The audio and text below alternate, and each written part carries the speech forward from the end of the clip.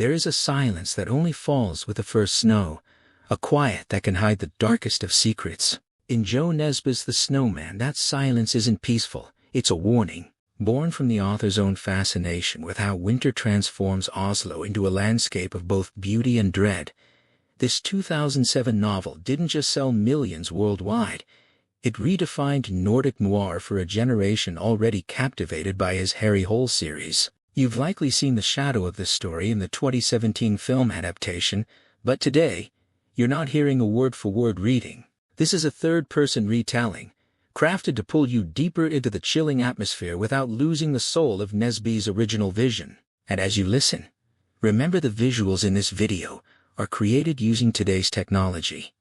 They may not always perfectly match every scene from the story, but they are designed to help you visualize the world and atmosphere as you listen. Later, we'll uncover the real-life inspirations behind the killer's signature, the adaptation choices that divided fans, and the behind-the-scenes details even devoted readers might have missed. So settle in, let the cold creep closer, and prepare to step into a mystery where nothing is as innocent as it seems. The story begins.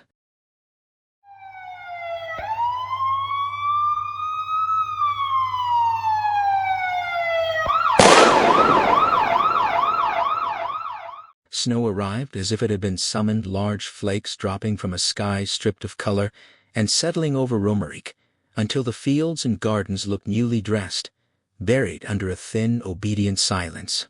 Rebecca Ferguson drove through it slowly at 11, then again at the hour when the plows were out in Lillestrøm, her hands careful on the wheel, as the November crust thickened and the countryside rolled past like a landscape she barely recognized. The brightness of day made everything feel exposed, and that made her attention sharper than comfort, so sharp she almost let her own instincts betray her by drifting past the place she needed.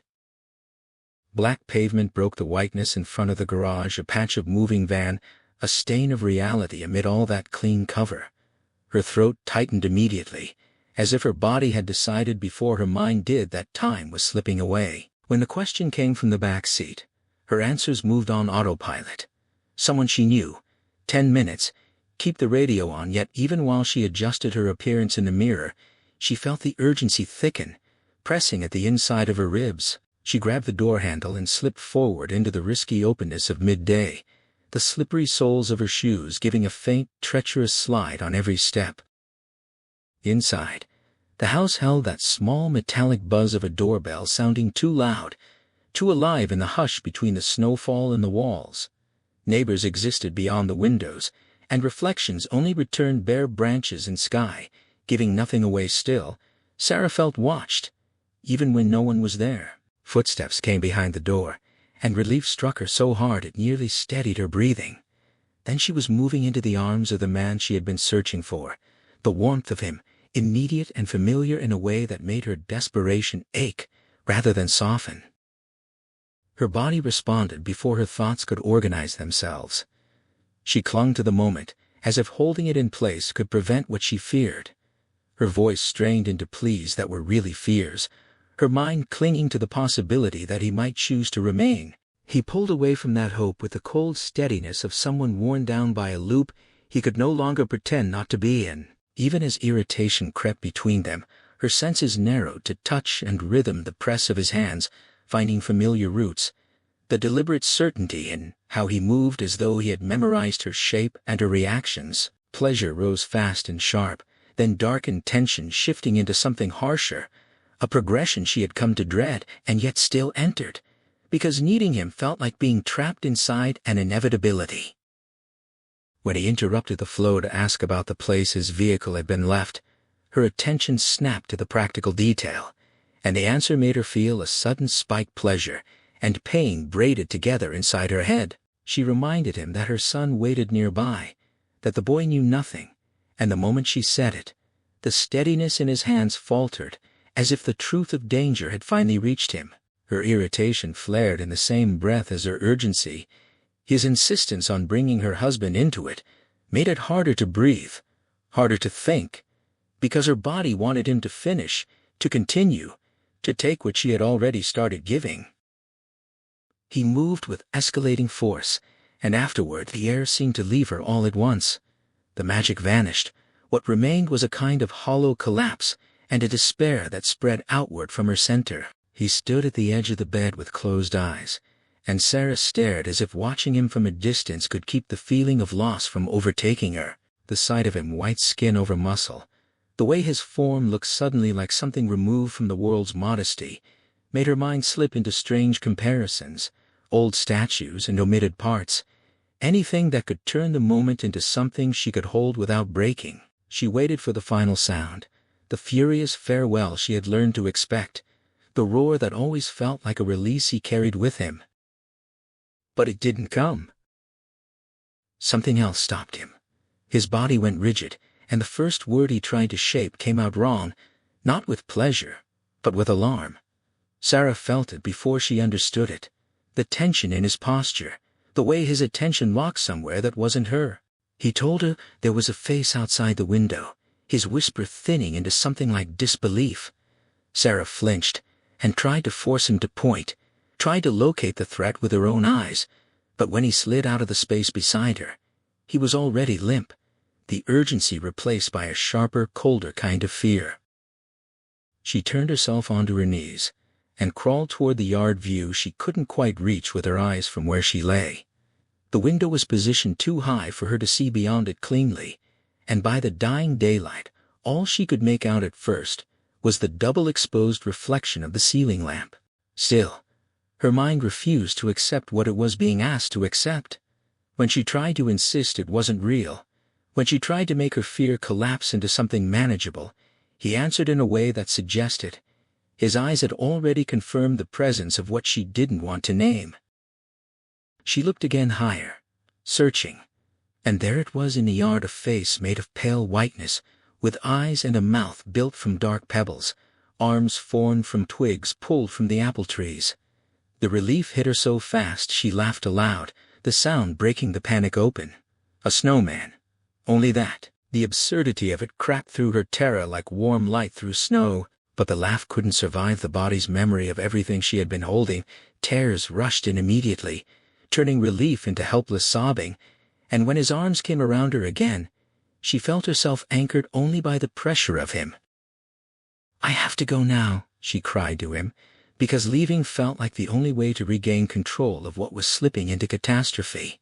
He asked her to stay a little longer, and she did, because some part of her believed that lingering might buy time for the fear to cool, time for the threat to become less real. When she finally approached the garage, she felt the delay in her bones. Nearly 40 minutes had passed, enough time for the world to rearrange itself. He had promised to call now and then. He had always been the kind of liar who could make promises sound like safety, and this time she wanted his dishonesty to be a blessing.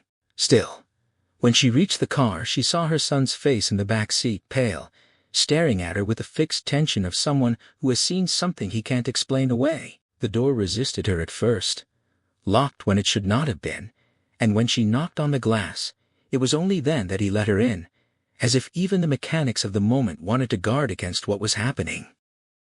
In the driver's seat, the interior was silent and ice-cold, the radio dead.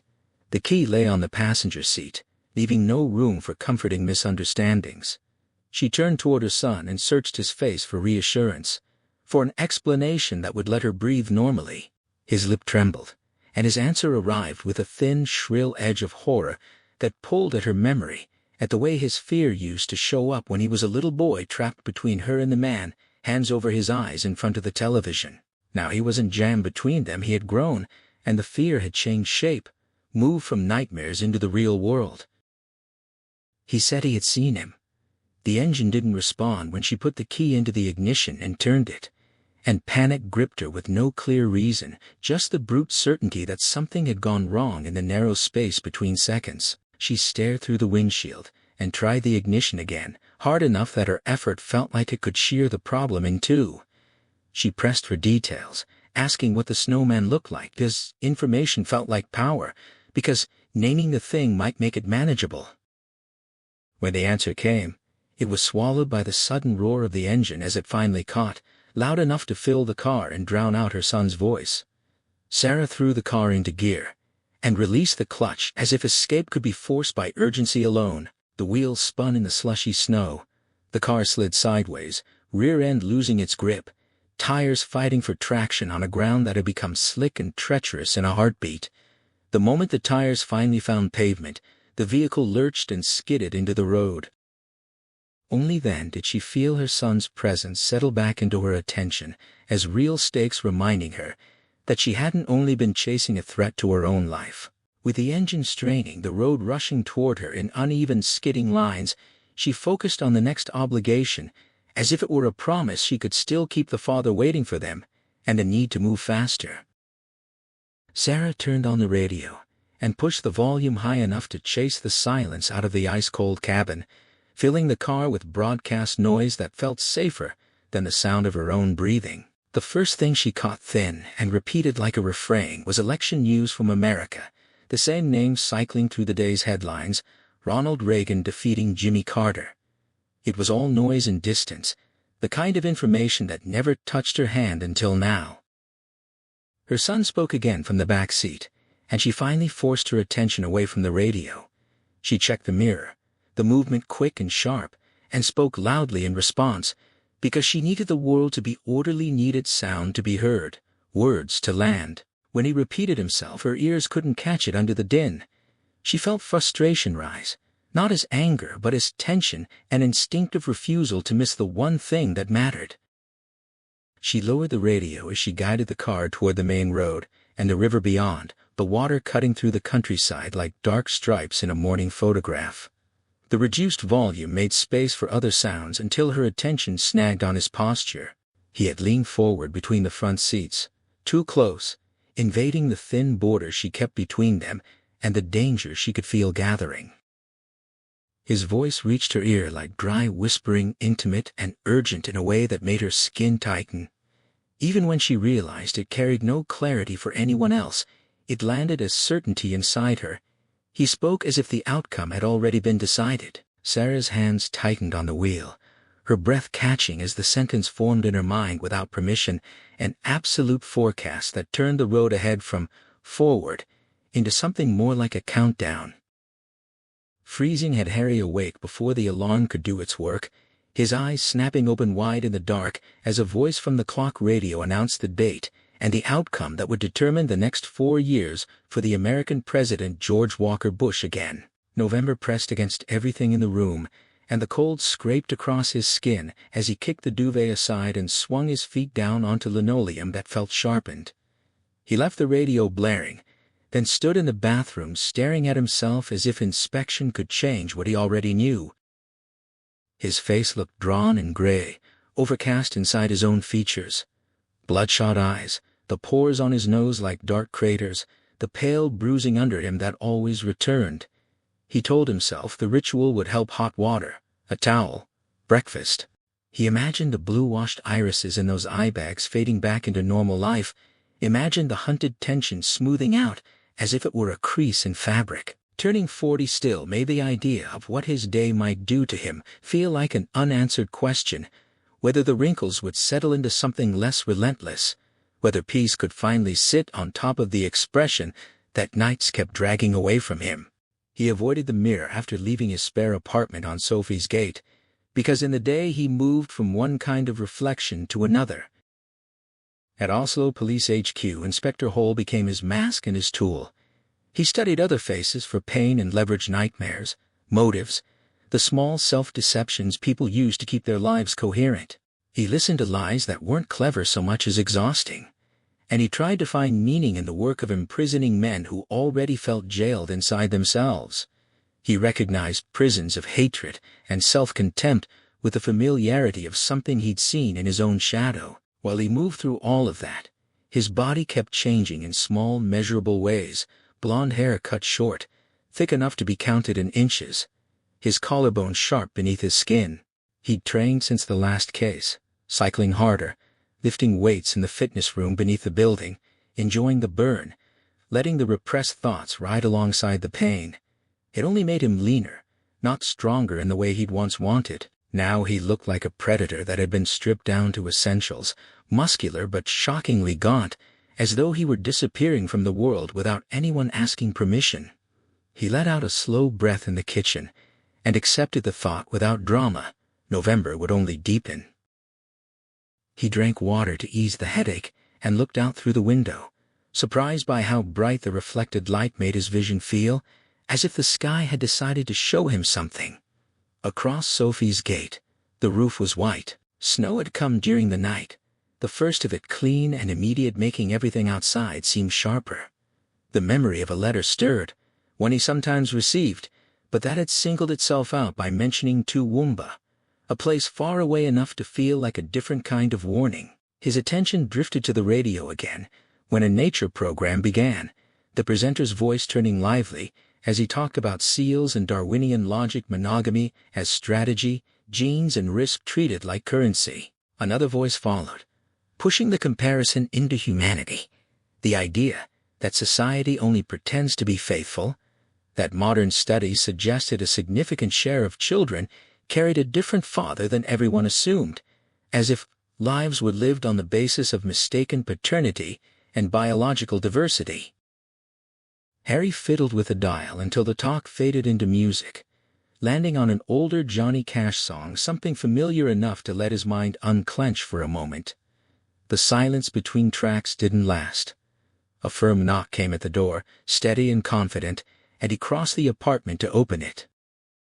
The man outside wore blue overalls and looked at Harry through thick lenses, his eyes bright and oddly open, like he approached the world without suspicion. He asked, with a straight face and no preamble, whether Harry had fungus. Harry heard the words, and waited for the rest to arrive, but there was only that clear, childlike expression and a plastic clipboard under the man's arm, filled with printed information. The exchange felt like a joke offered at the wrong time, an attempt at humor Harry had grown sick of. The man spoke as if mold in an apartment were a public fact, not a private fear, mildew, dry rot spread that didn't behave like fungus ought to. Harry insisted he had no reason to believe anything was wrong, but the man's confidence didn't waver. It was simply that the neighbor had it, that the building had a ventilation fault, and that dry rot could thrive in the space where moisture hid. Before Harry could steer the conversation anywhere comfortable, the man moved into the kitchen, pressed an orange device to the wall, and read out results with the calm certainty of someone trained to measure what others only imagine. He used a damp detector, then asked about symptoms: sore eyes, tiredness, headaches, questions that made Harry's shrug feel too easy. Harry could have been describing his whole life when he said it was all familiar anyway. The man wasn't interested in comfort. He took out a knife, pushed it hard through the plasterboard behind the wallpaper, and widened a gap until the wall opened like a secret. A penlight flicked into the cavity. He drew back into a deep frown, then leaned his face close and sniffed inside as if sent with the final evidence. Finally, the man named what he'd found: aspergillus, explaining that there were countless types, that thin growth on hard surfaces could be nearly invisible, and that smell was the real fingerprint. The danger wasn't a collapsing building, he said, but harm to people who were susceptible. Those who could become ill for years after breathing the same air. Those who would be accused of overreacting because other residents seemed fine. The pest would then take its time, eating through wallpaper and plasterboard, turning neglect into damage. Harry listened, while his mind tried to locate the practical cost, what it would mean for his money, for his day, for the thin line of stability he always worried might snap. The man answered with the logic of insurance coverage and building responsibility, but still he needed access for the next few days. Keys, entry, permission. Harry retrieved the spare set and handed it over. While the man said it would only be him, Harry stared out the window again, snow-bright and indifferent. The sentence lingered in the back of his mind: strange things going on out there. It made Harry's attention sharpen with an old skepticism he didn't bother to hide. He forced a sad smile anyway, then chose words that sounded casual, but carried a refusal beneath them. He told the man there was nothing to steal, nothing worth taking from him, and he pushed the visit toward an ending, wanting his space back before his day could be rearranged further. Morning at Oslo Police HQ arrived like routine, carved into stone, low sun glinting off glass, the ridge by Grönland Sleret holding the building in place as it had for decades. Snow lay thin and gray-white across the withering lawn, turning the park trees into something shrouded and lifeless, and Harry Hole walked up the black strip of pavement, as if the cold outside matched the cold inside his ribs. He went into the central hall, past the porcelain wall decoration, whose running water sound seemed endless and secretive, and he nodded to reception without letting himself linger. Up on the 6th floor, the familiar confusion still snagged him even after nearly 6 months in the red zone. His feet sometimes carried him toward the cramped windowless office he used to share with Jack Halvorson. Now it belonged to Magnus Skar.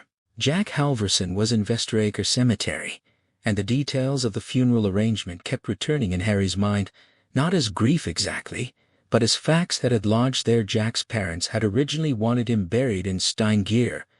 Jack wasn't married to Beatlan at the time, and they weren't living together. Then it turned out Beat was pregnant, and with the baby expected in the summer, the agreement shifted. Oslo became the place for Jack's grave. The world kept rewriting itself through other people's timing, and Harry watched it happen from the inside. His new office felt permanent in the way a stadium name does Camp Nou forever. He sank into his chair, turned on the radio, and let it fill the air before his own thoughts could. Photographs lined the bookcase and leaned against the wall, waiting for the day he might buy hooks and hang them properly.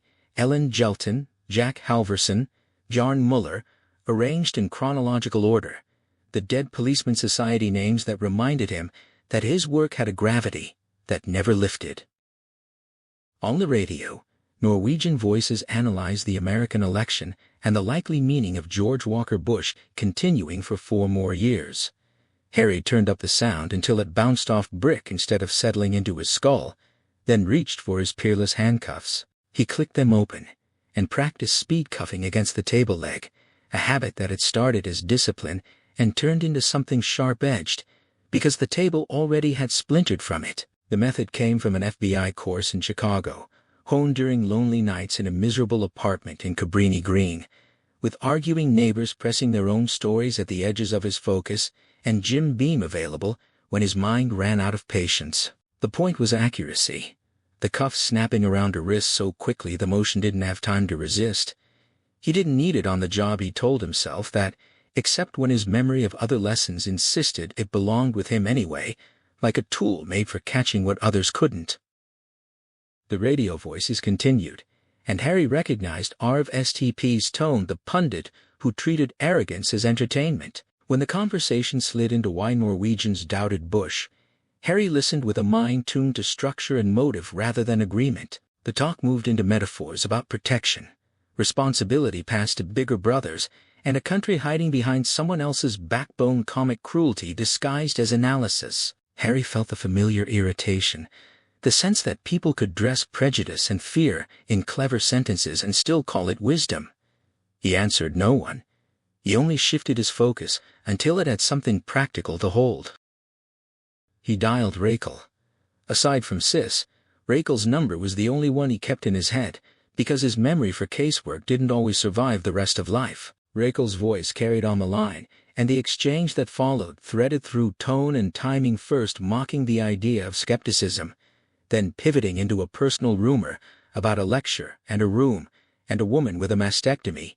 Details tossed like they were harmless. Harry turned the radio down, not because he missed it, but because the call demanded different listening.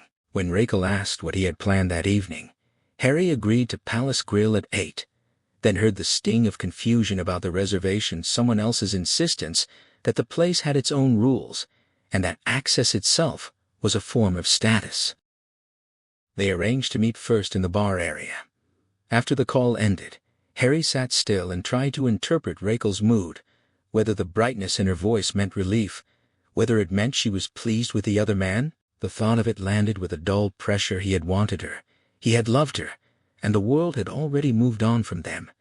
The part of him that kept track of chances also kept count of what he wasted. Yet he forced himself into a harder, more active compassion, not triumph, not surrender, but the attempt to be pleased that she was well, to let the idea of what could have been loosen its grip.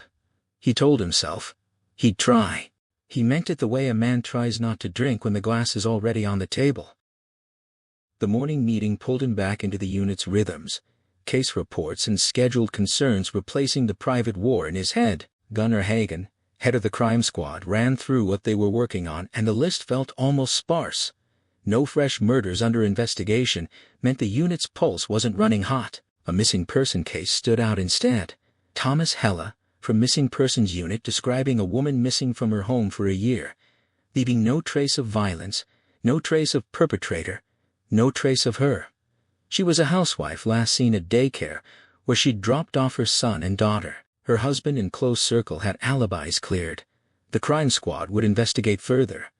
Harry listened, absorbing how official silence could still conceal a buried story. Magnus Scar passed on regards from Stale On, the resident psychologist Harry's advisor in criminal cases and his closest confidant in the fight against alcohol. On had been admitted to Ullevål University Hospital with some vague diagnosis more than a week ago, and guilt pinched Harry even now because he hadn't overcome his reluctance to enter hospitals. Tomorrow, he told himself, or Thursday, whatever day felt safer in his mind's hierarchy of avoidance. When Hagen announced a new officer, Katrine Bratt, the room shifted. She stood up immediately in the front row without smiling, her attractiveness landing in a way that felt effortless and almost inconvenient thin, almost wispy hair falling lifelessly on either side of a finely chiseled pale face, serious and weary. Her clothing underlined her femininity at first glance, a blue suit, but the thick black tights and practical winter boots removed any possibility of reading her as playing a part. She scanned the gathering, as if she had planned this first-day appearance down to the angle of her gaze. Harry guessed she had rehearsed both the suit and the timing. Hagen outlined her background from a sheet: 4 years at the Bergen Police HQ, dealing mainly with public decency offenses, plus a stint at the crime squad, a law degree from University of Bergen in 1999, police academy. Now she was an officer here. For the moment, no children. She was married. One of Katrine Bratt's thin eyebrows rose almost imperceptibly, and the room's attention seemed to recalibrate. Hagen added that information in a way that suggested he realized the pause had become too revealing, then coughed twice hard, and moved on to the Christmas party sign-ups before Wednesday. Chairs scraped, movement started, the meeting dissolved into hallway traffic. Harry was already walking out when a voice behind him stopped his feet. He turned, and Katrine Bratt's face met his close enough now to judge whether her composed seriousness was simply style or a practiced armor. He found himself wondering, before he could stop it, how she might look if she made any effort at all beyond letting herself be observed, if she softened, smiled, or chose a different kind of attention. Katrine Bratt offered a smile that didn't reach her eyes, her tone suggesting a mutual obligation between them. Harry noted the specific cadence of her Norwegian, the rolled R's betraying a middle-class upbringing from a district like Fana or Kolfare. As he tried to walk away, she hurried to keep pace, mocking the way the police chief had failed to brief him on her arrival. She insisted that he take charge of her for the next few days until she was settled. Harry felt a flicker of liking for her, though he remained mentally prepared to add her to his long list of disliked people. Stopping at the coffee dispenser, Harry suggested they begin their partnership there. Bratt dismissed the idea, claiming she didn't drink coffee.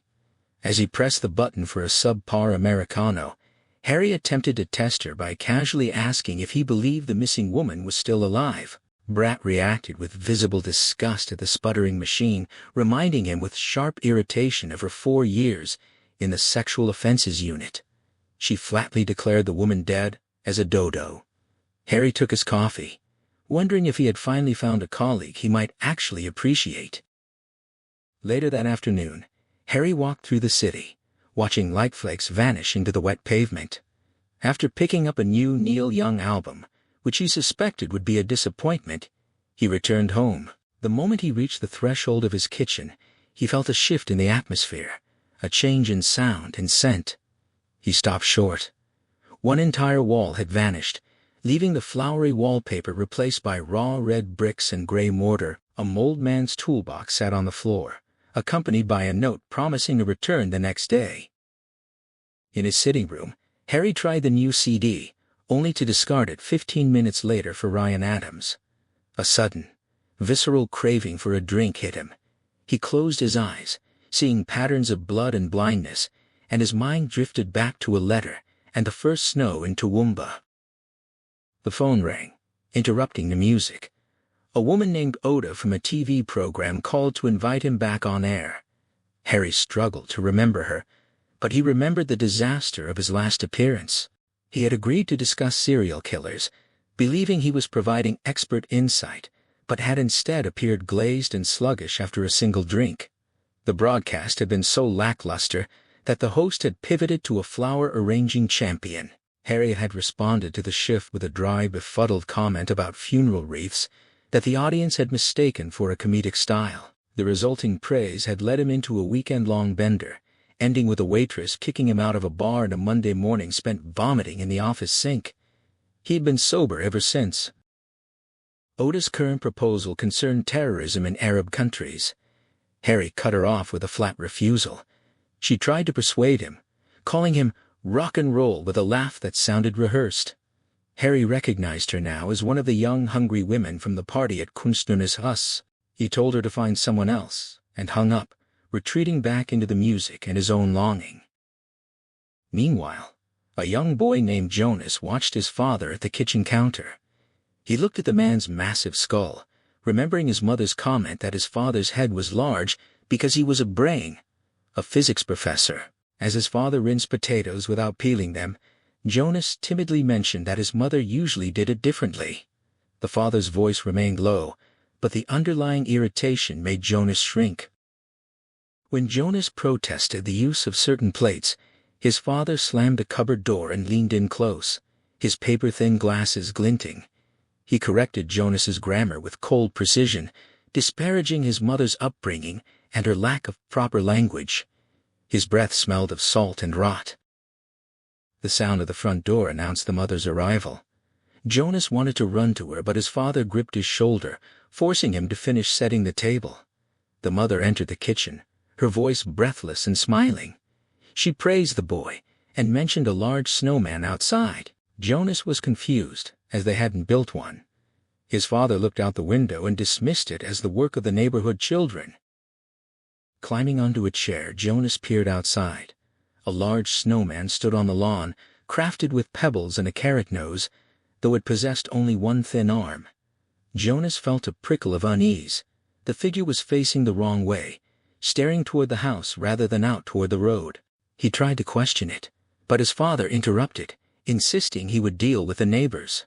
The mother, unzipping her boots in the hall, dismissed the matter as unimportant. The father expressed a firm dislike for such things on their property, stating he would deal with the snowman upon his return.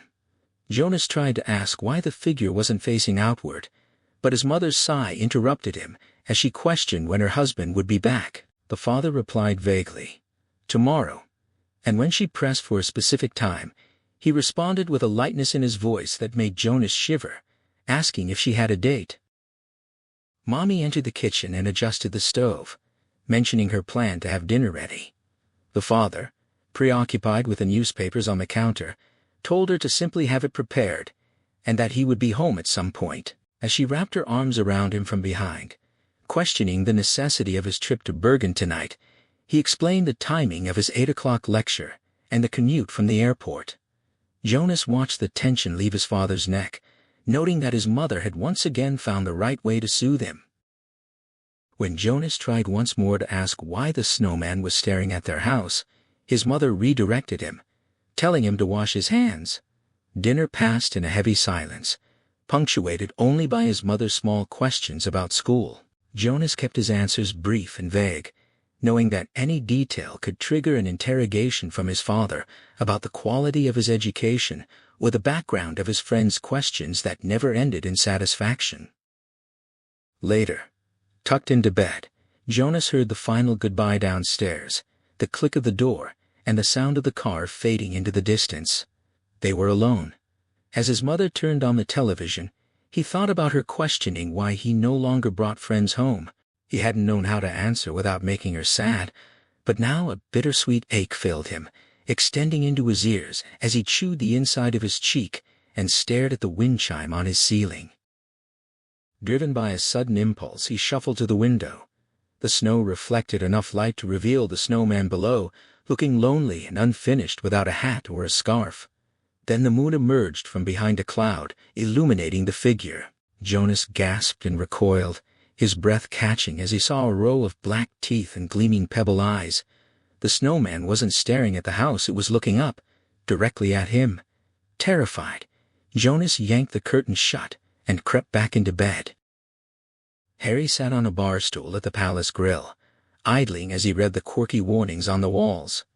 It was early evening. The only other patrons were a couple of girls absorbed in their phones and 2 boys struggling with a game of darts. Dolly Parton's nasal voice drifted through the speakers. Harry checked his watch, betting himself that Rachel Falk would arrive at exactly 8 minutes past 8. He felt a familiar Pavlovian crackle of tension, a conditioned response to her presence. They weren't there for a meal, despite the setting, but for a conversation about their separate lives. Specifically, he thought of Oleg, the son she'd had with a Russian ex-husband. Harry had formed a bond with the wary boy that felt stronger than any the child had with his own father. When Rachel had eventually left, Harry hadn't known who had suffered more, but seeing her now, standing at the door with her perfect posture and glowing skin, he realized she had fared much better. He wished, selfishly, that she didn't look so happy. As they greeted each other with a brief touch of the cheeks, Harry ensured he was the first to pull away. Rachel asked what he was looking at as she unbuttoned her coat. Harry's voice sounded off to his own ears, prompting him to wish he'd cleared his throat first. Her soft chuckle relaxed him, feeling like the first sip of a strong drink. But when she told him not to start, the quiet command felt like a slap. She was drawing a boundary, refusing to revisit the past. She noted how thin he had become. Harry responded with a surreal joke, claiming a fungus was eating his brain and lungs, sucking away his memories until he disappeared. Though she grimaced in feigned disgust, Harry saw the smile in her eyes. She enjoyed his nonsense. He told her about the actual mold in his apartment before asking how she was doing. Rachel replied that she and Oleg were fine, adding that the boy missed him. When Harry acted dumbfounded that she expected him to keep tabs on the child, she countered that their separation didn't erase his important relationship with Oleg. She urged him to nurture the few connections he actually managed to maintain. The conversation shifted to Rachel's partner, Matthias. Harry felt a spark of satisfaction when she mentioned they were still working through their differences. He tried to needle her, suggesting that Matthias also worked long hours. Rachel didn't get angry. Instead, she sighed, telling Harry that the issue had never been the hours, but his obsession. She claimed he was consumed by anger and a desire for revenge rather than love or responsibility. Harry silently acknowledged the truth, thinking of how he had allowed that same darkness to infect her home. When he questioned if Matthias was driven by the right things, Rachel defended him, citing his voluntary night shifts in the emergency room and his commitment to Amnesty International. She stirred her red drink the color of cochineal, a pigment she often wore as a warning to others to keep their distance, and then dropped a bombshell. Matthias was moving in over Christmas, and they planned to marry in the summer. Harry felt his mouth go dry, stunned by the speed of the relationship. Elsewhere, Magnus Skar stood at a sink, watching water vanish down the drain. He reflected on the research he'd been doing for Harry, feeling the weight of the overtime. He knew Harry often gave these tasks just to keep the staff occupied during slow periods, as the missing persons unit generally avoided old cases. Returning to his office after 9, Magnus noticed the door was ajar. He pushed it open with irritation to find Katrine Bratt standing in the center of the room. She looked at him with a frown, as if he were the intruder. Before turning back to survey the walls, she asked if this had been Harry Hole's office during his time investigating serial killers in Australia. Skar shrugged, noting the lack of windows. Bratt pointed out that Harry had shared this space with 2 people who had both ended up dead, questioning why he had eventually moved. As Skar leaned back in his chair, he found himself admiring Bratt's class and expensive suit, though he sensed a small, indefinable flaw in her. She asked if Harry had moved because he heard voices, and then shifted to asking what he was actually like as a person. Skar laughed, realizing she was simply doing what any new employee does, sizing up the boss. He realized he had never really viewed Harry as a boss. The man simply led investigations and demanded that everyone stay out of his way. Scar informed Brat that Harry was somewhat infamous. She shrugged, noting she was already aware of his struggles with alcohol, his tendency to report colleagues, and the fact that the department heads had long wanted him gone, though the previous police chief, Bjarne Muller, had protected him. Scar looked at the map, his gaze lingering on the ring around Bergen, the place where Muller had been last seen before his disappearance. Brat added that headquarters disliked the media's tendency to treat Harry like a pop idol. Scar chewed his lip, asserting that Harry's skill as a detective was all that mattered. When she asked if he liked the man, Scar grinned, meeting her eyes and admitting he couldn't quite decide one way or the other. In an attempt to seize the upper hand, he leaned back with his feet on the desk and asked what she was doing so late, reminding her that she was merely a new low-ranking officer. Brat simply smiled, as if he'd said something amusing, and walked out, leaving him alone. Harry woke at 3:45, staring at the ceiling. He recalled the ordeal of dinner with Rachel. He had watched her eat and drink, as she described her upcoming move to Botswana with Matthias, to fight HIV. When she asked if he was seeing anyone, he lied, claiming he'd visited his old friends Oystein and Tresco, the alcoholic taxi driver and the gambling addict. He had even started recounting Tresco's defeat in Las Vegas, before realizing he'd told her the story before. In reality, he had seen no one. He watched a waiter pour drinks at a nearby table and felt a momentary desperate urge to steal the bottle. Instead, he had agreed to take Oleg to a Slipknot concert, intentionally omitting the band's aggressive nature because he wanted to see them himself. He found their satanic imagery and thundering bass interesting, even if it usually seemed absurd. Now, Harry went to the kitchen to drink cold water from his cupped hands, a habit he preferred. As he stared at the black wall, he imagined something moving in visible waves like those under the sea, thin fingers and spores rising in the air to feed and consume. He switched on the radio, hearing that George W. Bush had won another term, before retreating under his duvet. In another house, Jonas was jolted awake by a crunching sound, like footsteps in sticky snow. He tried to dismiss it as a dream, but a nightmare lingered, an image of his father standing silent, his glasses reflecting an impenetrable icy surface. He noticed the ceiling chimes moving and bolted from his bed. He crept through the corridor and entered his parents' bedroom with extreme caution, remembering his father was away. In the moonlight, he saw the undisturbed bed and the digital clock reading 1:11. Confused and frightened, Jonas returned to the hallway. The stairs looked like a vast open void. He called out for his mother, but the harsh echo of his own voice only seemed to alert the darkness to his presence. There was no answer. As he tiptoed down, he felt something wet under his feet on the 3rd, 6th, and 8th steps, as if someone with wet feet had just passed. The living room light was on, but his mother was gone. He checked the neighbor's house, but their windows were dark. He dialed her mobile phone, feeling a surge of relief when he heard her voice, only to realize it was a recorded greeting wishing him a nice day. It was still the middle of the night. Jonas stepped into his father's oversized shoes, threw on a jacket over his pajamas, and went outside. The air was cold, the wind whispering in the oak tree. He looked toward the Bendixsons' house, but his gaze was pulled toward the Snowman. It stood immovable in the moonlight facing the house. As he looked closer, he realized why the figure suddenly seemed so familiar. The Snowman was wearing a scarf, the pink scarf Jonas had given his mother for Christmas. By midday, the snow had thinned to nothing in Oslo's center, but in Hof it still clung in scattered patches along the lawns beside the road. Harry Hole felt the cold linger in the air as the car rolled forward, each mile scraping at the sense that this case was already moving away from anything normal. On the radio, a singer carried a song about sinking feelings, about the kind of wrongness that announces itself only after it's too late, and it landed in Harry's head, as if the music had been tuned to the missing boy and the empty space where Bertie should have been. Ahead, in a quiet estate on an even quieter street, his eyes caught a shiny silver Toyota Corolla parked by a fence. The car looked too new for the stillness around it, like an object placed there deliberately, and Harry's pulse adjusted to the idea of timing and opportunity. He told Katrine to park behind Scar, and the neighborhood received them with an almost unnatural hush as they got out.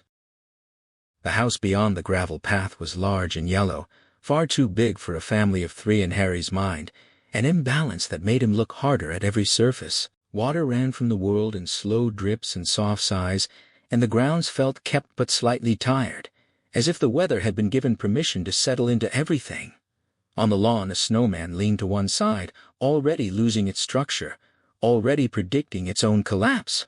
Harry took that as a small omen, something made to last that had started to fail, then stepped closer, watching the way the shapes around him seemed to droop toward the inevitable. Scar opened the door. Inside, the air was warmer, but it carried that specific indoor smell of furniture and stillness, and Harry bent to study the lock with a detective's concentration that narrowed his vision to metal and movement. Scar spoke about the absence of any signs of a break-in, and Harry held on to that information like a framework. No forced entry, no obvious violence at the door. He moved deeper into the living room and found a boy sitting on the floor with his back turned, facing the TV, his stillness too complete to be innocent. The boy stared at the screen without blinking, eyes fixed on motion and sound coming from the television as if the outside world had been shut off. A woman rose from the sofa and introduced herself as Ebba Bendixson, her voice polite but edged with a careful strain. She offered that Berthe had never done anything like this before. Never, at least as Ebba had known her, and Harry registered how tightly that reassurance was tied to length of acquaintance. The count of years mattered to him because it suggested baseline behavior deviations only became meaningful when they were measured. Harry's gaze swept across the room as Ebba continued, cataloging details with the same quiet hunger he always brought to a scene. Heavy leather pieces sat in front of the TV, an octagonal coffee table of dark glass reflecting light in a muted way, and dining chairs built on tubular steel that looked elegant and like the kind of taste Rakel would have approved of, the kind that made Harry feel the household had opinions about itself. On the walls hung 2 portraits of men who looked like bank managers, their eyes fixed with solemn authority, and beside them hung modernist abstract art that had slipped into fashion until it became unmodern and then fashionable again. The objects were the kind of background that usually made people feel safe, and yet nothing about the room matched the hollow story being told. Harry returned his attention to the boy Jonas, and when the conversation shifted to the missing Berthe and the timing of the call, he kept his focus on sequence on the bell, on the police being phoned, on the search, beginning in the cellar, bathrooms, garage, and everywhere else people thought to look first.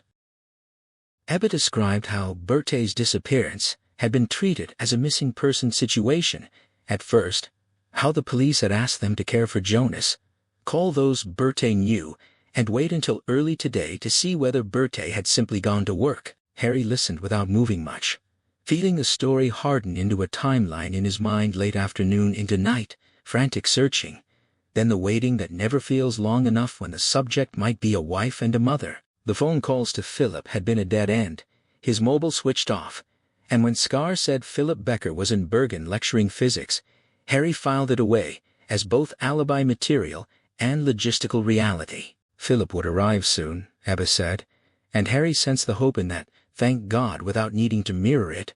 Hope made people careless, and Harry would have to prevent that. When Harry motioned for Scar to continue with Ebba, he went to Jonas and sat down on the floor beside him, lowering himself into the boy's line of sight.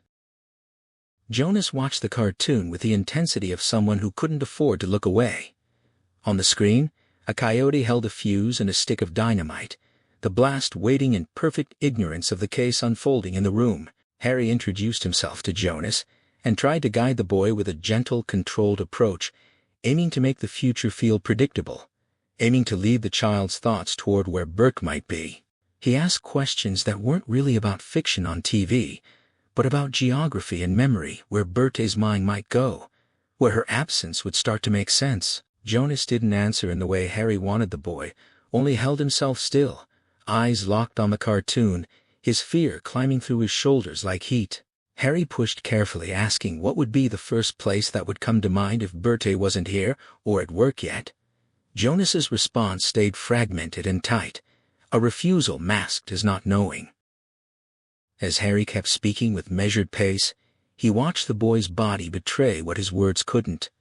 Jonas tried to remain with the cartoon, but his hand and face told a different truth, dread making his movements urgent, the fuse's idea burning through the moment, as if it were real. Then a deeper fear surfaced when Jonas turned toward Harry and asked why the ones who came back had left in the first place. Harry felt a sharp recognition in his chest. The same brown eyes like Oleg's, holding the same horror and the same questions that mattered most.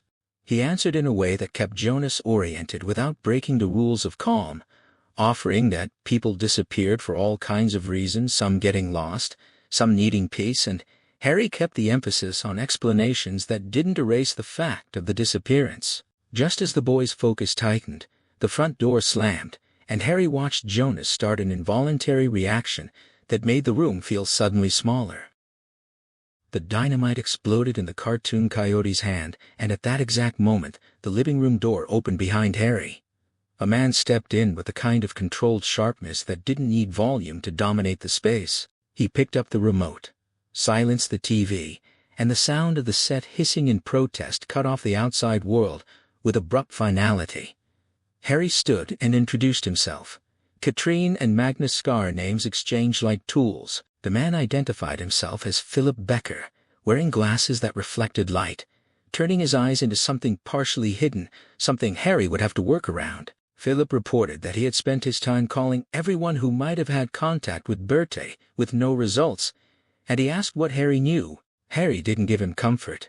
He laid out the first practical step, finding out what Bertie had taken, whether any suitcases or clothes were missing, then framed the case as a question that mattered. Was this spontaneous or planned? Philip went upstairs to check. While he moved out of sight, Harry crouched again by Jonas, bringing his tone into something softer without becoming sentimental, trying to pull the boy's attention away from the blank black TV screen and toward a safer kind of focus. Jonas answered with silence until Harry's questions landed on something about Wile E. Coyote. The boy's whisper was barely audible, but Harry caught the meaning: sympathy misplaced onto a fictional character, an empathy that felt like it had been redirected from the real loss. 5 minutes later, Philip returned and said nothing was missing. No travel bags, no clothes except what Bertie had been wearing when he left, plus her coat, boots, and scarf. The detail of nothing missing made Harry's mind sharpen further. It suggested either quick removal without opportunity to pack, or an absence that didn't involve leaving in the normal way people do when they plan. He scratched at his unshaven chin, then asked Ebba to step with him into the kitchen, with Katrine joining them. In the kitchen, the air smelled stronger coffee grounds, warmth, the mechanical routine of someone trying to return to order. Philip immediately began spooning coffee into the filter and pouring water into the machine, precise and automatic, like the act could hold the world in place. Katrine stayed by the door while Harry walked to the window and looked out. His attention pulled from people to the street itself. The snowman's head outside had sunk between its shoulders since they'd arrived, a visible collapse that mirrored the day's quiet unraveling. Harry asked Philip when he left, and which flight he took to Bergen, and Philip answered cleanly: left around 9:30, the plane taking off at 11:05. Harry then probed the gap between home and lecture with another question: whether Philip had any contact with Bertie after leaving. Philip said no. Harry listened for hesitation and found none, yet the lack of hesitation didn't reduce his concern, it simply changed its shape. Instead, he turned his attention to the question that always haunted him in cases like this: what could have happened? Philip admitted he had no idea, and the words landed with a tired finality that suggested the kind of helplessness that could be real or cultivated. Harry glanced out at the neighborhood again. Since they'd been there, not a single car had passed, an unnerving stillness that made the peace feel expensive, almost staged. It helped him frame what he was thinking about next: the marriage itself, the private life behind doors that appeared intact. He asked what sort of marriage Philip and his wife had, because spouses sometimes simply get up and leave. The suggestion struck the room. Harry felt Philip stop what he was doing. felt the coffee-making lose its rhythm for a moment. Philip cleared his throat, and his response arrived as firm reassurance that his wife and he had a perfectly good marriage. Harry's mind noted the strength of the denial, not as evidence on its own, but as a signal of how strongly the idea was resisted. He pressed back with skepticism, pointing out that out of the question was a heavier statement than most people choose unless they're trying to close a door fast, and he referenced how extramarital relationships are not rare. The kitchen held its breath around the words, as the question of Berthe's private life, her motives, her hidden reality, the possibility of a life that had cracks settled into Harry's immediate next steps.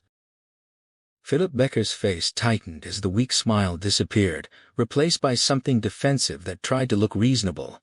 He offered Harry an explanation of Berthe that sounded practiced, acknowledging her attractiveness and her younger age, acknowledging the liberal currents of her upbringing, yet insisting she was not that kind of woman. Harry heard the confidence underneath the caution, the suggestion that Berthe's inner life was something Becker believed he could still map, that he had a good perspective on what she did and how she was. The coffee machine kept vibrating with a low, ominous rumble, as if the kitchen itself had become part of the argument. Harry opened his mouth to press harder, but he let it die because control, in a room like this, could be a clue of its own. People who demanded information often held it. People who were hiding tended to become sloppy. Harry chose to switch tracks rather than force the issue too early. He shifted the questioning to safer ground, asking about changes in Berthe's moods, and in response Becker steered the conversation away from melodrama. He framed Berthe's disappearance without despair, emphatically not suicide, not a collapse into the woods or into water, insisting instead that she was out there somewhere, alive. He wrapped the idea in a familiar pattern. Missing people vanish all the time, and most of the time they later return with explanations that feel natural, almost boring. Harry nodded slowly, letting the reassurance pass through him like an alarm light without turning it off. Then he asked permission to look around the house.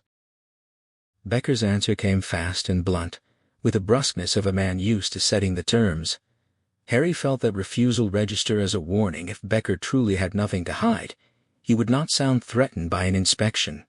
The timing also refused to fit the comfort Becker wanted to create. Harry had already pushed certain narratives out of his mind. Healthy, well-adjusted mothers didn't abandon 10-year-old sons in the middle of the night, so all the rest remained, and with it the reason he had driven himself all the way to Hof in person. When he pressed the idea of methodology into the air, he kept his voice calm enough to make it sound procedural, but he watched Becker's eyes for the real reaction. Through the glasses, they flashed light blue, bright and clear, sharper than the boy's, and with an intensity that looked less like fear than scrutiny. Becker relented and let him go. In the bedroom, everything carried a careful chill, too neat, too staged, too free of lingering smells. On the double bed lay a crocheted quilt, and on one bedside table sat a photograph of an elderly woman. Harry's mind placed it quickly, assuming that bed belonged to Becker. Across from it, another bedside table held a photograph of Jonas, anchoring the room's emotional ownership in a way that felt deliberate. The wardrobe for ladies' clothing carried a faint perfume that seeped from fabric, as if it had soaked into the air, rather than simply clinging to cloth. Harry inspected the hangers, noticing the equal spacing that suggested uninterrupted order. The clothes told a specific kind of life: black dresses with slits, short sweaters with pink motifs and glitter, and the drawers beneath continued the theme: underwear in black and red, then garter belts and stockings, then jewelry set into holes in bright red felt. Nothing lay missing. No gaps waited to be filled by whatever story would come next. Even the ring, gaudy, glittering with precious stones, looked like it had been arranged for light, for attention. The stillness of it all made Harry's certainty tighten into a new shape. The bedroom door opened into a newly decorated bathroom, complete with a steam shower and 2 steel washstands, clean enough to reflect the morning instead of absorb it. Leaving the tidy warmth behind him, Harry went to Jonas's room. He sat on a small chair by a small desk, and let his eyes take inventory. A calculator sat there with a set of advanced mathematical functions new unused. Above the desk was a poster of 7 dolphins inside a wave, and a whole year calendar with multiple dates circled and tiny reminders added. Harry read what mattered to him. Birthdays marked for Mommy and Grandpa, a vacation noted for Denmark, a dentist appointment at 10 o'clock, and 2 July dates stamped with Doctor. What he didn't see was equally loud: no football matches, no trips to the movies, no birthday parties. The absence of ordinary clutter felt like a life that had been managed in advance, rather than lived spontaneously. On the bed lay a pink scarf, too vivid for Jonas's age, and when Harry picked it up, his fingers met damp fabric. Even so, the fragrance rose unmistakably: skin, hair, and feminine perfume matching what he had smelled in the wardrobe. It confirmed a thread that didn't belong in the bedroom of a missing mother's 10-year-old son. When Harry went back downstairs, the house felt different, still polite, but heavier, as if people were trying to keep their voices from disturbing the air. He paused outside the kitchen and listened while Scar talked through missing person procedures, laying out steps like rails along a track. Inside, cups clinked routine sounds, tried to keep things grounded. In the living room, the sofa looked enormous, exaggerated by the slight figure sitting there with a book. Harry moved closer and found Charlie Chaplin's photo in full regalia on the page, the image both charming and wrong in its timing. Harry sat beside Jonas, letting the boy feel proximity without demanding attention. He asked Jonas about Chaplin's title, feeding the conversation into something factual enough to keep Jonas from falling into panic. Jonas answered with the kind of correction a child makes when facts feel like lifelines, then flipped back through the book. Harry turned gently, aiming for the medical gap that had been opened earlier, whether Jonas had been ill over the summer. Jonas said no, yet admitted he'd been at the doctor twice, and the reason for those visits surfaced in a broken breath, his voice failing at the point where the truth was supposed to be easy. Harry reached for the moment without forcing it, reminding Jonas carefully about Berthe and the promise that she would be back soon. He anchored the conversation in what remained visible: the scarf. He asked whether Jonas had taken the pink scarf without it ever being left behind. Jonas responded with a detail that made the room sharpen: someone had put the scarf around the snowman's neck, and Jonas had brought it inside. Harry's attention lifted toward the window and yard beyond, because the scarf on the snowman had been a choice of placement. He offered an explanation shaped to keep blame away from Jonas's hands, suggesting the mother would not want the snowman to freeze. Jonas contradicted it, insisting Berthe would never have given her favorite scarf to a snowman, so it must have been someone else's father, if it had been before, and then because the father's absence changed everything. Jonas said it happened after he left, last night, by the person who had taken Mom. The certainty in Jonas's sequence tightened around the missing timeline. Harry nodded slowly, feeling the cold draft in the room as something more than weather. He asked, "Who made the snowman?" And Jonas didn't know. Then Harry looked through the window again, and the yard's emptiness became tangible. He felt an ice-cold draft run through the wall and into the room, as if the house itself was unwilling to let the truth stay inside. After that, Katrine and Harry drove away toward Majorstuen, down Skirkalsveien. In the car, Harry questioned Katrine about what had struck her first when they entered.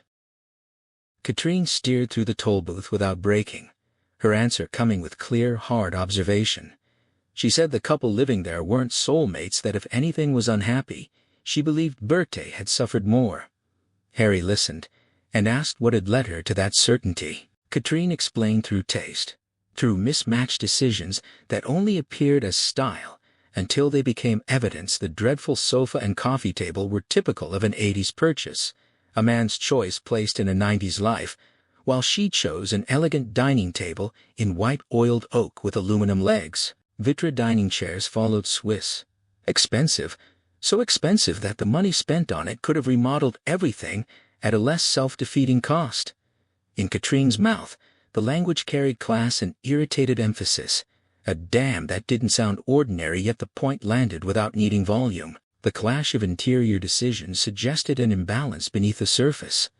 Harry asked what she meant, and Katrine's next explanation hung in the air, waiting to turn taste into motive. Katrine's reasoning landed like a verdict in motion: the size of the house, the prime Oslo address, the way everything looked paid for, and maintained none of its suggested money as the lever behind Bertie's absence. Harry watched the road outside the car blur with rain-sheen light and let Katrine's logic settle. She wasn't allowed to change what belonged to someone else, and the interior wasn't just decor, it was hierarchy made visible. When a man treated the shaping of daily life with indifference, when he left the home's choices to someone else's hands without even attempting to reshape them, it told Harry who held authority and who absorbed the consequences. He nodded, not quite agreeing with every tone, but taking in the underlying certainty. Katrine asked him to tell her what he thought, framing it like a lesson, like she was ready to learn what his instincts had already extracted. Harry looked past her to the old Café Lepsvik, its traditional front sitting there in the background like a stable landmark that meant nothing to the case's sudden destabilization. Then he said what his body had decided before his mouth fully caught up.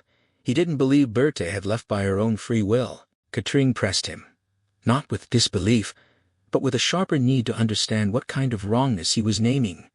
There had been no signs of violence, so what else could possibly justify that claim? Harry answered with the simplest structure his mind could hold. Not spontaneous, not improvisation planned. The word felt heavy, as he let it sit between them. Katrine immediately tried to drive the familiar road of blame toward the husband, as if the pattern were a map. Harry acknowledged it without letting himself drift into certainty for comfort. He agreed with the direction of always, because the case had already begun to look like a repeat of something darker. Katrine's eyes flicked toward him, then away, because they both had to keep moving, keep the car alive with its own urgency. She pointed out the complication. Philip Becker had gone to Bergen, so even if he'd had time to orchestrate guilt, he couldn't have vanished and returned in time for his first lecture. The logistics mattered. Harry could feel that, the way a timeline either collapses or holds. Katrine claimed that if Philip had been guilty, he would have taken the bait anyway because Harry had laid it out.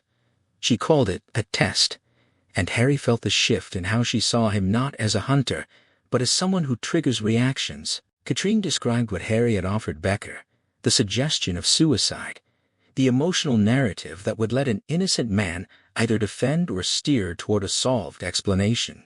And if Becker denied it, if he insisted Bertie was happy as anything that could reassure police, it proved something about who was responding to what. Katrine laughed, but the laughter carried an edge. Harry had offered a trap, and everyone in the room, including Becker, understood the rules of how suicide cases get treated, understood what that story would cost him if he used it. Harry didn't answer until they'd already passed Bogstadveien, until the conversation had been turned into something like agreement by the speed of the drive. Then, in the space where words could have started an argument, he chose a quieter conclusion. People were often smarter than they seemed, including the people he had just tried to read. When they reached police headquarters, the day tightened around him again. He told Katrine he had to work alone for the rest of the afternoon, and he said it because the pink scarf had already pushed his thoughts toward one hard line. He needed to go through Scar's missing persons report, needed to check his suspicion against official detail, needed the confirmation that would either snap the case into a new shape or force him to keep chasing a wrong direction. He understood what he feared, and the fear had a specific address in his mind: Pop Gunnar Hagen. If his suspicion matched what he believed the scarf in the staged bedroom implied, he would have to bring the letter "damn troublesome" forward as evidence. The words tasted bitter, because he already felt the consequences waiting behind them, the kind that didn't care how neatly a man tried to think. The parking lot's surface and the building's stone held none of that certainty, but Harry carried it anyway, like a weight he could not put down. On August 19, 1946, William Jefferson Blythe III is born in the small town of Hope, Arkansas, 3 months after his father dies in a traffic accident. 4 years later, his mother remarries, and William takes his new father's surname. Then, on a November night in 1992, 46 years after his birth, white confetti drifts down onto Hope streets as celebrations swell around the town's faith in its own boy, Bill Clinton, newly elected America's 42nd president. In Bergen that same night, the snow behaves differently. It vanishes in the air before it can reach the streets, turning to rain like it always does, a pattern that's been running since mid-September. Still, By the next morning, the mountain top is dressed with a fine dusting of sugar-like snow, and Inspector Gert Rafto is already there. Breathing thin mountain air as a reflexive shiver tightens him. Shoulders rising, head broad, his face so creased with folds, it feels punctured. The yellow cable car has carried Rafto and 3 crime scene officers from Bergen Police HQ up to Ulriken 2,110 feet above the town, where it sways gently from solid steel cables, waiting for the line to settle after the first tourist's alarm. The last trips have been shut down, not by schedule, but by urgency.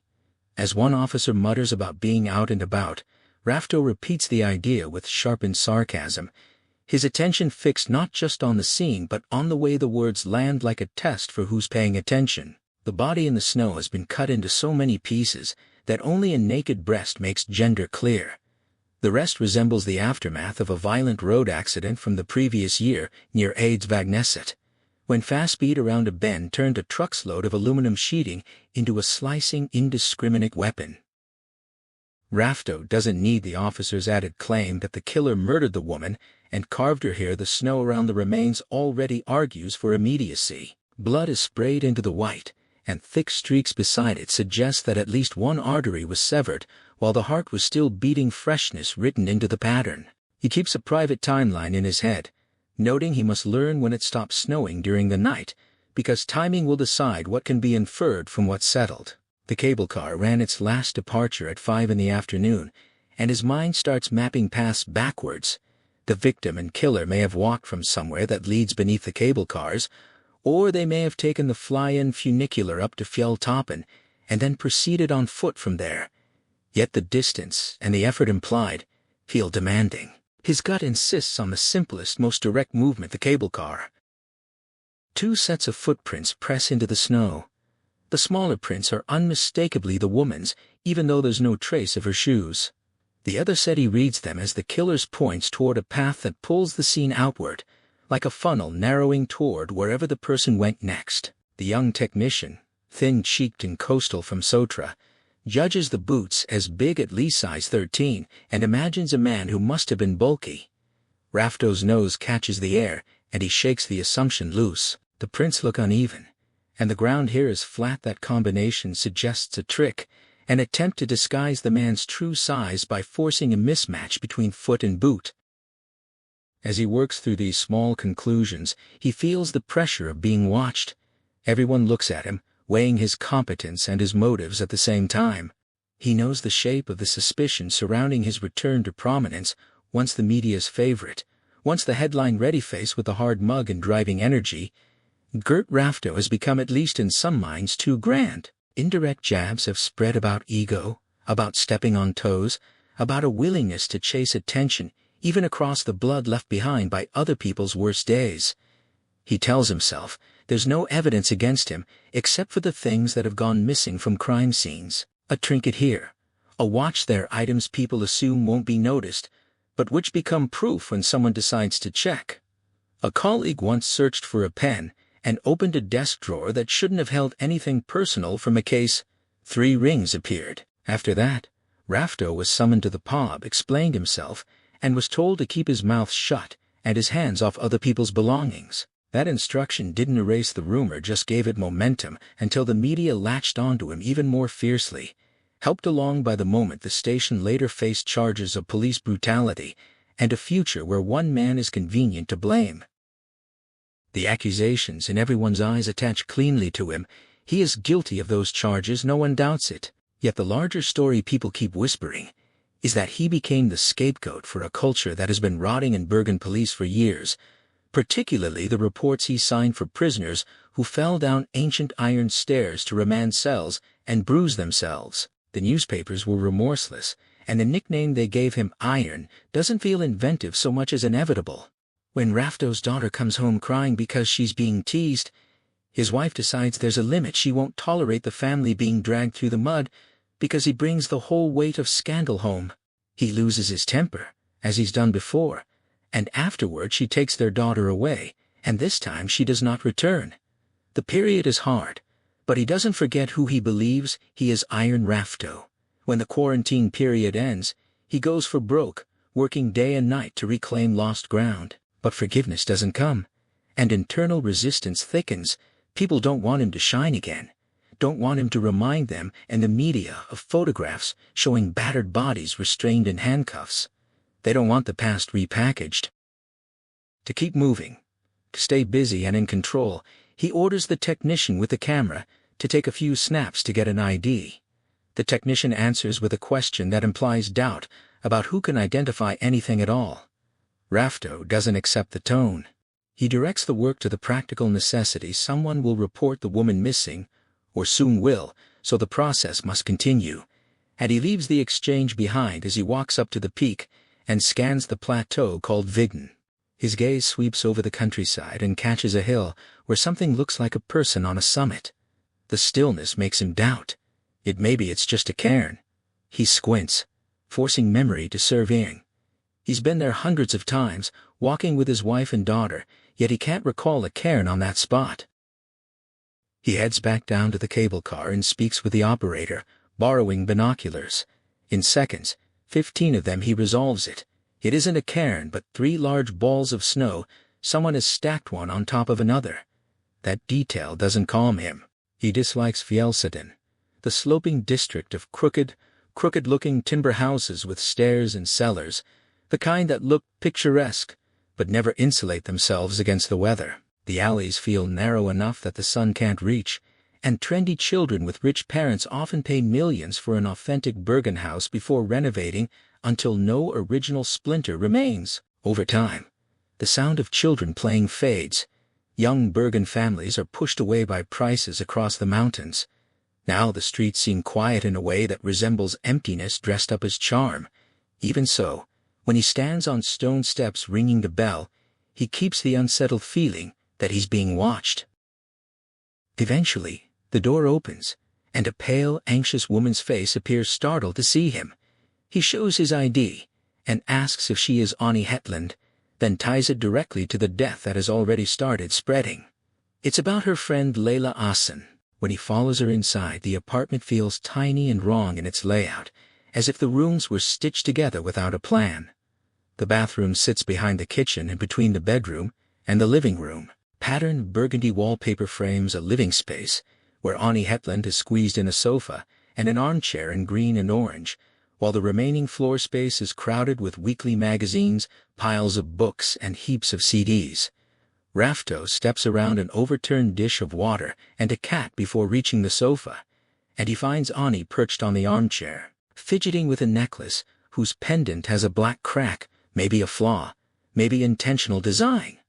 Ani learned about Layla's death early that morning from Layla's husband, Bastian, and Rafto watches her face shift through dramatic changes as he spells out what happened with cold thoroughness. She reacts with a hushed word that can only mean horror, and she registers that Bastian hadn't shared details about the worst of it. Rafto doesn't let the gap stay comforting. He explains that the reason for silence was to avoid publicizing the death, and then he confirms a key closeness. Bastian told him she was Layla's best friend. Ani's head dips once, a sharp, undeniable motion that leaves no room for negotiation except for the microscopic pause before she commits. Rafto sees that delay as clearly as he sees the fear behind her eyes, and it becomes the crack in her certainty. She won't answer directly, not with the truth he wants. She only offers the first thread of it, that Layla had been going up to Ulriken for a meeting, and that Layla's husband and his children were otherwise occupied in Flor yesterday, unaware of any secret schedule. Rafto feels the sting of irritation sharpen into appetite as he leans over his notebook, turning her withheld knowledge into something actionable. He presses, demanding the identity behind the someone, and she gives only the first name and profession, enough to tag, enough to chase, and wrapped in the warning that it was supposed to stay hidden, especially from Bastian. As Rafto records the details, he tries to steady his mind by studying what he writes. The name and work sound ordinary, almost insultingly so. Yet Bergen is small, which means ordinary can become specific fast. He can feel it in his body, in the way his attention snaps into focus. He doesn't let Ani comfort herself with the idea that keeping quiet might protect anyone. He frames her silence as a risk, then tightens it into a demand for obedience. She must not tell a soul. No family, no press, not even other officers. The weight of it sits between them as a conditional silence, until he says otherwise. She knows nothing at all. Ani's throat works around a swallowed panic, and tears gather as Rafto's control becomes the only thing she can cling to. When she finally yields, he steps back out onto the alley's stone, standing again as rain spits and glints along the windows in shifting angles. That watchful feeling returns glass. Alley, distant movement, yet he treats it like fuel. Revenge is what he tells himself he's after, and he carries that intention down toward the center of town like a private triumph. It's 5 o'clock when he sits at his desk, the drizzle still sifting over Bergen from a sky that feels bruised and close. In front of him lies a list of names he has requested from a professional organization, and he has already begun narrowing candidates by the first name that Ani provided. He has only found 3 so far, but time is accelerating in his mind. He remembers how quickly he can solve things when the trail aligns, how quickly honor can be reclaimed, how the case could end in less than 12 hours if he stays sharp and moves before anyone else can steal momentum. The press is already camped outside police HQ, hungry for the kind of details the chief constable has ordered not to release. Rafto can almost taste the vultures circling, and that makes the moment feel personal. He will be the one who breaks the news, the one who becomes king again. He starts to reach for the telephone when the ringing interrupts him. His irritation rises instantly. The voice on the line doesn't wobble with the usual randomness, cool, controlled, businesslike, yet something in its texture feels misfiled in his memory, like it belongs to someone he should recognize but can't place fast enough. He tries to buy time with a controlled cough and a deliberate pause, insisting on learning who he's speaking to, and the caller answers with certainty that makes the room feel smaller. Rafto closes his eyes, cursing at the scenario his mind immediately builds the killer will turn themselves in, and that would rob him of the spectacle he wants, the arrest that would make him visible, decisive, untouchable. He pushes back, asking what gives the caller the right to assume Rafto is being summoned. The voice doesn't argue. It redirects, telling him he wants to arrest, and that he will be able to alone if he listens exactly. Rafto is instructed to go to the totem pole in Nordnes Park, 10 minutes from now. The location is absurd enough to be a trap, too public, and too exposed.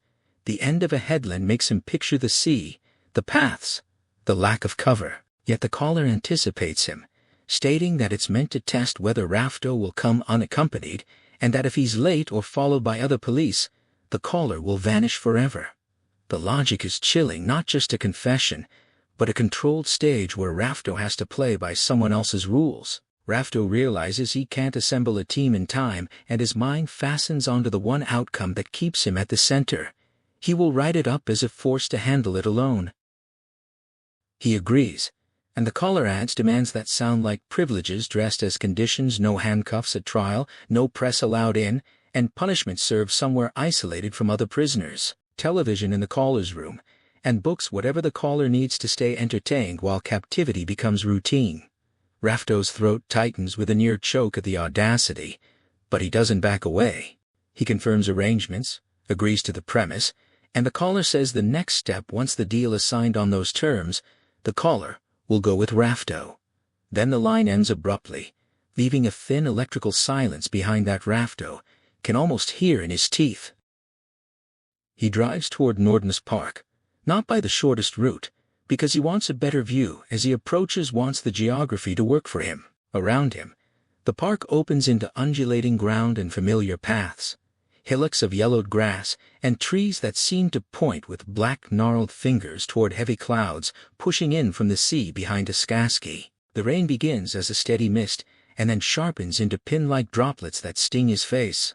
He feels the weight of a Smith & Wesson revolver through his coat pocket, the cold reassurance of metal pressed into him as he walks past wet stone and around the curve toward the totem pole, a 33-foot monument waiting like an answer to a question he hasn't yet been allowed to ask. As he rounds the bend, he can see the totem pole in full height and the solitary figure standing by it, facing him, as if the person has already tracked Rafto's approach from every angle. The distance collapses with each step. Rafto tightens his grip, until the revolver stock fits in his palm like a promise, and when he stops within 6 feet, the world narrows to rain, breath, and the certainty that something impossible has arrived. The caller's voice reaches him again, only now does it feel perfectly located, as if identification catches up to sound a moment too late. Rafto stares, and the mind that had been planning arrests and press releases now starts dismantling itself, because the man in front of him claims to be the one who knew him first. The figure doesn't just claim responsibility, it reframes the whole encounter as a game. Rafto hears that word land and tries to reject what it implies, but the caller's certainty keeps pressing forward. This isn't random. This is chosen. Rafto's question comes out through careful control, asking why him, why single him out? The reply is bluntly self-assured because Rafto was the best, and the caller only plays against the best. Rafto's jaw tightens. The revolver stays ready. He mutters that the caller is crazy, and regrets it instantly, not because of how it sounds, but because the sentence feels like surrender to the caller's logic. Yet even that doesn't stop the explanation that follows restless spirit, the inability to find home, the idea that the carved figures watch over souls so they don't drift away. The figure taps the gloved knuckle against the carved wood, and the black-eyed forms stacked across the top seem to stare across the fjord as if the rain itself is part of the ritual. Rafto's breath catches as the meaning comes a totem pole rots, and that decay matters when it's gone. A soul must locate a new home. The threat in the metaphor sits just under Rafto's skin, turning every raindrop into a reminder that the story isn't ending, it's shifting, and he is still the one standing close enough for it to touch him. The man's explanation keeps unfolding like a story Rafto can't stop hearing inside his skull. Something about where a soul might go when the old container fails, offered through unsettling images. The sound of hoarse cries from the aquarium seeps into the cold air, thin and animal, and it makes the scene feel staged rather than accidental. Rafto tries to steady himself as he demands the reason for the murder, but the question comes out rough, his voice breaking around the edges. His own throat feels unfamiliar, as if the body he stands in has already started giving up control. The answer is delivered with the calm of someone shutting a curtain. Rafto is struck by the shift from playful threat to certainty. Then the man raises a gloved hand, and Rafto's muscles jerk, stepping back on reflex. Something dangles from that hand, a necklace, green and tear-shaped, ending in a stone marked by a black crack. Recognition hits Rafto like a blow, and his heartbeat becomes loud enough to crowd out rational thought. He has no room left to pretend. The man claims that Ani Hetland didn't speak at first, but eventually she let herself be guided, persuaded, until the secret slid into the open, and then the caller frames that moment as the turning point, the point where Rafto's choice to come alone becomes inevitable, because Rafto is seeking a new home for his own soul, imagining it as salvation and restoration. Rafto's mind refuses the story outright. He says the man is lying, but it lands without breath, without force, more reflex than conviction, because the pendant's presence has already tightened the world around him. In the thin rain, Rafto feels sweat cold on his face, and his body turns that into action. His finger settles on the revolver's trigger, steadying itself with slow, deliberate effort, as he forces his thoughts into restraint. He warns that he chose the wrong place, that escape is impossible back to the sea, with police cars blocking the roads. Yet even as he speaks, he senses how fragile his certainty is, how quickly the other person can rearrange the rules. The figure keeps his composure and tests the air as though it can answer questions. He asks Rafto if he can smell something, fear, and the concept lands with a sick accuracy. He describes adrenaline as having a distinct scent, and he connects that scent to what Rafto believes he knows: the fear Rafto forced from prisoners, the fear Layla carried, and the fear Ani would have tasted even more. Rafto hears the claim that the woman's knowledge came partly from what he told her, so Ani would understand what was coming. Then, the man pushes the idea further, comparing fear to something predators follow, turning the victim's trembling into a beacon. Rafto watches the gloved hands hang empty at the other person's sides in the daylight, close to Norway's second-largest city. No dramatic advantage, No visible weapon, yet he can't access the logical comfort that should accompany that observation. He is physically ready. The cold rain doesn't slow him. He's fit from years without alcohol. He can draw fast, his reflexes intact.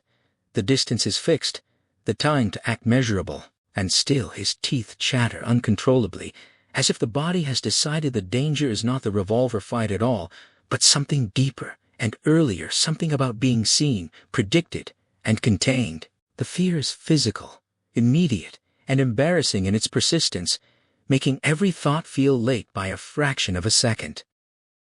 Officer Magnus Scar eases back in his swivel chair, closes his eyes for a moment, and lets his mind replay a picture as automatic as a reflex, someone turning away from him, a private image that he can't quite shake. He snaps his eyes open and checks his watch, because time is a pressure he can measure. 6. He tells himself he's owed a break, then immediately runs the standard missing person routine again in his head, line by line, as if repetition could compensate for uncertainty. He calls hospitals for a Birte Becker, queries 2 taxi firms, Norges Taxi and Oslo Taxi, about trips near the Hof, address the previous night, and gets confirmation from the bank that she hasn't withdrawn large sums either before disappearing or since. At Gardermoen, police review passenger lists from last night. The only Becker on the Bergen flight is her husband, Philip, and there is no neat explanation there. He rings ferry companies for Denmark and England, forcing reason into the gap. She couldn't have gone to England if her husband holds her passport, and presented it to them. Finally, he sends the security fax to hotels across Oslo and Akershus, then instructs operational units in Oslo to watch. The only loose thread left gnaws at him: Berte's mobile phone. He contacts Harry, and as the inspector comes out of the line of inquiry with questions about the phone, Scar listens to the birds' sharp twittering in the background and feels how small the world becomes when everything hinges on a signal. Harry hangs up, and Scar decides the next move belongs to action, not waiting.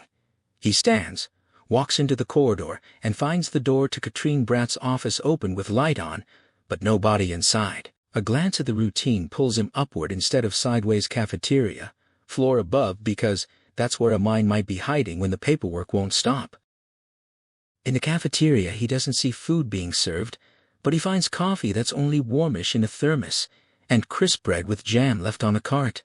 4 people sit inside, and one of them is Katrine Bratt, at a table by the wall. She's absorbed in documents in a ring binder, her glasses making her face look narrow and precise, thin frames, the glass barely visible against her.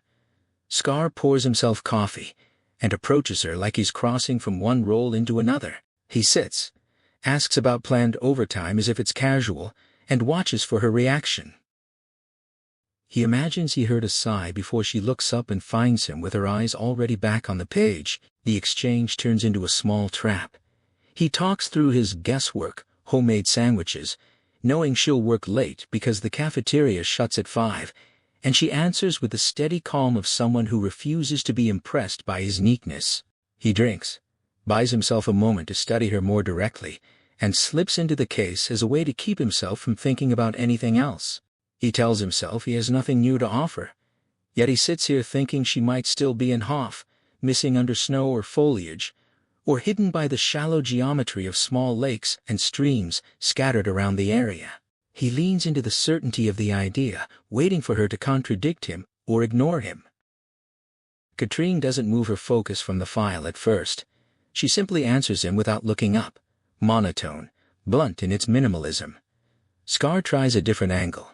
He sets a mobile phone directly in front of her, forcing an object into the center of the room so the case can have a heartbeat. She lifts her face with resignation, and he explains, in the controlled tone of someone reciting a lesson he's proud to know, how the phone emits signals not only when ringing, but when carried, covered by base stations in cells. He's already checked with Telenor. The Hof base station still receives signals from Berte's phone. He and his colleagues have searched the house, yet the phone isn't there. The conclusion feels like logic sealing itself shut, leaving only action after coffee. He'll contact the incident room and send out a search party. Katrine takes his words without ceremony, passing the phone back to him and turning the page again as if the technicalities are background noise. Scar follows her attention with his own talk, asking about Hole's old cases, referencing the serial killer obsession that led to those earlier errors, yet he can't fully separate his professional talk from the way he's beginning to feel. The way her presence shifts his pulse. When she acknowledges it, he pushes harder, tossing in examples of serial killers, and the way Hole still carries his fixation, as though it were a map to another country. He laughs. And then, because he can't stop himself, he steers toward the idea of teaching. He suggests a beer, a meal something less formal than the case file. The moment he does, he feels it. Katrine's expression warms into a smile that he likes, but can't decode. He senses a gleam behind her face, something that looks like fire beneath restraint, and he takes that as proof. He's reaching her like the conversation is moving him up into her world. His mind drifts into something he doesn't name, imagining her closeness, imagining physical contact that he shouldn't be thinking about while the case sits unresolved. He begins to frame it as training, but her reaction cuts through the pretense. She smiles wider, and her gaze turns the fire from smoldering to flaring, challenging what he's implying, and snapping him back into workplace boundaries with sharp contempt. She doesn't just correct him, she rearranges his understanding of who has authority and how cases actually move. She tells him quietly, but decisively, that he doesn't get to call the incident room the way he thinks Hole decides whether a search party goes out, and that then reaches the emergency operations center for the real response. The correction lands with a force he can feel in his chest. Katrine crumples waxed paper from her sandwiches and tosses it toward the garbage can behind him, and Scar, focused enough to hear it rather than watch it, knows she didn't miss. She gathers her file and stands, and Scar finally pulls himself together until anger and embarrassment scramble his thoughts. He tries to retreat into dismissal and aggression, calling her imagining a woman's need, as if it explains her insistence on procedure. The words stumble out anyway. He can't find a clean sentence. Then he realizes she's not reacting with the vulnerability he expected. Her facial expression shifts like a curtain drawn aside, revealing controlled inner intensity rather than the sort of hurt he meant to provoke. Katrine responds without moving her hands, keeping her voice fully under control. She corrects his assumptions about Martin Cooper, and she does it with a detail that underlines her intelligence instead of his mistake. Cooper didn't call his wife. He called his rival at Bell Laboratories. Scar watches her leave, eyes tracking her suit as it rubs and shifts with her movement, and he feels heat climb behind his ribs as his body betrays him. He knows he's too aware of his own reaction, too aware that something visible might be happening, even if he doesn't stand to check. He stands there after she's gone, furious at himself for being rattled, furious at her for making his confidence feel cheap. Harry's lungs pressed hard against his ribs as he stood at the tree line above Oslo, breath fighting for steadiness, then gradually easing. The exercise training clothes clung to him with sweat, heavy and cooling against his skin, while his heart refused to slow down. It hammered with wild, uneven speed, as if it wanted to run ahead of him, and the faster it beat, the more his thoughts seemed to scatter into separate tracks, one body-focused, one meaning-focused. He tried to settle into what he'd been taught, to let rhythm take over, to let calm signals travel from muscle to mind. Still, the tension wouldn't leave his chest. Even as his breathing began to normalize, his pulse stayed restless, like a warning light inside him. By the edge of the forest, the old Ekeberg restaurant sat above the town's layer of yellow exhaust fumes, once famous, now hollowed out. It had been Oslo's pride in the years between the wars, tall, bold against the ridge face, but time and distance had drained it. Without regular customers making the long, exhausting trip up from the city center, the building slid into neglect, a peeling shell for men chasing novelty, drinkers older than they wanted to admit, and people lonely enough to recognize each other at a glance. The place had closed, yet Harry still made the drive sometimes, drawn to the challenge of the steep paths and the clean burn of lactic acid in his muscles. He liked to pause on a terrace gone damp with rain, looking out over the town that used to feel like his. Now, it looked less like a landscape than an arrangement of absences, assets transferred, a former place in someone else's life replaced by someone else's future, an ex-lover, carrying new affections. Below, Oslo lay in a hollow cradled by ridges on all sides, with the fjord as the only retreat route. Geologists had their explanations. Oslo is a dead volcanic crater, but Harry's mind turned the facts into imagery. On evenings like this, he imagined the town's lights as holes punched through the earth, glowing from beneath like lava still moving under crust. From Holmenkollen ski jump, bright and white against the ridge across the way, he tried to triangulate where Rakel's house might be. The effort demanded attention, measuring distance, matching silhouettes, yet it kept dragging his thoughts back to what had pulled him away from ordinary life: the letter and the telephone call he'd just received from Scar. The message wasn't just troubling, it pressed directly on his sense of threat and timing, tied to missing signals from Berthe's phone. His body wanted to treat it like an emergency he could outrun by sheer momentum. He could feel that thought forming, calculating the run to the car, the drive to Hof, the decision about who was sicker, while he simultaneously tried to command his heart into calm, steady transmission. In another part of the ridge, Rakel stood by her kitchen window, facing her property and the spruce trees that blocked neighbors' sightlines. Even inside her inherited wooden house, solid floors, familiar boundaries, she could hear music bleeding through from Oleg's room above, classic rock from Oleg's collection, songs that belonged to a generation her childhood self would have considered untouchable. The sound made her think about how thin boundaries could be, how what once seemed impossible could become ordinary when someone you love gives it a place.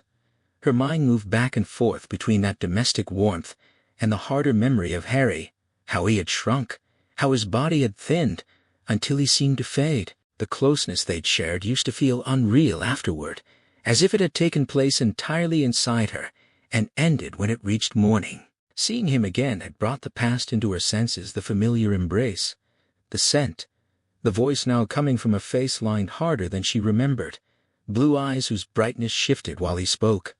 Still, even with that vivid return, there was relief underneath it. She was glad it was over. She had chosen a future that would not be complicated by his grime and his reality dragging itself into their lives. Now, she felt steadier, better, calmer, like someone who had finally set down a weight. She checked her watch because time had become predictable again, measured not by dread but by arrival. Matthias was due soon, and unlike Harry, he tended to be punctual. Matthias had entered her life in a way that felt sudden and clean. One day, at a garden party connected to the Holmenkollen Residents Association, hosted for people who belonged to the neighborhood's social orbit, even if he didn't. She and Matthias had talked almost the entire evening, with most of the conversation revolving around her. He had listened attentively, almost with the careful focus she'd associated with medical people, and that attention had unsettled her at first, until it also felt like relief. 2 days later he called and suggested they see an exhibition at the Henny-Onstad Art Center in Vikaden, with Oleg welcome too, because a children's exhibit ran alongside it. The weather had been miserable, the art disappointing, and Oleg restless, but Matthias's humor had lifted the mood, turning criticism into something almost playful, lacing his reactions with sharp, acid comments about the artist's talent. Afterwards he drove them home, apologized for his suggestion, and promised, smiling, that he wouldn't take them anywhere again unless they asked. Then he left for a week in Botswana, and when he returned he called that evening, asking if they could go out again. It had felt like a door that opened from the inside. Now she heard the approach, as her home accepted him in its rituals. A car shifted down to handle the steep driveway. His vehicle was a Honda Accord of older vintage. He parked in front rather than inside, and for reasons she couldn't fully explain, she liked that. She liked small signs that suggested consideration, the fact that he brought a change of underwear and a toilet kit in an overnight bag and removed it the next morning, that he asked when she wanted to see him, instead of assuming. She could sense this pattern, and it steadied her, even as it threatened to complicate her expectations. Still, she felt ready for change.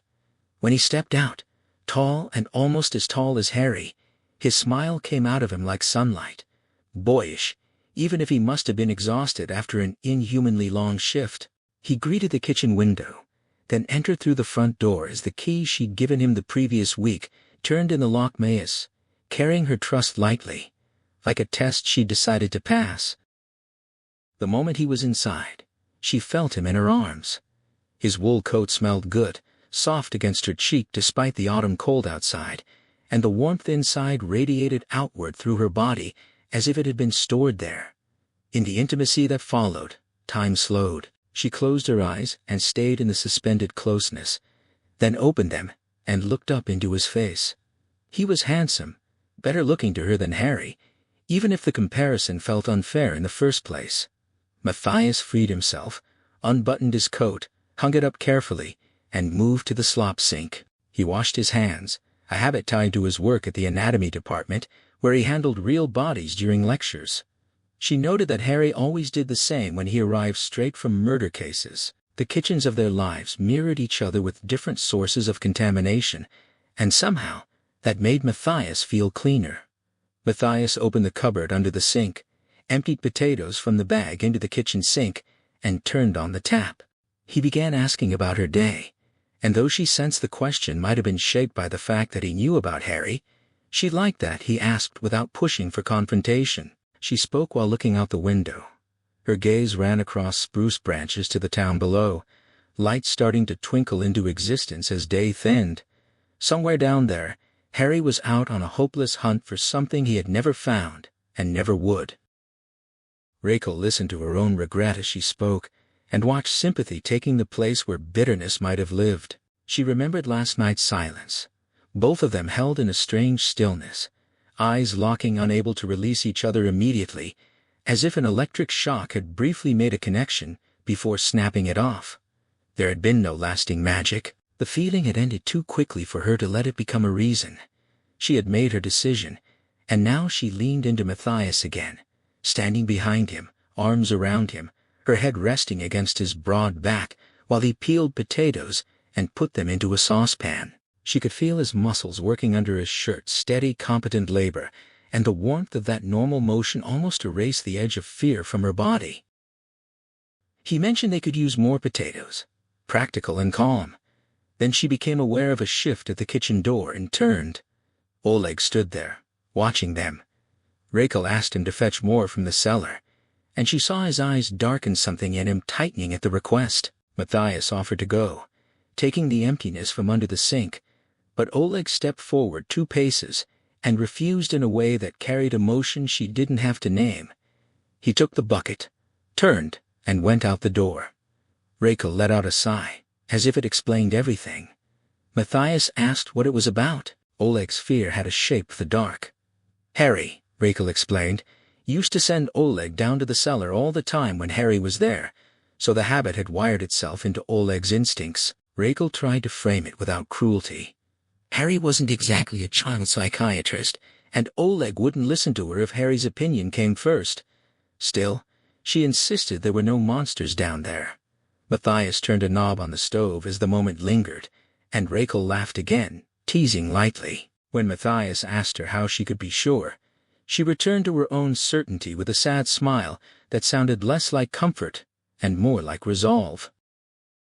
At the same time, Harry pulled up in front of the Becker's house and sat in the car, staring at the yellow light from the windows pouring onto the yard. Snow had reduced the snowman he'd been thinking about into a small figure, a dwarf version of itself, but its shadow still stretched out and reached the trees, fingering the picket fence, as if the night itself were reaching. Harry got out, felt the gate's iron complaint as it shifted against its hinges, a harsh lament that made him wince. He knew he should have called first. A yard was private property as much as a house, and he could feel that he was violating the boundary. But patience had thinned out in him tonight.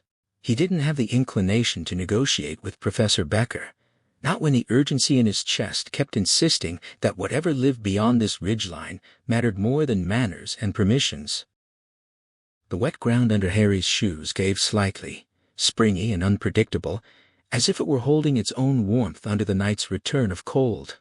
He crouched low and stared at the snowman again.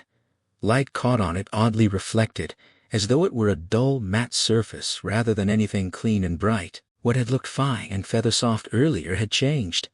The day's thaw had fused tiny snow crystals together into larger, rougher bits.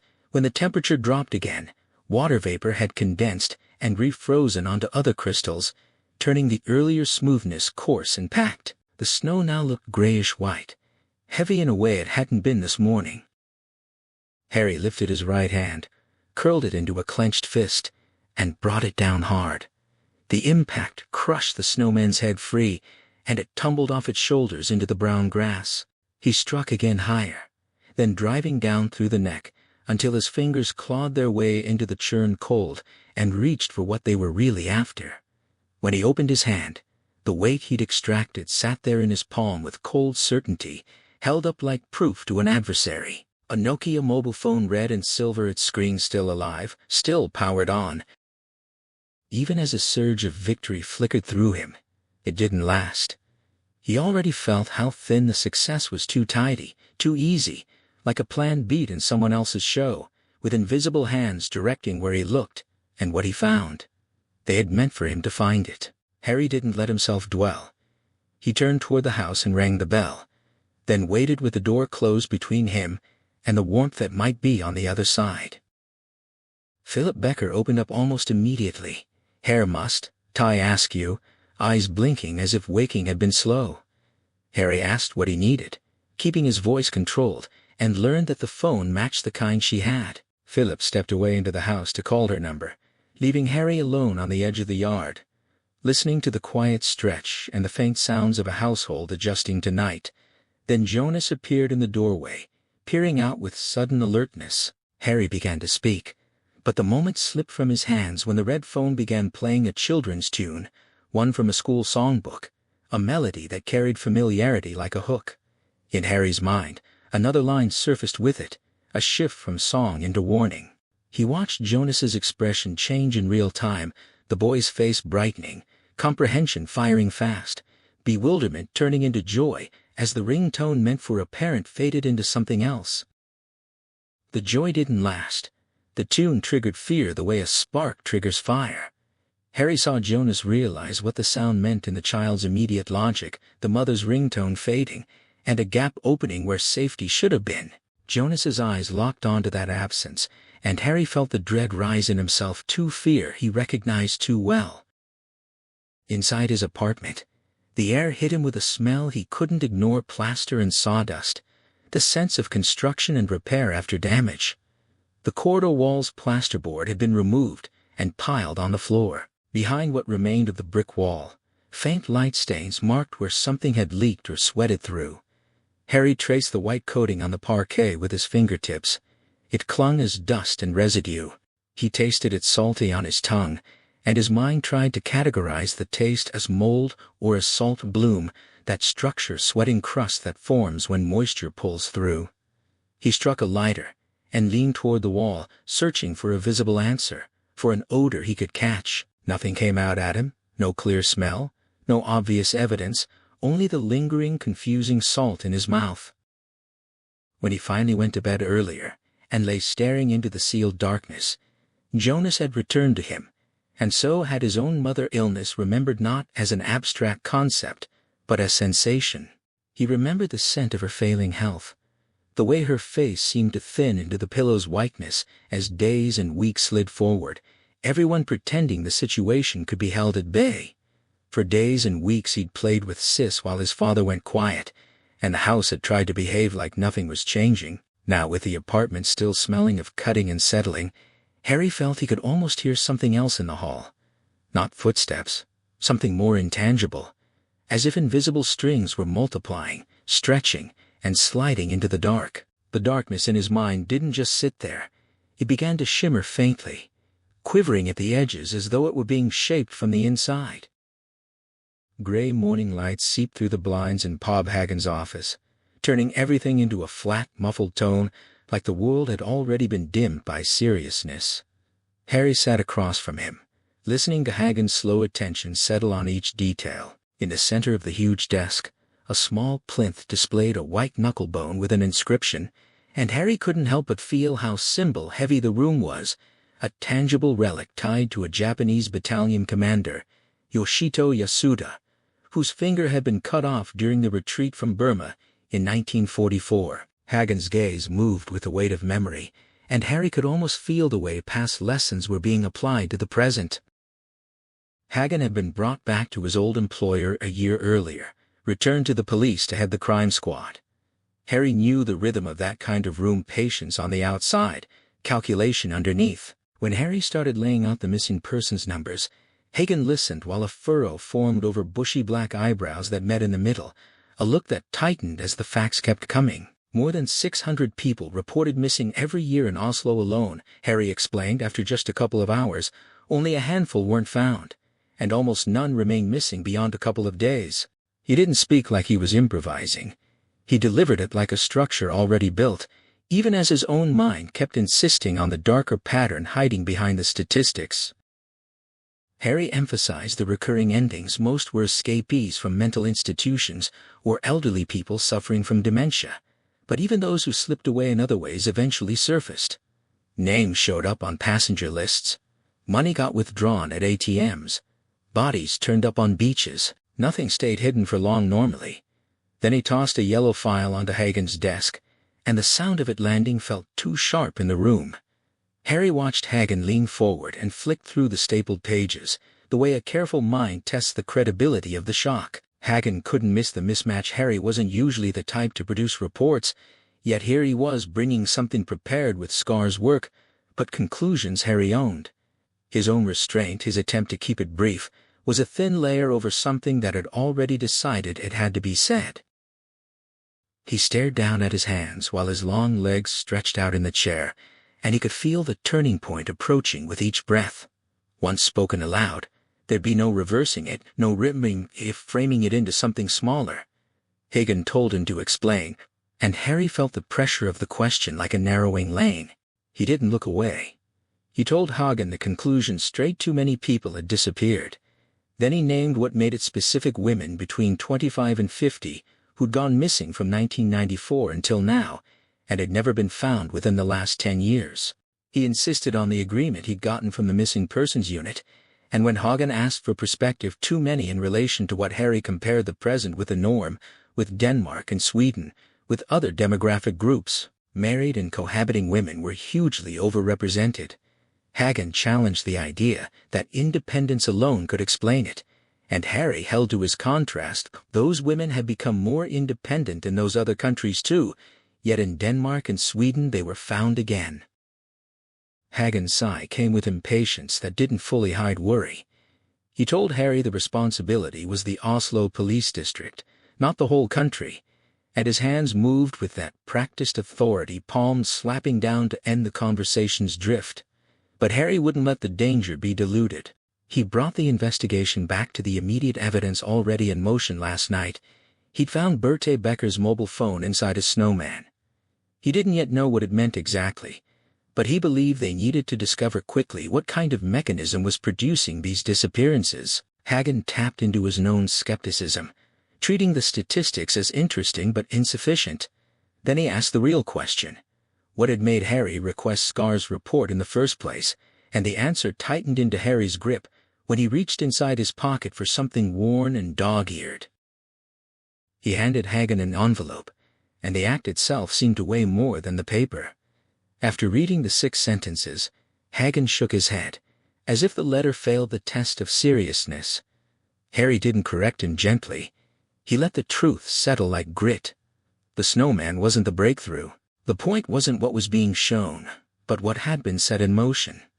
Harry explained that a conclusion existed because he'd received the letter after the TV show at the beginning of September, and only now, after the phone and the pattern, did he accept that it wasn't just a madman's work. He spoke with the kind of dread that didn't ask permission. If he was wrong, fine. He could live with being wrong. But if he wasn't, then days ahead would be dark in a way he didn't have language for beyond the bluntness he used. Hagen sighed again and asked what Harry wanted. Harry didn't soften it. He wanted an investigation team. How many? How long? Hagen's procedural tone demanded specifics, and Harry offered them 10 detectives. 2 months. Hagen pushed back immediately with the gravity of budgets and the limits of patience. 2 weeks, he suggested, and fewer people. Magnus Scar cut in to disbelief sharpened by the roomful of assumptions. In the office sat Katrine Bratt, Harry Hole and Bjorn Holm from Krimteknisk, Forensics Unit, 3 people whose presence turned the discussion into something half technical, half personal. Harry held his lie.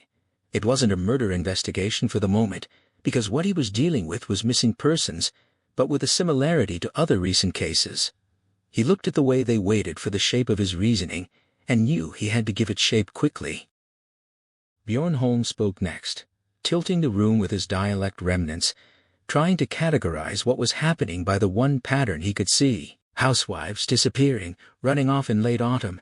Harry didn't argue with the premise so much as let everyone feel the absurd labor of the comparisons, because the way Bjorn talked carried a strange density of detail, the kind of forensic mind that could map a life onto objects. It didn't change the plot point, but it filled the air with how thoroughly people could be made to vanish. Harry heard the projector mentioned through all of it as overhead light plans began to form.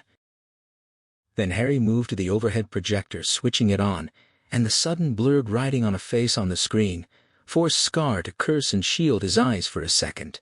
The room's attention tightened again. Harry's voice came from behind the projector as he revealed the second, more precise anchor. The letter had landed in his mailbox exactly 2 months earlier. No address, postmarked Oslo, produced on a standard inkjet printer. Before Harry could even ask for acknowledgement, Katrine Bratt turned off the lights, and the room slid briefly into darkness. A square of light returned on the white wall, and the text they read stopped being information and became threat. An orderly, chilling sequence of statements. Soon snow would come, the snowman would appear again, and when snow vanished, someone else would be taken. The message pressed the idea that snowmen were made by someone, asking who built them, who made the Murray, and implying the snowman didn't know. The silence afterward wasn't empty. It felt crowded with what each person understood and didn't want to name. Bjorn Holm mumbled about it being poetic, as if the artistry could protect them from the meaning. Scar asked what the Murray was, and the only answer came from the projector fan's monotonous whir, an indifferent mechanical persistence filling the gap where a definition should have been. "The most interesting part is who builds the snowman," Katrine Bratt said, and the words landed like a hook in the dark office, something they could chase, something more tangible than the eerie timing. Bjorn Holm answered with a dismissive bite, implying the person behind it needed immediate correction, the kind you give to stubborn sickness rather than criminal mystery. Scar's brief laugh cut off abruptly, strangled mid-breath. Harry's voice slid out from the darkness instead, calm but not gentle, as if he'd been waiting for the room to admit what it already suspected. He named the Murray, and tied it to a person now beyond reach, an Aborigine from Queensland, Australia, explaining that while this Murray was alive, he killed women across Australia, no one truly knowing how many. Harry also put the dead man's real name on the table, Robin Toowoomba. The projector fan buzzed and whirred, its mechanical persistence filling the pause like a reminder that the evidence was continuing to exist even while they argued. Bjorn Holm labeled it what his mind wanted to label it: serial killer, and then sharpened the point into accusation, by implication the one Harry had killed. Harry nodded once, confirming the link without elaboration. Scar tried to put the brakes on the fear, lifting his palms as if to slow the momentum. Harry didn't let the doubt become comfort. He said that because of the letter, they couldn't rule out the chance they were facing something like that again. Scar pushed back again, counting the times Harry had seen the Aussie shadow before, the way a celebrity pattern hunter might be tempted to overread connections. Harry offered no confident swagger in response, just a dry admission that it had happened before, perhaps even more than Scar wanted to concede, and yet the promised shape never arrived on Norwegian soil. That absence sat in the air like a question mark no one could stop staring at. Katrine Bratt refused the comfort of silence. She laid out other countries and other contexts: Sweden, France, Belgium, Britain, Italy, Holland, Denmark, Russia, Finland, careful to limit it to cases already solved, and to underline the darker mechanism behind the earlier discussion, the lack of conversation about hidden statistics. Scar's flushed profile wasn't visible, but Harry felt his attention snap toward her, as if the room had crossed a line he didn't want crossed. Harry, instead, shifted the emphasis from the spectacle of killings to the structure of the threat they had been missing. Bodies and still had only letters, but here the obsession was specific and thorough. The nickname Murray hadn't been in papers back then. It was used by Robin Toowoomba when he boxed as part of a traveling circus. That detail mattered. It made the connection feel less like coincidence and more like a designed echo. Outside the clouds, the last of daylight thinned. Harry checked his watch, and with the same mind that tracked danger, he noted a separate obligation. Oleg had insisted on going early so they could take in Slayer 2. The juxtaposition didn't soften him. It only made the urgency feel sharper, because normal life was still insisting on its schedule, even as this investigation began to take on a gravity of its own. Bjorn Holm's mumble, half complaint, half confusion, asked where they would start. Scar wanted to dismiss the tone, repeating the question's shape back at him, but Harry moved past the confusion and returned to order. He sent Holm to Becker's house and yard, directing him to treat it like a murder scene, prioritizing the mobile phone and the scarf in particular. Scar was told to compile a list: ex-murderers, rapists, suspects tied to comparable cases, and other dangerous offenders still loose. Katrine Bratt would be pulled into the missing person reports, scanning for patterns. Harry expected the inevitable challenge: what kind, what type, what pattern? But Katrine didn't ask. She only nodded, as if the assignment was clear enough to act on. When it was just Bratt and the others out of the office, Harry remained standing over the desk, looking down at his pad. The only words he'd written there were stark and insufficient hidden statistics. Even as he knew what they meant, he felt how easily the concept could turn into a trap, too abstract to prove, too heavy to ignore. Outside his office, the world that waited wasn't abstract at all. In a separate, tightening reality, Sylvia ran for her life through growing murk toward the denser trees, layer after layer of low, leafless branches snagging at her. Her boots weren't tied, and the loose snow packed around them, turning each step into wasted effort.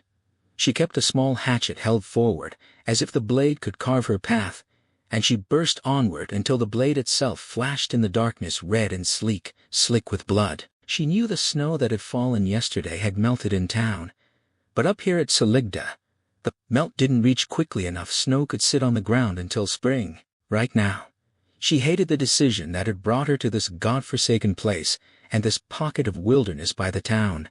She wanted black pavement, wanted the city where noise swallowed fear, and she could disappear into the secure mass of people. Instead, she ran alone until the thought snapped into place that she wasn't fully alone. Sylvia ran into the forest before the night could fully claim the day, pushing herself deeper into the blackness, as if darkness alone could erase what her body had already left behind in the snow. She could usually read this place by instinct, know where she was, steer herself away from the farm, keep herself from running straight back into the arms she feared. But the snow had changed everything overnight. Paths were buried flat. Familiar rocks were gone. The contours that guided her mind in daylight were suddenly smoothed over, and the dusk turned every shape she tried to trust into something warped and wrong. Panic distorted her senses, too. Her own breathing made the quiet feel torn open. She stopped, forcing herself to listen. Her breath came in harsh bursts, loud enough that it sounded like something delicate being ruined thin and wrapped, shredding under pressure. She brought it down, made herself quiet, and tried to measure the world by the few sounds still available. Her ears held nothing but the pounding of blood and the low, constant gurgle of a stream. The stream was a thread she recognized. When they hunted berries, set traps, or searched for chickens that somehow always disappeared, the stream was where the trail began. It ran down to a gravel road, and where there was a road, sooner or later a car would come. The footsteps she'd been expecting never arrived. No branches snapping, no crunch of snow under anyone's weight.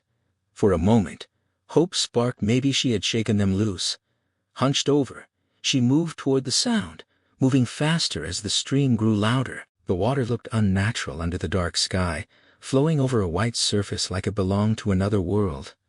She stepped in anyway, driving forward through cold that sank into her boots and climbed toward her legs. The icy bite locked her muscles, but she kept moving, running in the same direction the water traveled. With each splash, she tried to believe she'd become untraceable. No tracks, nothing to follow, yet her pulse stayed stubbornly alive. Still, She felt something like relief threading through the effort. It had been the treadmill the previous year, she thought, the hours of controlled sweating and punishment, the weight she'd lost after deciding her body could be stronger than the story she was living inside. She told herself she was in better shape than most people her age. She remembered what Yingve used to insist on at that inspiration seminar where she'd first met him, how easily her thoughts had slipped into being inspired without meaning to. The memory of that optimism curdled into longing so sharp it made her stomach tense. If only time could rewind 10 years back, and she could choose again. She pictured everything she would not have done, not the marriage, not the abortion, the impossibility of it pressed against her, because the twins were already here, already born, already seen. Emma and Olga and the prison she'd built around herself had walls made of careful decisions that could not be undone. Her feet churned the freezing water, and the forest swallowed her running as if it were patiently waiting. Branches drooped over the stream, and she pushed them aside as she passed.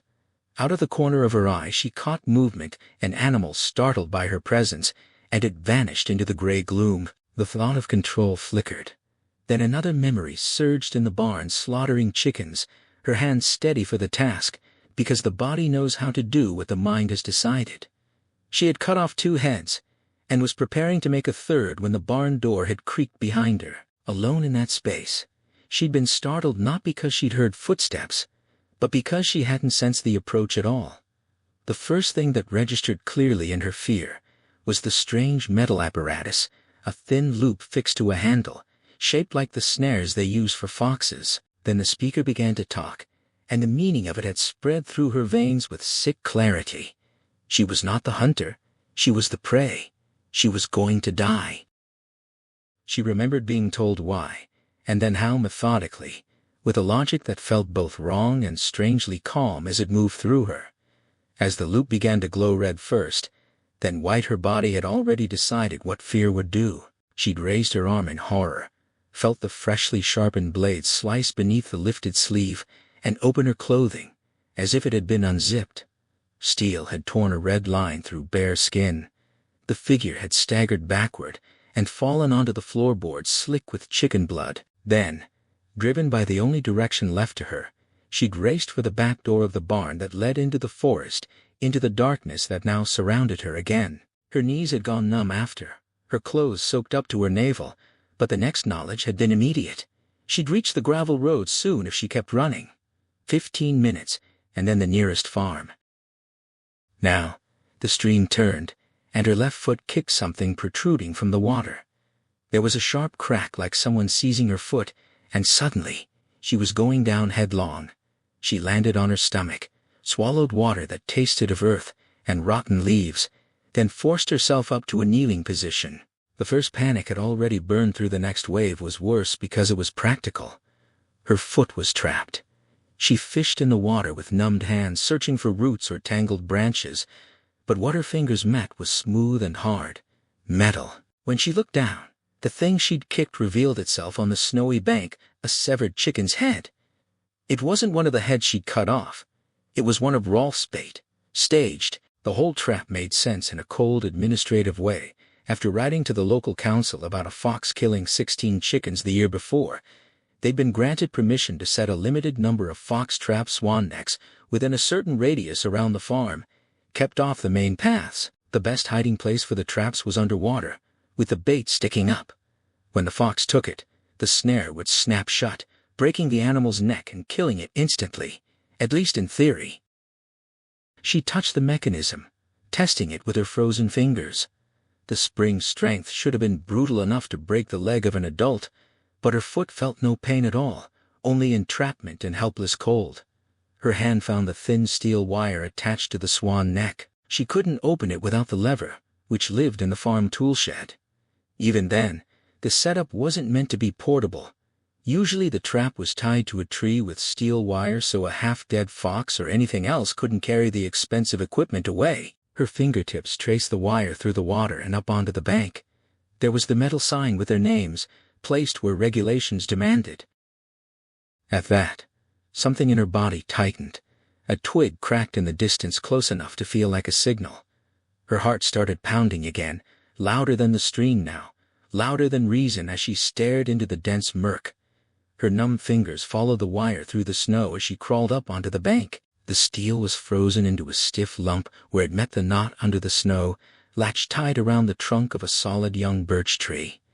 The next sound came another twig breaking, closer this time, and she understood she couldn't simply wait. She had to get free. The knot, she told herself, would loosen if she yanked at it long enough. Her leg was intact. The closer sounds might be a deer. Her mind tried to build safety out of guesses. She pulled. Pain didn't announce itself immediately until a fingernail finally gave way. She couldn't make the knot move. She bent over and bit into the steel, teeth clenching against metal as her focus narrowed to the unbearable task of breaking through. A hush followed, and her fear sharpened into awareness: light, quiet footsteps in the snow. She held her breath as the sound paused on the far side of the tree. Maybe she imagined it, but she felt certain something was close enough to scent the air, inhaling the smell of her cold panic. Then the movement resumed, quieter now, softer, moving away. Relief came in the form of trembling air she finally allowed herself to take. Now she had to work fast, because soaked clothes meant night would kill her if she wasn't found. She remembered the hatchet, then forgotten for a moment in the scramble and metal and fear. The wire was thin. Stones were hard. A few precise blows could free her. The hatchet must have fallen in the stream. She crawled back into the black water and searched the stony bottom with her hands. Nothing. Despair pushed her down to her knees, scanning both banks for any sign of the blade. Then she saw a blade poking up out of the water 6 feet ahead.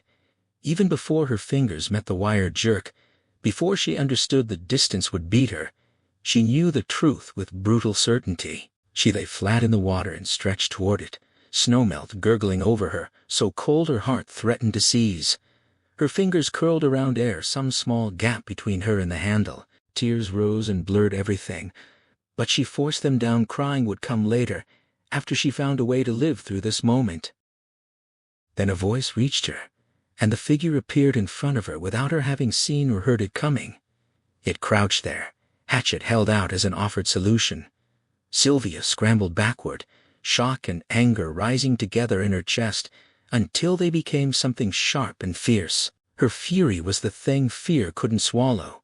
She lunged forward with the hatchet raised, arm extended, driving for a swing meant to stop the threat. But the wire tugged at her, yanking her body off the clean line of attack. The hatchet cut through darkness instead of flesh, and the world snapped back to where she started, lying in the water again, powerless by inches. The figure's amusement lingered in the air, and Sylvia's body responded with a bitter, spent groan as she rolled onto her side, spitting pebbles from her mouth, while trying to make herself smaller, trying to make the moment end. The figure stood just beyond the steel wire's reach, leaving Sylvia with nothing but the small, helpless circle of her trap and the soaked misery of her own body. It rose with deliberate control, briefly pressing at the side of its jacket where Sylvia's earlier swing had opened cloth, as if checking whether any of that mattered. The command it delivered landed like cold metal in Sylvia's mind, something forced, something humiliating, something meant to break her from the inside by turning her into a body that couldn't warm itself, couldn't think, couldn't feel. Sylvia fought to understand, her thoughts snagging on the words instead of grasping their purpose, but the meaning still clawed upward into horror. She tried to reject it outright. Refusal surged through her so fast, it stole her breath, but the stream kept running, indifferent and constant, and the figure's presence didn't waver. She heard a sound from it that seemed to merge with the water's gurgle, quiet and cruel, timed as though it knew exactly how long fear could hold her still. In that moment, her terror sharpened into a grim clarity. The danger wasn't only physical, it was designed to ensure no sound would ever rescue her, no plea, no warning, no ending anyone else would witness. Her gaze stayed fixed on the silhouette between the trees, straining to make the dark behave like something solid. Then the figure shifted, and something lit up, an instrument or mechanism rising into view. Against the night, a loop formed the outline of a red glowing drop, suspended for a heartbeat before it hissed and smoked as it touched the stream's surface. The water steamed where it met that ember-like thing. Sylvia watched, horrified by how ordinary the stream looked beside it, as if the world could continue without acknowledging her impending doom. The figure carried the certainty forward, feeding her with the expectation that compliance would become inevitable. Sylvia felt the cold conviction settle in her bones, heavy and final, like the moment before a fall becomes unavoidable. Night had dropped quickly. She realized darkness now pressed so close, it felt like weight. She forced herself to focus on the figure and the hatchet in her hand, turning the weapon over in her grip, as if she could find an answer in the shape of it. Warmth from blood tingled in her fingers. It ran back along her skin, insisting on its presence even while her body tried to go numb. The truth of this moment was that there was only one opening left, and the memory of practicing it flickered with painful precision. Not just in imagination, but in repetition. She and the twins on the barn wall, throwing and then pulling the hatchet free from a fox-shaped target. The children's triumph in their voices. The ritual of it, until it became training instead of play. Now her body had to remember what her mind couldn't bear. Her foot eased forward slightly, setting up a measured run up one step. Nothing more, because she needed the right combination of power and accuracy, the smallest possible margin for error. A surge of anger and panic twisted together as she recognized the figure's madness as something it wore like confidence. The idea of laughter tugged at her awareness, a faint suggestion of amusement behind the threat, and it only made the stakes feel sharper. Sylvia tightened her stance, right arm aiming forward, and the hatchet whirled out into the dark with a low hum that cut through the night like a propulsive sigh. The weapon flashed through the dense air that felt almost solid, passed between trees, and she watched its arc with an intensity that bordered on numb. She heard it cut off a thin branch. Then the sound of impact followed a dull, final thud as the hatchet disappeared into the forest's deeper snow. For a heartbeat, her body didn't move. Then the fight drained out of her knees as she leaned back against the tree trunk. Tears came without permission, hot against cold skin, sliding as she allowed herself to collapse. She didn't try to stop them anymore because some part of her had already reached the end of waiting. She knew there would be no afterward, only this decision and whatever consequence came from it. Still, the figure's voice remained calm, soft as the stream, and it asked, as if beginning a routine. Sylvia lay there soaking, watching the darkness where the future should have been, waiting for the moment to arrive.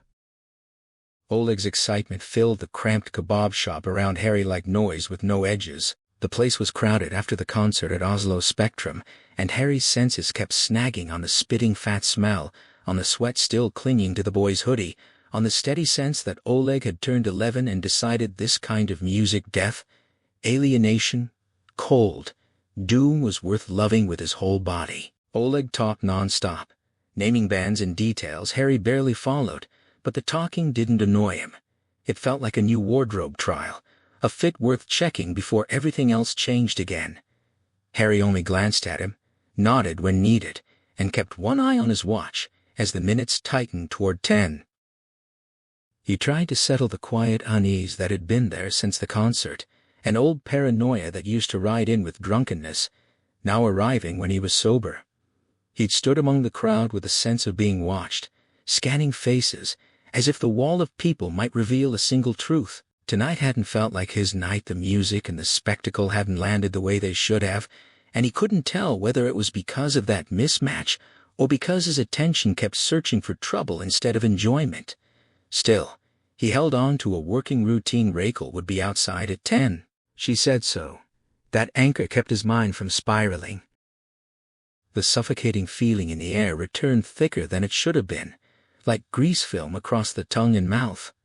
Harry tried not to let his next thought form, but his thoughts were already moving toward the idea of a drink. Before he could swallow it down, a woman's voice cut in behind them, cool and declarative, claiming the mask from the concert wasn't what Oleg had treated as a joke and insisting that another band had been better. Her tone carried a confident contrast, like she was stepping into their space with her own opinion already sharp and polished.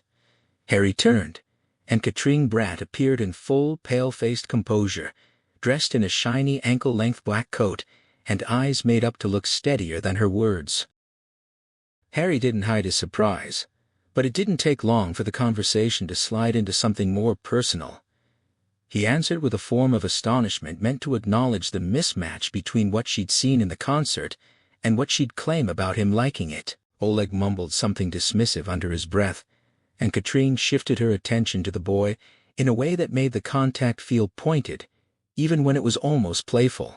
She teased about how someone on Holmenkollen Ridge should ask questions differently, and the joke landed with precision enough to redden Oleg's face and make him look as if he both enjoyed and resented being noticed. Harry fed Oleg a burger, as if it could anchor him back to something ordinary, and he watched Katrine's manner tighten into professionalism whenever her curiosity brushed too close to the boy. Harry's mind kept returning to the purpose of Rachel's promised timing.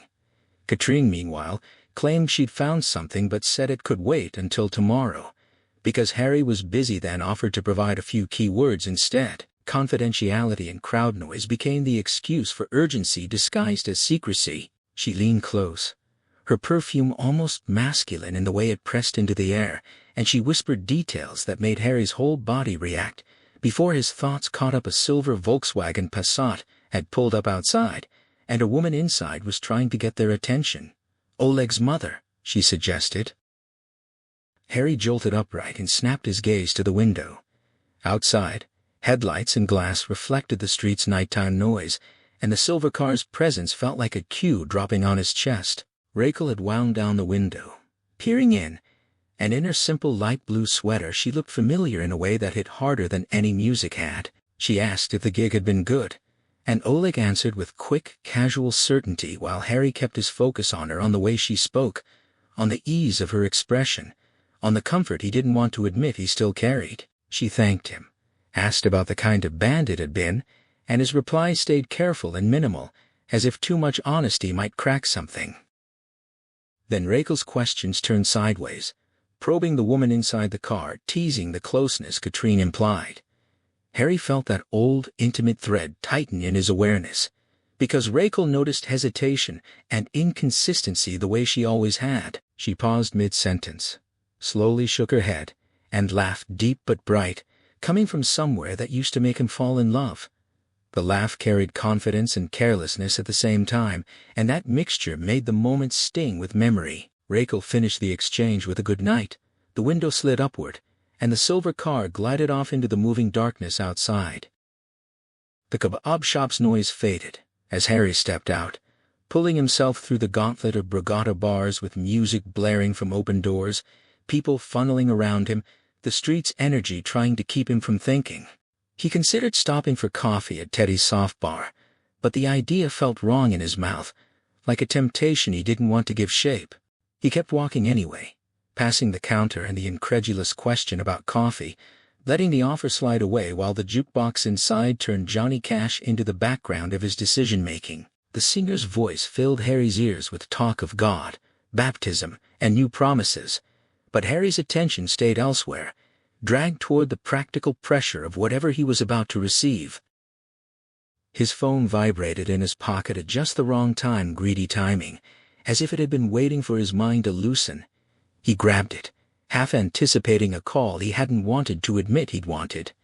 It was Scar. A missing person report had come in that matched a specific case, a married woman with children, not at home when her husband and children returned hours earlier. They lived out in the woods in Solik. No neighbors had seen her. She hadn't left by car because the husband still had it, and most chillingly there were no footprints on the path. The word struck Harry with an immediate visual clarity.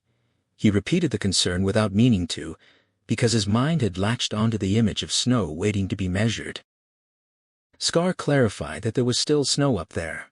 When Harry heard the beer being banged down in front of him, the sound felt delayed, like it belonged to a different timeline. Another set of questions from Scar arrived. What about? Where was he? What was he thinking? And Harry realized how tightly his thoughts had condensed into one unsettling image. If there was a snowman, was it there? The suggestion came out as if it had been waiting behind his ribs. Scar didn't understand immediately, asking how he should know, but Harry's attention didn't soften. He stood and moved, decision hardening as the beer sat untouched, foam coiling down the glass, like something alive and waiting. When Scar asked whether this could be handled tomorrow, the hesitation sounded absurd in Harry's body. His answer carried urgency that couldn't be negotiated. He told them there was one hell of a hurry. Watching the bartenders stare at the untouched 50-krone note and the broad shoulders going through the door as Johnny Cash faded behind him, leaving the streets night to swallow his momentum. Rolf Otterson's conviction filled the room with a fragile kind of hope.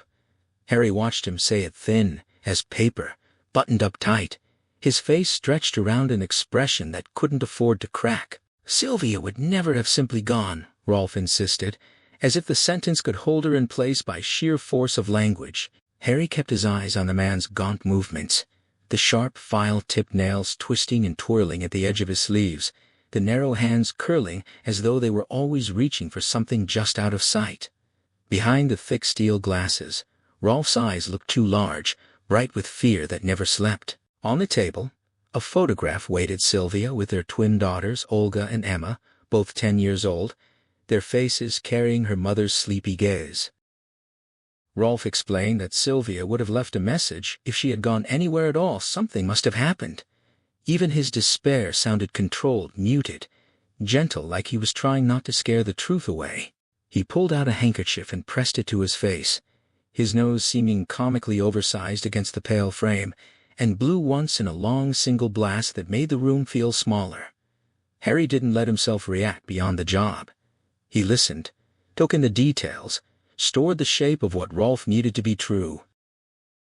Scar poked his head into the doorway to update the situation. The dog patrol was here, and they had brought a cadaver dog. At that word, cadaver, Rolf's posture tightened, and his whisper turned into something like pleading under his breath, an involuntary flinch toward the idea of death. Harry answered with a kind of steadiness he'd learned to perform, refusing to let the man hear what the dogs really meant. He focused on the time, on the missing hours, on the practical path that would keep his mind from drowning. Rolf said what Harry needed, outlining the day like a timetable he could control.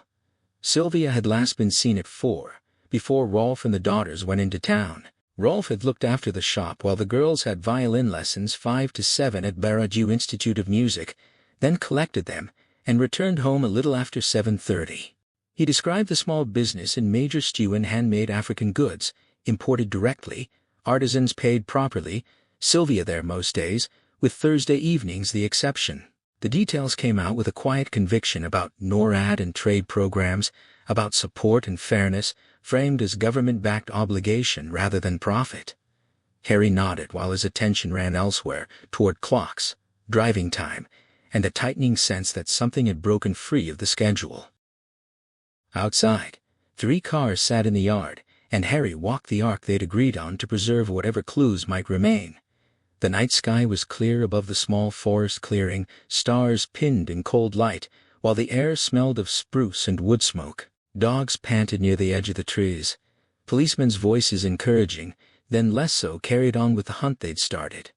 Harry moved toward the barn, staying low, studying footprints in snow under the outside lamp. Then he went in alone, flashlight in hand, cigarette between his lips without lighting it, careful not to step in the blood.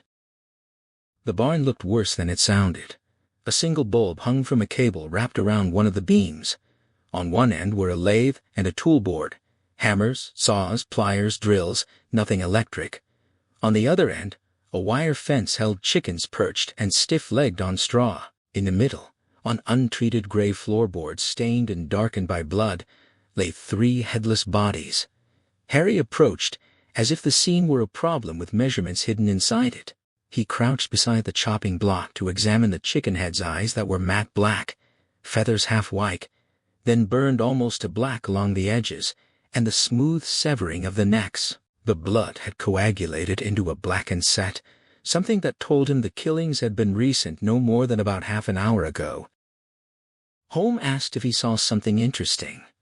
Harry let humor edge his response, but he kept his mind locked on what mattered: the logic of the bodies, the timing, and the missing pieces. The background noise of Scar's commentary tried to float above it, but the investigation held its own gravity. It was more interesting that Harry couldn't see what should have been visible. The murder weapon, plainly a hatchet in his mind's order, was the center of that absence. It wasn't in its place, even though everything about the scene suggested neatness. He paid attention to what the others missed. The chopping block was turned upside down, the chickens' bodies scattered, and the hatchet simply wasn't where it ought to be.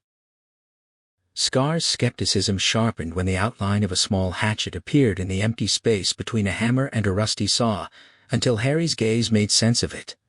The scene's arrangement looked curated, like someone had put things back or tried to. Harry asked them to estimate temperatures, to pin down when Sylvia had run off.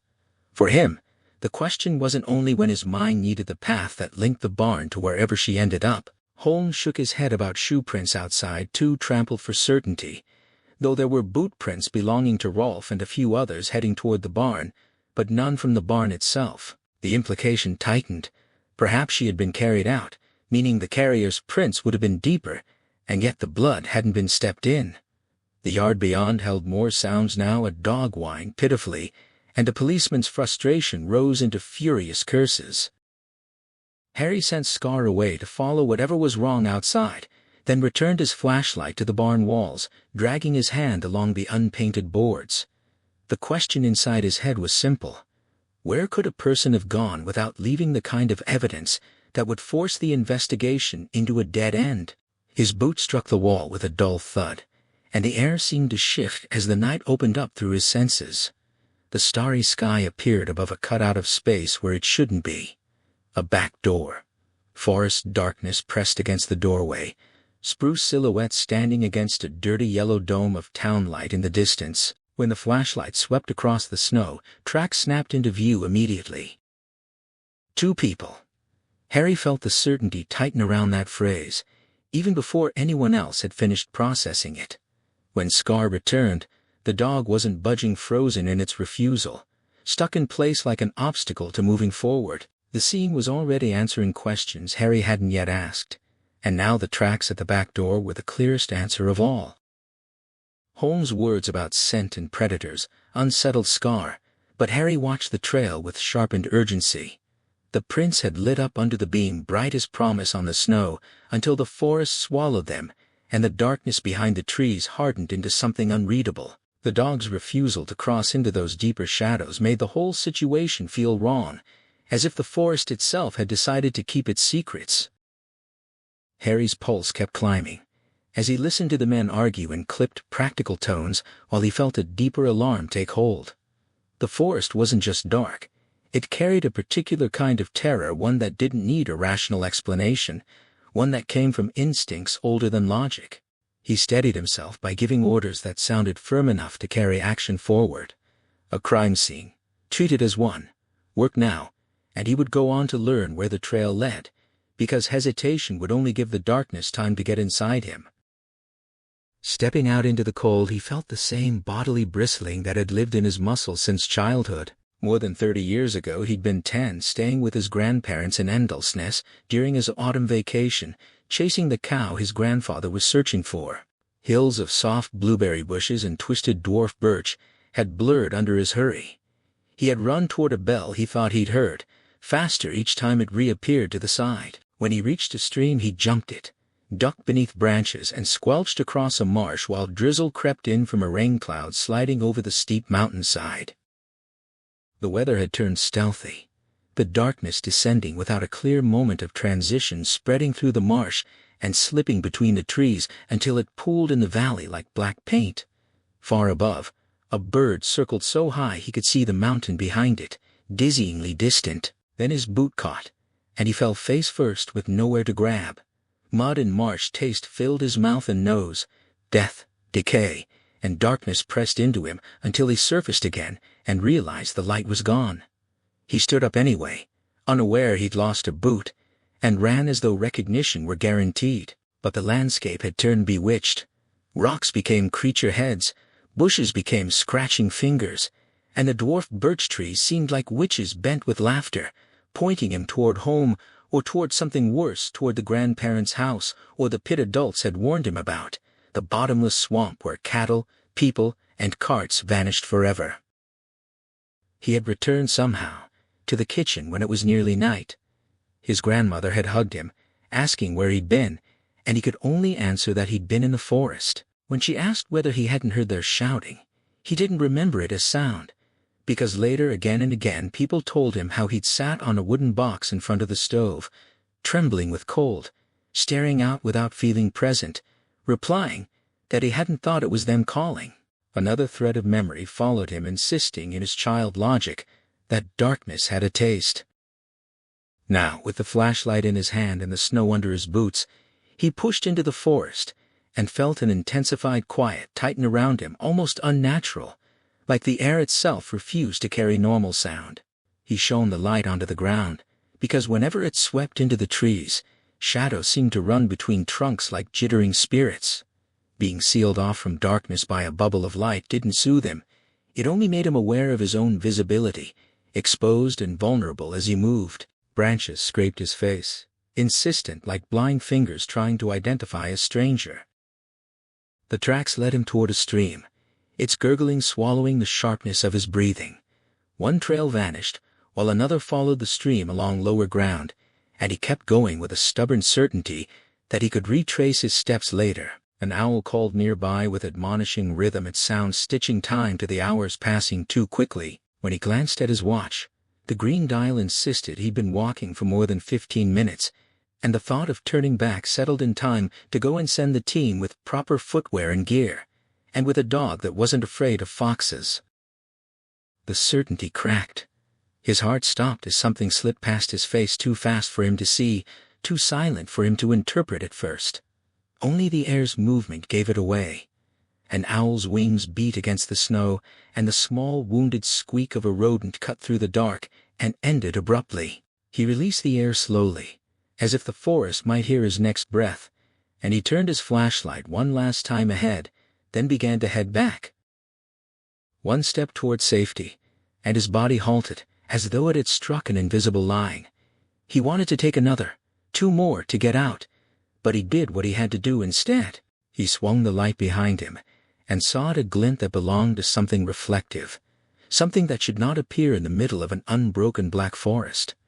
He moved closer, careful, trying to fix the location in his mind about 50 feet from the stream.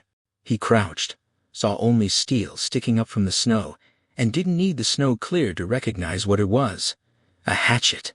If it had held blood after chickens were killed, the snow and time had washed it away.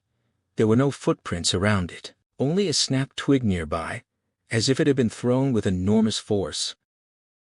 Then the sensation returned, the one he'd felt earlier that evening at Spectrum, an internal certainty that he was being watched. Without thinking, he shut off the flashlight.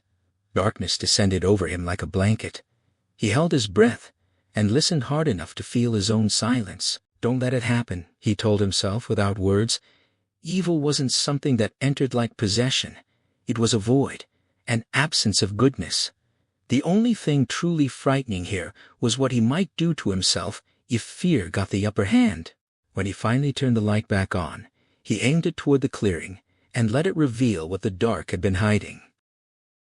She was there, upright between the trees, motionless, staring at him without blinking. Her large, sleepy eyes matched the stillness of a photograph he couldn't stop seeing in his mind. The white of her clothing struck him with sudden, disorienting symbolism, dressed like a bride, standing at an altar in a forest clearing, as if this place had become a chapel. The light made her sparkle, and his breath caught in a shiver so sharp it felt involuntary. He reached into his jacket and pulled out his mobile phone, the screen's glow irrelevant against the surrounding black, as his fear translated into urgency. Bjornholm answered on the second ring. Harry heard his own voice come out dry and rough as he ordered a cordon off the whole area, then insisted they needed the troops. His throat tightened as he tried to explain the situation, choosing words that could carry the truth without losing it to panic. Something about a snowman. He repeated the key detail, until it landed the head belonged to Sylvia Otterson. On the other end, confusion and poor coverage surfaced in sudden frustration, but the information held. Harry told Holm to follow the footprints and hung up before the quiet on the line could make his thoughts spiral. He crouched against a tree and buttoned his coat up tight, shutting himself off from the cold and from sightlines alike. He turned off the flashlight again, not only to preserve its battery, but because the darkness felt like something he had almost forgotten how to taste, and he could feel that taste returning as he waited. It was 3:30 when Harry finally got his apartment door to give, and the sound of it clicking shut felt like a door locking behind a long, painful day. Exhaustion pressed down on him as he undressed without ceremony and stepped under the shower. The water came on with a burn that steadied into jets hot enough to numb sensation, hot enough to thaw the stiffness in his muscles, and drag feeling back into his frozen body. He tried not to let his mind wander to the questions still waiting.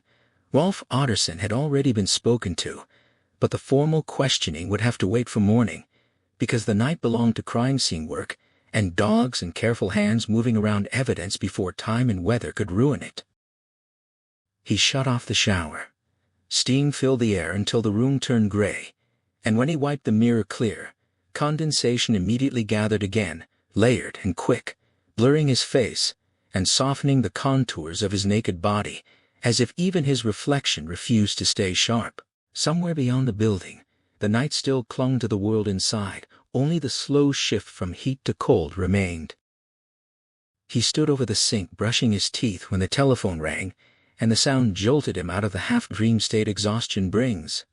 The voice on the line called him by name, Snowman, the mold man.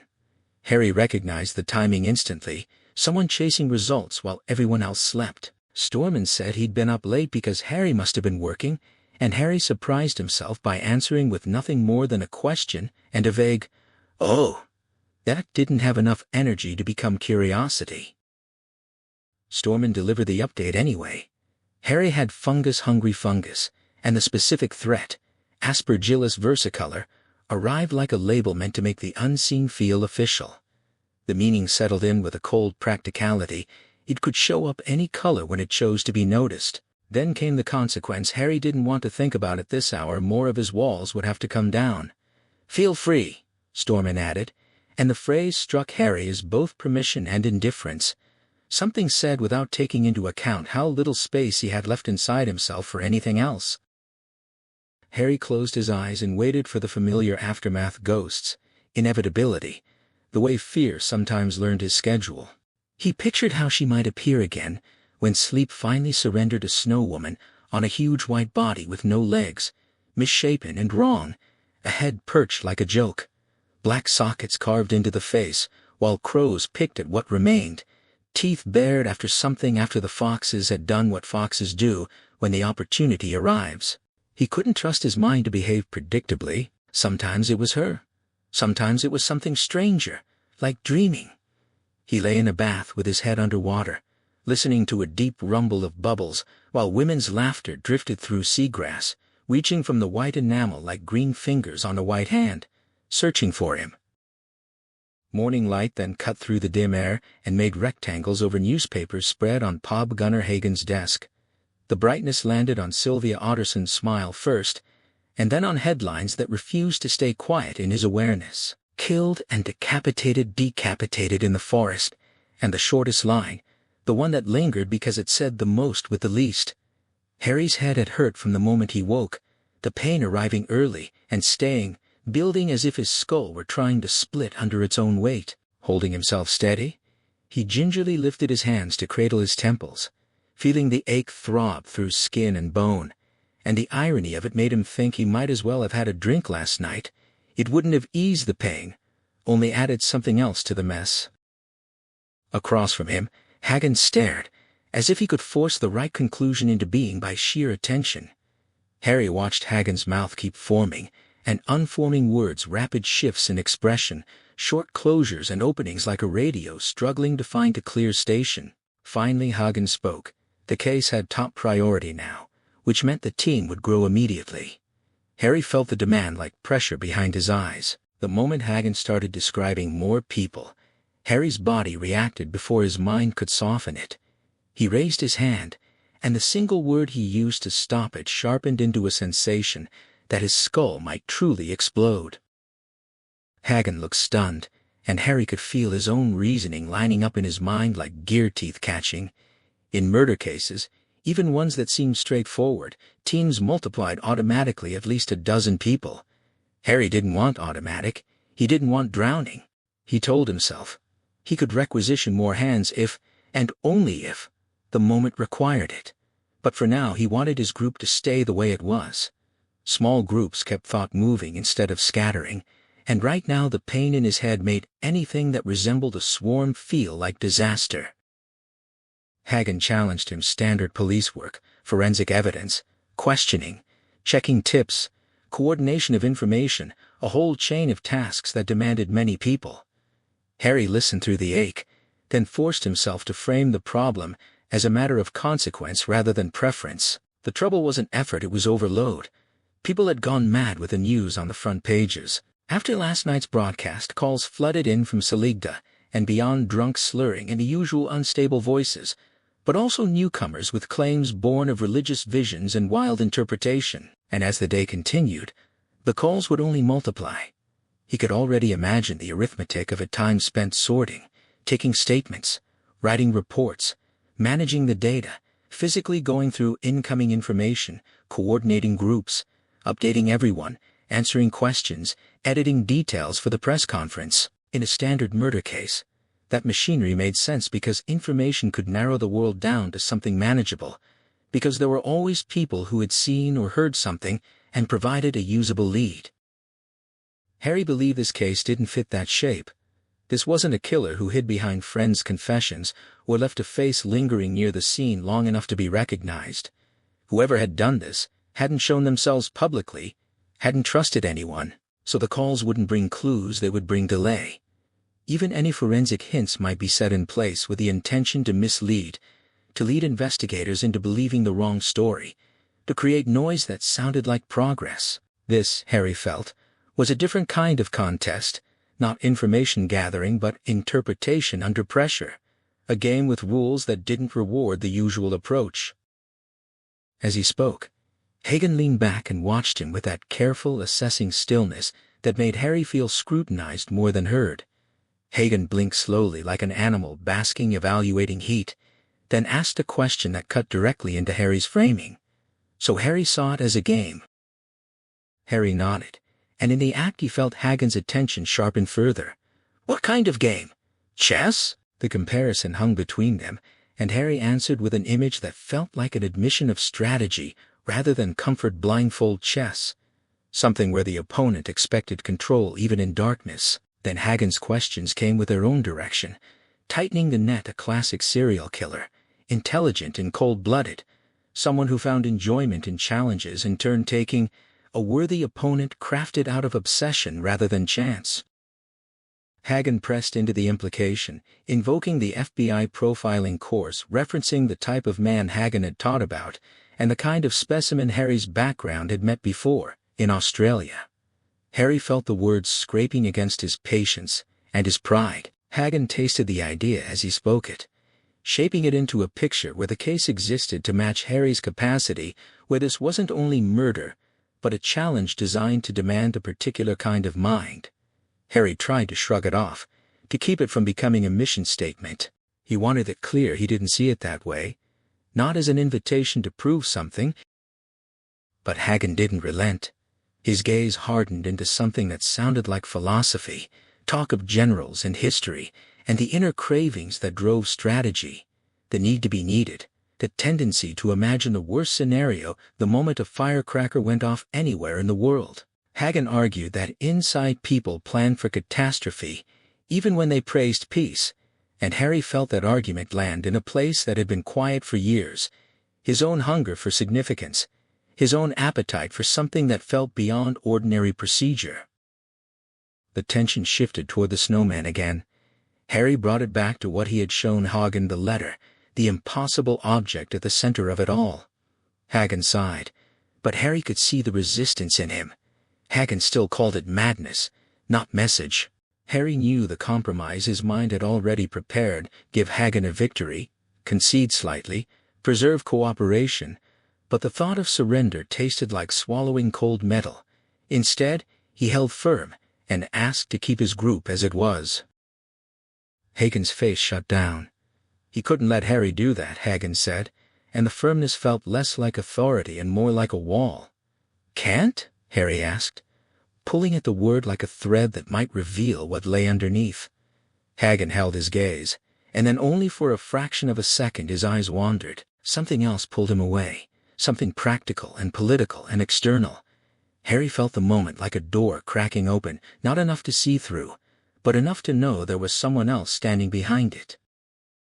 When Hagen returned, he spoke about other considerations: senior officers, the press, politicians, about what would happen if the murderer wasn't found quickly. Harry could almost feel the future that would come with delay meetings where unit priorities would be questioned, where choices would be explained to people who didn't stand in snow and darkness and try to interpret a trail. Hagen's words came out with a contempt that made Harry's jaw tighten, emphasizing the embarrassment of making 4 people work as a matter of principle-free thinking, games of chess when bureaucracies expected larger teams to look more competent.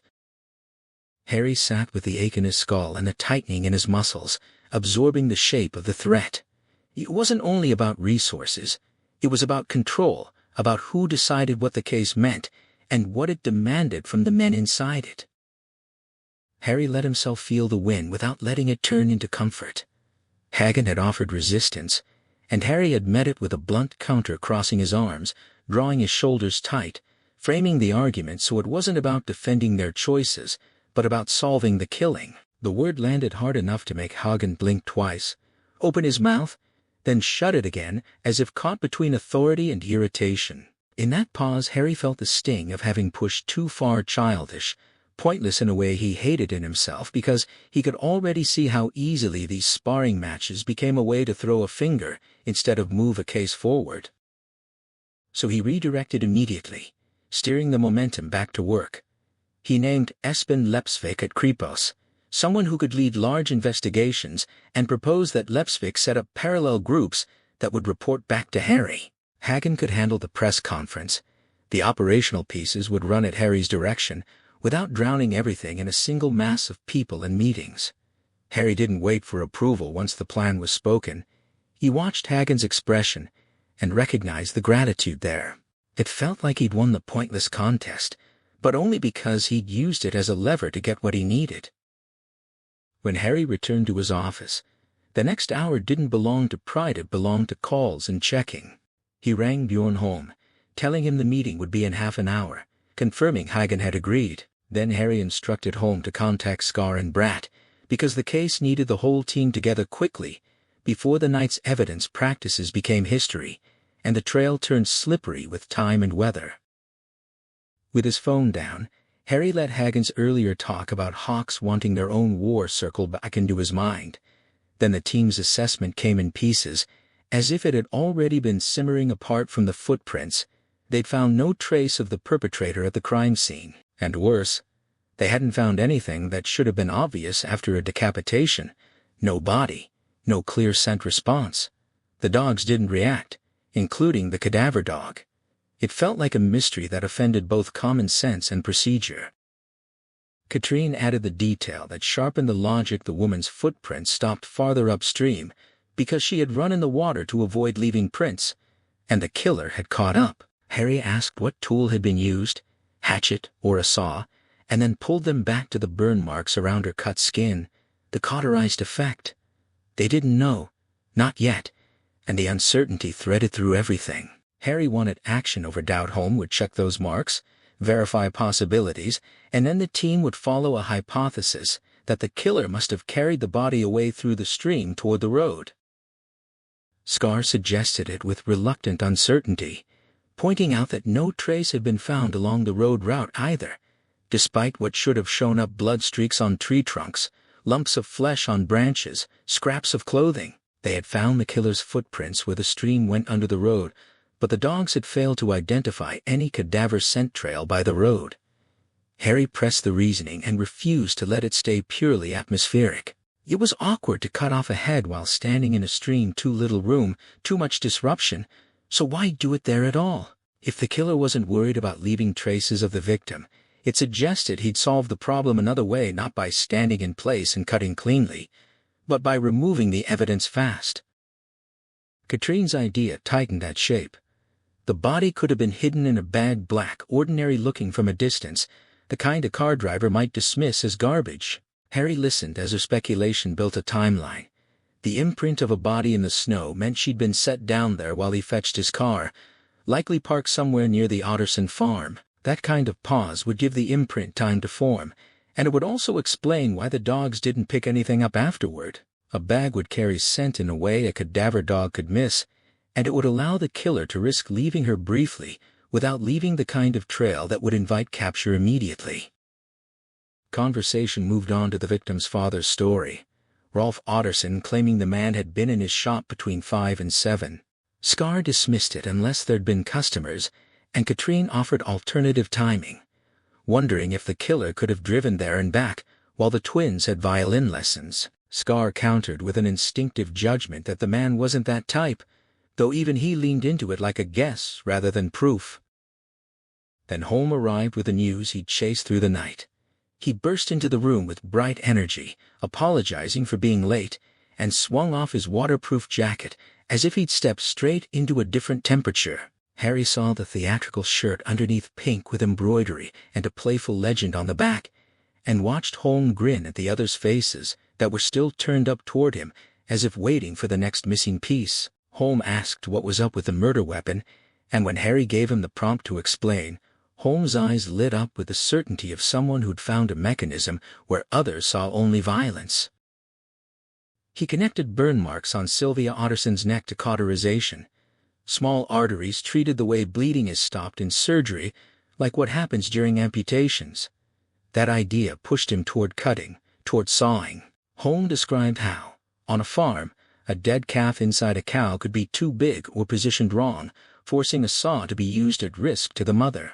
If the cow's mother was injured during the process, she could bleed to death, so Holm explained how farmers had developed an electric loop system, an instrument that could be positioned around what needed to be cut, and then heated so it tightened and cut while cauterizing, limiting bleeding and reducing sideways motion that might damage the mother. The description was technical in the way of someone pleased to finally name a tool behind an unknown result.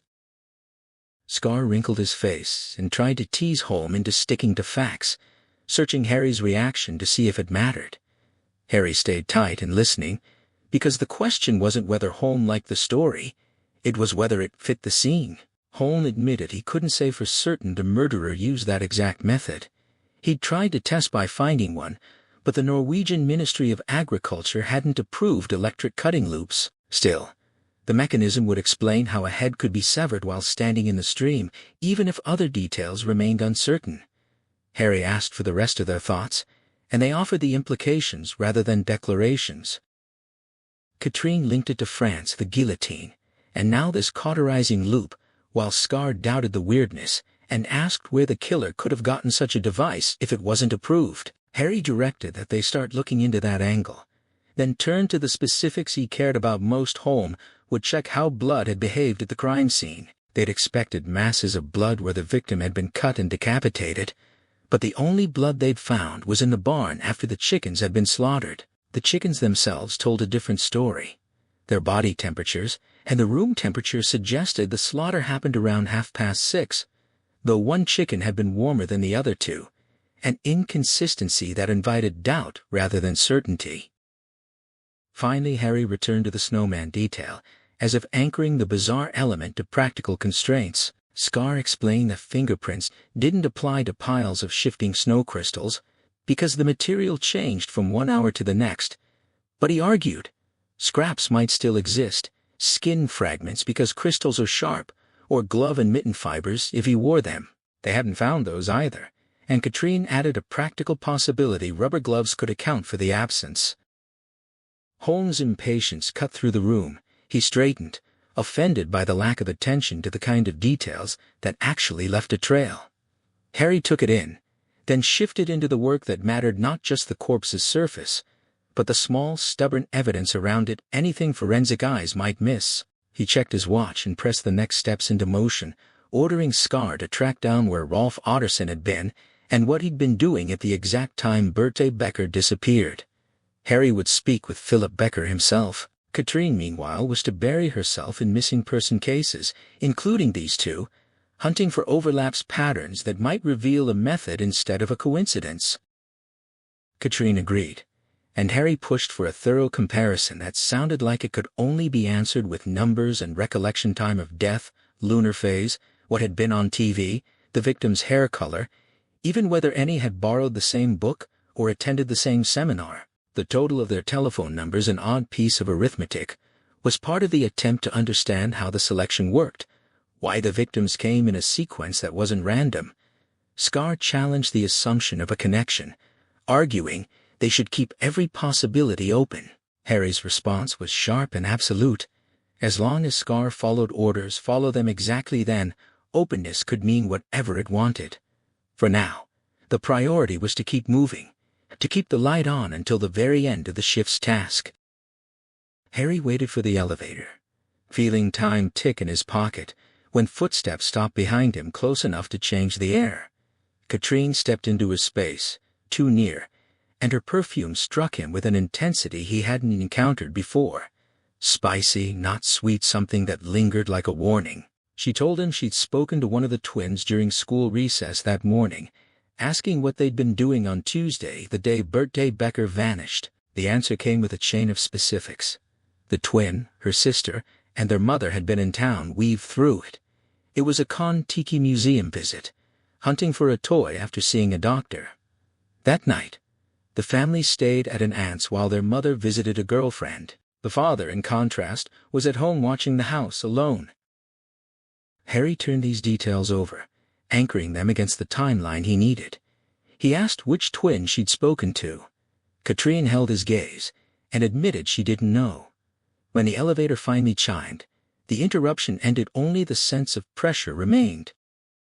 Up in an auditorium, Jonas stared at a sheet of enormous white paper, his father's chalk waiting somewhere in the air between intention and fate. The plan was simple for a child who wanted the world to smile, make the snowman look happy, make it sing, make it a bright thing against winter's bluntness, but each attempt fell flat. The shape of his drawing only returned his own blank stare. Around him, the room was quiet in the way a lecture room becomes when everyone is listening. Ballpoint pens whispering as they moved, chalk scratching as his father wrote, and the occasional dull bang that marked the rhythm of explanation. Jonas didn't like pens. They were permanent. If you used a pen, you couldn't erase mistakes.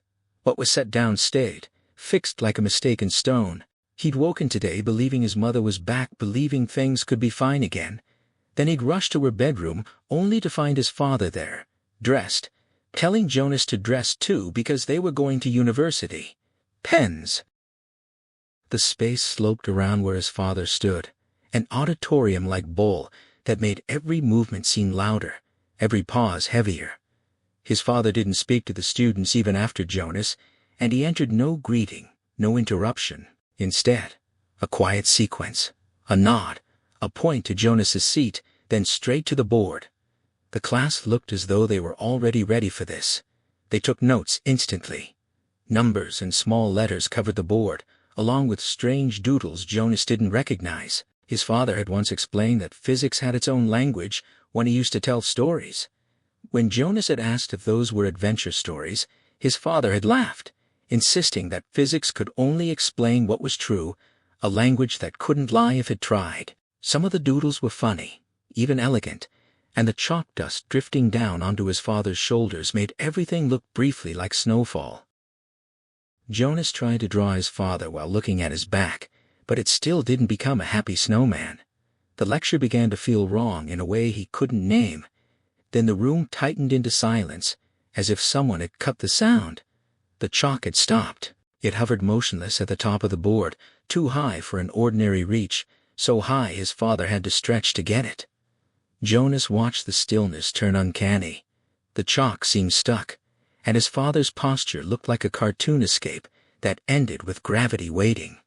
The students didn't move. Then his father's shoulders began to shake, not as effort in a normal rhythm, but as if he were trying to free the chalk and failing, again and again, until it finally gave. When it did, his father moved toward the exit without turning. He left, and Jonas felt the classroom reel forward into reaction, voices swelling back and around him, packing up the shared moment. Jonas caught a fragment of meaning as the sound returned, talk of a wife, talk of something missing. He looked back at the board and understood without words.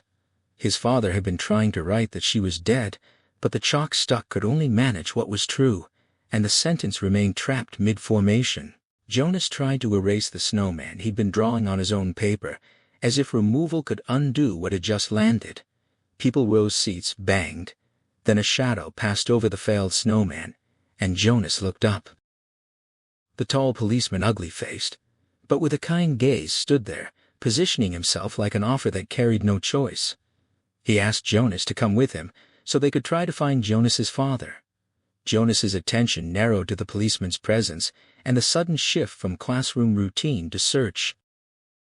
Back in the office marked for Philip Becker, Harry knocked once and pushed inside when no answer came.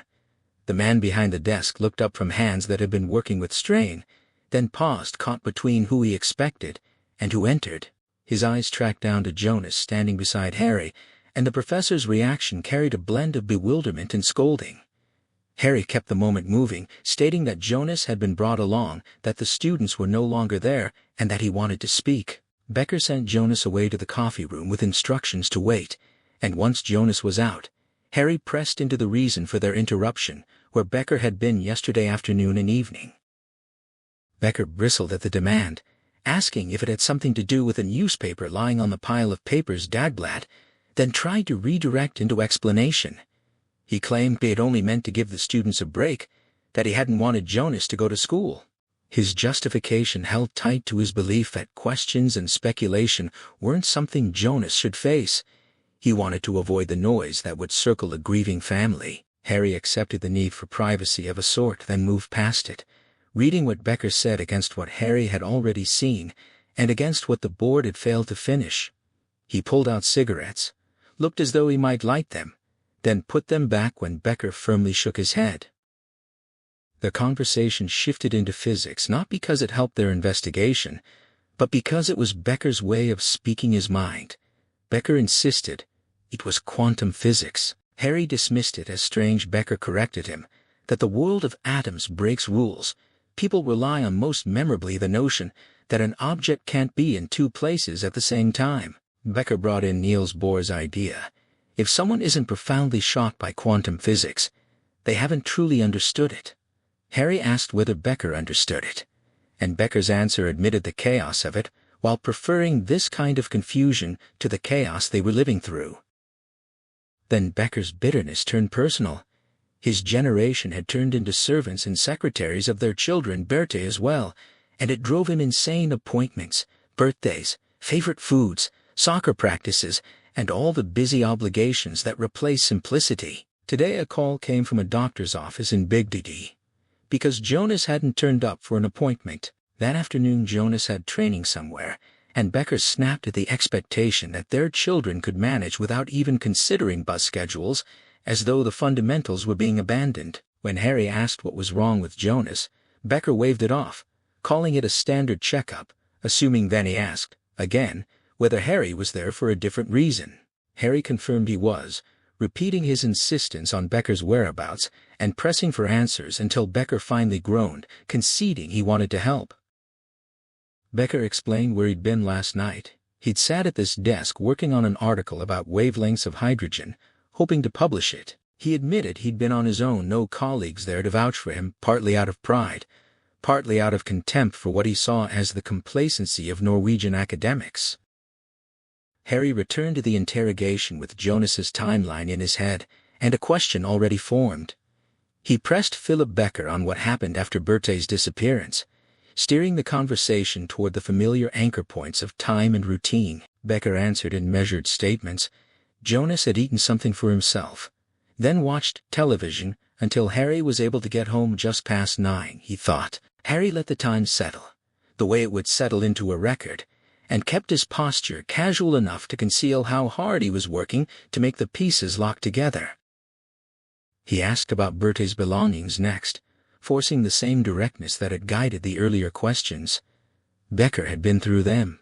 He found nothing worth mentioning, no clue that would make the investigation easier, nothing that justified the effort. Harry held Becker's gaze when the professor tried to go quiet, letting the silence become a tool of pressure.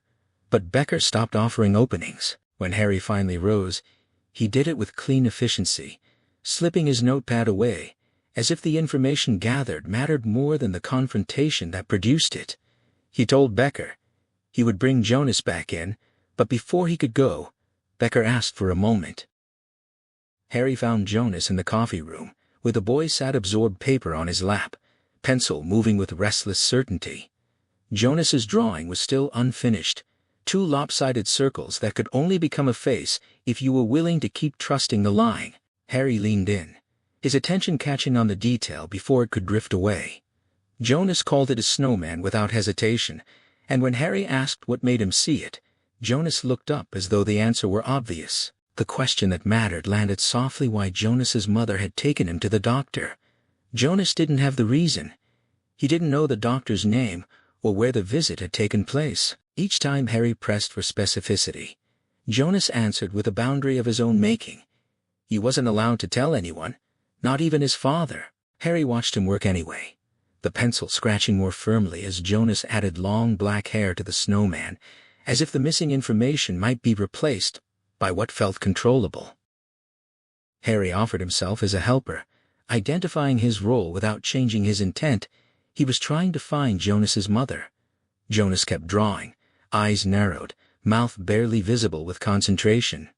He said he didn't know the place's name. Harry tried a different route, anything nearby, something you could hold on to. Jonas responded with a strange, stubborn detail: the king's cows. He elaborated just enough to make it real. There was a woman behind a window, named Borghild, and Jonas had received a lollipop after letting her take blood with one of those needle devices.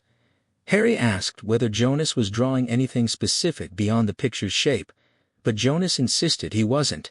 He was focusing on eyelashes. Even that small confession carried meaning: effort, concentrated on what he could control, while the larger facts remained out of reach.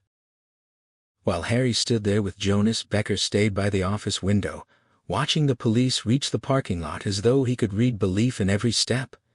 His small black notebook felt heavy in his mind, and he rubbed it against his palm in a habitual motion, testing whether Harry Hole had bought the story. Becker replayed what he'd offered Harry, pretending he didn't know about the lecture, Becker's insistence that he'd been working on an article the previous evening, and his claim that nothing had turned up among Berthe's things. He believed he'd been safe because the notebook had been in Berthe's desk drawer, not hidden at all. And what was written inside it, Becker's thoughts tightened around it, made him feel as if he had already won the quiet game, the notion that she had tried to outsmart him, and that he'd been the one to see it coming. Katrine sat hunched over her computer when Harry pushed into her office, his presence quick and impatient as he scanned the room with his eyes before settling on her. She hadn't found much that looked like an obvious match, no tidy repetition of victims, no single shared trait that leapt out, but what she could say was specific. Every woman they'd reviewed had blue eyes. Beyond that, the appearances scattered into their own differences, and each one came with the same broad outline: husbands, children. Harry listened without reacting too much, then pivoted to the next thread he could pull. He told her where Jonas's strange, half-remembered details led. Berthe had taken Jonas to a doctor near the place Katrine had called out as the king's cows, and that sounded like Royal Ground Kong's garden, the estate in Bigdy. The same geography held another clue: the twins had been at the Kon-Tiki Museum after visiting a doctor, and that too pointed to Bigdigi. Rolf Otterson hadn't known anything about the specific appointment, or even the doctor itself, but Harry expected that Rolf might know enough once he was asked correctly, and he wanted Katrine to pull him in. As Katrine took the instruction column, Harry moved into action at his own desk. He picked up the handcuffs and fitted one around his wrist, snapping the other against the table leg with a sharp, controlled impact while he listened to voicemail. Rakel had a message about Oleg bringing a pal to Vallehaven for skating. Harry could feel how rehearsed it was, less a notification and more a reminder disguised to look casual. He had never forgotten the arrangement with Oleg, but he also let himself register what the disguised nudge said about Rakel's mothering of the operation: careful without offense, warning without accusation. The trembling that followed that kind of first-sent electricity didn't go away, it sharpened. Katrine walked in without bothering with politeness of any kind, and she turned the cuffing into a joke that felt warm in his immediate world, even if the job remained cold. Harry unlocked the cuffs, smiling at her comment about speed cuffs, new gear, new angles, the kind of training that made everything look effortless once you drilled it. His mind kept moving anyway, already ahead of the moment, asking what she was thinking. Katrine delivered the improvement like a new piece on the board. Rolf Otterson hadn't heard of any doctor appointment or any big doctor at all. His family used their own doctor in Brum. That meant the King's Cows. Dr. Jonas remembered might be either a gap in what Rolf knew or something else entirely. She suggested checking the twins for any recollection when they got back from school, or calling the Big D practices directly. There were only 4. Harry pushed back on the obvious obstacle names of patients couldn't be disclosed. Katrine didn't flinch. She would speak to the twins when school ended, and in the meantime, Harry decided to do what he could without forcing anyone to break rules. He lifted the phone and began calling. One line gave him nothing for Borghild, another turned to a dead end because the office's call window had already closed. Then after a 4th try, a voice answered with a lightness that didn't match the gravity of the request, and Harry leaned into the moment as he asked for the information he needed, whether she had seen Sylvia Otterson last week. Silence stretched, and Harry could feel the second order of the world returning: procedures, confidentiality, careful boundaries. Borghild tried to keep the conversation at a safe distance, then wrapped her refusal in the language of indirect identity. What Harry wanted could potentially reveal patient identities, even if he treated it like a murder case. Harry didn't argue emotionally. He made it clinical, reminding her that they were investigating a homicide and that the police could come back with proper authorization if necessary. When she ended the call, the room didn't change, but Harry's internal temperature did. The twins and Jonas had been through the same kind of doctor, and even without names, the pattern tightened. He felt the rush, the trembling that always came when the case found a brute scent, followed by the obsession that turned everything into a single consuming shape: love and intoxication braided with blindness and clear-sightedness, meaning braided with madness. He didn't want to analyze it. He just wrote it, because it drove him and fueled the job he'd been appointed to do. Katrine asked what came next, and he acted before the adrenaline could cool. Now, they were going shopping. They headed for Taste of Africa near Bogstad Veen in Major Stewin, but its address, tucked 50 feet down a side street, meant the shop stayed on the edge of attention, easy to miss, easy to approach unseen. The bell rang when they entered, and the air inside felt dim and oddly muted, as if the store existed more as a curated stage than a typical retail space. Rugs in bright, coarse weaves sat like patches of color in controlled darkness. Sarong-like materials draped and weighted. Cushions with West African patterns rested in pairs. Coffee tables looked carved from living trees, and tall, thin wooden figures stood like sentries, Maasai figures alongside animals from the savannah. Nothing had visible prices. Everything had intention. The stillness after the door shut made Harry's senses tighten further. A voice called from the back, and Harry followed the sound through the dimness, until, behind an enormous wooden giraffe, he saw a woman standing on a chair with a spotlight cutting across the scene. She was hanging a wooden mask on the wall, careful, practiced movement that implied she'd done it many times. When Harry identified the police, the woman didn't turn quickly in surprise so much as with the controlled expectation of someone used to interruptions that still weren't customers. Her face came fully into the light, and Harry's body reacted before his mind could file it. Sylvia Otterson, alive in the moment, present in the air, was the person he was looking at, and that fact hit with a jolt that made him instinctively step back. Katrine introduced herself, and Harry felt the emotional correction arrive at the same time. The woman wasn't Sylvia herself. She was Sylvia's twin, Ann Pettersson, standing where Harry's assumptions had gone wrong in the most important way. Harry coughed, but he couldn't shake the clarity that came with understanding. Anne explained that Rolf was at the funeral parlor. The words landed between them like a door clicking shut, because all of them immediately knew what that implied and how it would complicate any timing they'd hoped for. How do you bury a head? And what exactly had already been handled? Anne stepped down from the chair with care, still holding the mask in her hands as if it were part of her grip on reality. Katrine quickly guided the conversation toward the mask, ceremonial or spiritual, and Anne answered without hesitation. She said it was ceremonial, Hutu from Eastern Congo. Harry checked his watch again, feeling the impatience sharpen into a practical question, when would he be back? And couldn't offer a specific answer, but she didn't pretend to know. Katrine, sensing a doorway into the other kind of information, kept talking about the mask's beauty and whether Anne had personally been to the Congo, aiming to establish connection through shared interest and respect rather than suspicion. Anne's reaction told Harry she had noticed the angle Katrine was taking. Her amazement carried a quick flash of disbelief at how Katrine could guess details. Katrine followed the line, asking about masks more generally, then pointing to a black mask with small arms and legs, half human and half animal, and identifying it by type. Anne confirmed it. Katrine's touch lingered on the animal hair, stiff, greasy, textured, showing she wasn't just reading, she was checking. Harry waited for the moment when the conversation would circle back to the purpose of their visit, the reason they were here, and then Katrine's questions widened into the unknown term she wanted explained, pulling the store's quiet world one more step closer to the case.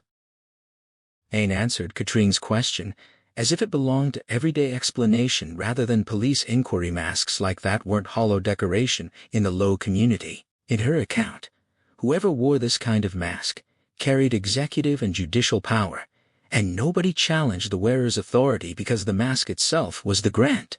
The idea settled oddly alongside the stillness in the shop, beautiful objects treated like instruments of rule. Katrine mentioned the death masks she'd seen by the door, admiring them, and Anne's smile warmed as she said she had several from Lesotho as well. Katrine asked to see them. Anne agreed, and stepped away, leaving Harry and Katrine briefly, with only the quiet store around them. Harry's mind tightened on what Katrine said she wanted to do, just to chat, to check whether family secrets existed, and whether she could learn anything without forcing anything. Harry agreed, but with conditions that sounded like his professionalism turned into protective motion. If Rolf Otterson arrived, Katrine needed a written statement that waived patient confidentiality. As Harry moved toward the door, his eyes snagged on the human faces of the masks, leathery, shrunken, and frozen in a scream. He told himself they were imitations, even as the thought of how easily something fake could be made to look like power made his stomach go cold. Eli Vala pushed her shopping cart through the ICA supermarket at Ullevål Stadium, the aisles wide, and the selection better than most places she went. She came here when she wanted something nice tonight specifically, because her son Trig was coming home from the States. Third year in economics, studying at a Montana university, no autumn exams, returning to Norway for the months before January. Andreas would drive straight from the church office to pick him up at Gardermoen Airport, and Eli already held the evening together in her mind, dinner ready the moment they came in, conversation that would start immediately, fly fishing, canoe trips, everything that would make the time feel close and safe again. She paused near the freezer, and felt the cold in a way that wasn't just temperature. It was memory, a shadow moving through her body when something shifted.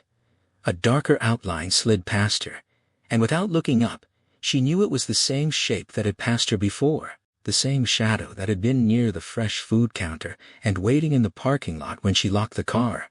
It meant nothing, she insisted to herself. Old fear surfacing.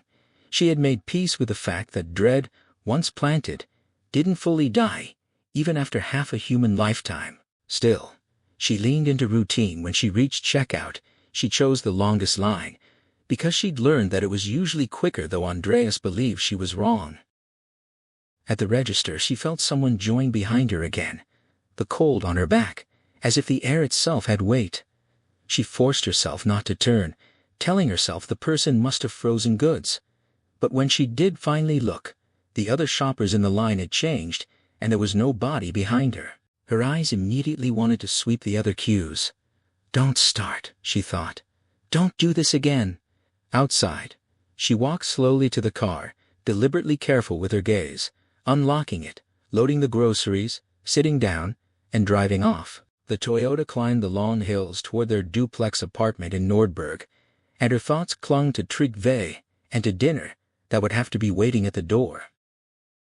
Harry listened on the phone as Espen Lepsvik laid out the next steps. Kripos already assembled its group, already asking for access to relevant information. Harry didn't indulge the tone he gave the procedure like a lock clicking into place. A password would come from their IT boss, then Lepsvik would go into a folder labeled the Snowman on the Crime Squad network. Harry's impatience carried a meaning behind it. Names could be code, but work had to stay straight. Lepsvik asked how often he wanted reports. Harry said only when something turned up. Then he added a warning, the kind that wasn't a threat so much as a boundary: keep off their turf. Harry defined turf in plain terms: tips, witnesses, and ex-cons who might be serial killers. That was where the bulk of the work lay. He could feel Lepsvik's understanding in the silence that followed, the unspoken resentment of shit jobs. When the call ended, Harry stared at the screen in front of him and went where Borghild had suggested. He saw photographs, women described as beauties and men resembling male models' faces, and bodies marked with dotted lines showing where appearance could be adjusted if desired. The doctor, Idar Vetlesen, smiled out of a picture. His page read like proof of training and legitimacy: diplomas and courses written in long, international-sounding names that looked too streamlined to be credible in the time implied, yet were precisely the kind of credentialing that allowed someone to tack new Latin abbreviations onto a doctorate. Harry had Googled Vetlesen and found results tied to curling competitions and an older site associated with one of his earlier workplaces, Marienlyst Clinic. Then, because Norway was small in the way people meant it, because everyone ended up being connected by rumor and coincidence, Harry noticed the name and felt a blunt certainty it was probably true what people said about proximity. Katrine came in with a deep sigh that sounded like relief for her body rather than peace for her mind. Harry questioned the odd direction of her interest, whether beautiful people were more preoccupied with beauty than ugly people, and Katrine answered in her own logical rhythm. She didn't claim certainty, but she framed it as fixation and club logic. Those with high IQs often turned it into an identity and a club, focusing on what they possessed. Harry leaned into her metaphor and translated it into something sharper: rat-catching, the innate talent for trapping people who didn't fit social expectations, people defined as mentally ill, addicted, less capable, or deprived in childhood. Katrine agreed to the label without laughter, and she expanded it into the feeling of rare joy when a case like this landed in their lap, a chance for big game hunting, for going after something huge.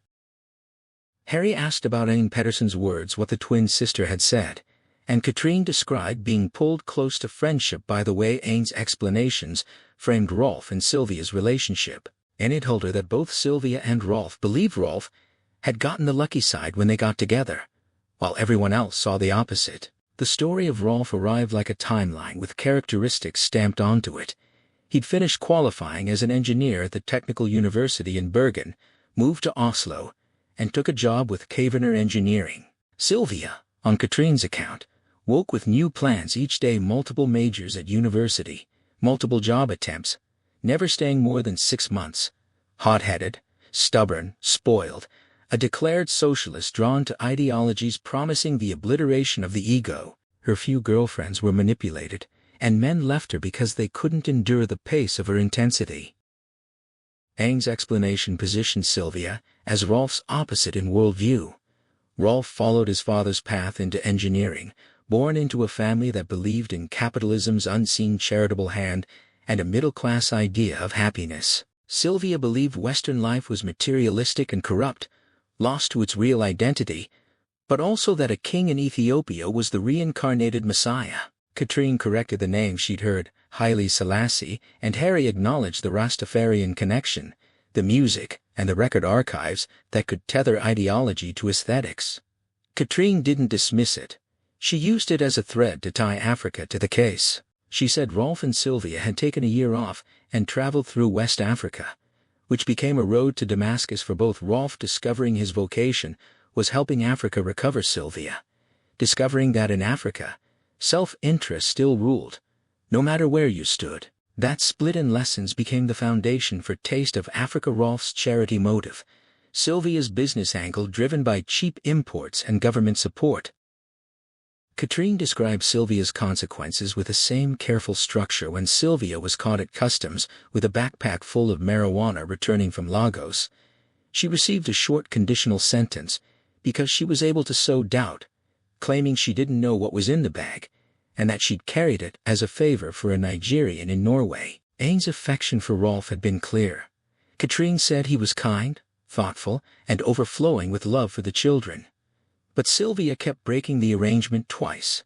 She fell in love with other men and left Rolf and the children. Twice the men left her, and twice Rolf welcomed her back with happiness. Katrine ended with what mattered to Harry's next question.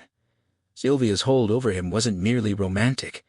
It had been described as something deeper, something that bent the direction of his loyalty. Harry asked what that hold might be, what mechanism, what leverage, and Katrine's answer waited on her next breath, as the case continued to narrow around the people it had already started to claim. Katrine Bratt's face carried a smile that never quite reached the eyes as Harry watched her hand move, slow and deliberate, along the hem of her skirt. She spoke with a soft certainty that felt rehearsed, comforting, almost about how desire and sex kept people tethered, how leaving someone who had satisfied them wasn't something life allowed to stick. Harry followed her words with a quiet, measured nod, feeling the steadiness of agreement settle in him even as the sadness behind her expression suggested. It wasn't just theory. When she pivoted to what was supposedly different about men, about time, about the way certain failures could surface and change the story, Harry saw the direction the conversation wanted to take and chose not to chase it. He let the implication sit untouched, refusing to give it more oxygen.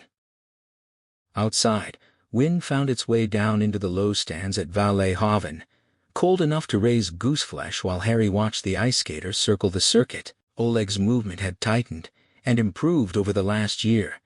Each acceleration felt cleaner than before, and the moment he aimed to pass, he dropped lower, sank his weight into the blades, and pushed with calm force. Then he simply sailed away, efficient, controlled, without drama, leaving Harry with the sharp awareness that technique could look like effortless grace and still be built from relentless pressure. Harry called Espen Lepsvik, and over the noise of skating and the bite of cold air, exchanged the latest bits of what each of them knew. The detail that landed most heavily wasn't the argument of possibilities but the specificity of sight. A dark sedan had been seen entering Hofsveien late on the night Bertha disappeared, and it had returned the same way not long afterward. Harry repeated the phrase under his breath, and the grim shiver that accompanied it made the word choice feel less like language and more like evidence gathering itself. Lepsvik offered the familiar restraint. There wasn't much to go on yet. The timeline stuck in Harry's head anyway, a dark vehicle repeating a route at the moment the world had broken for Bertha. When Harry shifted his attention, phone already sliding into his jacket pocket, something moved near one of the floodlights, blotting out part of the light as if a human silhouette had crossed exactly the wrong corner of the world. He looked up into Matthias Lund Helgeson's jovial, smiling face, and the warmth of that expression felt like it had its own agenda. Matthias arrived with a directness that didn't loosen when he spoke. His intensity made it seem as though he listened even while talking, as though the words were only the cover for what he was really trying to do: get closer, place himself in Harry's field of view, and turn attention into momentum. The talk drifted lightly toward winter sports, small talk offered like a handshake, and then into a strange theatrical notion about what Matthias would do if his life's work ended, and he became so ill, he no longer wanted to live. He gestured toward the ski jump tower above Holmenkollen, and the city's landmark showed from everywhere, an easy object for imagination to latch onto. Matthias continued, describing a fall measured in feet and time, speaking of it with a grim practicality that made the jokes feel edged. His humor carried the shadow of medicine. He mentioned the presence of anti-SEL70 in his blood, how antibodies could be good, yet still demanded suspicion because they appeared for a reason. Harry noted the cadence, how calmly Matthias connected immunology to mortality, and watched him fold that into a discussion of suicide as a heretical notion for a doctor, the idea framed through references and history rather than grief. Matthias turned it again, seeking the logic and the theatrical consequence: death as homage to life. The publicity he imagined would follow his research drawing too little attention. He even apologized after a fashion for purchasing new speed skates for Oleg without knowing Harry had planned to do it as a birthday gift. Harry let the apology pass without debate, but the silence afterward felt like a deliberate gap, one Matthias could step into. Then Matthias shifted tactics toward tenderness and comparison, and Harry felt the pressure behind his ribs, as if it were jealousy with nowhere to go. Matthias described how Oleg responded to the father's role, how Oleg's irritability surfaced when Matthias cheered and encouraged, how the manual of good parenting couldn't override something deeper. He told Harry that Oleg polished his skates every day because Harry used to do it, and even that the boy had insisted on leaving the skate steel outside on the steps until Rachel demanded it be kept indoors, an act of loyalty, a tiny ritual tied to someone's voice and hands from the past. When Matthias said Harry was his role model, Harry shuddered, not from disgust, but from the sudden intimacy of being measured that way. And underneath the shiver, something sharper sparked pleasure mixed with resentment, an uncomfortable recognition that Matthias had chosen a weapon that could land. As the skating continued its relentless soundscape, Matthias fidgeted with his coat button and moved the conversation into the world's churned divorce-ridden times, children with a sharpened awareness of origins, the impossibility of a new father replacing the old. Harry let the truth take shape, and answered, stating that Oleg's real father lived in Russia, even as Matthias dismissed the comfort of paperwork. Their exchange didn't explode into conflict, it simply hardened into an emotional fact that both men could feel the gap between what was official and what was real. Then Oleg sped past and waved to them, and the moment the boy returned that wave, the scene briefly brightened with motion and trust, as if the ice itself insisted on continuity. When Harry asked about a doctor named Idar Vetlesen, Matthias's expression sharpened with surprise, then eased into the confidence of someone stepping into familiar territory. Harry learned that Idar worked at Marienlyst Clinic, and that Matthias knew him well enough to trace their past in shared circles, and to recall the clinic's origin when private healthcare was expected to profit handsomely, and its closure when reality refused to match that belief. Matthias explained the change in a casual way, downsizing rather than some dramatic collapse, yet the tone held a hint of disappointment, the kind that comes from watching plans bend under pressure. He wasn't speaking as an investigator. He spoke as if remembering a person, judging the kind of person Idar was and how he earned respect. Harry listened, and the more Matthias characterized Idar, the more the portrait formed, a doctor who studied medicine for the status it commanded, who gravitated toward plastic surgery and the rich and famous, who wanted their attention and wanted to move in their circles. Matthias didn't present it as ambition alone. He implied Idar tried too hard, that celebrities might smile while privately labeling him as clinging and pretentious. He suggested Idar's defining flaw wasn't a lack of energy but a failure to find a mission that felt true, frustrated, depressed, even in the last impression Matthias carried. Harry pressed gently at what mission could bring fame outside medicine, and Matthias considered it only briefly before returning to the thread that tied Idar together: admiration for success, contempt for weakness and infirmity, something Matthias said was common in their world, but rare in its bluntness. He offered a comparison to himself and others idealists, who later became preoccupied with consultant roles, with money and infrastructure and overtime, yet he insisted Idar hadn't betrayed ideals so much as never pretended to have any other kind. That last point stayed with Harry as more than opinion. It sounded like a key turning. The conversation moved beyond the ice into the memory of place and people. Harry sat in a deep armchair inside Idar Vetlesen's library, White House grandeur built in the old Big D style, with dark lounges leading into walls lined with books. Idar had guided him through it, and Harry remembered the breadth of reading there: political biographies, popular literature, even old Reader's Digest issues, and the conspicuous absence of anything published after 1970, like time had been curated with intent. The contrast of that curated past with Idar's present vitality emerged when Idar laughed, pleasant and almost feminine in its ease, while Harry took in the details that made him seem curated: too narrow eyebrows as if plucked, teeth unnaturally white and regular, skin softened and touched up, hair thick and rippled with health. At 37, Hadar looked several years younger, and the impression carried weight. Someone who had cultivated appearance and confidence as carefully as he cultivated reputation.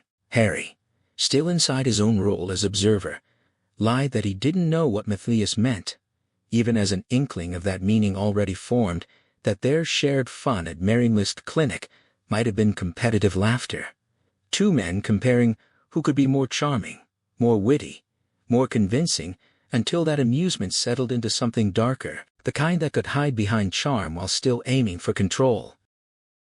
Hadar Vetlison's laughter rang out immediately, bright and unguarded, as if he'd decided the tension deserved to be punctured rather than endured. Harry felt the sound bounce off the dark rooms around them, and he watched the doctor's expression shift amusement, giving way to a careful appraisal that held on him with practiced interest. Vetlison had arranged himself in the chair with an exaggerated ease, light blue moccasins and a clean white tennis shirt under a polo, the kind of styling that looked too intentional to be mere comfort. Harry couldn't stop trying to read him, whether the doctor was keyed up, playing, or simply confident enough to make others feel uncertain.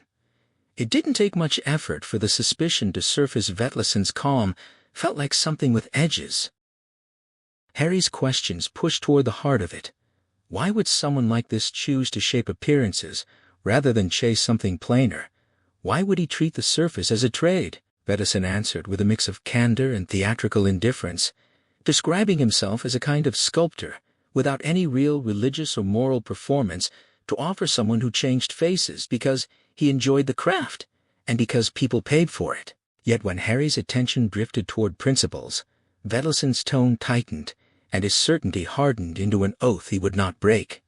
Even the way he listened suggested he understood the pressure the police could apply. It just didn't move him. Harry didn't let the conversation float. He produced the folded paper and placed it between them, the signed statement that was meant to remove the barrier. Vetlison shook his head, not with offense, but with certainty that bordered on pity.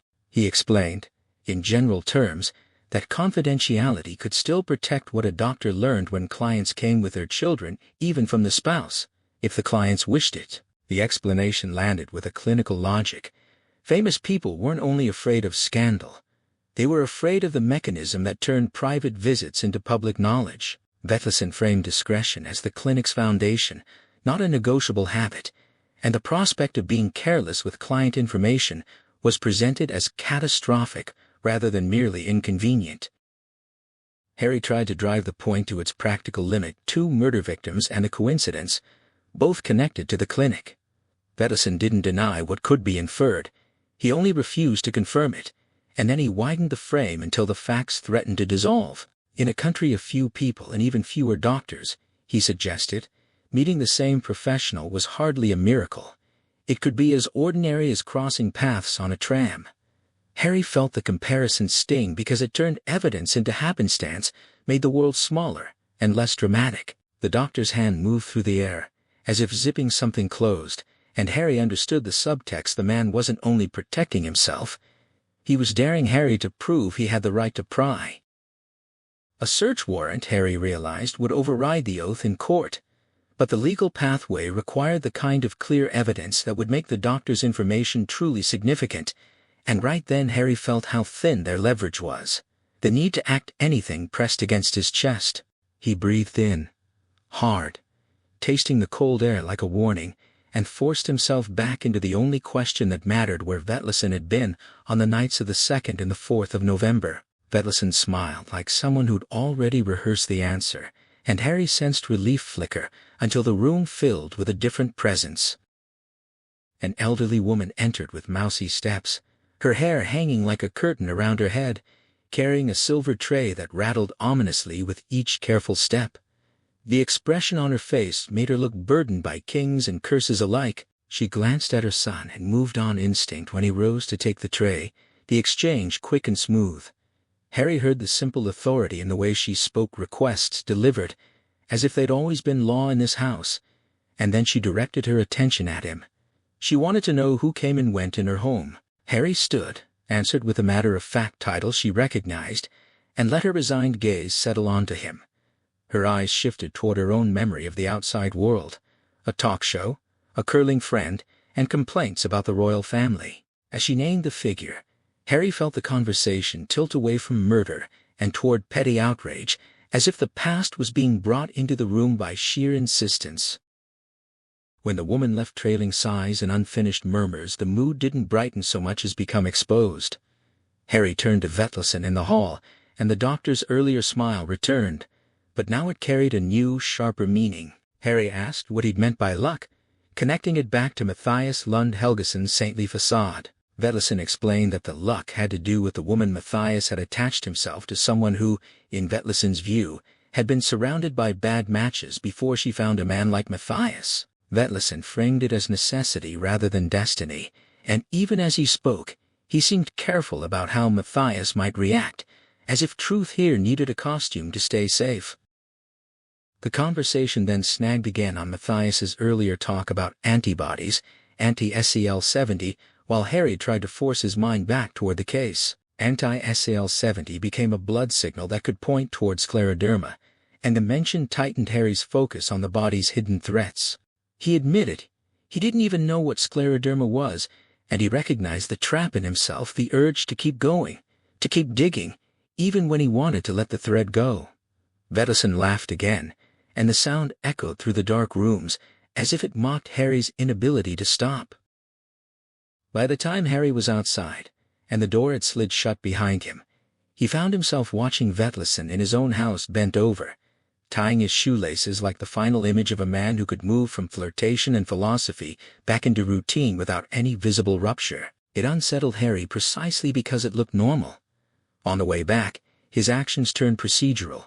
He called Scar to print the clinic web image of Vetlesen and send him toward the narcotics unit to see whether any undercover officers had watched Vetlesen buying speed. The exchange confirmed how strict the declarations had become, and Harry felt the practical world tighten around that detail if drugs were moving.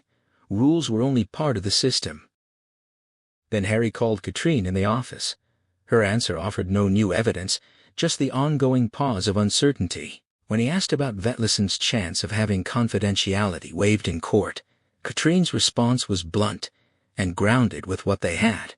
It was unlikely, and even the idea of maneuvering the case through an aged judge felt like something they could stop dreaming about. Harry accepted it and headed toward Bislett, thinking about the stark emptiness of his apartment.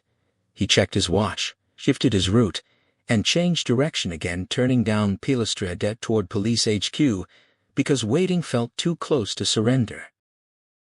At 2 o'clock in the morning, Harry felt the phone on his ear again while Katrine's voice dragged itself from sleep.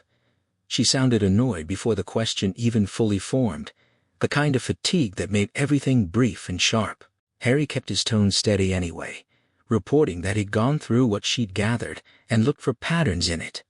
She'd told him the missing women were all married with children, and suddenly, that specific detail didn't feel like coincidence anymore. It felt like a possible hinge the case could swing on. Harry needed to say it out loud, to lock the thought into place, so he could test whether it was foolish. He asked Katrine how it sounded, and the answer came back the way truth often did at night, without any softness, without encouragement, and finished with good night. Elsewhere, Eli Gva lay motionless with her eyes open, awake in a way that made time stretch. Andreas beside her breathed heavily and unbothered, as if the night belonged to him completely. Moonlight spilled in a pale stripe across the wall and landed on the crucifix hanging there, something she'd bought during her honeymoon in Rome. It made the room feel intimate and almost ceremonial, like faith had been set into place long before this moment. She tried to work out what had woken her, whether it was Trygve, whether he'd gotten up, whether he was restless the way jet lag could make a body run without permission. The evening had gone exactly as she'd hoped.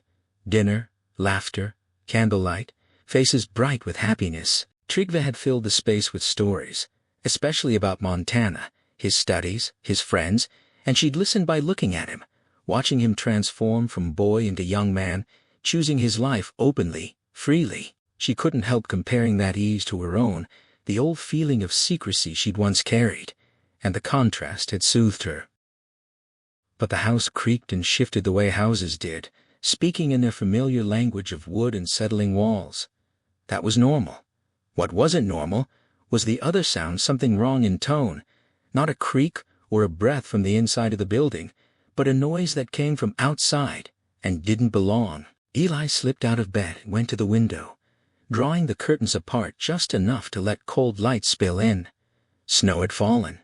The apple trees stood with branches weighed down like they'd been wrapped for warmth, and the moon caught on the thin white covering, turning the ground into a page where every mark stood out too clearly.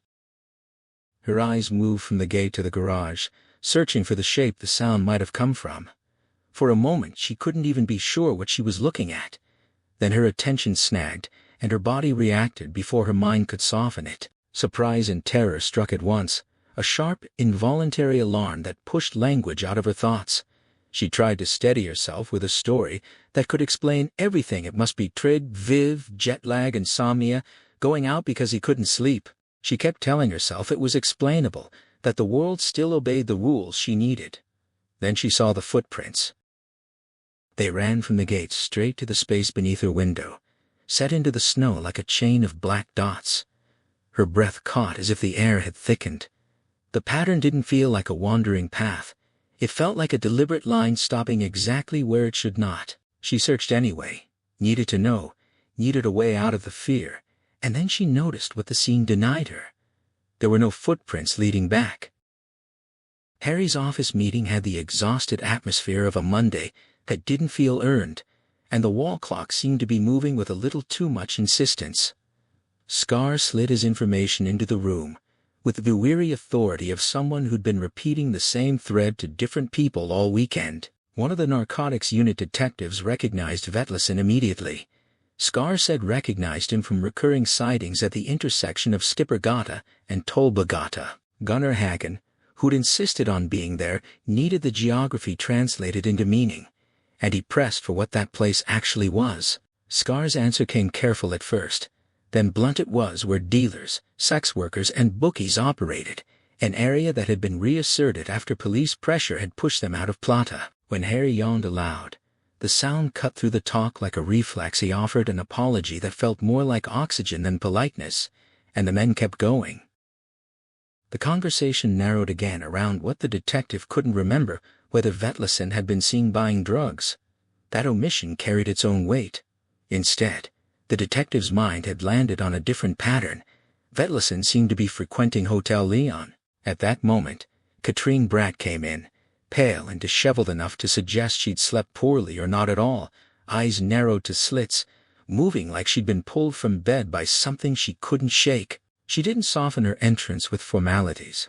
She sang a cheerful greeting in a Bergensian tone that only sharpened the dissonance between her appearance and her voice. Björn Holm jumped up at once, too eager, too alive, while Harry stayed seated, letting the information settle and watching the way everyone tried to reorganize the meeting around Katrine's arrival. Katrine hung her coat quickly and returned the discussion to the logic she believed in. Hagen demanded clarification about Leon and Skippergata, and whether it was truly where drugs were sold. Scar offered a grimly practical theory. He'd seen black prostitutes going in there, and therefore it must function as some kind of massage or similar front. Katrine, however, corrected the framework. She insisted that massage parlors belonged to the indoor market, and that the Vietnamese had that arrangement. Now they kept it in quieter residential spaces, rather than competing with the African outdoor market. Harry, thinking about what he'd already glimpsed in the way the system worked, added that posters had been seen outside advertising cheap rooms for a nightly rate. Katrine confirmed the mechanics' rooms were officially hired by the day, but effectively sold by the hour, with cash arrangements that didn't invite receipts. She also made a point that landed like an accusation. Security and dominance were managed in ways that left the hotel owner as someone white, even if the money and bodies moved through networks that weren't. Katrine's certainty about the market structure shifted the meeting into action. She and Scar turned it into a quick wager about who ran the place, and Harry's impatience cut through the remaining banter. He clapped his hands and demanded what the group was waiting for, while the others scrambled to follow. Harry's mind was already in the next step, thinking less about theory and more about names, papers, and the smell of paperwork when it's about to become evidence. The Leon Hotel sat under signage that had stayed unchanged for years, and Harry could picture its worn parquet floor and the grim patience of a reception that had learned to tolerate dirt and deception. The owner was Bray Hansen from Solar, a man whose appearance suggested the slush he sold through and the traveling he'd done to get here. Grayish skin, an accent shaped by Sweden's border markets, earlier work selling Bibles, trading discarded pornography films, and building a business model that relied on repeatable short-term cash transactions. He had taken the hotel over from Serbians who'd stopped being able to stay, but Harry understood that the model didn't need updating, it only needed stability. What disturbed Harry was less the physical setting and more the human friction, Bray's dislike of the two people standing in front of him, and most of all, their ID cards. Those cards meant inspections. Inspections meant the business might crack at the seams, and seams were where secrets could bleed out. Harry imagined the confrontation as it unfolded at the counter, a tall man with cropped hair placing a photo down and asking whether it had been seen. Bray tried to read the visitor's intent, relieved when it seemed it wasn't him they were after. But the policeman's posture leaned forward, demanding certainty rather than answers, and the question turned from casual recognition to accusation. Harry could sense Bray's attempt to steer the story back toward legitimacy, a license, papers in order, a hotel rather than a brothel. Yet the policeman refused to accept that framing, narrowing in on what the room rentals were for and what kind of traffic their building received. Bray's arguments stumbled as the officials listed procedural requirements: emergency exits, guest registration forms, fax links for inquiries, VAT accounting, each item tightening the net, until the conversation shifted to a more dangerous threat: the fraud squad might audit accounts for certain customers, specifically those undercover officers had observed coming and going recently.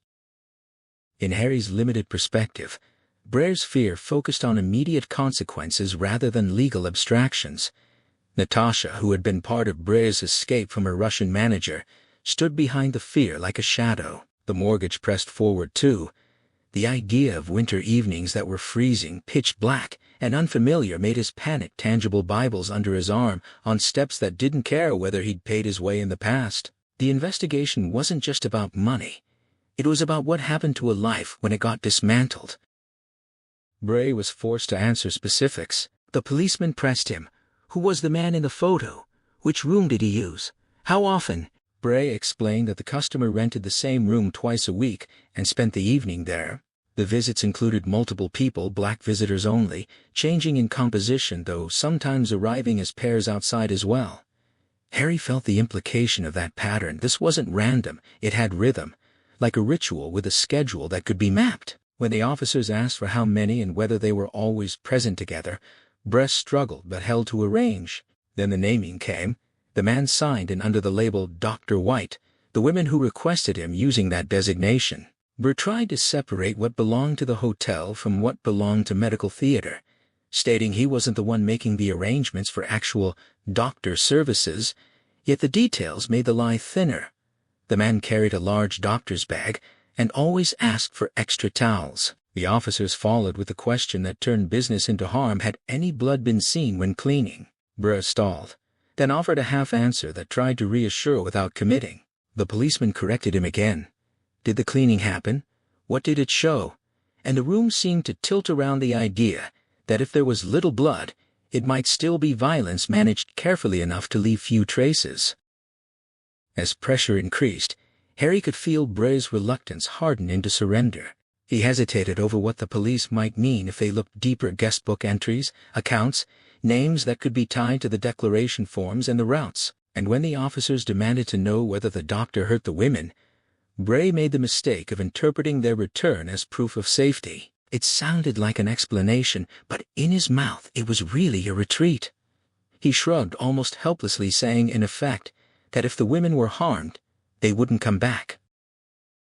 Bray Hansen stood tight in his own space as the police closed in, the air in the room suddenly too thin. He watched them watch him, felt it in the tense pull at his neck, in the twitch he could sense behind an irritated eye. The questions came like a searchlight, narrowing down what had been upstairs and who had ever been allowed close to it. When they pressed about who came in: women, then men, then boys, Bray shook his head each time, but the hesitation between movements betrayed how many versions his mind tried to choose from before settling on the same answer again. The word children landed hard in the room, lowering the temperature of everything. The policeman leaned forward as if ready to charge, and Brer's pulse surged so violently he could feel sweat breaking across his entire body. He insisted there had been no children there, drawing a line with frantic certainty, then admitted the only exceptions that haunted him 2 times, and even then, they never truly made it into the room. He had thrown them out onto the street. The memory of that action sat under his tongue like something metallic, refusing to dissolve. The officers kept pulling details tighter, whether it was an African situation, whether they were boys or girls, whether mothers accompanied them, and each answer he gave tightened the knot rather than loosening it. He told them the pattern he'd been forced to live with. The visits happened twice a week, reliably Monday and Thursday, from 8 until midnight, always arriving on time like a clock that never stuttered. Tonight too? The question carried a faint edge of inevitability. Brr didn't know if they meant to catch him lying or to catch the schedule itself, but either way, he felt his body tense for the confirmation they sought. When they accepted what he said, the officers turned toward the door, and Brr let the air spill out, only then realizing his legs had been aching from standing on his toes without noticing. Relief came with a sting of urgency. He needed the assurance they hadn't promised. He tried to keep quiet, knew he should, yet the thought of sleep wouldn't come unless something was settled. As the policeman turned back, eyebrow lifted in surprised attention, Brer's throat tightened around what he wanted to secure. He spoke as if bargaining for calm, asking about an arrangement, about these inspections, and the moment the words left him, he could feel how suspect his tone sounded. The policeman pressed him, demanding whether Brr was implying he had something to hide. Brr blinked rapidly, then launched into a denial so eager it nearly became laughter, his voice too high, his certainty forced, insisting everything was in order, insisting there was nothing to fear when they came, that the inspections weren't the police responsibility. The officers left. Brr stood with his mouth partway open, caught between wanting to object and not knowing what his objection could possibly be. Then the world shifted. Telephone first, the return of ordinary office life, until the sound of a ring dragged him forward into something else entirely. Harry stepped back into the office and met the voice of Rachel wanting the DVD returned, asking what film it was, and confirming that she had indeed taken it from his list of favorites, that she called underrated. Harry's hands trembled, and a reason settled in his head as nicotine and nothing else, which made him move toward the elevator with the insistence of someone trying to outrun his own nerves. Katrine walked out at precisely the wrong moment, reading his expression like a monitor. She told him she had spoken with Espen Lepsvik, and that they could have one of his men for the job tonight. She offered more good news too, pointing out his smile, and Harry felt it as a reflex he didn't trust, then played along with the small, harmless explanation. He patted his pocket, as if cigarettes could justify everything. In the kitchen, Eli Vale sat with tea and watched the yard, letting the dishwasher's steady hum cover the spaces where thoughts might break through. The black phone lay on the countertop, hot in her hands, once already tightened too hard, like the squeeze might have reversed the wrongness of the call. The receiver had carried a meaningless wrong number, yet it had also carried a breathing quality she couldn't forget. Trygve had enjoyed fish au gratin, she told herself, and he had said things like that about most things, as if goodness were a habit. Outside, grass looked dead and flat, and there were no signs of the snow that had fallen. The absence felt deliberate, a reminder that sometimes events could be imagined into shape and then disappear. Eli flipped through a magazine without reading, trying to keep her mind occupied while it circled the same wall. She had taken the first days off after Trygve came home so she could have time with him, just the two of them, for conversation that would stay open longer than reality usually allowed. Now, Trygve sat in the living room with Andreas, and the closeness had a steadiness she could accept, because they had more to talk about, so she told herself. But she knew the pattern the talk always had to stop at a massive, unbreakable boundary. She sat with that boundary in her body as she remembered why she had agreed to name the boy after Andreas's father. Back then she had almost revealed everything before the birth, almost confessed about the empty parking lot, the darkness, the black prints in the snow, about being pinned with a knife at her neck, and the faceless closeness of breath against her cheek. She remembered the ride home, her prayers rising with panic and hope, begging that what was happening inside her would keep happening until it was all over. Those prayers hadn't been answered. And after, she wondered how different it would have been if Andreas hadn't been a priest with uncompromising views about abortion, and if she hadn't been too cowardly to let the truth fall. By then, though, the wall was already up, silence that could not be dismantled. The idea that Trygve and Andreas were similar gave Eli a small kind of comfort, a silver lining that tempted her toward hope. It led her to a doctor's office where no one knew her, where she left 2 strands of hair gathered from their pillows, hair she had taken without making herself flinch, and placed them into a process she only understood in outline, a genetic code, a kind of fingerprint that could settle doubt. She sent it to the Institute of Forensic Medicine at Rikshospitalet, trusting a new method in paternity cases, waiting through 2 months of uncertainty until her conclusion solidified. It hadn't been a dream, the parking lot, the black prints, the panting, the pain. She held that certainty now, even as she looked back at the phone and insisted the call was only wrong, breathing on the other end, indecision about whether to hang up. Then Harry entered the hall, pulled the entry phone's line into his world, and the office quiet broke into the sound of a car passing on Sophie's gate. He called out no answer until Rachel finally arrived, telling him she wasn't in bed yet, and that she had been drinking, her voice carrying that half-tone lift, and her deep laughter turning around the words. They touched the film again. Practical now, she had it, and if she planned to drop it in the mailbox, Harry might have to open up. Harry acknowledged it, and the thread of their conversation tightened into a single next step as the night moved closer. Harry lifted his finger toward the entry bell, held it there with the steadiness of someone protecting a fragile timing window. He knew exactly how long they had, 2 seconds where everything could still be arranged into a dozen different outcomes. He liked those fallback options. They made panic feel manageable, like a fire he could contain with routine.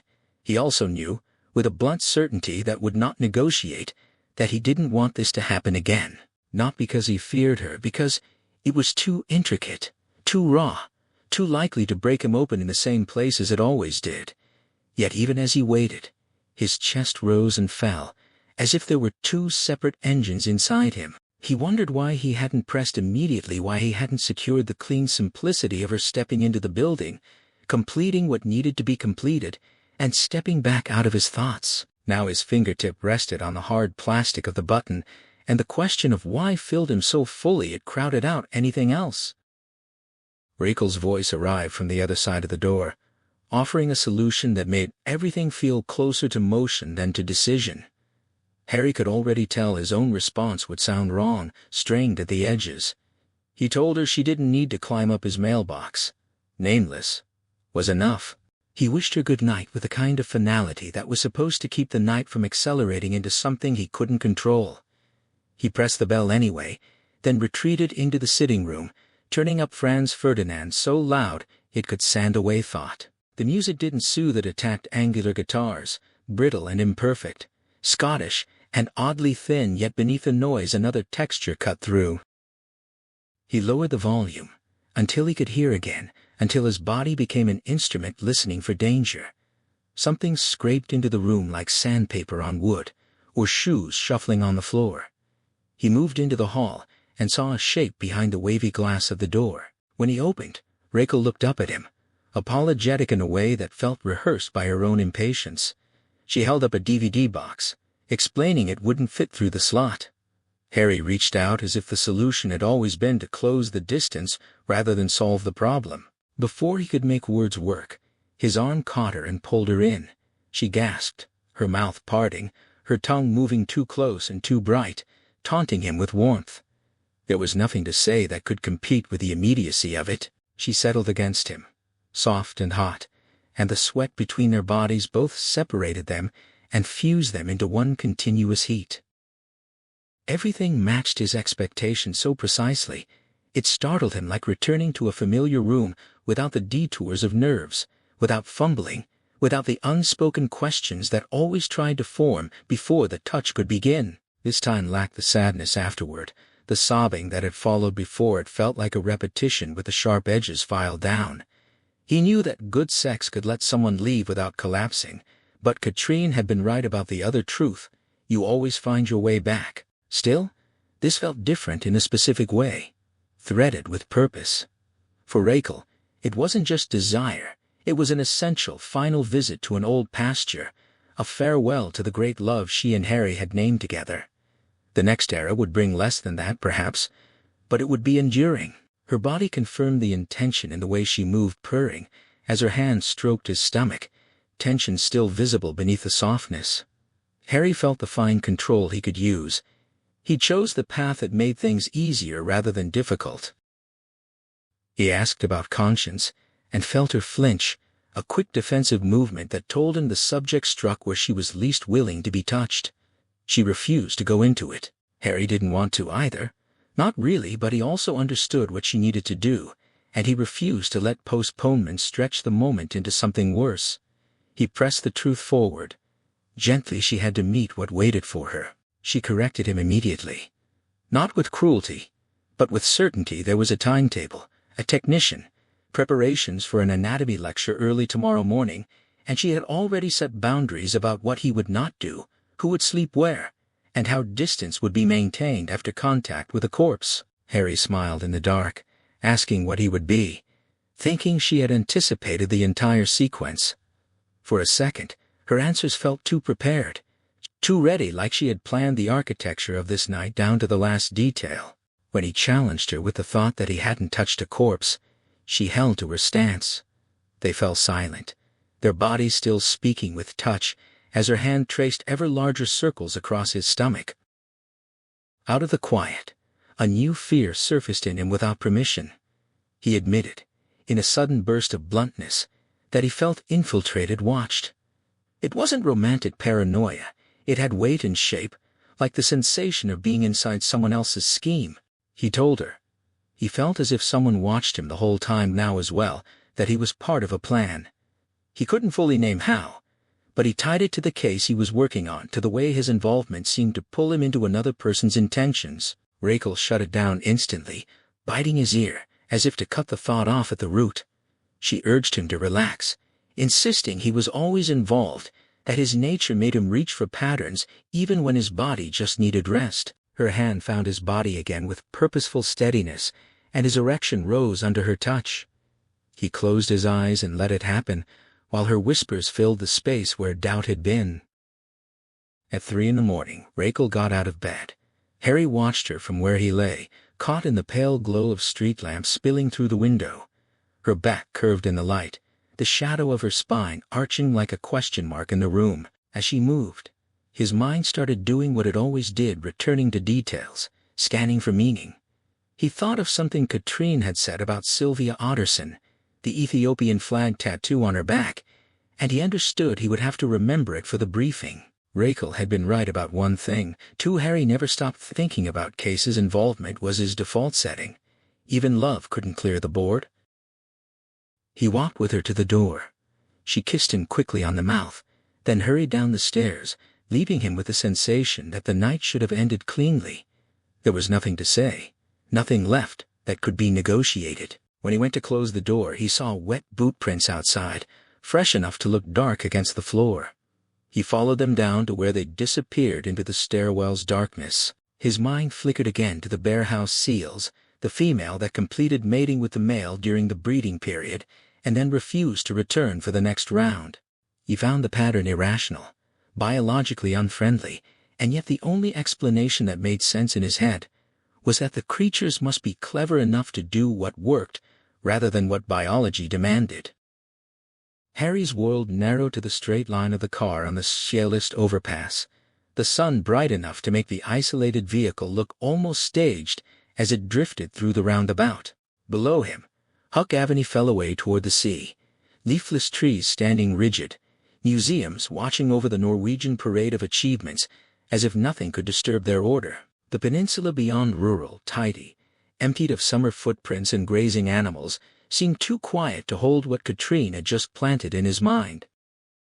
Katrine spoke as though she were laying out evidence on a table.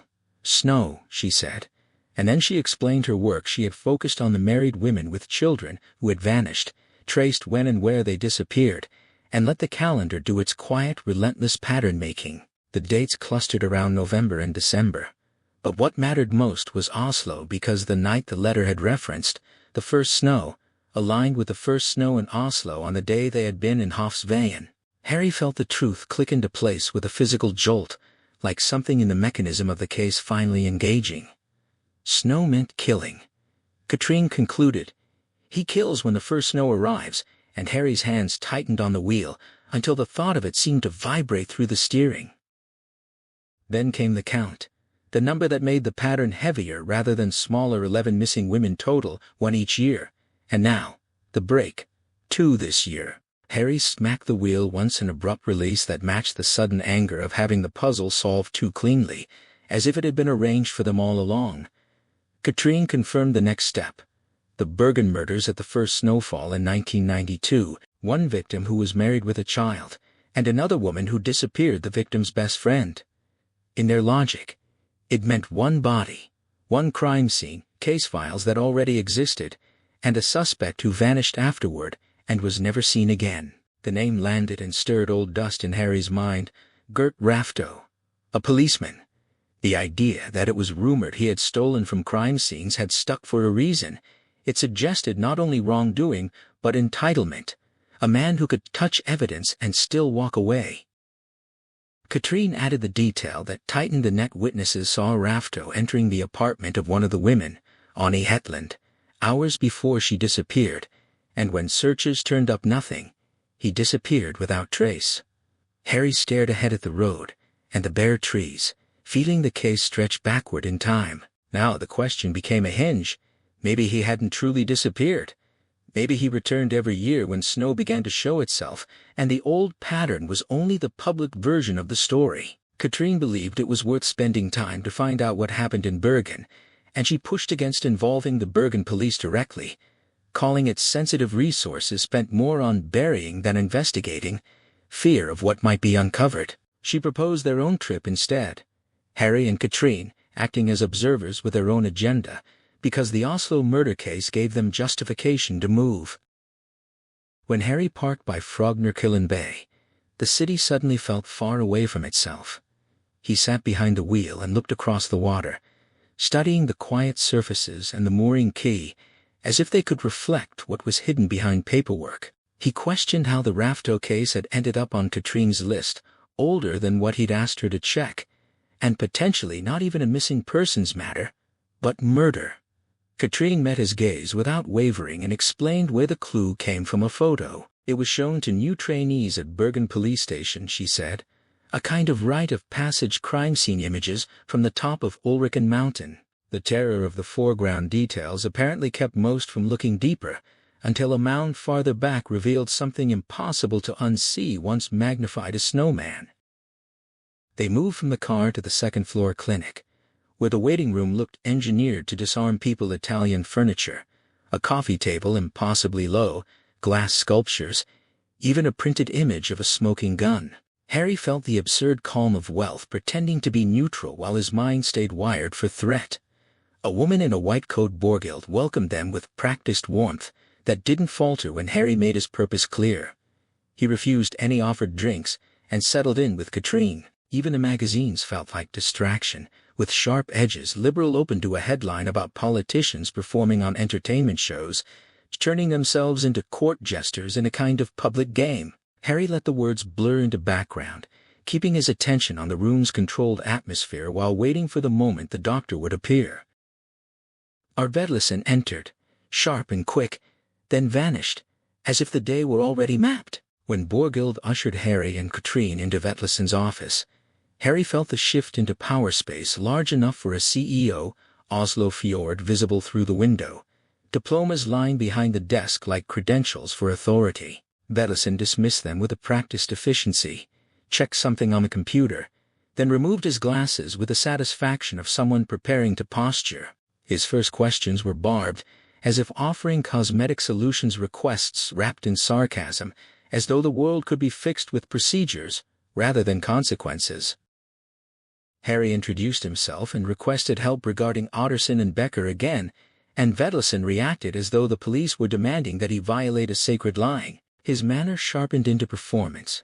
He cleaned his glasses, spoke of his burning desire to help while insisting there were sacrosanct things he would never break, raised a finger as if conducting morality like music, and claimed he would not start now after all his years. Harry sat through the silence that followed, letting it pass without granting it more weight than it deserved, until the conversation finally turned when Harry decided to shift from argument to leverage. He cleared his throat and offered Vetlesen what would make the doctor's pride work for them. They were investigating possible child prostitution at a so-called hotel in Oslo, known as the Leon. Harry described what their officers had done the night before, photographs taken from a car of people entering and leaving.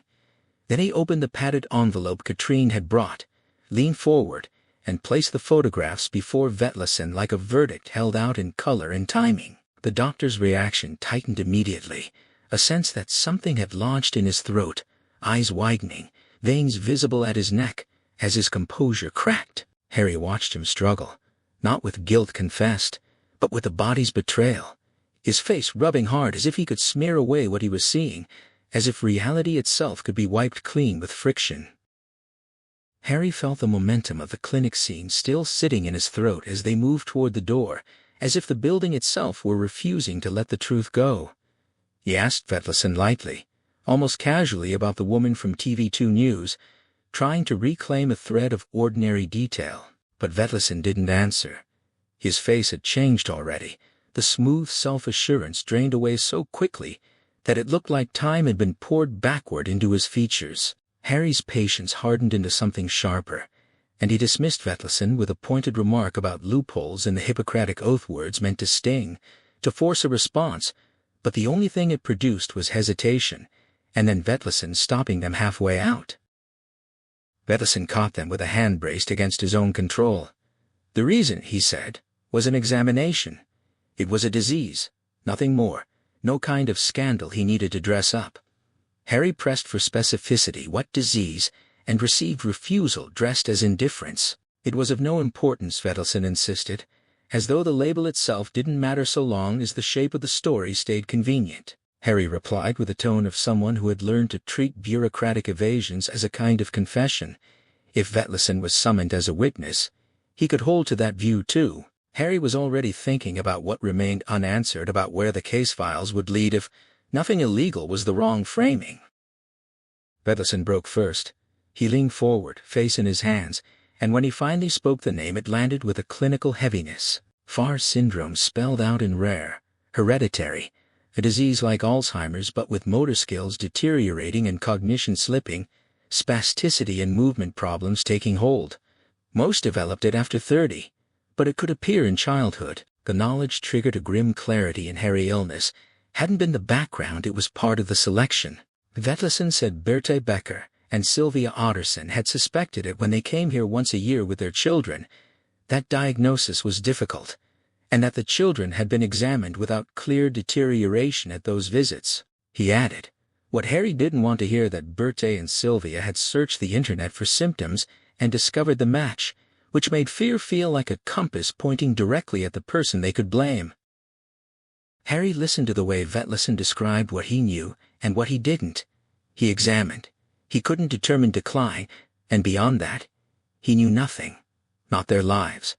Not even their deaths. The words didn't reassure him. They only outlined where responsibility ended. In the car later, Harry watched the deserted fields and tried to keep his focus on what mattered. Katrine didn't take Vetlesen entirely at his word, and neither did Harry. The instincts were aligned, but their conclusion diverged in a subtle way. At first, Harry wanted to concentrate on the Oslo case's new logic and drop Bergen for the moment. Katrine wouldn't. She sensed a link somewhere, even if she couldn't name it yet. Rafto and Vetlesen could be connected. Rafto might not have vanished at all, but might have worn an authentic mask, an actual facelift to become someone else. The coincidence of two victims associated with the same doctor suddenly looked less like statistical cruelty and more like a mechanism. Harry protested. He called it jumping the gun. Murder investigations were puzzles in their early phase. Pieces were gathered, handled patiently, and found later. Forcing the pattern too soon only risked warping the picture. Katrine didn't retreat entirely, and Harry heard a faint quiver he couldn't categorize. He realized he was pushing back not only against her theory, but against the feeling it stirred, an itch of fear that the case could be manipulated. Still, he agreed to investigate in the direction Katrine wanted. In a controlled way, he would check what Vetlesen had said with someone he knew, and perhaps find out what lay behind Vetlesen's competence. Matthias met them in the garage below the pre-clinical section of Gostad Hospital, wearing a white coat and yellow cleaning gloves, as if the building's purpose were to scrub away mess. Harry saw the order of it: the swipe card access, the corridor leading into the anatomy department's basement world, while his mind stayed on Rachel's earlier phone call and the exhaustion he was carrying in his body. Matthias explained logistics with ease, talking about practical access for transporting bodies, and how he couldn't offer coffee because another student group would arrive soon. Harry tried to keep his expression steady, asked after Rachel, as if the conversation could remain ordinary, and forced the stiff smile that felt like a mask of its own. He learned Rachel had taken the day off after being out with the girls and then dealing with the cleanup at home, and the casual irritation in Matthias's phrasing made Harry tighten his grip on normal conversation. A man in green medical gear pushed in a metal table toward the garage door. Matthias questioned the delivery, whether it was another to the University of Troms, and the name Keldson came up, followed by the green man's comment about giving him goodbye, Troms taking over the dissection. Harry caught the shift in Matthias's face when he heard it was true: 30 years of service, Keldson gone, and the idea that the department would move on without him felt personal to Matthias. The assistant lifted the blanket. Harry saw the preserved body skin stretched over the skull, old wrinkles pressed flat into a mask-like stillness, made wider by treatment. Arteries had been filled with a mixture of formalin, glycerin, and alcohol, engineered to halt decomposition from within. A metal tag with a 3-digit number sat on one ear. Matthias watched the table being rolled out, then seemed to wake into the moment again with regret that belonged to him. Harry let the moment pass without forcing empathy. When the time came to steer back, he asked Matthias for something precise and useful: relationships between Adar and women patients, and also their children. Matthias looked at them with real surprise at the framing, then confirmed he understood the question Harry was asking. Harry nodded, pressing for the truth while keeping his own discomfort pinned down. Matthias led them through a locked door into a room built for teaching. 8 metal tables sat under lamps, sinks were built and blackboards waited at the end. White towels wrapped oblong items on each table. Harry guessed at body parts from their size and shape, and he noted the smell of bleach that hovered faintly.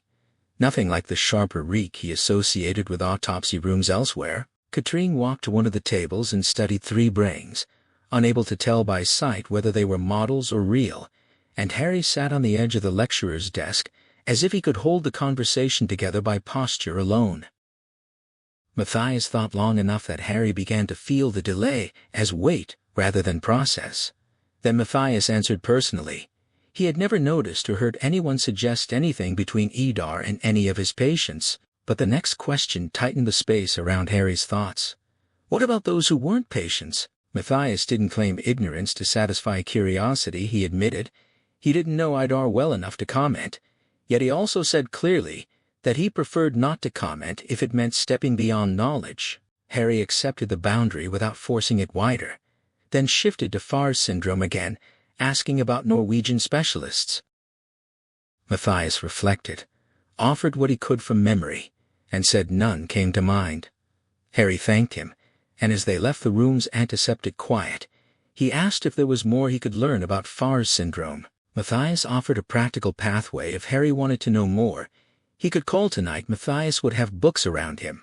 The promise hung in the air like an anchor, while Harry's mind kept pulling back to the thread Katrine wanted: how illness, disappearances, and old cases might be woven together by someone who knew how to shape appearances into something investigators couldn't recognize until it was too late.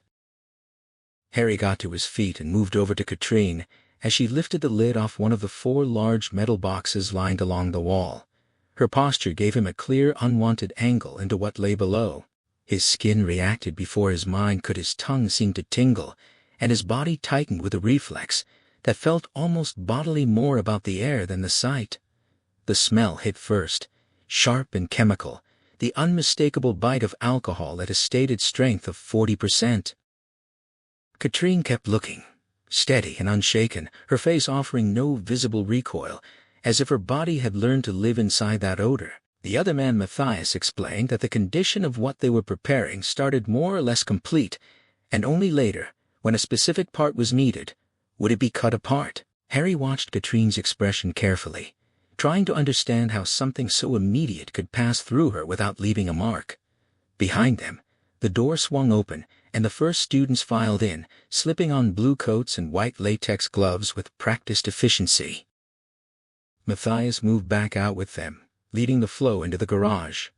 At the threshold, his grip tightened briefly around Harry's arm, an interruption that felt too deliberate to be incidental. Harry tried to read his hesitation in the man's posture, but what slowed him wasn't the physical restraint. It was the sense that whatever came next had been weighing on Matthias. When Matthias finally let it out, it landed as a moral complication rather than a technical one, something concerning Ardar. Harry felt a jolt of disappointment that surprised him, because his instincts had prepared for something far more personal and direct. Matthias framed the dilemma around loyalty and the danger of letting it override judgment, insisting that it wasn't solely his role to decide what should be done in such a terrible case. He described it first with a careful, inward tone how, during the time when he'd still worked in the emergency room, he and a colleague who also knew Idar had gone to post-caffeine for breakfast after a night shift. He recalled the cafe's early opening and the steady crowd of thirsty early birds, and then the shock Idar had been there, sitting with a filthy young boy who was slurping soup. In Matthias's account, Idar had risen in alarm at their arrival and found some kind of excuse to get away from the table, and Matthias admitted that he hadn't followed the moment further until now, until what Harry had said, until the memory returned and arranged itself into meaning. Harry took in the story with a tense, controlled stillness, hearing the anguish beneath it, Matthias's sense that something decisive might have been missed, and his fear that it was too late to make it right. When Matthias reached the point where gratitude tried to disguise guilt, Harry answered in a way that offered reassurance, while his body kept the chill from spreading evenly. He didn't know what to do with the word that hung between them, Judas, except to accept the strained smile, the attempt at steadiness, and the cold glove pressed into his hand, as if the contact could somehow translate into forgiveness. As they drove down Slemdalsveien, the garage scene seemed to slide out of focus and leave behind only the sensation of wrongness, an intimate, physical kind. Harry's thoughts narrowed to Rachel.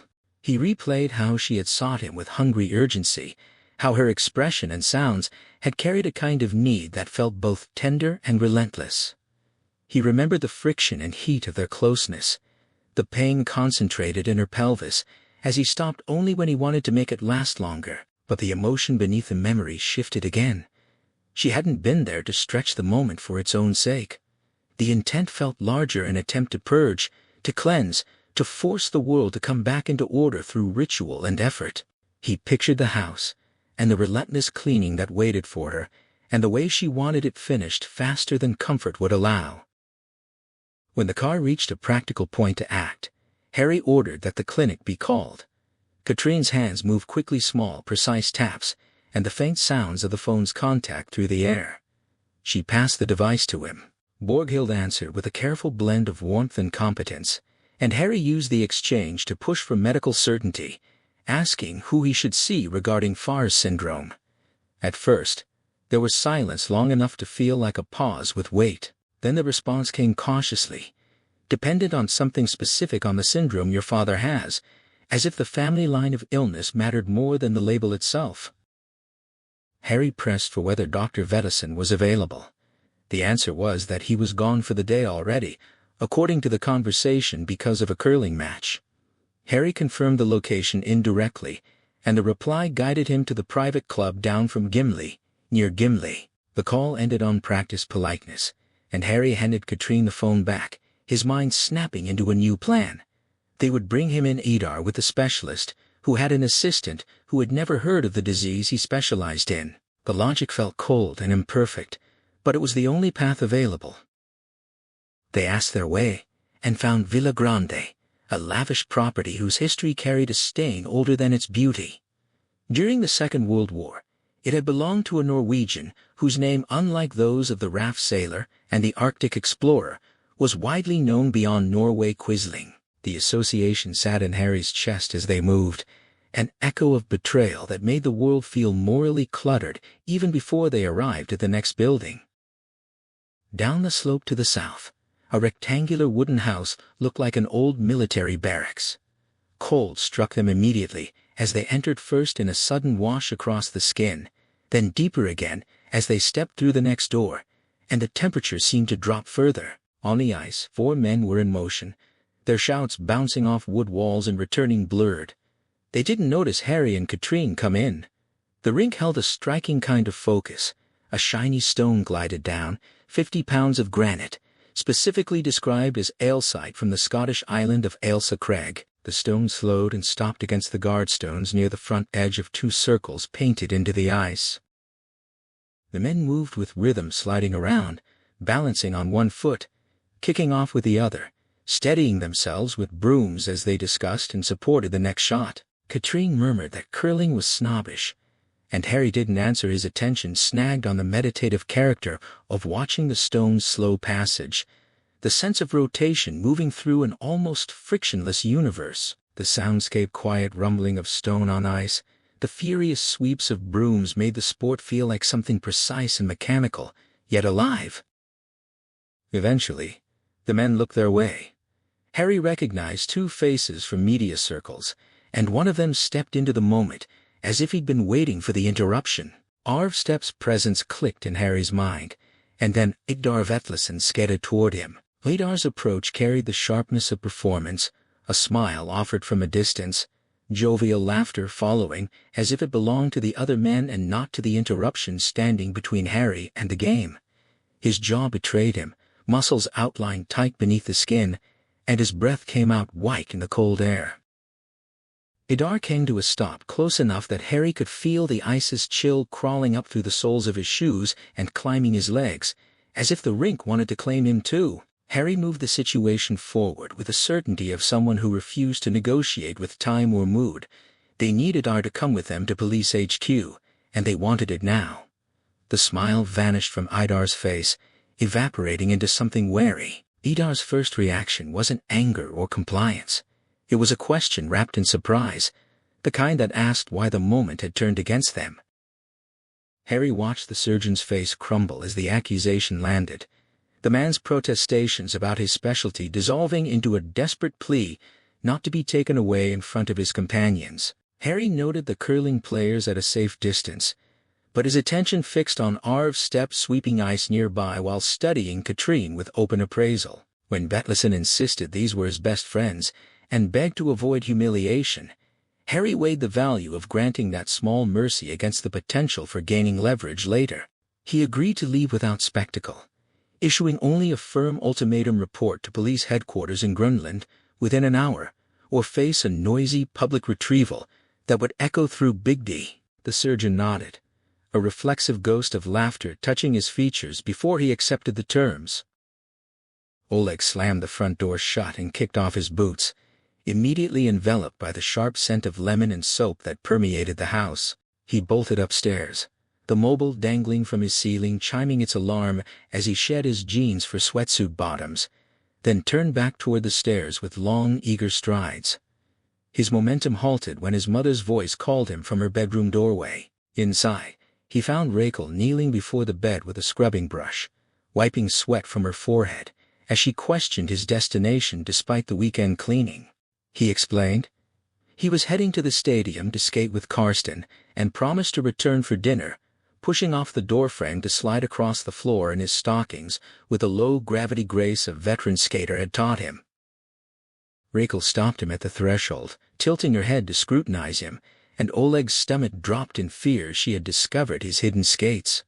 Instead, she asked about homework, and he offered a relieved smile, promising to finish it after dinner. Seeing her hesitate, he quickly complimented her sky-blue floral dress, watching her gaze lower as a suppressed smile softened her admonitory expression. She warned him he sounded just like his father, and when he casually remarked that his father only spoke Russian, a visible shock rippled through her. He tiptoed a request to leave, and she granted permission, though the moment hung heavy with unspoken tension. Katrine's fury lashed against the basement fitness room walls as she demanded to know if Harry had truly let Vetlesen walk away. Harry lay pinned beneath a 200-pound barbell, his breath ragged as he stared up at her face haloed by the dome light, explaining between strained gasps that Johann Krohn's presence had forced his hand. He recounted how the lawyer had threatened to expose their methods as blackmail and framed the investigation as harassment over legal sexual services, knowing full well they lacked any tangible link between the murders and Farr's syndrome. Katrine shouted that this was a murder case, her voice shaking with a loss of control Harry had never witnessed before, and he answered in his gentlest tone because he knew she was right. He could not hold the suspect without evidence. Her hands flew to her face as she apologized, attributing her outburst to a strange day, and Harry groaned under the crushing weight, asking for assistance with the bar. She abruptly shifted focus, declaring they needed to begin again in Bergen, but Harry whispered that Bergen was not an answer, his lungs burning as he looked up to see tears filling her dark eyes. She confessed it was her period, then smiled with such sudden, eerie composure that she seemed like a different person entirely, telling him coldly that he could just die. Her footsteps faded as his skeleton cracked under the strain, and red dots swarmed his vision. Realizing with dark amusement that death was indeed a choice, he roared and pushed until the bar tipped, sending weights crashing to the floor in a deafening clang before he sat up to watch them careen across the room. Harry sank into the swivel chair on the 6th floor, his muscles humming with a sweet ache that promised stiffness by morning, and found a voicemail from Bjorn Holm demanding an immediate callback. When Holm answered, heart-rending sobs and pedal steel guitar filled the line until Harry pressed for the actual reason for the call. Holm lowered the Dwight Yoakam record to reveal that while the Snowman letter had been printed on a standard laser printer, the paper itself was extraordinary. A rare handcrafted sheet made from Japanese Mitsumata fibers called kono, identifiable by its distinct smell, and sold only in exclusive specialty shops. Holm explained that he had contacted the sole remaining Oslo dealer on Gamle Drammensveien, who rarely stocked such items anymore and could not recall the last sale, leaving them without a timeline. As Yoakam's yodeling continued softly in the background, Harry absorbed this information and concluded that using such traceable stationery was no accident, but a deliberate invitation from a narcissistic killer staging a game with himself as the invincible protagonist. When Holm asked what the killer sought to conquer, Harry voiced the realization for the first time the target was him, likely because he was the only Norwegian officer to have caught a serial killer, making him the ultimate challenge. Seeking another lead, Harry obtained the name of a Bergen antique dealer and called Peter Flesch, who spoke with loud, breathless Bergensian gravity about his specialization in pipes, pens, and stationery. Flesch confirmed he had stopped selling kono paper years ago, but after consulting his wife via shouted conversation over the receiver, recalled that Gert Rafto had likely taken the remaining stock in exchange for a broken silver penholder when they discontinued the line. Although Rafto had never been a customer, Flesch revealed he had been a seller to the disgraced investigator, having unknowingly purchased stolen crime scene trinkets before realizing their origin. Harry hung up the phone with the certainty that his next destination was Bergen. Later that evening, beneath the night lights of the Kripos headquarters on Brinza Lane, Harry told Espen Lepsvik that their current investigative progress amounted to nothing. They relocated to a back table at Café Justisen, surrounded by students and off-duty officers, where Harry mentioned considering Katrine Bratt as his partner for the Bergen trip instead of Skar. Noting her prior experience on murder cases Lepsvik had led. Lepsvik, already glassy-eyed from 3 beers, praised Bratt's extreme competence with a wink, and admitted that if they weren't both married, he might have pursued her romantically. Harry steered the conversation toward stability, confessing he sensed something intense and unexplained about her that gave him pause. Espen Lepsvik nodded slowly, struggling to focus on Harry's face as he confirmed that while Brat's record was clean, rumors circulated about her private life involving leather, rubber, and sandbem clubs. Harry stated flatly that such matters were not his concern, prompting Lepsvik to raise his hands defensively and insist it was merely gossip before leaning across the table with beery breath to snigger that she could dominate him any day. Harry felt a flicker of judgment in his own gaze and watched Lepsvik immediately regret the admission, retreating to his side of the table to adopt a more professional tone. Lepsvik assured him that Brat was clever, committed, and entirely stable, recalling how she had pushed with excessive vehemence for help on cold cases, but ultimately presenting as closed and sullen rather than volatile. He concluded they would make a perfect team, and Harry accepted the sarcasm with a smile, thanking him for the insight before standing to leave. When Lepsvik asked if there was anything romantic developing between them, Harry dropped a 100-krone note onto the table and advised him to leave his car behind instead. The wheels of Flight DY604 slammed against the wet tarmac at Flesland Airport at precisely 8:26, jolting Harry into full wakefulness. Katrine asked if he had slept well, and though he nodded and rubbed his eyes against the rain-heavy dawn, he chose not to ask what he had said aloud. Instead, he retreated into the memory of a dream that had mercifully excluded Rakel, focusing instead on Bjarne Muller walking onto the Bergengen plateaus to end his life in Lake Ruvertjern, wondering if Gert Rafto had reached the same despairing conclusion or remained hidden somewhere in the world.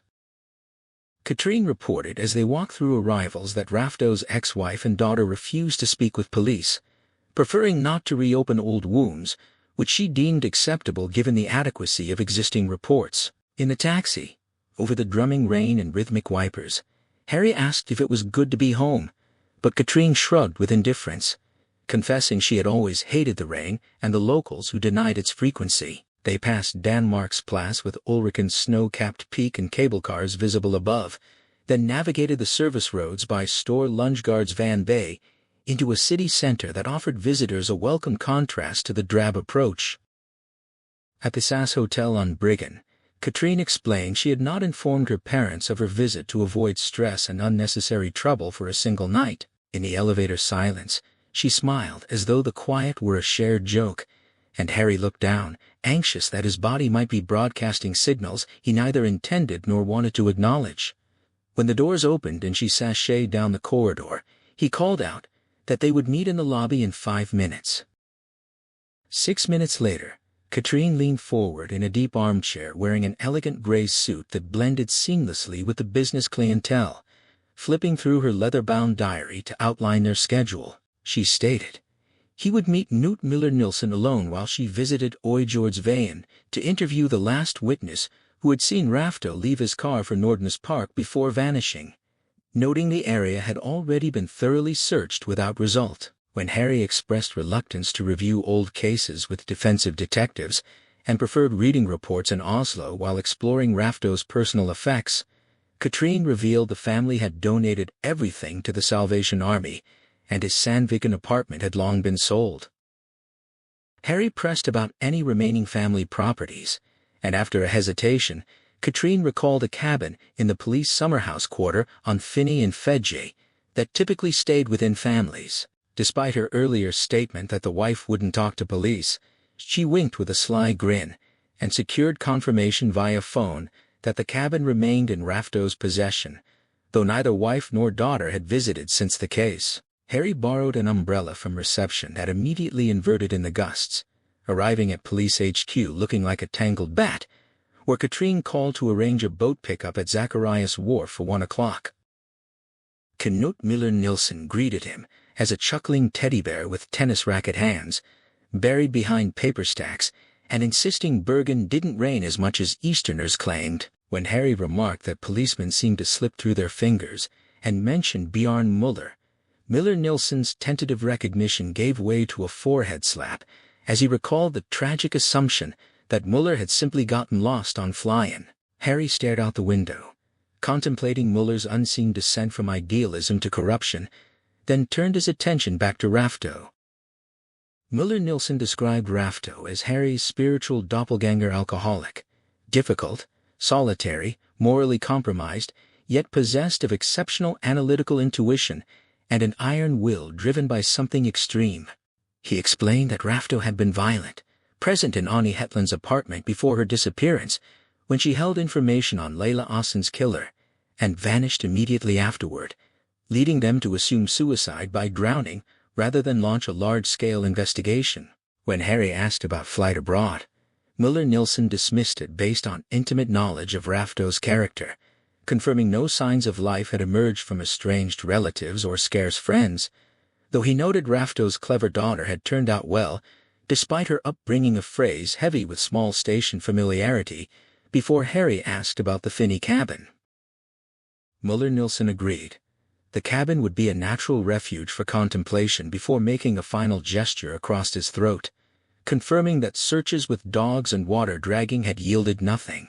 He lamented the disrepair of the neighboring police cabin and Rafto's wife's refusal to relinquish it, then checked the clock and offered a senior officer to review reports. Harry declined, staring at Rafto's photo as a sudden unsettling familiarity washed over him, a sense of having seen this face recently in disguise or in some unnoticed role, but he could not place it. When he asked why Müller-Nilsson used the nickname Iron rather than Gert, the Pob gave him a dubious look and wry smile, admitting such informality would never have occurred to them. As Harry departed, Müller-Nilsson called from his doorway that Rafto wouldn't have liked being called Gert either, the words echoing briefly between the corridor walls. Outside, Harry watched people bent double against wind and rain, unable to shake the persistent sensation that something or someone was nearby, visible only if perceived in the right light. Katrine arrived at the wharf in a borrowed 21-foot scary jeep, and as they rounded Nordnes Peninsula, Harry spun toward a noise to find wooden totem pole faces screaming silently at him until Katrine explained they were seals from the aquarium. He pulled his coat tighter against the cold gusts sweeping across the boat. Finney emerged as a rain-lashed chunk of land devoid of vegetation except heather, where Katrine expertly moored at the quay beside 60 dollhouse-sized wooden cabins that reminded Harry of Soweto miners' shacks. She led him down a gravel path to a peeling cabin with a cracked window, reached up to unscrew the bulkhead light, and caught a key that fluttered out with dead insects as she rotated the dome. Inserting the key, she mentioned the ex-wife had taken a liking to her, and inside, Harry smelled mold and damp wood as a switch flicked on, communal electricity paid for by the police.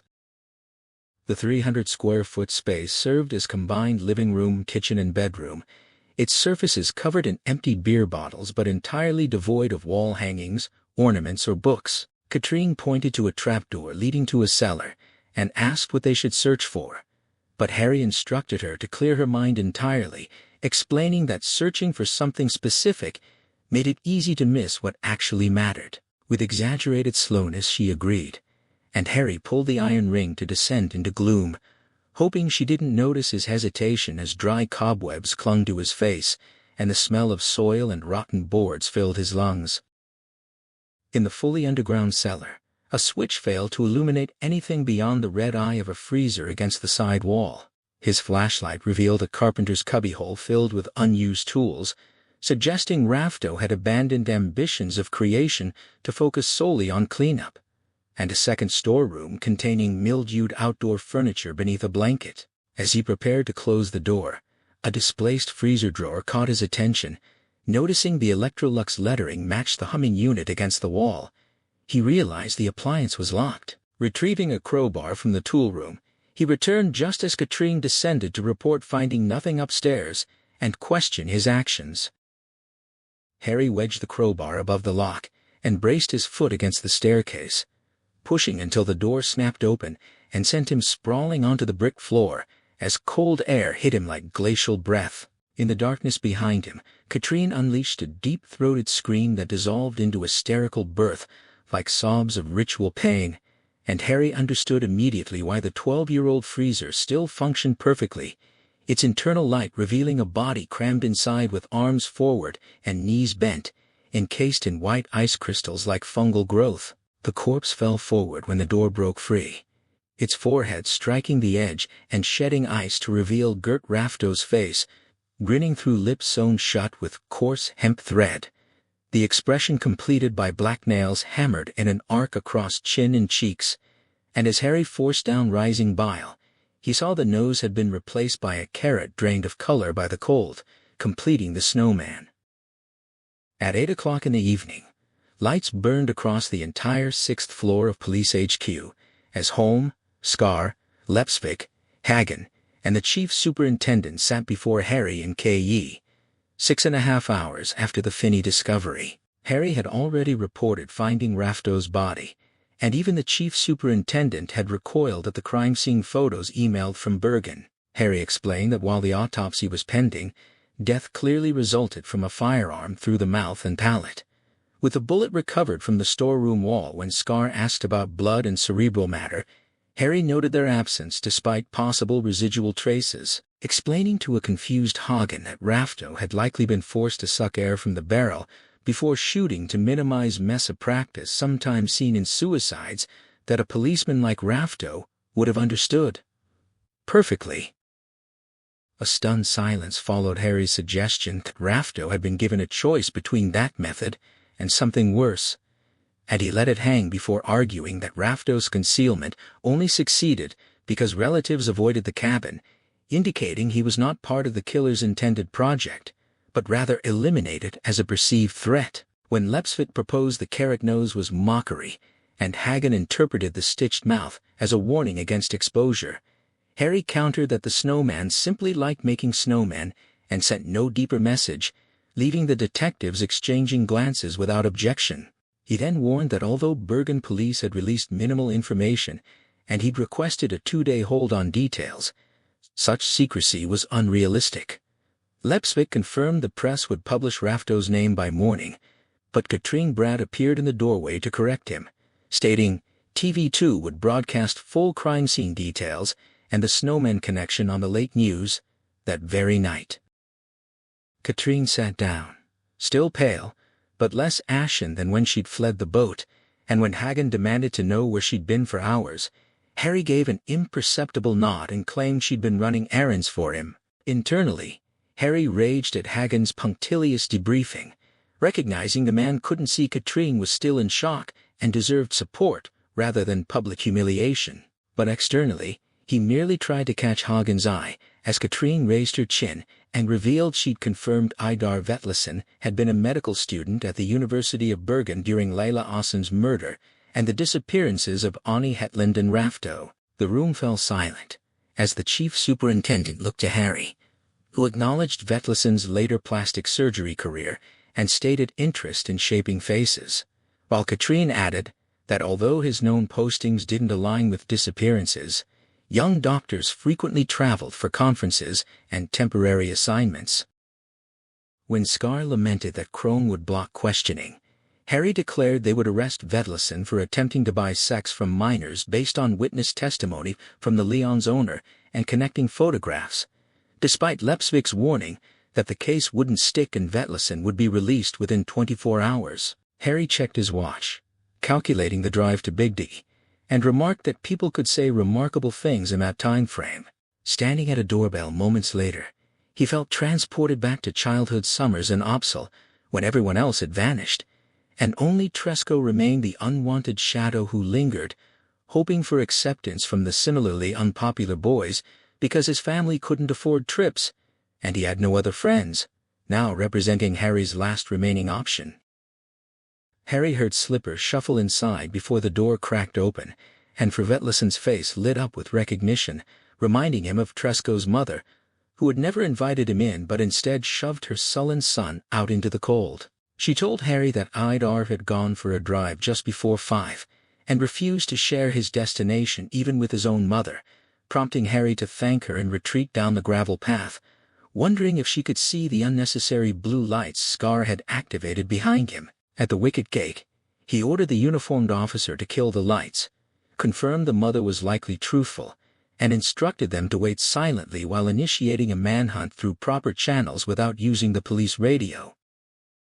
Driving back to town, Harry learned from Tailor that tracking Vetlison's mobile would require formal requests the next morning, and in frustration, he ejected Slipknot only to have Gil Evans interrupted by an NRK news bulletin announcing police were searching for a big eye doctor connected to the Snowman murders.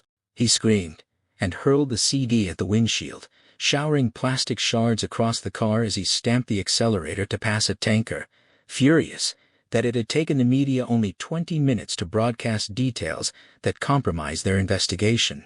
In the deserted police cafeteria, he found Katrine waiting with sandwiches and tea, and she thanked him softly for not revealing her breakdown on Finney, explaining she had caught an early flight simply to escape. Harry regarded her slim neck and pinned-up hair with new understanding, telling her that tough people crack stylishly because they lack practice losing control, and when she asked if he ever lost it, he admitted to having a black belt and freaking out. He explained that experienced boxers lose consciousness repeatedly during fights yet remain standing because their bodies assume temporary control, assuring her that his own body now knew stability would return even after years of chaos. When she asked how to avoid being knocked out by the first blow, he advised swaying with punches rather than resisting, releasing pressure gradually like a dam instead of letting it accumulate until cracks formed, though he warned she must always monitor whether the work was destroying her. Katrine stared at him and asked what he had done when he felt destroyed, and Harry bit the cigarette filter, seeing in her the same stern, cracked building material that might have made them siblings or father and daughter, before admitting he had simply forgotten to find another job. She beamed and reached across the table to take the cigarette from his lips, beginning to speak before Holm burst through the door announcing that PV2 was broadcasting names and photos of both Rafto and Vetlison. Within 30 minutes the foyer swarmed with journalists circling like restless sharks, desperate for statements from any senior officer as deadlines loomed, and Harry watched from the atrium banister, reflecting that these news warriors were prisoners of war, restrained by the very deadline that originated from Civil War execution lines. En route to the meeting room, Harry answered a call from Matthias, who had seen the news and urgently reported that Vetlison had phoned earlier asking about carnadrioxide, a cone snail venom-based painkiller 1,000 times stronger than morphine that caused instant fatal paralysis in tiny overdoses. Harry scribbled notes on a tram ticket, as Matthias added that Vetlison had sounded stressed, and the call's acoustics suggested he was in a church or cave rather than his consulting room. Harry thanked him and ended the call abruptly, absorbing the lethal implications of Vetlison's inquiry as the line went dead. Inside K1, the investigation team sat with fresh coffee and draped jackets as Scar reported that Vetlison's mother insisted everything was a misunderstanding, echoing sentiments Katrine had received from Assistant Borghild Moen. Harry deferred further questioning until morning and summarized his call with Matthias, reading carnadrioxide details from a tram ticket while Holm wondered if paralyzing medicine explained the murders, and Scar theorized it necessitated hiding bodies to prevent autopsy detection. Harry countered that they only knew Vetlison was out of control and potentially breaking the Snowman's pattern, prompting Katrine to warn that someone would soon die from the drug. When Katrine confirmed she had cross-referenced Vetlison's phone records with Borghild, finding mostly patient calls, 2 conversations with lawyer Crone, the exchange with Matthias, and a number for Popper Publishing, Harry declared their options were either drinking coffee and futile speculation or going home to return with less exhausted minds. He ordered them to leave despite their stares, insisting he wasn't joking, then drove Katrine to an old 4-story building on Selduksgata and Grunolkaka, where she directed him to stop outside a dark second-floor apartment without visible curtains. When Harry observed her husband seemed absent, she didn't move to exit, but instead asked if he understood whom she meant when questioning who the Snowman targeted next. Katrine explained that Rafto's murder had been planned long before discovery, arguing that if Rafto had tracked the killer, that pursuit was also orchestrated, and since Rafto was Bergen's best detective, he would have predicted Harry would lead the Oslo investigation and receive the letter. She warned Harry to be careful, and when he asked if she was trying to frighten him, she shrugged and said fear meant he should find another job before opening the car door and leaving.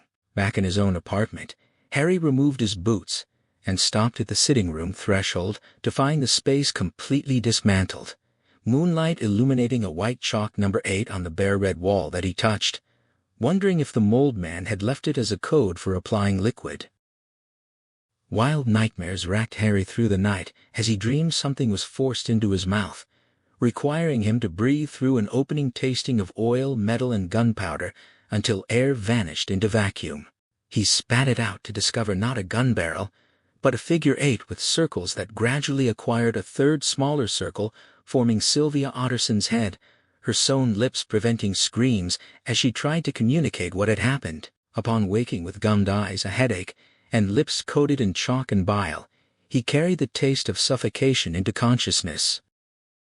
Asta Johansson unlocked the Big D Curling Club at 8 on a chilly morning, switching on lights that illuminated trophies and photographs of bearded men she found comically foxhunter-like before, noticing the thermostat had been left too low to save electricity. As neon tubes flickered to life over the gray ice, she glimpsed something at the far end through her reading glasses, and fearing a broken thigh more than any supernatural dread, used a broom as a walking stick to teeter across the slippery surface. There, she found a lifeless man with his head centered in the rings, face stiffened in a familiar grimace, and glazed eyes staring beyond her, his cramped right hand clutching an empty syringe with red residue, concluding calmly there was nothing she could do.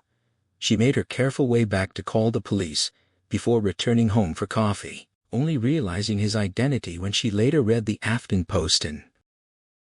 Harry crouched beside Idar Vetleson's boots as Bjorn Holm, stamping silently in snakeskin footwear, reported the pathologist estimated death between 5 and 7 the previous evening before the TV news announcement, and confirmed the Yale lock had been secured when Asta arrived. Holmes stated the boot prints matched those from Seligda, and when Harry asked about handedness, noted the syringe was in the right hand but agreed to verify.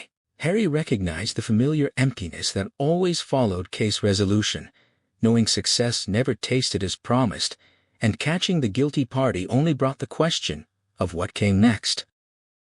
By 7 that evening, after witnesses were questioned and evidence collected, a party atmosphere burgeoned in the crime squad corridors where Hagen had ordered cake and beer for self-congratulation in K1. Harry sat with unwanted cake in his lap, amid chatter calling Vetleson a loser who had chickened out and cheated them of a proper conclusion, until Espen Lepsvik boomed an order to continue drinking at Fenris Bar. Holm touched Harry's shoulder to confirm Vetleson was indeed right-handed, and after a tipsy Scar made a joke about handedness and life expectancy before wandering off, Harry told Holm he was going for a walk and might join them later. Hagen grabbed Harry's arm near the door, quietly requesting no one leave before the chief constable spoke, but released him as if burned when he saw something in Harry's eyes. Harry claimed he was going to the toilet, retrieved his jacket from his office, and walked slowly downstairs into the snow-flecked evening where lights twinkled on Ekeberg Ridge, and a siren sang like a distant wail. Watching Pakistanis argue good-naturedly outside his local shops, and a drunk sway through a sea shanty in Grenlandstorg, he sensed night creatures testing the air for safety, and felt his deep love for this town. Elig Val entered her kitchen to find her son Trygve reading a magazine at the table, instead of sitting with his father in the living room, struck by the realization that his desire to talk with her was unnatural despite his handsomeness. As the radio droned about women avoiding boardroom positions due to aversion to criticism and lack of backbone, Eli silently agreed. It was time for responsibility, then felt her heart lodge in her throat when Trygve mentioned someone at Ika had asked if he was her and his father's son. She managed a soft affirmation and asked what he had answered when he replied, "Yes, of course," and looked up to ask what was wrong. She felt dizzy with unspoken terror. Eli turned down the radio as a woman thanked Arv Stepp for a debate, staring into darkness where snowflakes drifted without will or gravity, finding comfort in their inevitable melting and vanishing. When Trygve asked what was wrong, she claimed a cold was coming on, though her pallor had already betrayed her distress over his encounter at Ika. Harry drifted through Oslo's streets without purpose until he found himself outside Hotel Leon during rush hour, when prostitutes and dealers positioned themselves for pure midnight transactions. Inside, owner Bray Hansen wiped sweat from his brow and squealed about their deal, prompting Harry to reflect on the glistening veneer of false shame that seemed to coat men who profited from others' urges before demanding the key to the doctor's room, stating Vetlesen would not be coming tonight. The room's 70s wallpaper and cracked black bathroom plaster enclosed a sagging bed and hard needle-felt carpet that Harry assumed repelled water and semen. Sitting on a threadbare towel draped over a chair, he listened to the town's expectant rumbles and felt his internal dogs snapping at their chains, begging for just one drink to buy peace. He laughed without humor, lit a cigarette beneath the rice paper lamp, and wondered whether Vetlesen had brought his demons here or found sanctuary, questioning whether madness and evil were distinct or merely labels applied when destruction's purpose eluded understanding. A knock preceded the entrance of a black woman with a beautiful head and neck, but tight trousers straining over rolls of fat, who asked in French-accented English if he was the doctor. After he shook his head and she departed, Harry called her back and agreed to her 200 krone price, then watched her perplexity grow as he questioned her about orgies and children until she asked if he was police. When he confirmed it and stated the doctor had killed people, she insisted this was untrue because the doctor was a nice man who helped them, explaining that twice weekly he provided free medical care, STI testing, treatment, and hospital referrals for HIV, asking only that they keep his visits confidential, and noting the hotel owner had prevented girls from bringing sick children. Harry smoked while listening, uncertain whether Vetlesen's charity was counterpoint to evil or merely its accentuation, recalling that Mengele had also been fond of children. As his tongue swelled with thirst, the woman fingered the banknote and asked if the doctor would return, but before Harry could answer through his swollen tongue, his phone rang with Oda Paulsen from Urke inviting him to discuss the Snowman triumph on television tomorrow. He refused twice, then hurled the phone at the black wall, dislodging plaster as he buried his face in his hands to prevent explosion, alone now in the room and desperate for any drink. At Fenris Bar, Jim Beam screamed from the shelf about anesthesia and amnesty, and perhaps avoidance would have been impossible regardless. Harry barely registered his colleagues hanging off each other's shoulders singing Stevie Wonder like victorious footballers as his third drink arrived. The first had numbed him like carbon dioxide paralysis. The second had nearly turned his stomach, but now heat washed through him in soulful music as his body murmured well-being. Katrine appeared beside him, and when he claimed this was his last drink, she corrected that it was his first. Invoking a wisdom, he asked if she was an alcoholic, and she replied her father had been, deflecting his suggestion about avoiding Bergen visits by asking whether one avoids people because of illness, then stated she had been born unhappy rather than made so, turning the question back to him. Harry hunched his shoulders and admitted his unhappiness went without saying, watching Katrine sip a vodka that gleamed shiny rather than gin grey as she asked what caused it.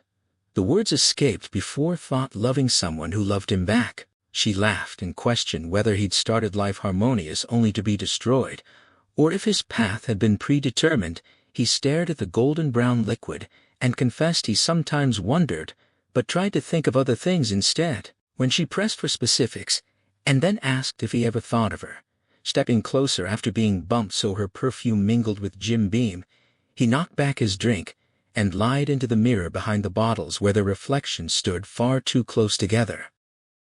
Katrine leaned forward and accused him of lying, her eyes smoldering yellow and blurred like approaching fog lights. Nostrils flared as she breathed hard with the scent of lime in her vodka. Her gravelly voice demanded he describe exactly what he felt like doing without deception, and though Lepsvik's rumors about her predilection surfaced, Harry recognized the thought had never truly receded from his cerebral cortex. He inhaled and called himself a simple man with simple needs. She tipped her head back in animal submission as he raised his glass and stated he felt like drinking. An unsteady colleague knocked Katrine from behind and she staggered toward Harry, who caught her left side to break her fall as her face twisted in pain. She clutched her ribs and attributed it to fencing, apologized, and turned away to plow through colleagues whose eyes followed her into the bathroom, while Lepsvik deliberately avoided Harry's gaze. Unable to stay, Harry paid, and prepared to leave despite a heel tap remaining in his glass, but found his legs glued to the floor under Lepsvik's watchful stare, and two others' scrutiny requiring only self-control he didn't possess. He lifted the glass and drained it. Cold night air soothed his burning skin as he stepped outside, feeling he could kiss this town. Back home, he attempted masturbation over the sink but vomited instead, then peered up at the calendar Rachel had given him years ago, its November photo showing her and Oleg laughing against yellow autumn foliage beneath a pale blue sky, matching the white flowered dress she'd worn the first time. Deciding to dream himself into that sky tonight, he opened the cupboard under the counter, swept aside clattering empty Coke bottles, and retrieved the untouched Jim Beam he always kept, even during sober spells, knowing what desperation might drive him to otherwise. Running his hand across the label to delay inevitability, he considered how much was enough, recalling Vetlison's syringe still coated red with poison after use read as cochineal, and whispered, "My darling, cochineal," before raising the bottle to steel himself against shock. He drank greedily, and desperately to get it over with, the sounds between swigs resembling sobs. Gunnar Hagen moved down the corridor with urgent purpose, the weight of the past 4 days pressing against his chest. The Snowman case had been officially solved, bringing a brief wave of congratulations and international press interest, yet the celebration felt hollow without Harry Hole to anchor it. No one had seen or heard from the detective since the breakthrough, and Hagen knew the silence was due to reports of him drinking at Fenris Bar. He had tried to shield this information, but the rumors had inevitably reached the chief superintendent, who had summoned him that morning with finality. Despite Hagen's attempts to offer alternative explanations and emphasize Harry's value as their best investigator, his superior remained unmoved, citing the irreparable damage an alcoholic role model would inflict on the force, and declaring that civil service regulations left no room for further warnings. The dismissal order hung heavy in Hagen's mind as he knocked once more on the chief superintendent's door, carrying news that Lee had spotted Harry entering his office and closing the door behind him. The chief superintendent rose immediately, intent on confronting the issue head-on, and together, they marched through the 6th-floor red zone of Police HQ. Staff sensed the tension and peered from their doorways, watching the two stern-faced leaders pass before Hagen paused outside room 616 to gather himself. His attempt to speak was cut short, as his superior wrenched the handle and thrust the door open, revealing a scene that stole the breath from both men. Harry sat behind his desk in a t-shirt, an elastic band cinched tight around his forearm with a syringe dangling from the pale skin beneath it, multiple red puncture marks visible even from the threshold. The chief superintendent's horrified whisper broke the silence before he shoved Hagen inside and slammed the door shut, demanding to know what Harry was doing. Harry lifted his head with a distant gaze, a stopwatch clutched in his hand, before yanking out the needle and jotting notes onto a scrap of paper while discarding the syringe. The chief superintendent stammered that this discovery made delivering bad news easier, but Harry countered by dabbing his arm with cotton padding and declaring that Dar Vetlison could not possibly have committed suicide. A hysterical urge to laugh bubbled up in Hagen at the sheer absurdity of finding his subordinate injecting himself only to announce a murder theory, and he saw equal bewilderment etched across his superior's face. Harry checked his watch, instructed them to meet him in the conference room in exactly 1 hour to learn why, and brushed past his stunned superiors with long, sinewy strides to attend to other pressing matters. Hagen entered the packed K1 meeting room over an hour later, squeezing into standing space at the back, alongside the chief superintendent and chief constable, as Harry's voice filled the hushed space. Images of Vetlison's body in the curling hall glowed on the screen, and Harry pointed out that while the syringe in the right hand seemed natural for a right-handed man, the boots told a different story.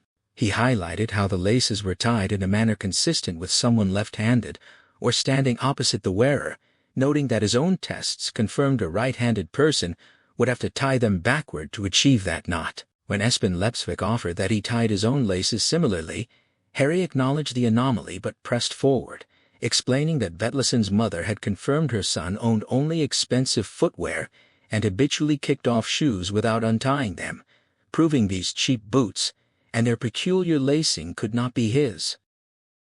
A murmur of unease rippled through the assembled officers as Harry posited that someone had dressed Vetlison in the same boots worn at Saligda to frame him as the Snowman. An inspector from Lepsvik's team shouted in protest, arguing that speculation about shoelaces couldn't outweigh the hard evidence placing a known predator at the crime scene, but Harry bowed his head in acknowledgement before pivoting to irrefutable facts. He explained that the post-mortem showed a lethal concentration of carnadry oxide requiring a 20 milliliter injection, which should cause death within 3 seconds, yet his own experiments with identical needles and saline solution proved it was physically impossible to depress the plunger fast enough to deliver that volume in under 8 seconds. The implication settled heavily over the room.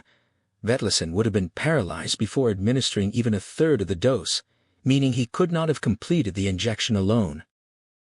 Hagen swallowed hard, realizing the day was deteriorating far beyond his worst expectations as the meeting concluded.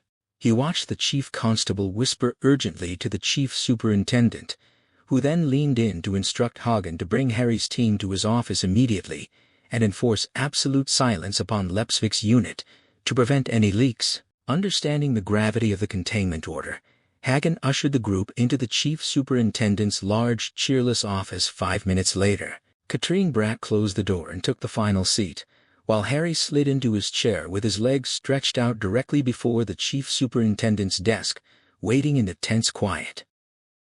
The chief superintendent ran a hand across his face, as if trying to wipe away the reality of an investigation reset to zero, his voice tight, as he asked Harry for any good news to balance the bitter fact that they had already announced the Snowman's death to the press during Harry's unexplained absence.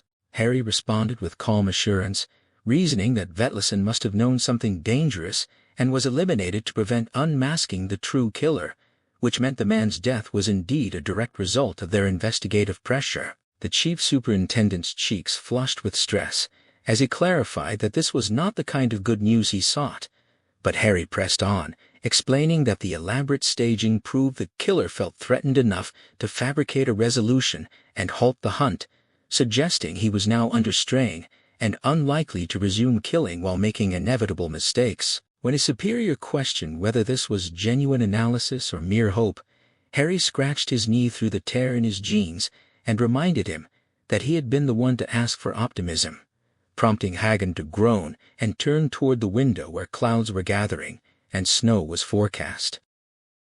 Philip Becker stood over Jonas, who sat transfixed by the television in a ritual of grief that had consumed every afternoon since Berthe's disappearance, the boy staring at the screen as though it were a portal to a world where she might still be found. Becker spoke his name, and the child looked up with obedient disinterest until his gaze landed on the knife and his face froze in horror. The boy's reedy question about being cut struck Becker as so absurdly funny that he nearly laughed aloud, the lamplight catching the steel blade he had purchased at Storo Mall immediately after calling Idar Vetlison. He murmured reassurances that it would only be a tiny incision, then drew the blade across skin. Camilla Lossius drove home from the gym at 2 o'clock, having made the familiar trek across town to Oslo West's Coliseum Park, not for superior equipment, but for the comfort of being among people like herself. Moving to Tavita had been part of her marriage bargain with Eric, a compromise she accepted as a complete package, and as she turned onto their street she noted the lit windows of neighbors who were his friends rather than hers. She braked before their 2-car garage, the only one on the street with electric doors, an obsession of Eric's that left her indifferent, and pressed the remote to slide inside, confirming his absence by the empty space where his car should have been.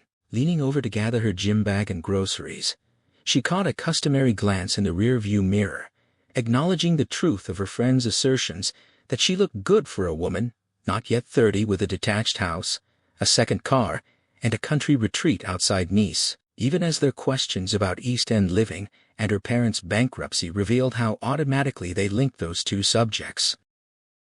She checked the mirror again, and saw a flicker of movement at its edge, dismissing it as the garage door tipping back into place, until she stepped out and realized her mobile phone remained in the hands-free holder. Turning around, she uttered a short scream and stumbled back with a hand clamped over her mouth, terror seizing her as she registered the man standing directly behind her. Her instinct was to apologize with a polite smile because he appeared entirely innocuous, but the sight of the gun pointed at her froze the gesture, her first thought absurdly noting that it looked like a toy. He identified himself as Philip Becker and explained he had called earlier to find no one home, and when she managed to ask what he wanted while fighting to steady her voice, he flashed a quick smirk and answered with a single word that stripped away all pretense of safety. Harry watched in silence as Hagen interrupted the team meeting to reiterate the chief superintendent's strict order that the theory of Vetleson's murder must never leak, not even to spouses, before catching Harry's eye and hastily departing. Harry immediately directed Bjorn Holm to continue summarizing the Curling Hall crime scene findings, or rather, the absence thereof, since the site had been deemed a suicide and contaminated before forensic work could yield anything useful. When Harry turned to Katrine, she confirmed his theory that Vetleson and the killer had prearranged their meeting through phone contact, explaining she had obtained call lists from Tailor for both the clinic phone and mobile, then visited Borghild at home to cross-reference them against known contacts since the secretary no longer had a job to attend. Katrine placed a paper on the table showing calls divided into professional and social categories with full metadata, and as the group leaned in to study it, her hand brushed Harry's without any sign of embarrassment, making him wonder if he had merely imagined her suggestion at Fenris Bar. He knew he didn't dream when drinking, that was the point, but the idea of cochineal and the full syringe had emerged from the haze between emptying the whiskey bottle and waking, saving him from the liquor store and propelling him back to work as one drug replaced another. He pointed to a specific number on the social list, explaining that the killer would be the one initiating contact to stage manage events, and when Katrine noted that the caller appeared on both professional and social lists, he insisted they start there, and asked for the person's gender.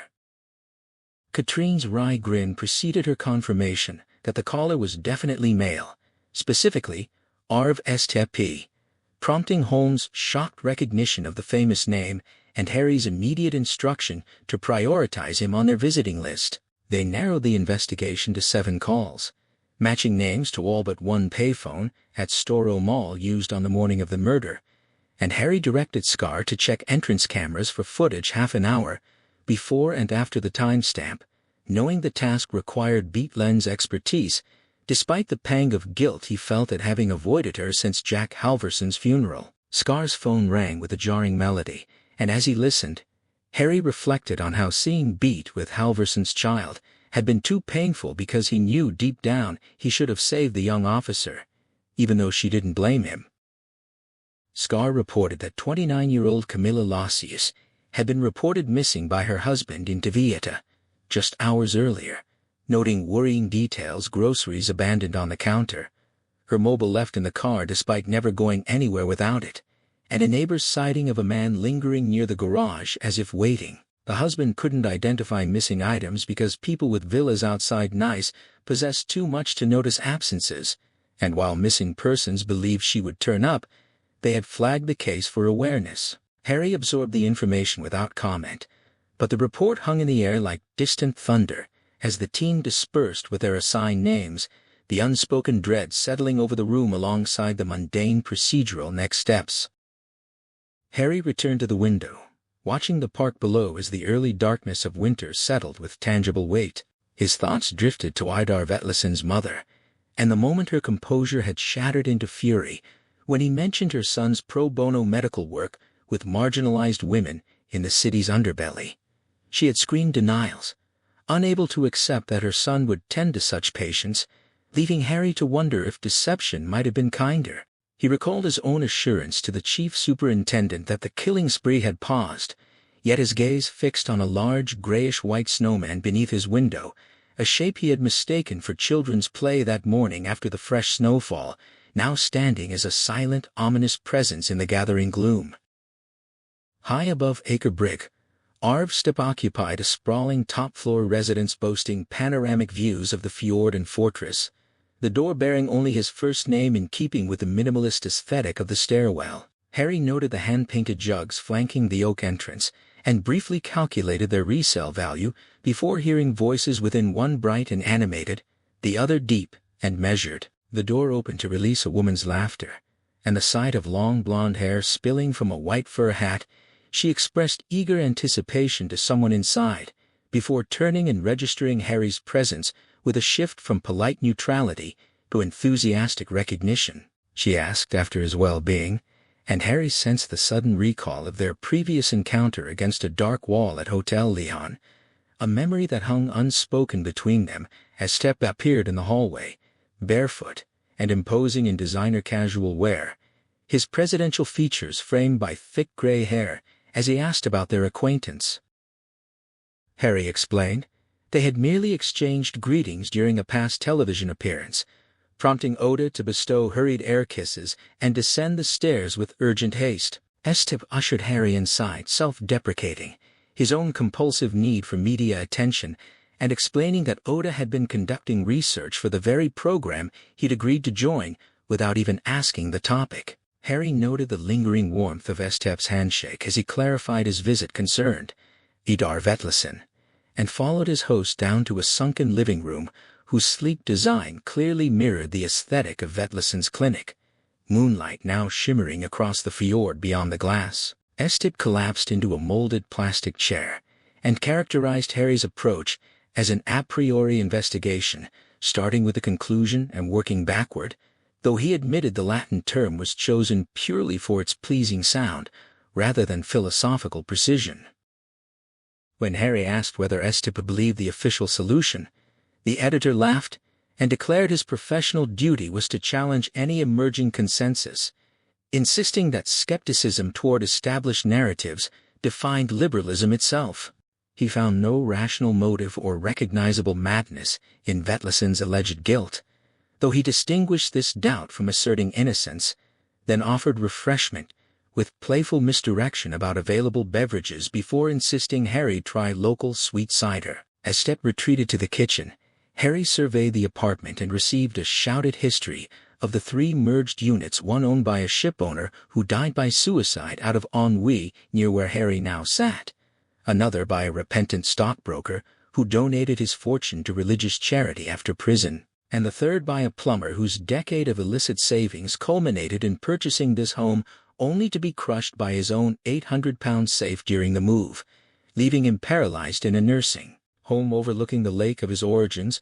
Step returned with 2 glasses of pale liquid, gazed thoughtfully at the water, and mused that while Austin's Vanet was merely a lake, it remained a view nonetheless, before Harry steered the conversation back to the nature of his connection with Vetlesen. Step pivoted with youthful agility, dismissing the notion of any deep bond with Vetlesen beyond their shared doctor-patient relationship and curling partnership, characterizing the latter as little more than stone-pushing and ice-sweeping.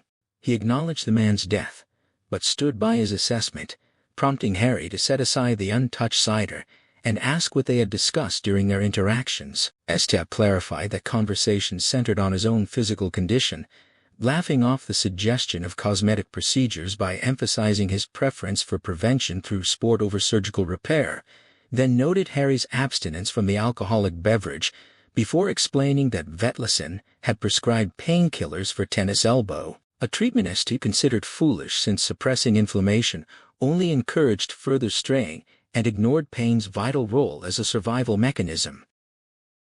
He tapped the thick soundproof glass and mused that pain offered perspective much like a view, though not quite the same as fresh water, before Harry shifted to the matter of phone records and asked specifically about their conversation the day before Vetlesen's death. Step leaned back with a contented breath, claiming he'd nearly forgotten the call but supposed it concerned elbows, yet Harry recognized this response through the lens of his childhood friend Tresco's poker wisdom. Detecting deception required systematic analysis of individual tells rather than reliance on surface impressions, and so Harry's certainty that Step was lying stemmed not from expression or tone, but from calculated observation. When Harry demanded to know his whereabouts between 4 and 8 o'clock on the day of the murder, Estep raised an eyebrow and questioned whether this implied the Snowman remained at large, attempting to reframe the inquiry as evidence of investigative failure. Harry insisted on asking the questions, and Estep began to answer before pausing with a boyish smile, recognizing that providing an alibi would concede the premise that he needed one. Harry stated he would record this as a refusal, but Estep corrected him with theatrical precision, explaining he was merely deliberating rather than refusing, asserting his right as a journalist to consider his response while invoking his publication's integrity as its sole capital. He acknowledged sitting on potentially explosive news regarding doubts about Vetleson's guilt, and argued that clearing himself prematurely would forfeit leverage to extract relevant information first, demonstrating a strategic intelligence that exceeded Harry's initial assessment. Harry countered with a warning about prosecution for obstructing justice, which Estep received with enthusiastic laughter, before framing his hesitation as a principled question of whether an anti-establishment watchdog should unconditionally serve state authority. When Harry asked what preconditions might change his mind, Estep demanded exclusive access to background information, only to be met with an offer of exclusivity paired with a strict confidentiality ban that rendered the exchange futile. Estep conceded the impasse, but revealed he already possessed sufficient grounds to question whether police had apprehended the correct suspect, prompting Harry's renewed warning and STP's weary acknowledgement before he invoked the upcoming 25th anniversary celebration at the Plaza and his publication's unblemished legal record across a quarter-century of boundary-pushing journalism. He named Johan Krohn as his counsel, gauging Harry's grim recognition of the attorney, then signaled with a discreet gesture that the visit had concluded, offering conditional cooperation in the hallway only if the police reciprocated with assistance of their own. Harry told Estep such a deal was impossible, but the editor smiled as he opened the door, hinting at arrangements Harry couldn't fathom and expressing confidence they would meet again soon. Harry held the door open for Rachel as she climbed the final steps to his apartment, and she immediately contradicted his surprise by stepping into his embrace, kicking the door shut behind her and kissing him with urgent hunger before declaring her hatred and insisting she didn't need this complication in her life right now. He invited her to leave, even as he unfastened her clothing, his hand sliding beneath the fabric to find cool silk against skin, while the hallway filled only with their breathing and the soft click of her heels shifting to grant him access. Afterward in bed, sharing a cigarette, Rachel compared him to a drug dealer who offered free samples until addiction took hold, and Harry blew smoke rings toward the ceiling as he acknowledged the eventual cost. When he asked if she was there solely for sex, she stroked his chest and noted how thin he'd become, before confessing that things weren't working with Matthias, not because he failed to perform, but because she couldn't respond despite recognizing him as her ideal partner and desperately wanting to feel desire. She tugged his earlobe and admitted their past hunger hadn't guaranteed relationship quality, though Harry privately disagreed as he watched two smoke rings merge into a figure eight, and then she confessed to manufacturing pretexts for dissatisfaction, citing a minor physical quirk Matthias had inherited from his father that she'd initially found endearing but now resented as an excuse for being in Harry's bed. She hugged him tightly before rising and declaring with a pout that she wouldn't return, leaving just before midnight into a fine drizzle that made the pavement gleam under street lamps. Rachel reached her car on Stensbergata and discovered a handwritten note wedged beneath the windshield wiper, its message nearly dissolved by rain, but still legible enough to make her flinch and scan the empty street for signs that other vehicles bore similar warnings. Concluding it must be chance, since no one could have known where she parked, she released the sodden paper through the cracked window and pulled onto the road, only to be seized near the end of Ulevalsveien by the sudden conviction that someone sat in her back seat staring at her. She slammed the brakes hard enough to draw 3 angry horn blasts from the car behind, and in the rear-view mirror saw not a boy's face, but the terrified expression of the young driver she'd nearly caused to crash, leaving her trembling as she eased back into gear. Like Val stood frozen in her hallway, with the telephone receiver still clutched in her hand, the voice on the line having confirmed she wasn't imagining things, and only when Andreas spoke her name twice did she surface from the shock to tell him it had been a wrong number.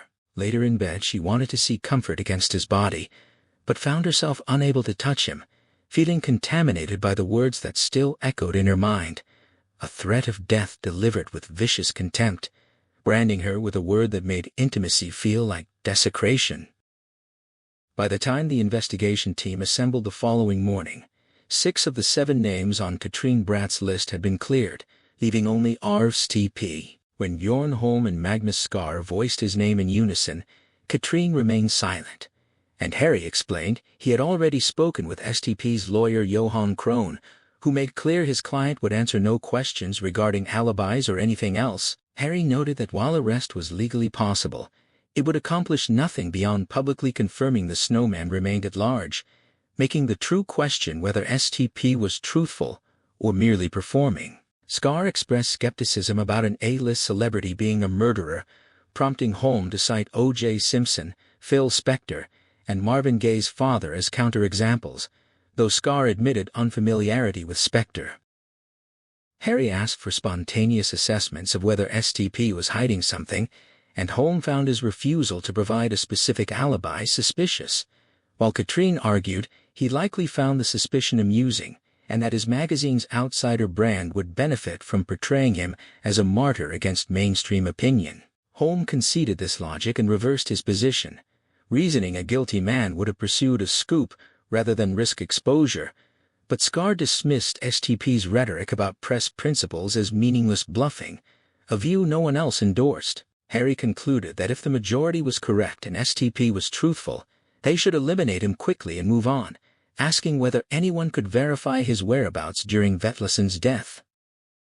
Katrine reported that a contacted liberal described STP as unsociable outside work hours, generally isolated in his acre-brig apartment except for female visitors, and when Skar questioned the plural, she quoted her friend describing Stubb as notorious for pursuing women and having told her she wasn't meeting journalistic expectations after rejecting his advances. Skar called him two-faced, and Katrine agreed while noting the woman was also a poor journalist, drawing laughter from Holm and Harry before Harry instructed her to obtain names of lovers from both her friend and other staff members to pressure STP. As he rose to leave, Katrine pointed out he hadn't shared his own assessment, and Harry smiled, stating STP was certainly not telling the whole truth, because no one who'd recently spoken to a suspected serial killer, now dead, would fail to remember and scrutinize that conversation for missed clues.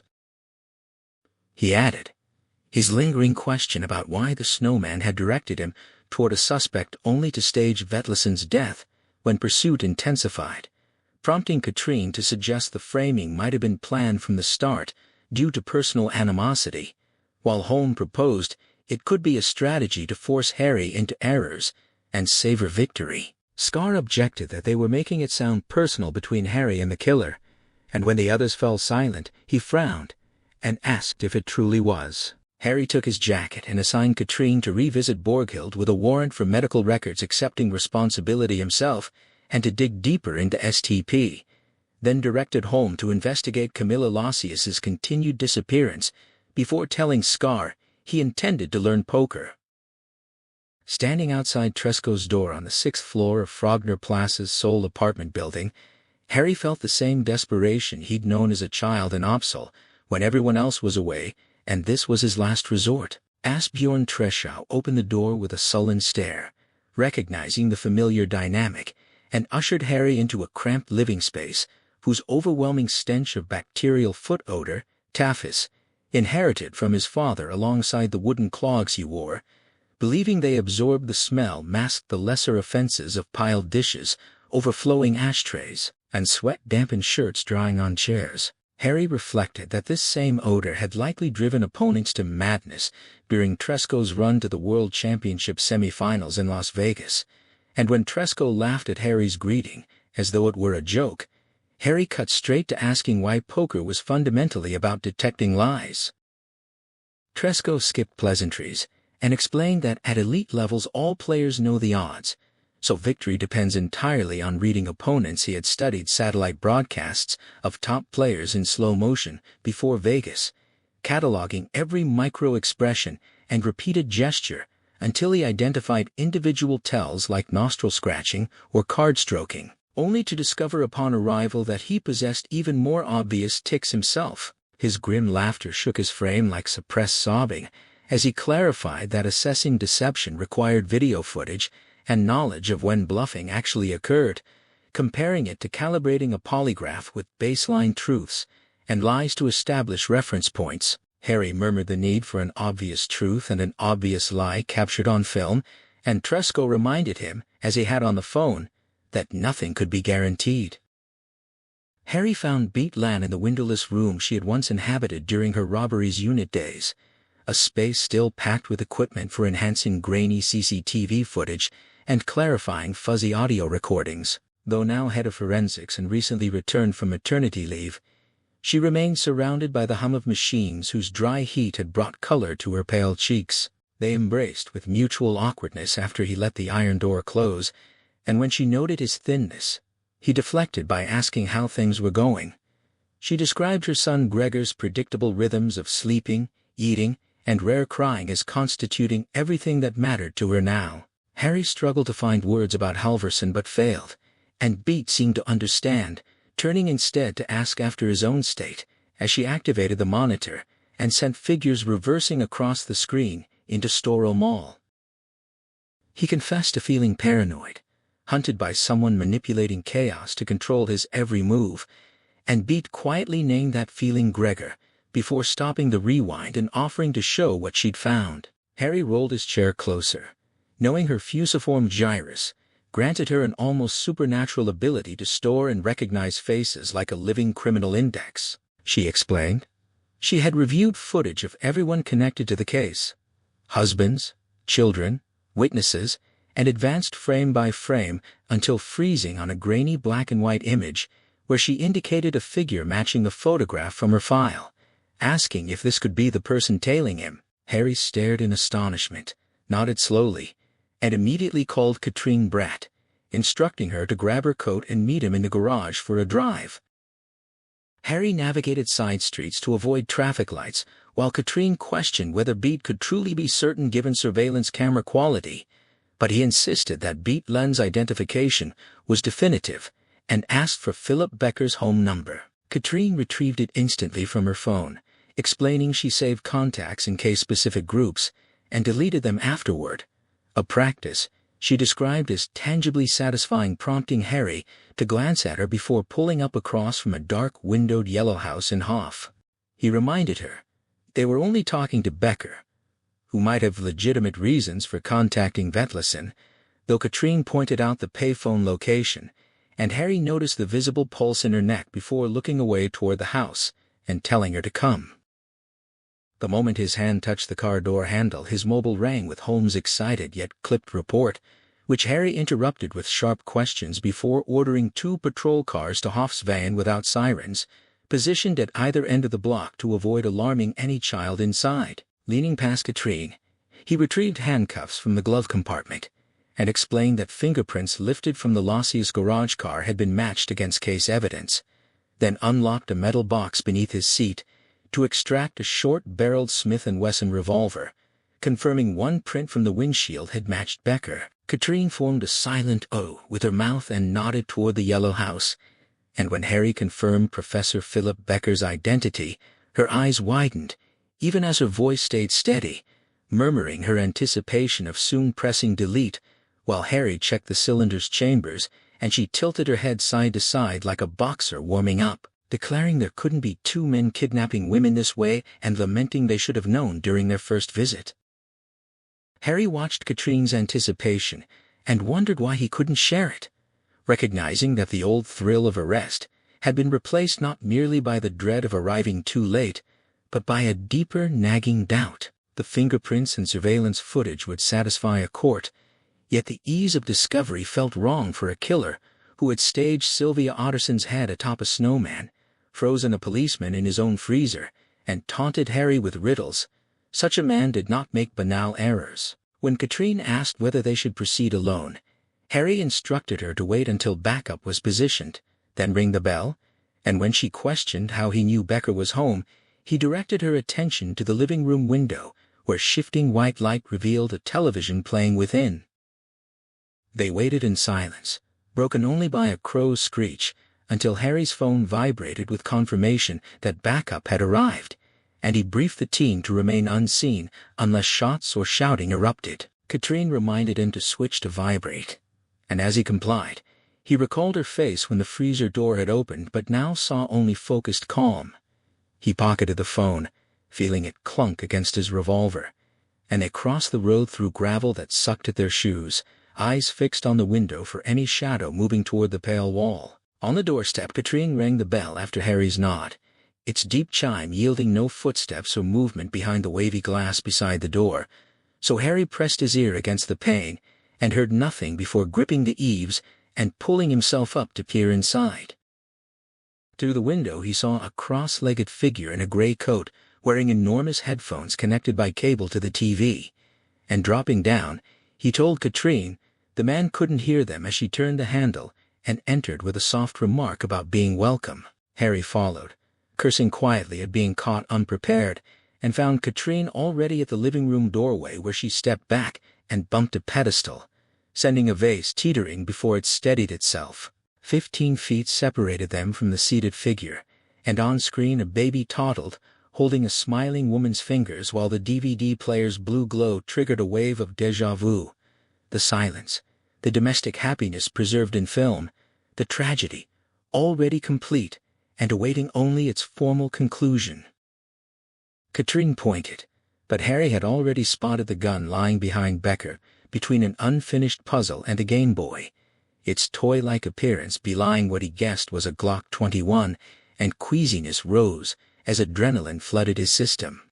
He weighed the options: shout from the doorway and risk armed confrontation, or close the distance before Becker noticed them, and choosing the latter, he pushed Katrine behind him while calculating that 4 strides would suffice, aided by the absence of backlighting or screen reflection. He moved silently across the parquet, the figure unresponsive until midway through his second stride, a crash sounded behind him, the vase, and Becker spun around with an agonized expression as the TV screen went black.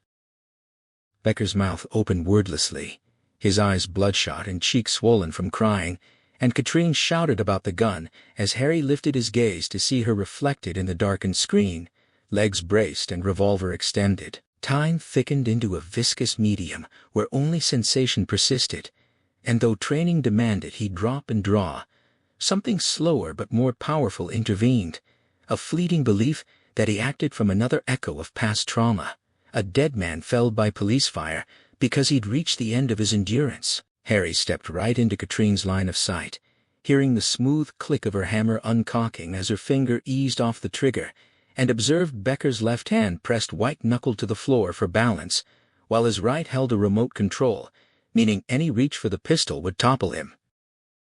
Harry commanded him not to move, and Becker blinked twice, as if trying to erase their presence before Harry advanced calmly, retrieved the surprisingly light gun too light to hold ammunition, and stowed it beside his own revolver, before crouching to remove the headphones while Katrine's nervous reflection kept her weapon trained on them. He asked where Jonas was, repeating the name louder when Becker stared blankly, and received a drowsy, tranquilized whisper that the boy mustn't be woken, followed by a sing-song reply that all boys sleep in their own beds. Harry produced handcuffs and ordered Becker's hands out, invoking the academy-taught reassurance that this was for his safety, and in speaking those words understood finally why he had stepped into the firing line, not from ghosts, but from deliberate protection. Becker raised his hands in supplication as steel closed around narrow, hairy wrists, and Harry told him to stay put while Katrine took over, then straightened and approached her in the doorway where she had lowered her gun and smiled with smoldering intensity in her eyes. He asked quietly if she was all right, and her laughing affirmation made him hesitate before continuing upstairs, opening other doors first to delay the inevitable, until he reached Becker's bedroom and discerned in the darkness a double bed stripped of its duvet on one side, as though the occupant already knew she would never return. Harry stood outside Jonas's door and deliberately emptied his mind of all images and expectations before turning the handle. The draft triggered a delicate off-key cascade of metal chimes in the darkness, a sound he recognized instantly from Oleg's room, and though he could see nothing, he knew the shape beneath the duvet was small and still. He listened for breath but heard only the lingering resonance of the pipes refusing to fade, and when he placed his hand on the covering, a numb horror seized him not from any physical threat, but from the dread his former boss Bjarne Muller had once named fear of his own capacity to feel. He drew back the duvet with meticulous care and found Jonas lying with eyes open and fixed on the ceiling, a bandage visible on his forearm in the gloom. Leaning close to the boy's half-open mouth, Harry touched his forehead and started at the warmth of living skin and the soft current of air against his ear, followed by a drowsy murmur asking for mommy. The response shattered him completely, whether from thoughts of Oleg or from the memory of himself as a boy charging into his parents' bedroom in Opsal after waking to believe his mother still alive, only to find the duvet stripped from one side of the bed. Tears welled without warning, blurring Jonas's face as they spilled over and traced hot paths down his cheeks until they reached the corners of his mouth, where the salt taste made him fully aware of his own breaking. Harry unlocked cell 23 at 7 in the morning to find Becker sitting fully clothed on the prison bed, staring blankly until Harry brought in a chair from the duty room, straddled it, and offered a cigarette from a crumpled camel pack. When Becker noted smoking wasn't legal there, Harry replied that anyone facing a life sentence would take the risk, prompting a smirk, as Becker accepted the flipped-out cigarette and leaned toward the lighter flame, while Harry assured him Jonas was safe with the Bendixsons for a few days after some negotiation with social services, adding that news of the arrest had not yet reached the press. Becker inhaled carefully and asked why the silence, and Harry explained cooperation was necessary to maintain that embargo before confirming he was playing good cop to Lepsvik's bad cop, offering an off-record conversation whose contents could never be used against him. Becker shrugged, and Harry exhaled blue smoke toward the ceiling alarm while stating Lepsvik believed Becker's claim about merely speaking with Camilla Lassius in the garage before leaving was false, insisting instead that Becker had kidnapped, killed, and hidden her. Becker erupted in protest that this was insane and reiterated their conversation was private, extending the same refusal to his call with Vetlesen on the day of his death, citing his intention to wait for a proper lawyer rather than accept the public defender offered the night before. Harry noted the odd phrasing, this wife of Lassius's, as Becker suggested arresting Eric instead since husbands were usually responsible, but Harry countered that Eric had a verified work alibi and revealed directly that they suspected Becker himself was the Snowman. Becker's jaw dropped, and he blinked in disbelief before emitting a dry, bitter laugh like coughing, deducing that the press blackout existed because police had botched the case and now desperately needed a suspect, to which Harry admitted he was currently that suspect, despite lacking complete certainty. When Becker questioned whether this was a trick designed to elicit confession, Harry shrugged and appealed to his rationality, arguing that revealing private matters now would cause less damage than seeing his name in Jonas's forever, linked to headlines about Norway's most notorious killer, even if cleared tomorrow. Harry watched Becker's Adam's apple move as logic took hold, and then came the anguished admission, initially mistaken for discomfort from unaccustomed tobacco, that his wife Berthe had been a whore. Harry concealed his astonishment as Becker dropped the cigarette, leaned forward, and produced a black notebook from his back pocket, explaining he'd found it in Berthe's desk drawer the day after her disappearance.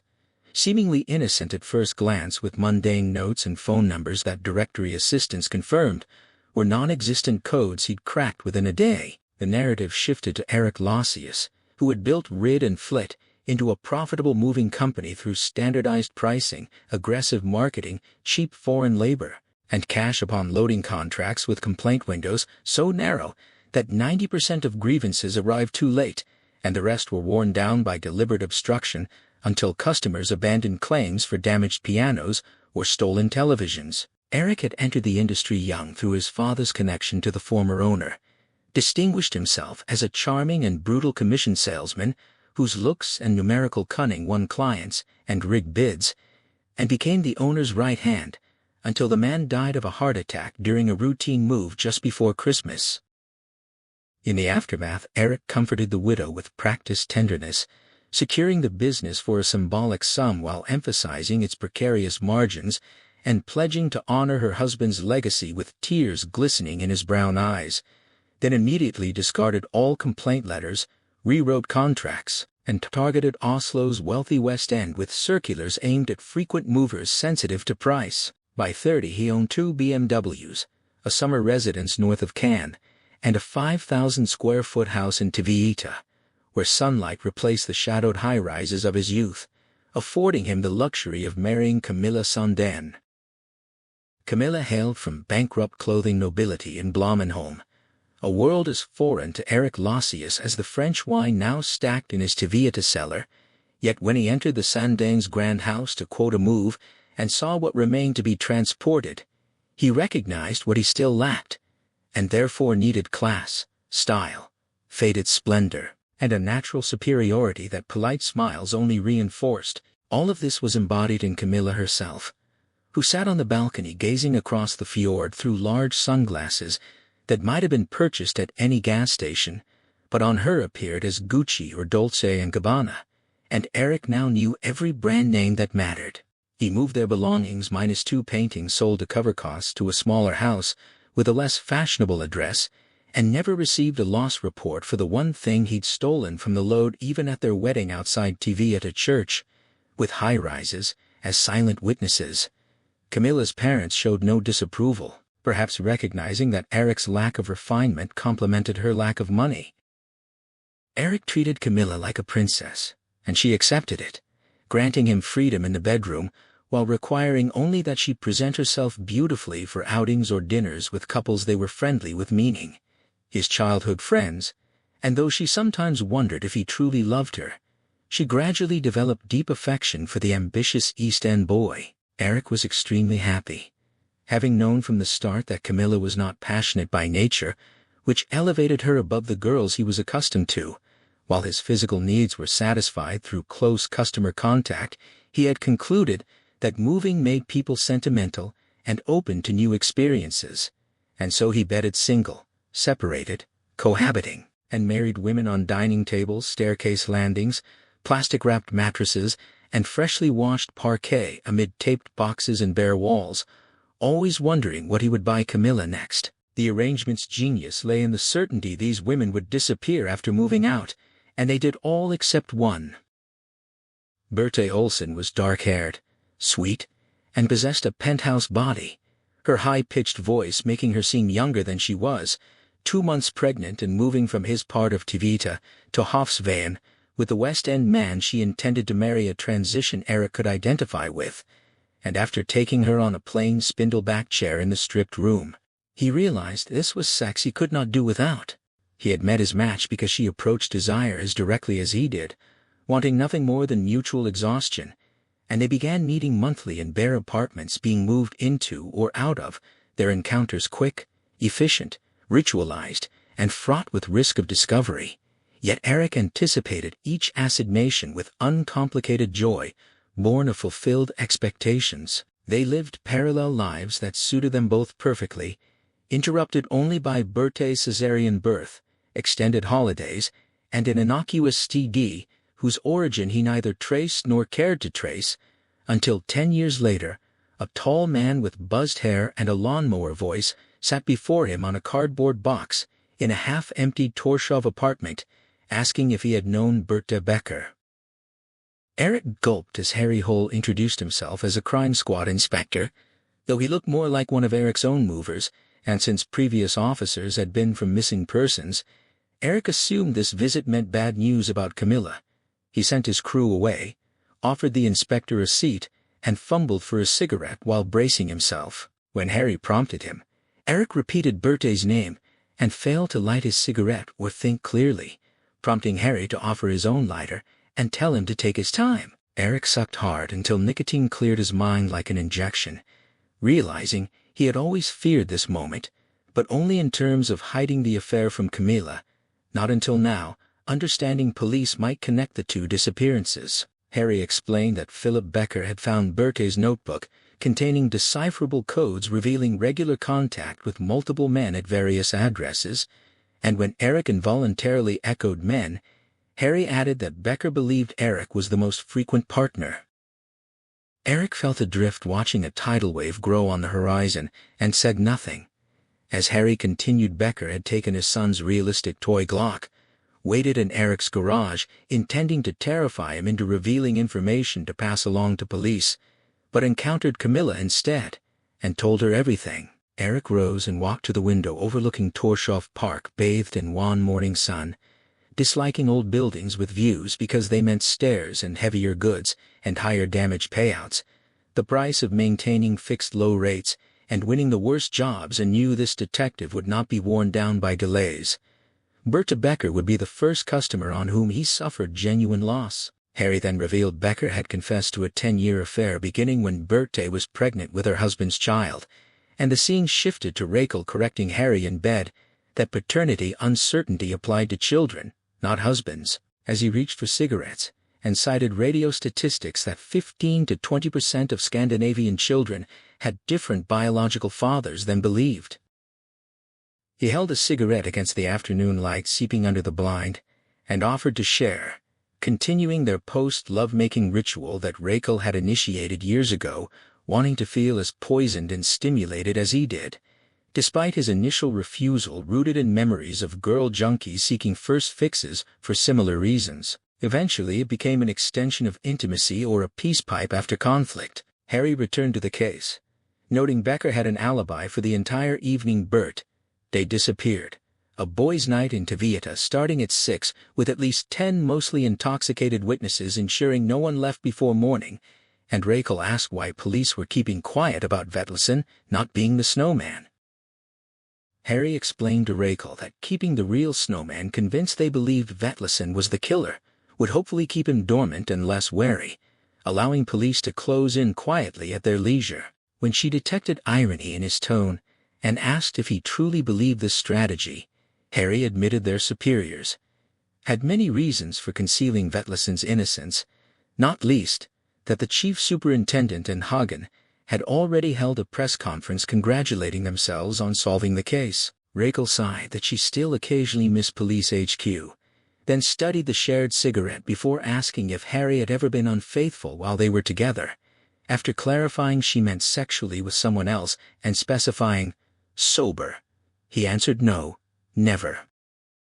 She pressed him on what her presence now made him think of her, and when he hesitated, she withheld the cigarette until he conceded she probably wished she wanted Matthias instead of him. The words hung in darkness until Rachel erupted at his detachment, pulling the duvet to her chin and insisting she had to talk or go mad from being there with him. Harry slid toward her and felt her breathing accelerate in anticipation even before touch, wondering how she shifted so instantly from shame to sexual abandon, and whether bad conscience itself fueled wantonness not despite guilt, but because of it. She acknowledged some truth in that but insisted this time was different, confessing she had lied before when denying past infidelity.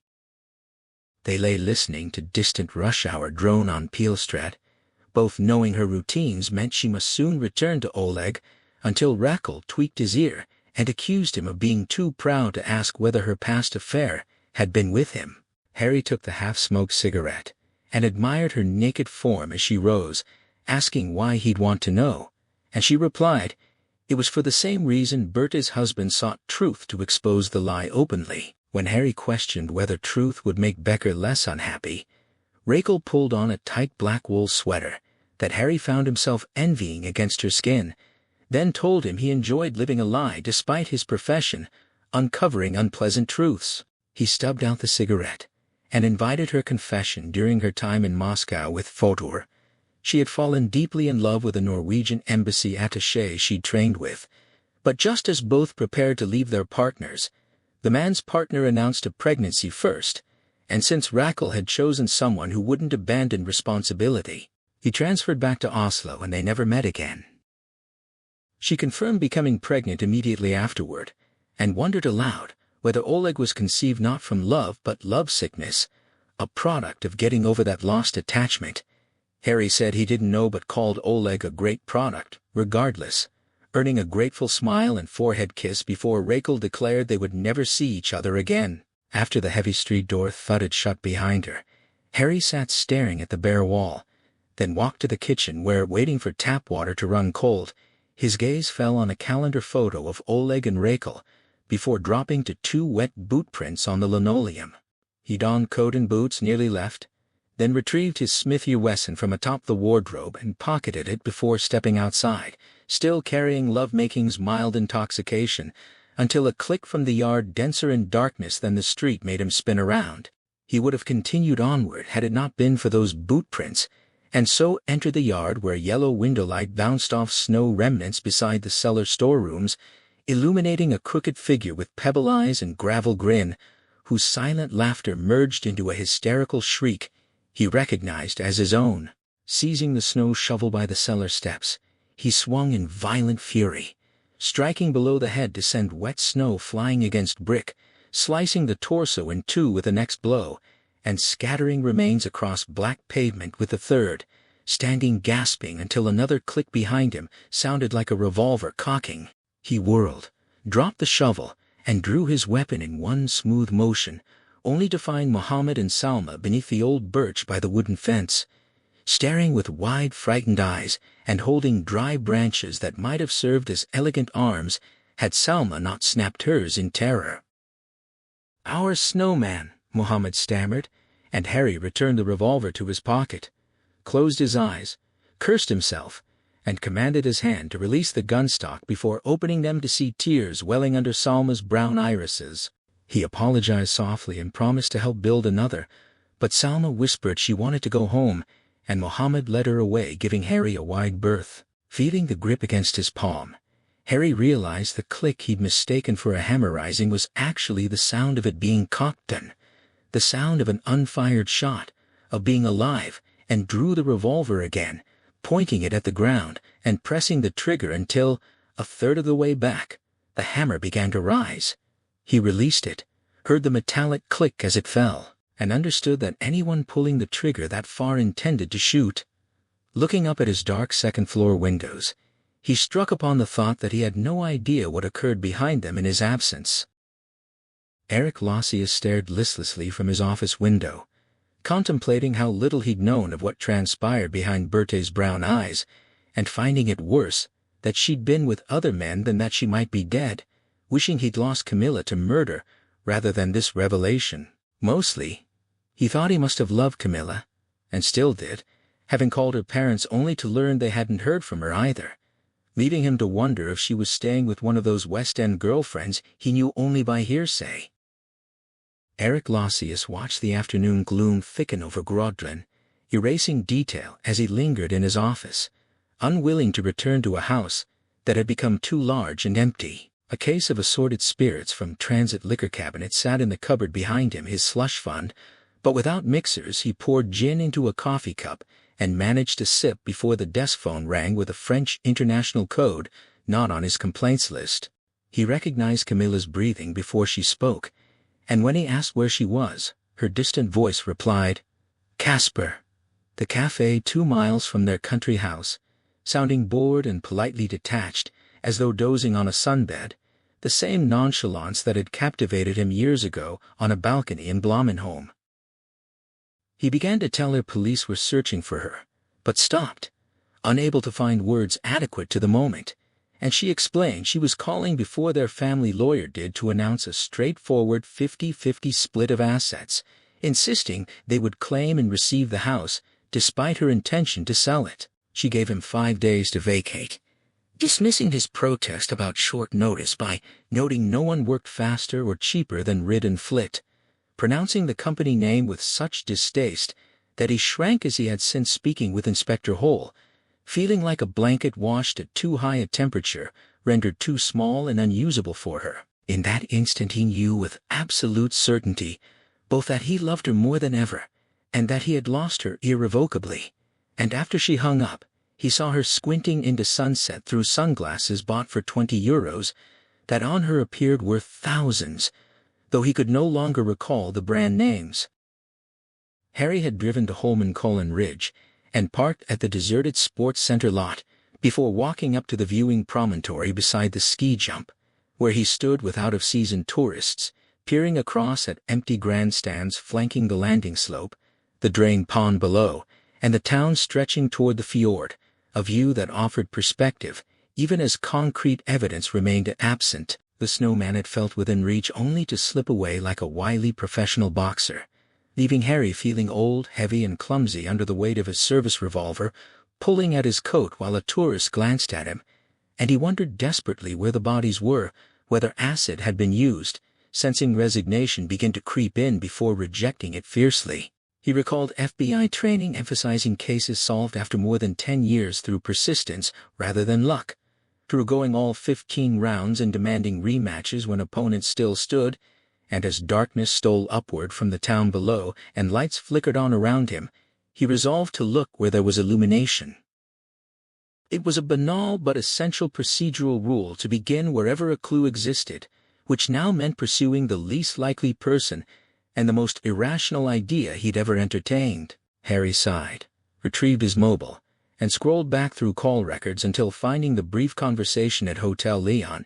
He pressed OK and reached boss researcher Oda Paulson, who answered immediately with a happy animated voice of someone treating every incoming call as an exciting new opportunity, and this time, in a sense, she was right. Oda Paulson stood in the space officially designated as Lounge Studio 1, though to her it felt like a sacred antechamber where the air itself hummed with anticipation. She watched the lesser-known guests perched on the sofa, their makeup fresh and cheeks flushed with nervous energy as they sipped tea or wine, their gazes fixed on the monitor showing the studio beyond the heavy door.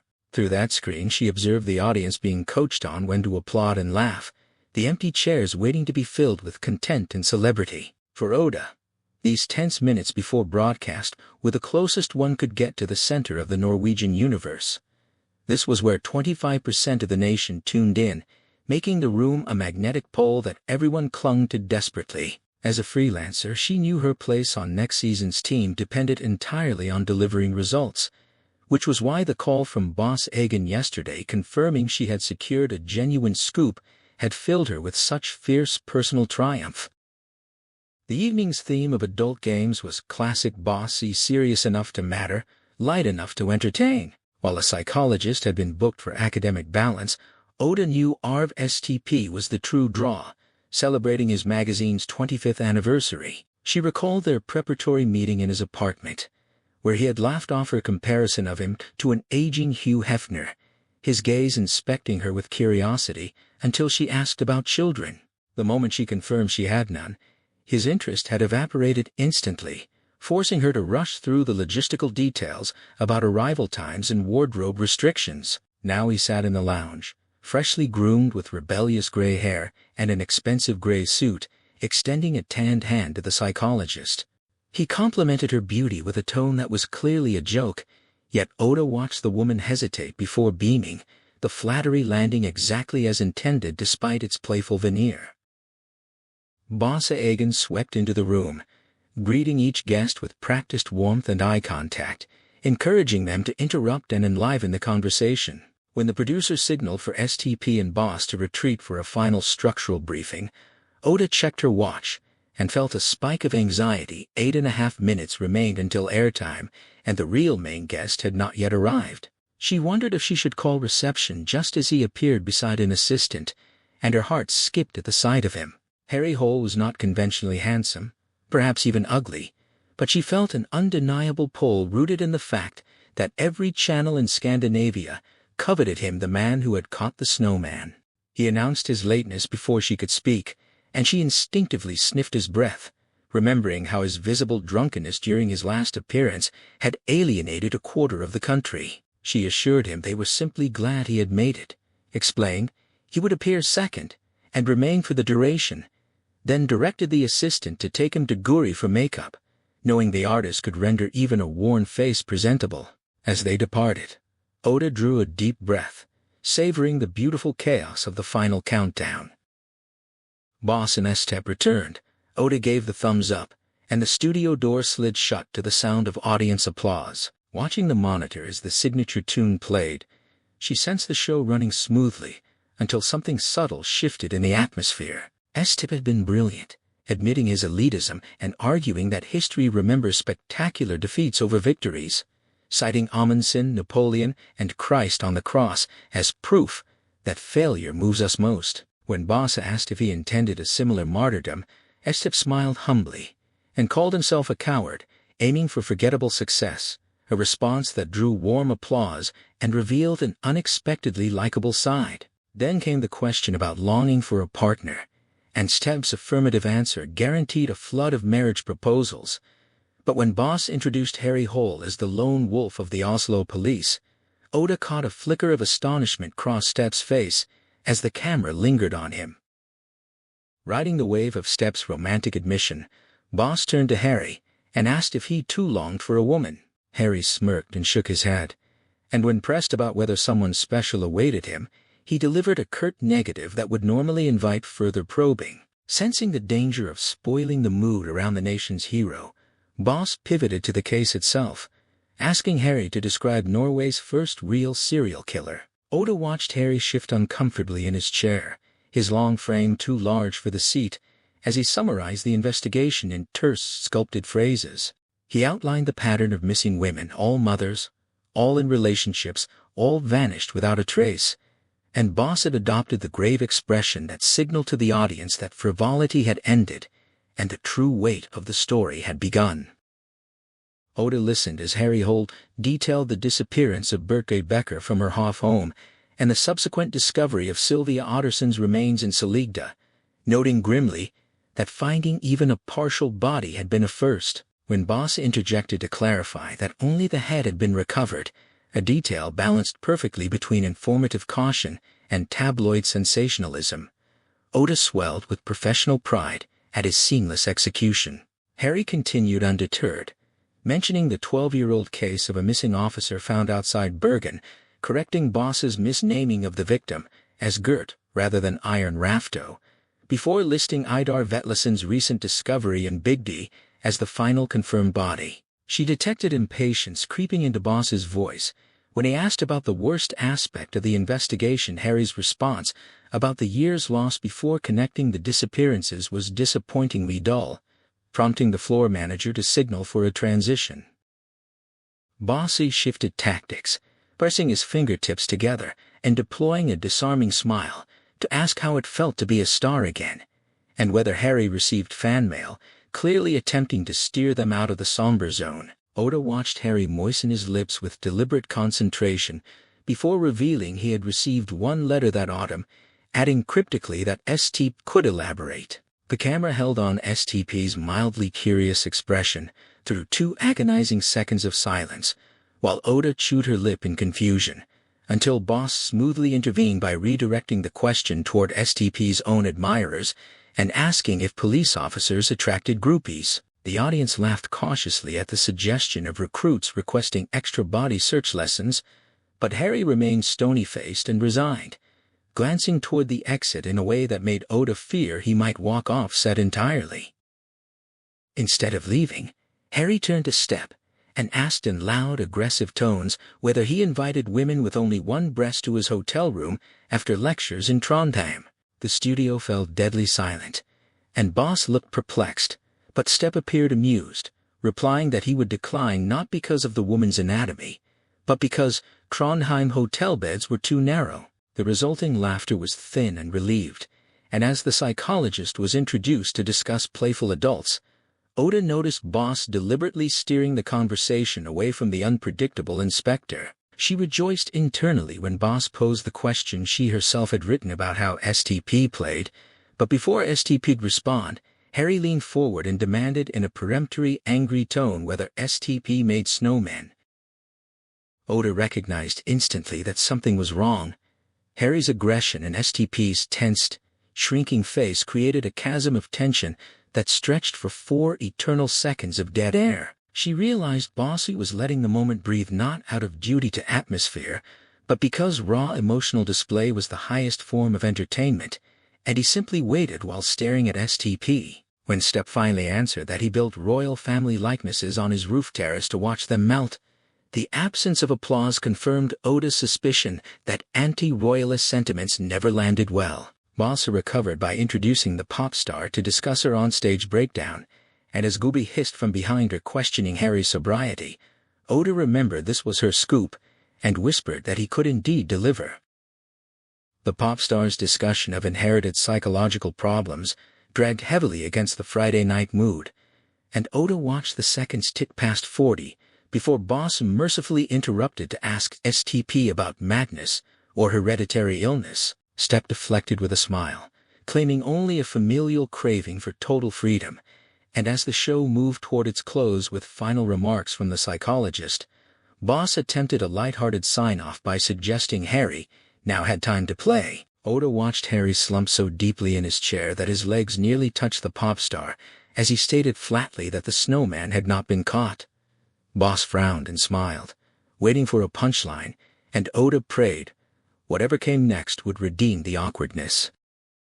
Harry declared he had never identified Vetlesen as the killer, and that all evidence pointed to the snowman still being at large. Bosse chuckled nervously, treating it as a failed joke, and joked about his wife's beauty sleep, but Harry's unsmiling confirmation that he was serious froze the room. Oda checked her watch and saw the floor manager frantically signaling the cutoff behind the camera, yet Bosse ignored the baton and leaned forward, recognizing that this revelation superseded any musical performance. His voice quavered with near-genuine shock as he asked if Harry was accusing the police of lying and endangering lives. Harry clarified that new details had emerged rather than deception. As Bosse swiveled to address the camera directly, Oda heard the technical director calling for the close-up and knew they were witnessing the true scoop unfolding live. Bosse delivered the sign-off with masterful gravity, promising more details on the evening news and thanking the audience before the band launched into the single. Oda closed her eyes as the producer wheezed profanities behind her, but she felt only a wild urge to howl with pleasure. In this electric moment she understood that they were no longer merely observing the center of the world from the North Pole, they had become the event itself. Gunnar Hagen stood in the doorway of Schroeder's, scanning the room with a sense of displacement after failing to locate Harry at his apartment, Kunstnerdes Hus, or the office. Bjorn Holm's tip had led him here, and the contrast between the young, glamorous crowd at the artist's venue and this bar's dissipated regulars was jarring. He spotted Harry alone at a back table by the window with a large glass, and made his way over to confront him about his switched-off phone. Harry looked up bleary-eyed, explaining that reporters had been swarming him after the broadcast, forcing him to flee the usual post-show gathering. Hagen sat down, watching the golden-brown liquid disappear past Harry's lips as he delivered a stern rebuke from the chief superintendent, leaking that the snowman remained at large was a direct breach of orders. Harry merely confirmed the breach and took another drink, offering no defense beyond a vague appeal to democratic openness when Hagen demanded an explanation. Hagen slammed his fist on the table, drawing admonitory glances as he warned that Harry had cast the force in a terrible light after they had publicly declared the case solved. Harry countered that his duty was catching villains, not managing public perception, dismissing the press as irrelevant to actual police work and useful only for those seeking limelight or superiors anxious about headlines. When Hagen accused him of endangering colleagues, Harry considered the charge, nodded slowly, drained his glass, and signaled for another. Hagen braced himself to deliver the ultimatum he had been ordered to muzzle Harry immediately, would be personally overseeing operations, and had assigned Katrine Bratt to shadow him and report directly since Harry could not be trusted to do so himself. Harry agreed without objection, prompting Hagen to suspect he was drunker than he appeared. Hagen then confronted him about bypassing the prosecutor to have Bratt check Arv Stepp's files through Vetlesen's assistant, warning of the catastrophe if STP had discovered the unauthorized search. Harry's head snapped up with sudden alertness at the phrasing, and when Hagen explained that fortunately no file existed, Harry pressed for the reason why. Hagen admitted ignorance but expressed relief, reiterating that Bratt would now dog his every step to prevent further trouble. As the waitress set down a fresh glass, Harry asked cryptically whether Bratt hadn't already been informed of something, stopping mid-sentence when Hagen demanded clarification. Harry shook off the question, gulped half the new drink, left money on the table, and departed. Only then did Hagen notice the absence of carbonation in the abandoned glass and taste the tart non-alcoholic cider, realizing he had been deceived. Harry walked home through silent streets where low building windows gleamed like feline eyes in the dark, suppressing an urge to call Tresco out of respect for their agreement. Rounding the corner onto Sophie's Gate, he found the street deserted until he caught a movement and a glint of light reflecting off glasses near a parked blue Volvo C70 that didn't belong there. Though too dark to see the face, Harry recognized the posture of someone watching for him and noted the shadow approaching from behind via another car's mirror. Anger rising, he slipped his hand inside his coat, counted to 3, and spun around to find the follower frozen on the pavement. He growled a challenge, raised his gun, collared the man, and drove him sideways over a car hood, pinning him by the throat with the barrel pressed against one lens as a car alarm erupted into the night. The man ceased struggling under Harry's grip, his head thudding softly against the hood until streetlight revealed his face, and Harry released him. Doubling over in coughs, the man was hauled across the road and shoved inside Harry's building while Harry shouted demands over the relentless alarm. Inside, the man explained he had spent the evening trying to reach the number Harry had given him before resorting to directory assistance. Harry observed the ghost of Professor Philip Becker, diminished even from his romancel appearance, and acknowledged having switched off his phone. Leading Becker upstairs, Harry kicked off his boots and started the kettle, while Becker stood in the kitchen still coated and shod, his face ashen as he praised Harry's bravery on television and said he owed him courage in return for being believed when no one else had. Becker refused the offered chair, insisting he would leave shortly, but needed to share something confidential about Jonas. He confessed to taking blood and a mouth swab from the boy during his visit to Camilla Lausius, a detail Harry recalled through the memory of a bandage, and sending them for private DNA testing at significant cost for expedited results. When Harry questioned the legality, Becker explained that commercial tests were now available without legal intermediaries. The answer had arrived that day, and Becker paused to draw a deep breath before revealing that Jonas was not his son. Harry nodded slowly, absorbing the weight of the confession as Becker rocked back on his heels, with the kinetic tension of a runner poised at the starting line.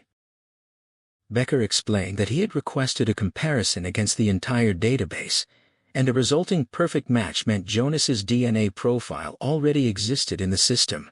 Harry felt the implications settling over him as Becker clarified that an anonymous sample submitted 7 years prior had been ordered by a now-defunct medical center.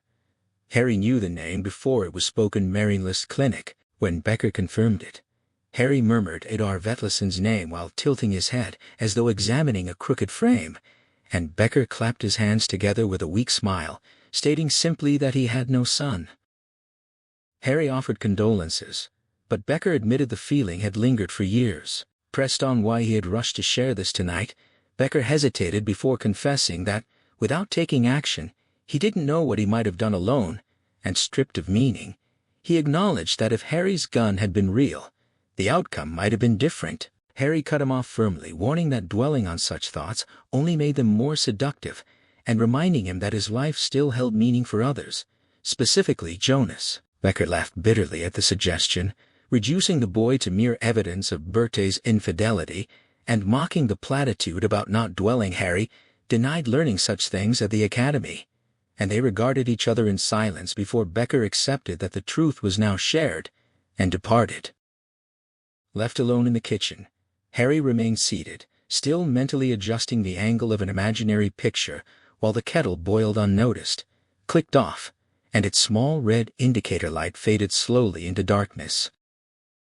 Harry entered the 6th-floor corridor of the Frogner high-rise as thick clouds smothered the dawn, finding Tresco's door ajar, and the man himself sprawled on the sofa with feet on the coffee table, remote in hand, as images dissolved into digital mosaic across the screen. The air carried the sour tang of bacterial gases, and both ashtrays overflowed with butts. When Tresco offered a Saturday beer, Harry declined, taking a seat and asking for results. Tresco admitted one night was insufficient for full analysis, but noted the subject bluffed better than most card players. Pausing the DVD at the moment Harry had asked about hotel room extracurriculars to freeze STP's dilated pupils and flared nostrils, classic stress indicators that alone proved nothing, since honest people also exhibited them under pressure. Tresco's voice had softened into something almost pleasant as he explained that detecting deception required triangulation between a known lie and a known truth, using STP's remarks about founding his magazine and despising politicians as the honest baseline. He rewound to show Harry the hands during truthful segments.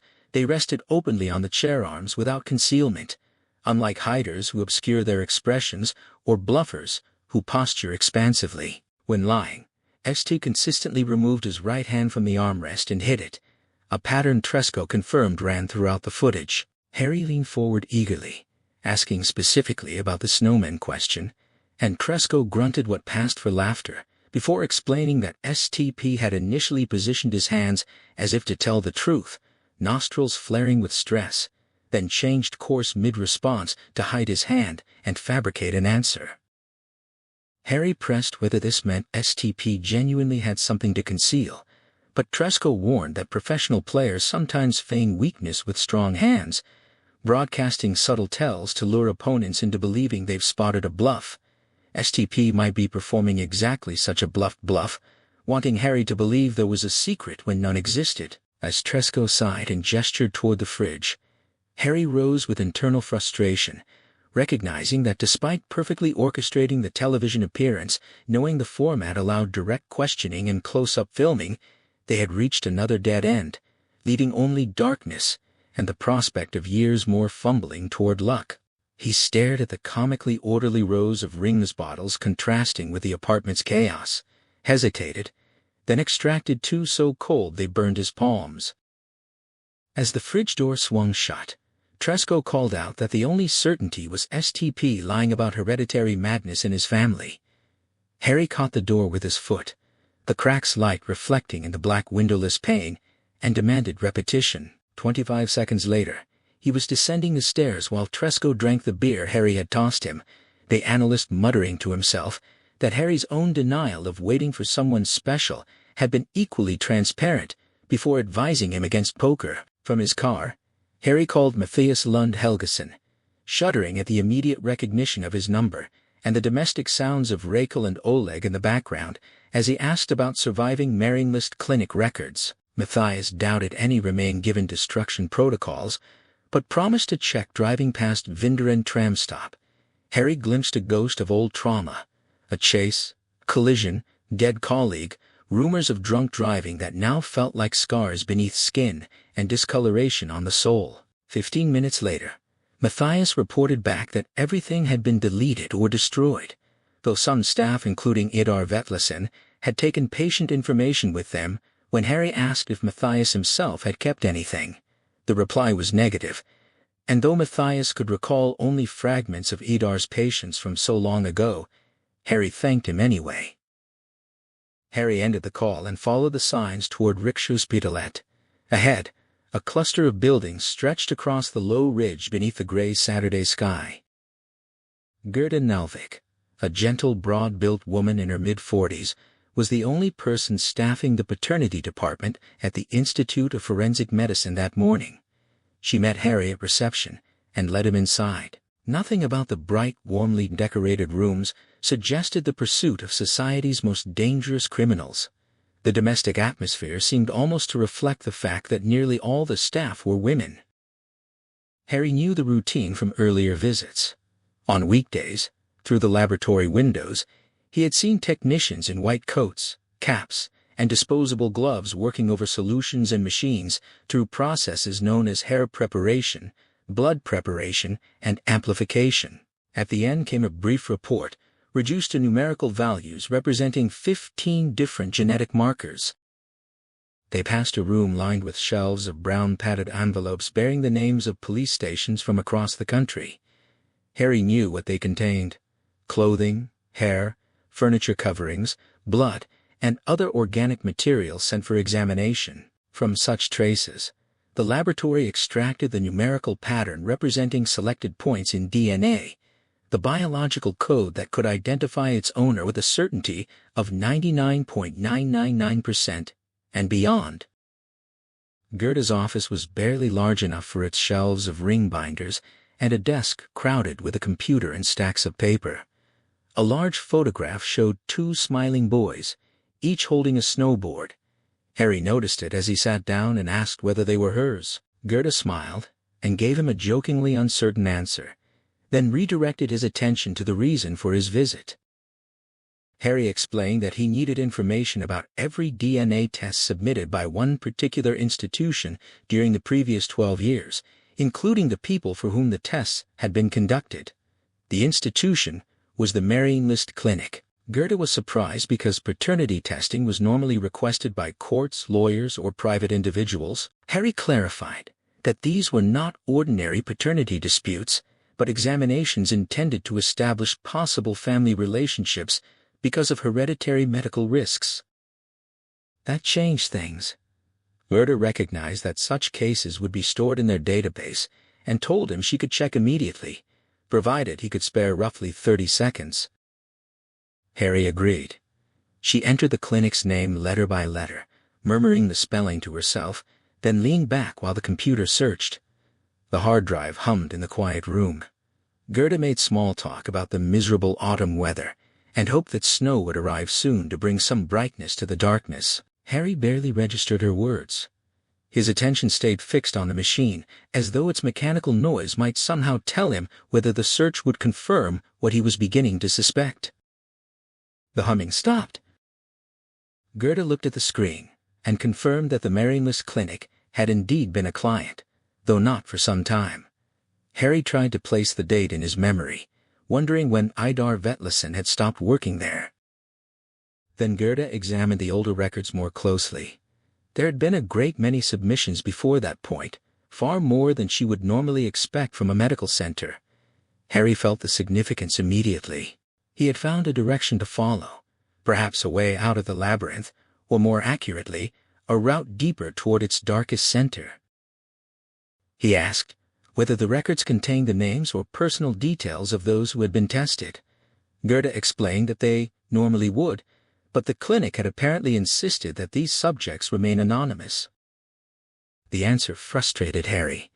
He closed his eyes briefly, forcing himself to think. The results themselves still existed. Gerda confirmed that they did, including the conclusions about whether individuals were fathers. She could not summarize those findings from memory.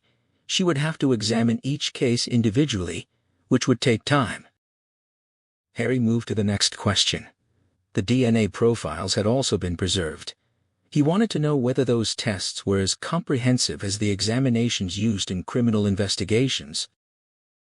They were even more thorough, because establishing paternity beyond doubt required accounting for the mother's contribution as well as the father's. More genetic markers were examined. Harry saw the possibility clearly. If his colleagues collected swabs from particular people and sent them to the laboratory, Gerda could compare those samples against the profiles previously submitted by the Marrying List Clinic and determine whether there were similarities. That was enough. Harry told her that his colleagues would send swabs from husbands and children of women who had disappeared in recent years, so the laboratory could determine whether any of them had already been tested. He would arrange authorization and make sure the work received the highest priority. Something changed in Gerda's expression. Recognition lit her eyes. She realized she had seen Harry connected with the investigation on television and understood that his questions concerned the man the police had given the name Boss. Even with only the two of them in the room, she lowered her voice when she reached that subject, as though the name itself carried something dangerous. Harry then called Katrine and arranged to meet her at the Java Café in St. Hansjaugen.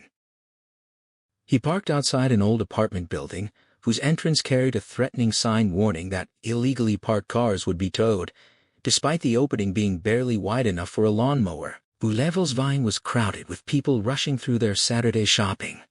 A bitter northerly wind swept down from St. Hansjaugen and caught the black hats of mourners walking in a bowed funeral procession toward Var Frelser's cemetery. Harry bought a double espresso and a cortado, both served in paper cups, then sat outside. Across the road, a lone white swan moved slowly across the pond, its neck curved like a question mark. Watching it brought the name of the fox trap back into Harry's mind. The cold wind stippled the surface of the water with goose flesh. Katrine arrived and reached for the cortado, checking that it was still warm. Harry handed it to her, and they walked toward his car. He acknowledged the effort she had made to come to work on a Saturday morning. She returned the sentiment with dry irony. Harry reminded her that, as a single man, Saturday mornings meant little to him, whereas she ought to have a life outside the job. An elderly man was waiting beside the car, staring angrily at them. He had already called a tow truck. Harry unlocked the vehicle and treated the threat lightly, pointing out that finding somewhere for tow trucks to park was apparently the real difficulty. The man insisted that Harry remain there until the truck arrived. Harry lowered the window and showed him his police identification. The old man ignored it and continued watching his wristwatch. Harry then turned the situation around. He pointed out that the narrow space did not properly qualify as an entrance and announced that he would have the traffic department remove the apparently illegal sign. He also warned that the owner could face a substantial fine. The man's anger faltered into suspicion. He examined Harry's identification, then Harry, then the card again. Convinced enough to retreat, he grudgingly allowed them to leave. Harry refused to let the matter end there. He told the man he would contact the traffic department immediately and made clear that the old man would remain to deal with them. Then he started the engine and drove away, leaving the man's furious, open-mouthed expression shrinking in the rearview mirror. Katrine laughed at what he had done, though something in her expression suggested that laughing itself caused her pain. Harry glanced sideways at her. The episode at Fenris Bar seemed to have made her more relaxed around him. He found himself wondering whether rejection had a peculiar effect on attractive women, that being refused could earn their respect and make them trust a man more. Harry smiled, but another thought surfaced beneath it. That morning, he had awakened physically aroused, carrying fragments of a dream about Katrine. In the dream, they had been together in the bathroom at Fenris Bar, with her seated on the sink and her legs apart. The imagined encounter had been violent and intense. The plumbing seemed to creak beneath their movement. Water shifted in the toilet bowls, and neon tubes buzzed and flickered overhead. He had felt the freezing porcelain against his body with every thrust, while the mirror behind her trembled so violently that his reflection blurred. Their bodies struck against taps, hand dryers, and soap holders, until the movement stopped. Only then had he seen the face in the mirror and realized it was not his own. Katrine's question pulled him back to the car and to the present. She had noticed his distraction and wanted to know what was occupying his mind. Harry handed Katrine the DNA swabbing kit, his mind fixed on the tangled question of paternity that now seemed central to the case. He explained. They were heading to Saligda to collect samples from the twins, though the precise connection remained elusive. Outside, the retreating snow lay wet and gray across the fields as they approached the farm.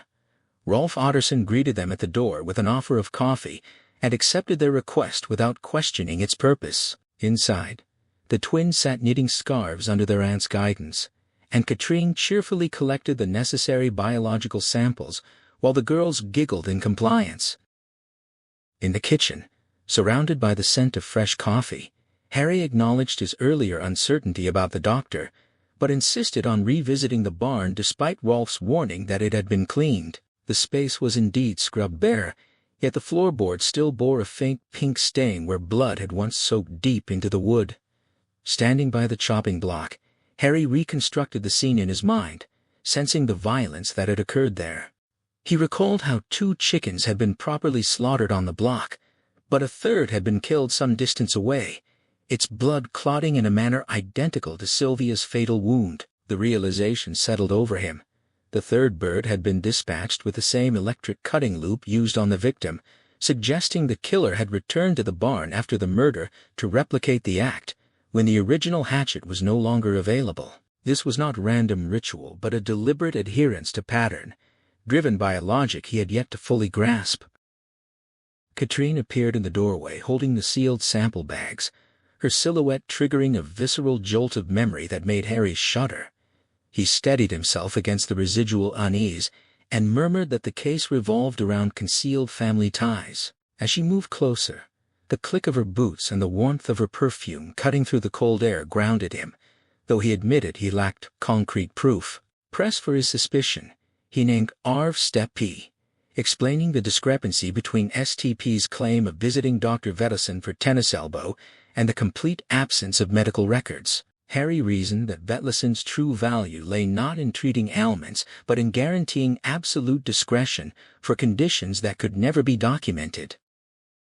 He pieced together the theory that STIP had sought Vettison specifically to hide a diagnosis of Farr's syndrome, a hereditary condition requiring secrecy far beyond ordinary cosmetic concerns. The deeper implication was that STP needed this confidentiality because he was bringing offspring to be tested children whose very existence was unknown to the public, and perhaps even to those raising them. Katrine's breath caught as she connected this to the twins and the missing women, voicing the horrific possibility that STP had fathered children across Norway, only to eliminate the mothers years later. Harry offered a grim biological parallel, describing how certain seal species kill mates after breeding to prevent competition and ensure genetic dominance, acknowledging the madness inherent in such logic while insisting it was merely speculation. Katrine saw through his hesitation, recognizing that his certainty ran deeper than he admitted, and matched his intensity with a wry acknowledgement of their shared obsession. Harry urged them to leave, noting the Institute awaited the samples despite it being Saturday. After securing a promise of expedited results, he drove her home and observed the dark windows of her apartment, questioning whether she was truly alone. She deflected with confident charm, but Harry pressed further, asking why she had insisted on keeping her presence at the Bergen police station hidden from her colleagues. Her response was a sharp note of confusion, signaling she had no idea what he was referring to. Katrine dismissed his comment about her Bergen colleagues with a shrug, explaining that they wouldn't view Oslo as a true capital, and bid him good night before disappearing inside. Harry drove toward Sannergata, his mind unable to escape the certainty that had taken root during their time in the barn. He recalled how Katrine had stiffened, and the memory of that moment crystallized into an undeniable truth he could no longer ignore. The sound he had once mistaken for a breaking twig was actually the distinct mechanical click of a revolver hammer being released, a sound that meant she had drawn her weapon on Philip Becker and squeezed the trigger nearly to its breaking point. She had fully intended to kill him, and the realization now aligned perfectly with what he had seen when the light caught her face in the barn doorway. This case was indeed rooted in family, and she was entangled in it far more deeply than she had revealed. Elsewhere, Knut Muller-Nilsson sat beside his wife watching Dr. Zhivago, his attention consumed by Julie Christie on screen, even as his wife paused the film to answer the phone. Though he suspected her of infidelity, his own devotion to the actress made guilt feel distant as he gazed at the frozen image of red lips and misty eyes. When Harry's hoarse voice came through the line, Muller-Nilsson assured him they had all the time needed, his tone warm despite the interruption. Harry pressed forward, recalling a photograph of Gert Rafto shown during a previous visit and focusing on Muller-Nilsson's offhand remark that Rafto's daughter had turned out well, an observation delivered with such familiarity it implied shared knowledge Harry didn't possess. Muller-Nilsson agreed. She had indeed done well, but Harry countered that such judgment depended entirely on perspective, letting the weight of unspoken implications hang between them. Arv Stepp stood in the doorway of the Sonja Henie ballroom, his jaw aching from relentless smiling and his arm throbbing with the familiar strain of tennis elbow. A publicist adjusted his bow tie with practiced efficiency, her professional demeanor briefly sparking a fleeting fantasy that he immediately dismissed as too complicated to pursue when their eyes met in the mirror. He offered a silent apology, and she responded with a flush and a laugh, confirming the moment was best left untouched.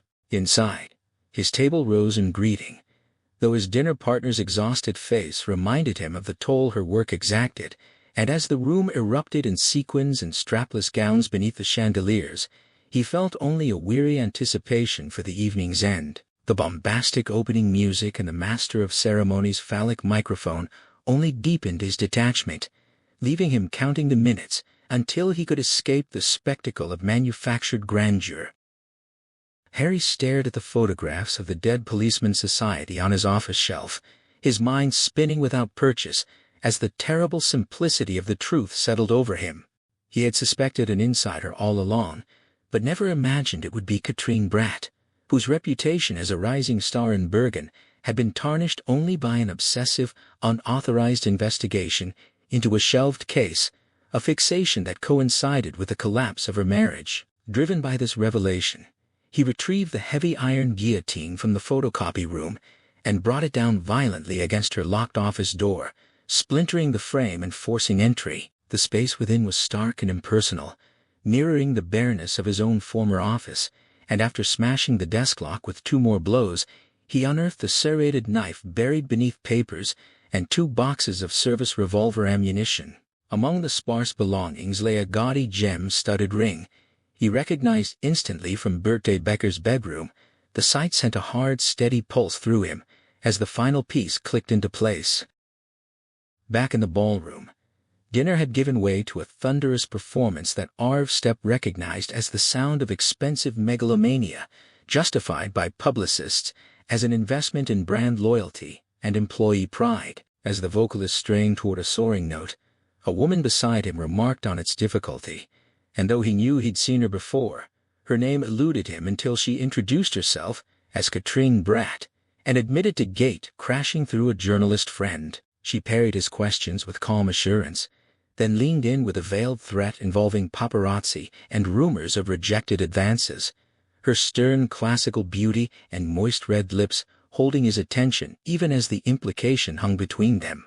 He studied her profile, the arch of her back, the natural fullness of her breasts, and wondered silently if they had ever nourished a child, his blood surging with renewed alertness as he weighed her audacity against the danger she represented. Arv Stepp laughed with genuine amusement, unfazed by Katrine's veiled threat or the curious glances their exchange was drawing. He leaned closer, noting her perfume mirrored his own cologne, and dismissed her blackmail attempt with blunt confidence, asserting his indifference to scandal and correcting her count of past encounters with a colleague before asking if she had children. When she deflected with a question of her own, he explained his belief that motherhood granted women a deeper understanding of life and freed them from desperate pursuit, though she called it nonsense and played along by claiming she did have kids. As the singer reached a soaring crescendo, Stepp announced his departure for his Aker Brygge penthouse, inviting her to follow after a 20-minute head start, and securing her promise of discretion. She agreed with an unsettling gleam in her eyes and corrected him once more on the number of past liaisons before he left, the falsetto still trembling faintly behind him. Harry sat in his car on Seldukskata, watching Katrine's dark apartment windows as noisy partygoers passed unaware of his presence. He resisted the urge to call for backup, knowing he needed absolute certainty before risking everything for both of them, and instead approached her unmarked second-floor door to listen before retrieving a crowbar from his trunk. After gaining entry through a sleepy neighbor below, he found her door unlocked and slipped inside, confirming her recent return by the wet soles of her boots on the rack. Moving through the austere living room with only a flashlight to avoid detection, he took in the Spartan furnishings and the carved wooden masks staring from the alcove, then discovered an entire wall covered in yellowed newspaper clippings of murder cases, all investigations he himself had led. On the table lay folders detailing unsolved disappearances and complaints against Gert Rafto, alongside amateur pencil sketches of melting snowmen with distorted faces that resembled death masks, one bearing bird feet, and another a pig snout. He searched the apartment methodically, emptying his mind of expectations as he had once advised Katrine herself, rummaging through cupboards, bathroom shelves heavy with her scent, and even the toilet cistern and mattress without success. Only when tidying the drawings did he think to check the printer tray, where he found a thick yellowish sheet carrying a faint burnt spice aroma, and a watermark visible only when held to the light, His pulse surged as recognition flooded through him. Booting up her computer, he typed Toowoomba into the search function and waited through an agonizing delay until a single result appeared, a Word document last modified on September 9th. His finger trembled as he opened it, and the glowing text confirmed beyond doubt that the words matched exactly those in the snowman's letter. Arv Stepp lay in his custom-made leather bed, the cool silk of his boxer shorts, a contrast against his alcohol-warm skin as ambient music drifted through hidden speakers. He listened to Katrine's resolute footsteps approaching across the parquet floor, anticipation tightening in his body as he reached beneath the mattress for what he had prepared. When she appeared silhouetted in the doorway and let her leather coat fall to reveal the dress beneath, she handed him a pink rubber pig mask with a detached, businesslike instruction that made him chuckle even as he complied. But before he could speak through the stifling rubber, a sharp blow over his eyes shattered the illusion of play. Her next strike drove the air from his lungs and sent him doubling onto the bed, darkness closing in until he fought desperately for breath inside the suffocating mask, while she wrenched his arms behind his back and secured them with something that bit into his wrists. Rage surged as oxygen returned, yet when she pressed cold steel against his nose and forced him to smell gun oil and cordite, a long-forgotten childhood terror awakened within him, the dawning realization that this was no game, and for the first time in decades, he was truly afraid. Outside Katrine's apartment building, Harry sat in Bjorn Holm's idling car at 1:30, the blue-gray night stretching empty around them, as Holm filled the silence with nervous chatter about vintage car colors and cassette tape fidelity. Harry tolerated it until Holmes speculated that Katrine had gone home with a man, likening single women to predatory hunters selecting prey, and the words struck Harry like a physical blow. Wet shower, perfume, mascara, the signs he'd noted in her apartment now aligned with horrifying clarity. He immediately called Gerda Nelvik at the Institute, confirming that Katrine herself had phoned earlier that evening, asking about paternity results, and learned the preliminary tests showed 95% certainty that Arv STP was father to both Jo Nesbø and the Otterson twins. The implication was unmistakable. Katrine had followed Holmes' own cynical playbook, and Stepp was her target. Harry ordered Holmes to start the engine and called for backup as they sped toward the Plaza Hotel, the heater finally blasting hot air through the cabin as they skidded on tram tracks through the sleeping city. On the pavement outside the hotel, reporter Odin Nakken stood freezing and bitter, watching the last guests depart the liberal celebration while his deadline loomed. He cursed the indignity of his post, feeling reduced to a teenager pressing his nose against glass in hopes of scraps, and resolved to write his resignation the moment he reached the office, unaware that the story he was abandoning was unfolding just beyond his sight, far darker and more urgent than any society column could contain. Odin Nakken stood outside the Plaza Hotel, bound by the unwritten rules of his generation that kept certain rumors off the page, when a vintage Volvo Amazon screeched to the curb and Harry Hole sprinted toward the entrance. The reporter chased after him, breathlessly asking why police were at a finished party, and Hole demanded to know if Arv STP had left alone. Nakken explained that while STP appeared solitary, gossip suggested he'd been negotiating with a striking woman in a long black leather coat, who departed 20 minutes later in a taxi details too salacious to print, but now clearly vital. Hole absorbed the description without gratitude, offering only sardonic thanks before roaring away, leaving Nakken to sigh in resignation as his photographer reminded him of their own deadline.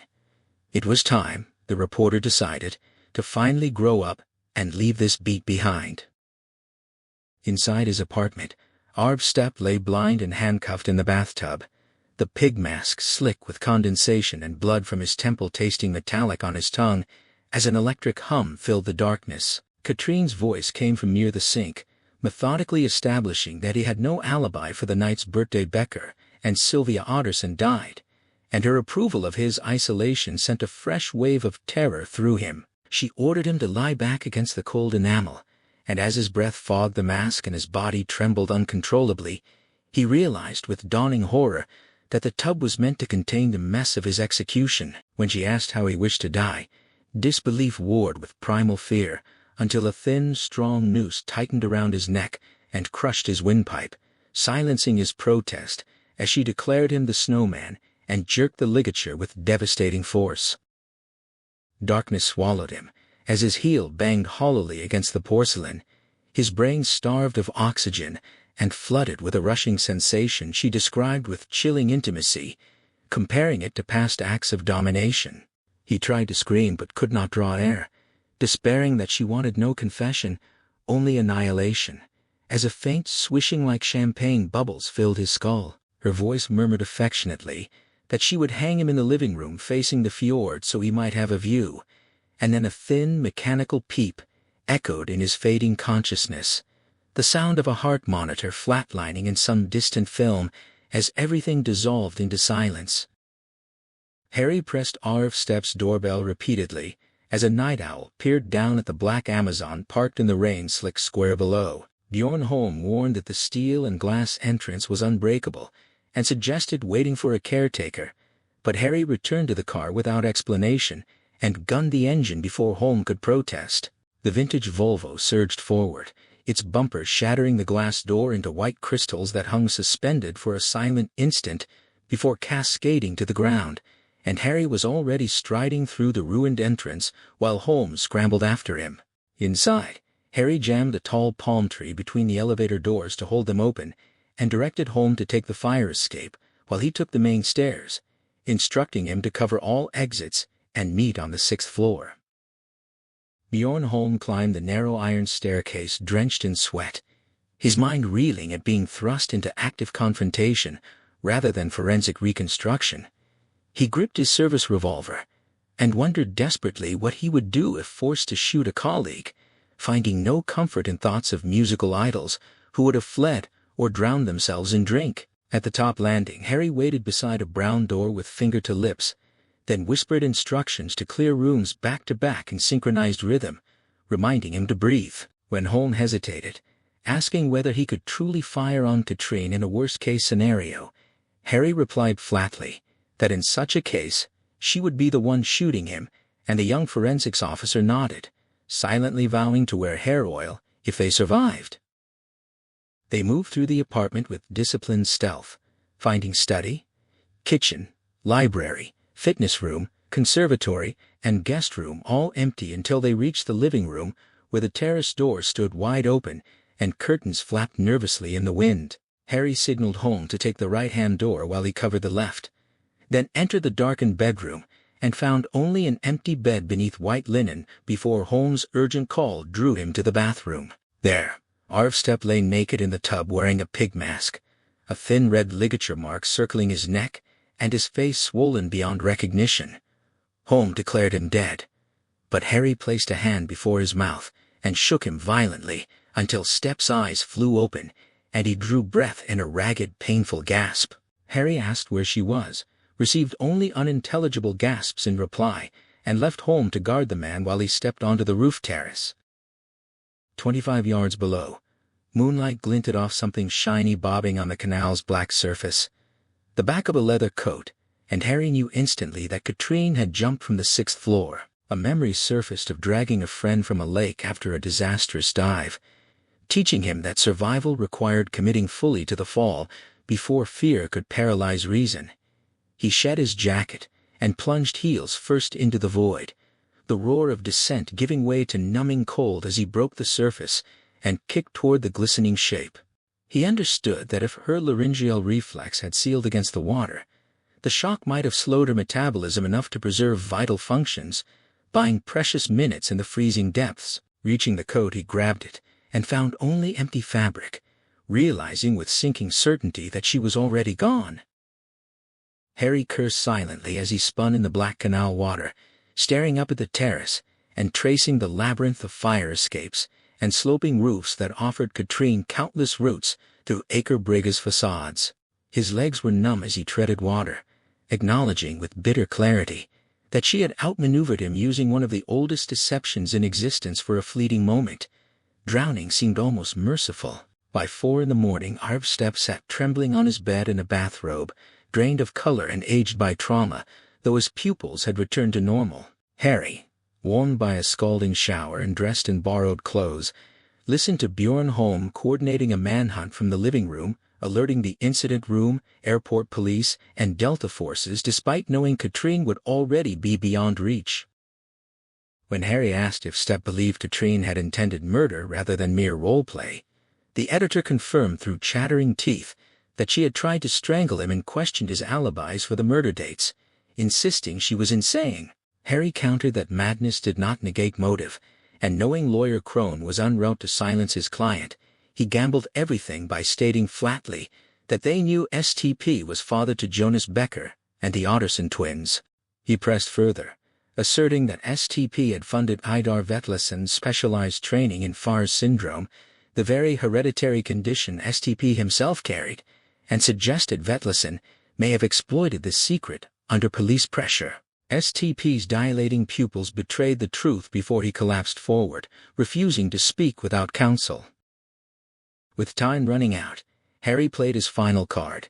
He threatened to leak the humiliating details of STP's ordeal to the press, framing it as a cautionary tale of a powerful man lured into degradation by a woman who turned the tables. When Stepp protested breach of confidentiality, Harry invoked his duty to inform the public without compromising the investigation, noting that such transparency might damage STP's carefully curated image, but not his legal rights. The editor recoiled at the prospect of being crushed like the subjects of his own magazine's front pages, yet Harry reminded him that even men of integrity must sometimes compromise. Sensing the shift, Harry declared his obligation to exploit the situation, and STP, after a long pause, nodded slowly. As Harry began asking about Birte Becker, Johan Crone appeared freshly groomed in the doorway and ordered the questioning stopped.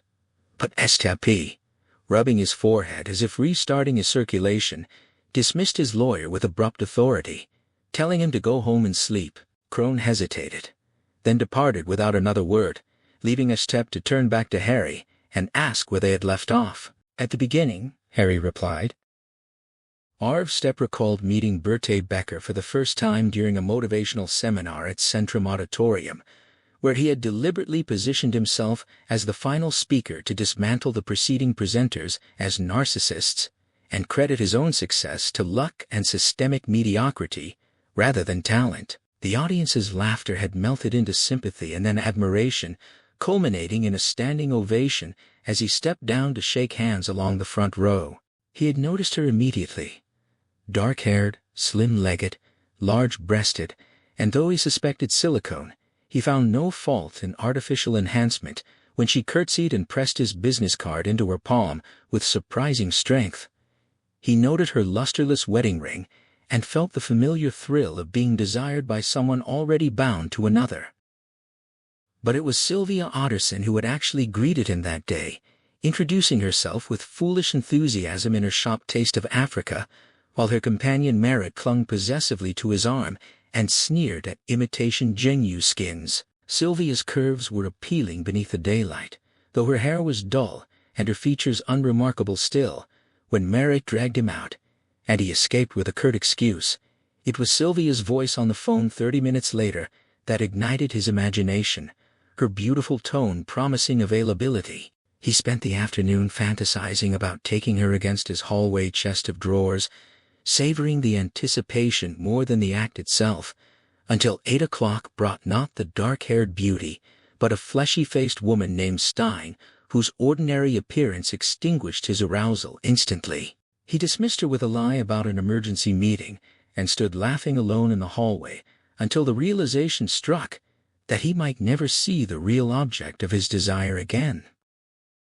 An hour later, after buying a new suit and walking past Sylvia's shop twice, he entered a third time and found her alone in the cool dimness. She knew what he wanted before he spoke, tilting her head with quiet certainty, and when he voiced his crude request in a trembling voice, she led him to the back room without locking the front door.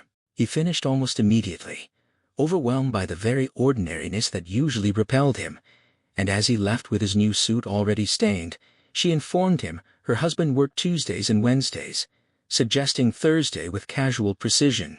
Now, months later, snow swirled between Aker Brygge's office towers as Birte Becker called, assuming he had given her his card precisely so she could reach him, and this time, the voice on the line matched the face he had been waiting for. Arv Stepp sometimes wondered what drove him toward women, excitement, and sexual encounters that felt less like pleasure than formal acts of surrender. He had already collected more conquests than he needed. Perhaps age frightened him. Perhaps he imagined that taking these women physically might let him steal something of their youth. The frantic pace seemed tied to the disease inside him, a certainty that soon he would no longer be the man he had been. He had no answers, and saw little use in finding them. That night, Berthe's groans rose from the room, low and powerful, while her head struck the Gerhard Richter painting he had bought in Berlin. Later, in Taste of Africa, Arv climaxed inside Sylvia Otterson as the bell above the entrance rang sharply, announcing a customer. He tried to pull away, but Sylvia only smiled and tightened her hold. He tore himself free, fastened his trousers, and watched her slide from the counter and straighten her summer skirt before going to serve. With his back turned to the shop, Arv hurried to the shelves of ornaments and closed his fly. Behind him, a man apologized for arriving late and blamed the difficulty of finding a parking space. Sylvia answered with clipped irritation. Though the summer holidays had ended, she was already late to meet her sister, and he would have to deal with the customer. Then the man approached Arv and offered assistance. Arv turned. The stranger was thin to the point of looking skeletal, with unnaturally large eyes behind round spectacles, a flannel shirt, and a long neck that brought a stork to mind. Glancing over his shoulder, Arv saw Sylvia leaving through the door, her skirt riding high, and a wet trail glistening down the back of her bare knee. He understood then. She had known her husband, or so Arv presumed would arrive at that exact moment. She had wanted him to see them. Arv dismissed the offer of help, claiming he had already found what he wanted, and moved quickly toward the exit. From time to time, Arv imagined being told that he had made a woman pregnant. He never knew whether he would demand an abortion or insist that the child be born, but he knew he would choose one outcome himself. Leaving such decisions to someone else was not part of his nature. Bertha Becker had assured him that contraception was unnecessary because she could not have children. 3 months and 6 sexual encounters later, she announced with radiant excitement that she could, after all, become pregnant. Arv panicked and immediately pressed her toward abortion, offering discreet medical contacts in Switzerland. Bertha told him that motherhood was an opportunity she might never receive again. Arv responded by cutting off both her and any child she might have. She warned him that the child would need a father and a secure home. Arv knew she would find neither with him. He carried a terrible inherited illness, and she understood the danger. Bertha was direct and quick-minded. Her father drank, her mother had collapsed under constant nervous strain, and Bertha had learned from childhood to manage without depending on anyone. She did what was necessary. She found her unborn child another father and a safe home. Philip Becker could hardly believe that the beautiful woman he had pursued so determinedly without success had suddenly yielded and chosen him. His disbelief planted suspicion before the relationship had properly begun. When Bertha told him only a week after giving herself to him that he had made her pregnant, that suspicion took deeper root. Later, she called Arv to tell him Jonas had been born and looked exactly like him. Arv stood with his ear against the receiver, staring into empty space, then asked for a photograph. When it arrived, Bertha met him in a coffee bar as arranged. Jonas sat on her lap. A wedding ring gleamed on her finger, and Arv occupied another table, pretending to read a newspaper. That night, unable to settle between the sheets, Arv brooded over the disease. The matter required discretion, and a physician who would keep silent. The obvious choice was Idar Vetlesen, the weak, ingratiating surgeon from the curling club. Vetlesen was working at the Meringless Clinic. He accepted both the assignment and Arv's money, then traveled at Arv's expense to Geneva, where Europe's leading specialists on Farr's syndrome gathered each year to present their latest and discouraging research. Jonas's first examinations showed no abnormality. Vetlesen reminded Arv that symptoms generally emerged in adulthood. Arv himself had remained free of symptoms until 40, but Arv insisted that the boy be tested annually. 2 years passed after Arv saw his infected semen running down Sylvia's leg as she left the shop and vanished from his life. Neither of them contacted the other. Then Sylvia called. Arv immediately claimed he was on his way to an emergency meeting, but she delivered her message in 4 blunt statements. Not all of his semen had escaped. She had given birth to twins. Her husband believed they were his, and she needed a sympathetic investor to keep Taste of Africa operating. Arv answered with a joke, saying he had already put enough money into the shop. Sylvia countered with a threat of going to say Augacher, knowing the magazine welcomes scandals involving celebrities and alleged children. Arv recognized the bluff. She had too much to lose. Sylvia explained that circumstances had changed. She intended to leave Rolf if she could raise enough money to buy him out, and because the shop's location was its central problem, she would demand that the magazine publish photographs of it for publicity. She reminded Arv how widely the magazine was read.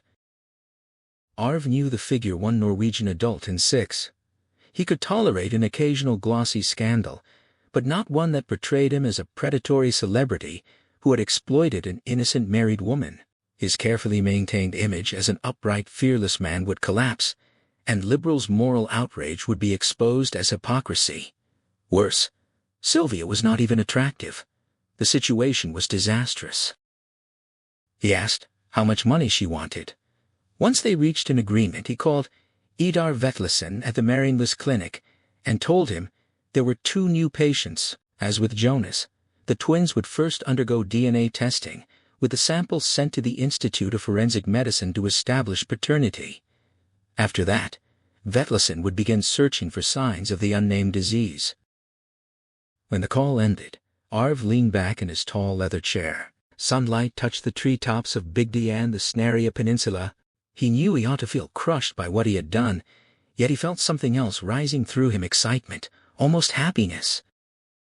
Years later, when Vetlesen phoned to report that newspapers were claiming the decapitated woman found at Soligda was Sylvia Otterson, that old sensation of happiness was the first thing to flash through Arv's mind. Vetlesen pointed out the pattern. Jo Nesbø's mother had disappeared, and now the mother of the twins had been murdered. He admitted he was no expert in probability, but believed they had to go to the police because investigators were searching for connections. Arv rejected the idea. Vetlesen demanded a reason. Arv asked instead how much money would be required, and Vetlesen protested that he was not attempting blackmail. Arv kept pressing him. Vetlesen asked whether Arv had an alibi. Arv had none, but he had money enough, he suggested, to make the problem negotiable. Vetlesen warned that innocence should make secrecy unnecessary. Arv finally admitted that he had plenty to hide. He could not allow the public to see him as both a home wrecker and a murder suspect. He insisted that they meet and discuss the matter. They never reached that meeting. Vetlesen died first. Now, facing Harry Hole, Arv had to explain why he had withheld everything when Harry first visited. Outside the bedroom window, dawn was beginning to show, though the fjord remained black. Arv insisted that he had known nothing useful to the police, and had seen no reason to involve himself. His name was his brand. He said the only capital liberal possessed in protecting it was his responsibility. Harry pressed the memory of Stepp's earlier claim about personal integrity being his sole capital, testing the man's consistency. STP responded with a dismissive shrug, his irritation visible as he equated integrity with mere branding, suggesting the distinction was irrelevant. Harry probed further, asking whether the appearance of virtue was enough to constitute the real thing. Estip met his gaze directly, explaining that the perception of truth was what sustained liberal success and kept its audience content. Harry acknowledged the answer with a non-committal sound, checking his watch before asking whether STP believed he himself felt satisfied in this moment. Stepp offered no reply, letting the silence stand as his only response. Bjorn Holm drove Harry from Aker Brygge to police HQ, the inspector's damp clothes squelching against the artificial leather seat as he shifted. Bjorn reported that Delta had raided Katrine Bratt's apartment 20 minutes earlier and found it empty, leaving 3 guards posted at the door. Harry knew with certainty she would not return. In his 6th-floor office he changed into the uniform hanging on the coat rack, the same one he had worn for Jack Halverson's funeral, and studied his reflection. The jacket hung loosely on his frame. Gunnar Hagen, summoned on short notice, sat behind his desk listening to the debrief, his usual irritation at Harry's disheveled appearance forgotten in the face of such dramatic news. Hagen repeated the revelation that Katrine Bratt was the Snowman, as if speaking the words might make them real, and Harry confirmed it with a nod. When Hagen asked whether St could be trusted, Harry affirmed his belief, explaining that no living person could corroborate STP's account because Berta, Sylvia, and Idar Vetlesen were all dead potential victims who might have made STP appear guilty, which was precisely what Katrine had intended to establish. Harry clarified that Katrine had sought to frame STP as a scapegoat according to STP. When he admitted having no alibi for the murder times, she had expressed satisfaction and declared him the Snowman before beginning to strangle him, stopping only when the sound of a car crashing into the front door signaled police arrival and forced her flight. The plan, Harry reasoned, had been for officers to discover STP's staged suicide and close the case believing they had caught the killer, just as she had murdered Vetlesen and attempted to shoot Philip Becker during his arrest. A moment, Harry recalled vividly, having heard her release the hammer of her cocked revolver as he stepped into the line of fire. Hagen closed his eyes and massaged his temples, acknowledging Harry's account but cautioning that it remained speculation. Harry then mentioned the letter from the Snowman he had found on Katrine's home computer, dated before anyone else knew of the killer's existence, along with matching paper in her printer. Hagen slammed his elbows onto the desk and buried his face in his hands, overwhelmed by the implication that they had employed the murderer within their own ranks. Harry stated flatly that the result would be an almighty scandal, a collapse of public confidence and resignations at the highest levels. Hagen peered through his fingers and thanked Harry for his bluntness, to which Harry replied, it was his pleasure. Hagen announced he would summon the chief superintendent and chief constable, ordering Harry and Bjorn to keep the matter confidential while asking whether Arv Stepp would talk. Harry smirked, noting that Stepp had run out of integrity. By 10 o'clock, Harry stood at his office window watching pale daylight settle over the Sunday-still rooftops of Greenland, knowing the search for Katrine had yielded nothing and suspecting she had prepared for this withdrawal long ago. He felt absolute certainty that she was the Snowman, anchored by the physical evidence of the letter and murder attempts, but also by the visceral sense of being watched and infiltrated. She had studied his clippings and reports so thoroughly that she could anticipate his moves and use him as a piece in her game, lodging herself like a virus in his bloodstream and a spy inside his mind. Skar entered and reported that Tailor had traced Katrine's mobile signal moving south at a speed consistent with the 7:05 Copenhagen train from Oslo Central, adding that Helsingborg police required a formal application to make an arrest, and that the train would arrive in 30 minutes. Harry watched a seagull glide past on stiff wings before abruptly diving toward the park trees, its change of direction mirroring human indecision, and he realized the phone signal was likely a decoy planted at Oslo station that morning. When Skar warned that she might reach Denmark without intervention, Harry told him to have Hagen contact Helsingborg, then swiveled and snatched his jacket from the coat rack in one fluid motion, striding down the corridor with purpose while Skar stared after him in amazement. At the equipment counter, Officer Orr regarded the tall inspector with open astonishment as Harry requested 2 canisters of CS gas and a box of revolver ammunition. Orr limped to the supplies, muttering imprecations, convinced that hole was unhinged. Tear gas suggested a stag night prank, yet everyone knew the inspector had no friends on the force. When Orr returned, Harry coughed and asked whether Katrine Bratt had requisitioned any weapons beyond standard issue. Orr confirmed she had followed regulations by returning her Bergen station gear and requesting only a new revolver and 2 boxes of bullets from the Oslo station, meaning she carried nothing heavier than a sidearm. Harry thanked him, packed the ammunition beside the green gas canisters in a black bag, signed the delivery log and received a mumbled wish for a peaceful Sunday in return. In the waiting room at Ullevål University Hospital, Harry sat with the black bag beside him, surrounded by the smell of alcohol, elderly bodies, and slow decay, while a female patient across from him stared as though searching his face for a lover or son who had never existed.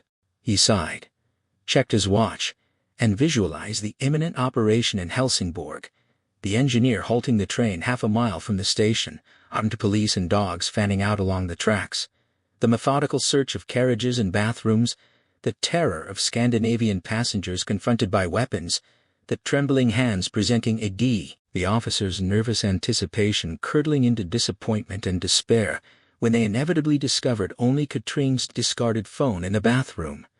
Bin.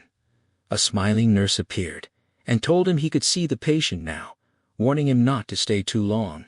He followed the clatter of her clogs, and the sway of her white-trousered hips, as she opened the door to a private room where stale On lay sunken and pale against the pillow, his thin, childlike hair resting on a forehead that seemed merged with the linen.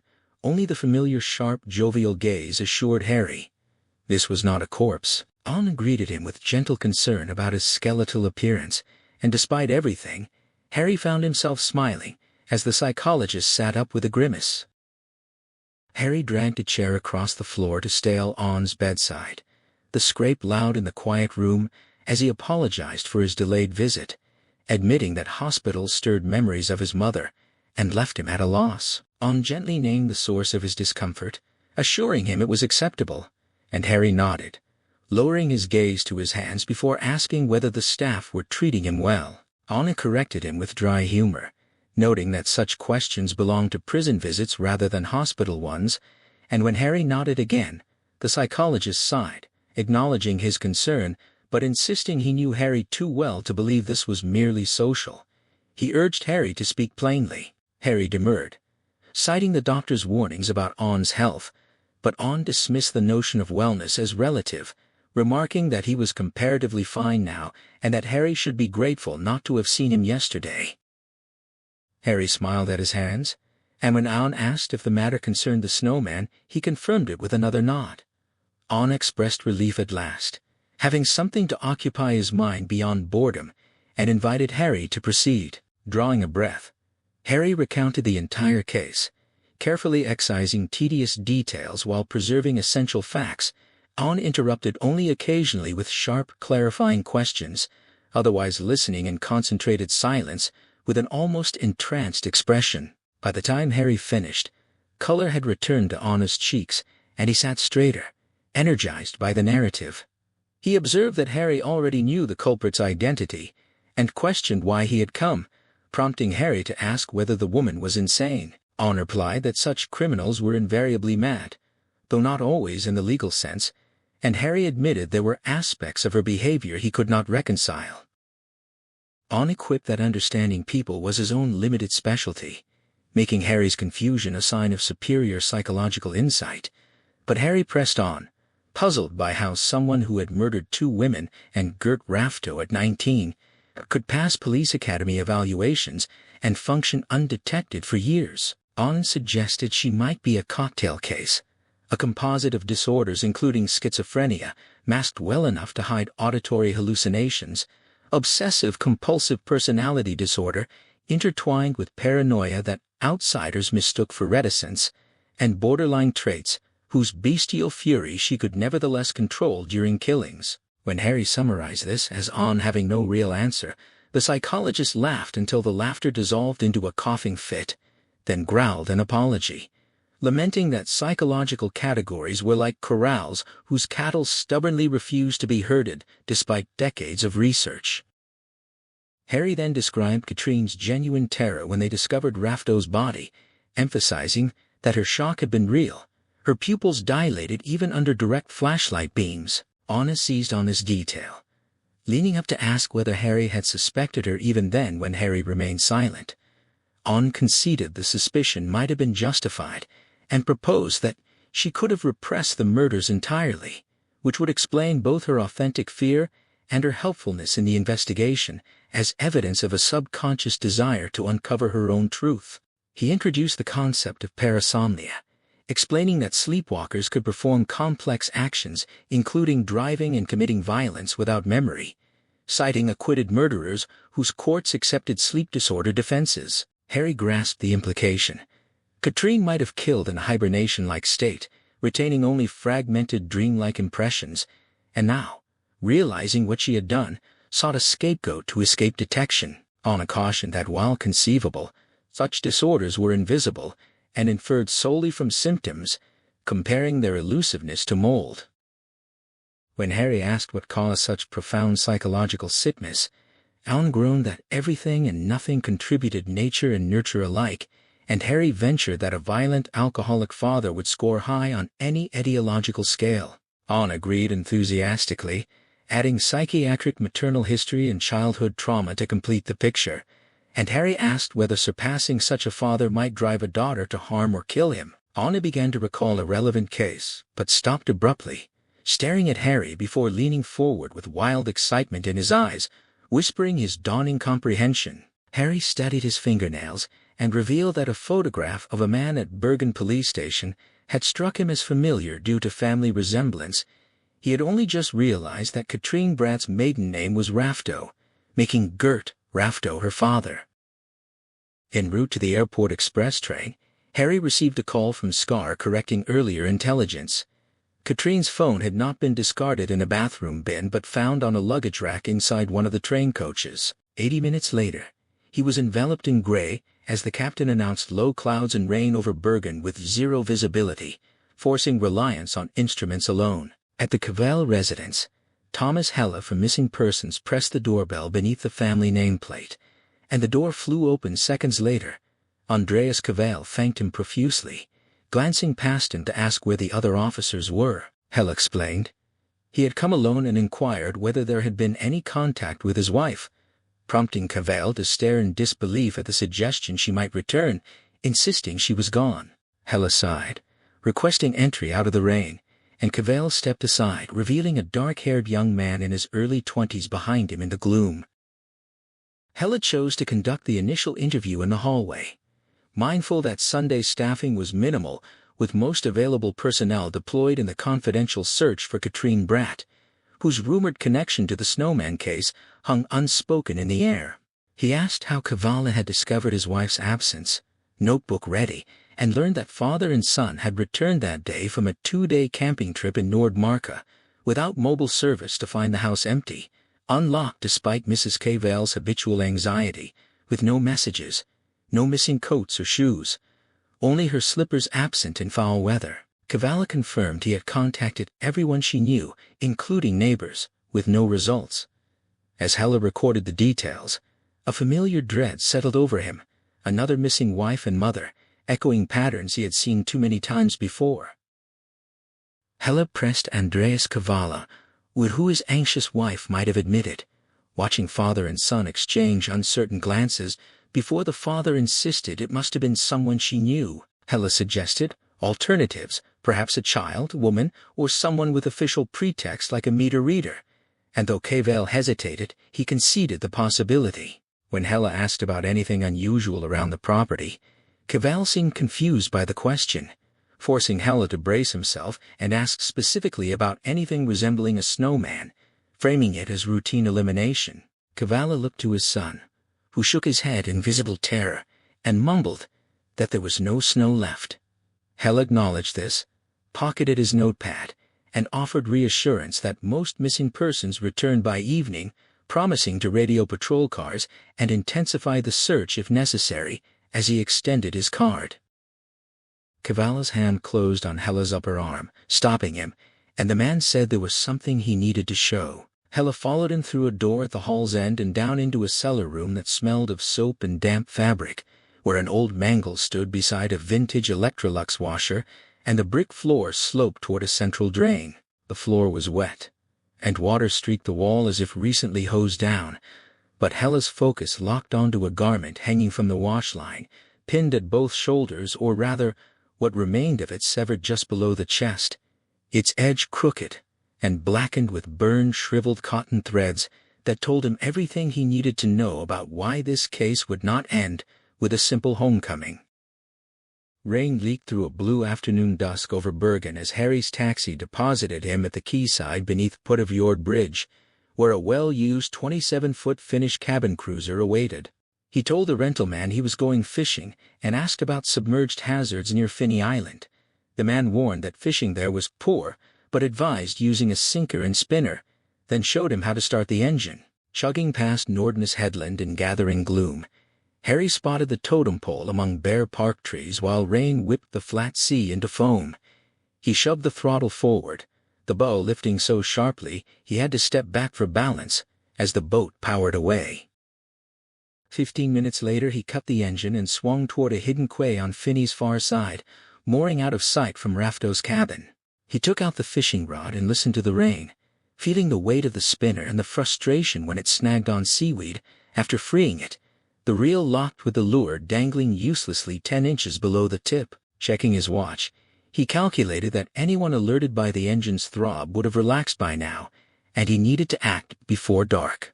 Setting the rod aside, he opened his bag, loaded the revolver, stuffed the CS canisters into his pockets, and went ashore.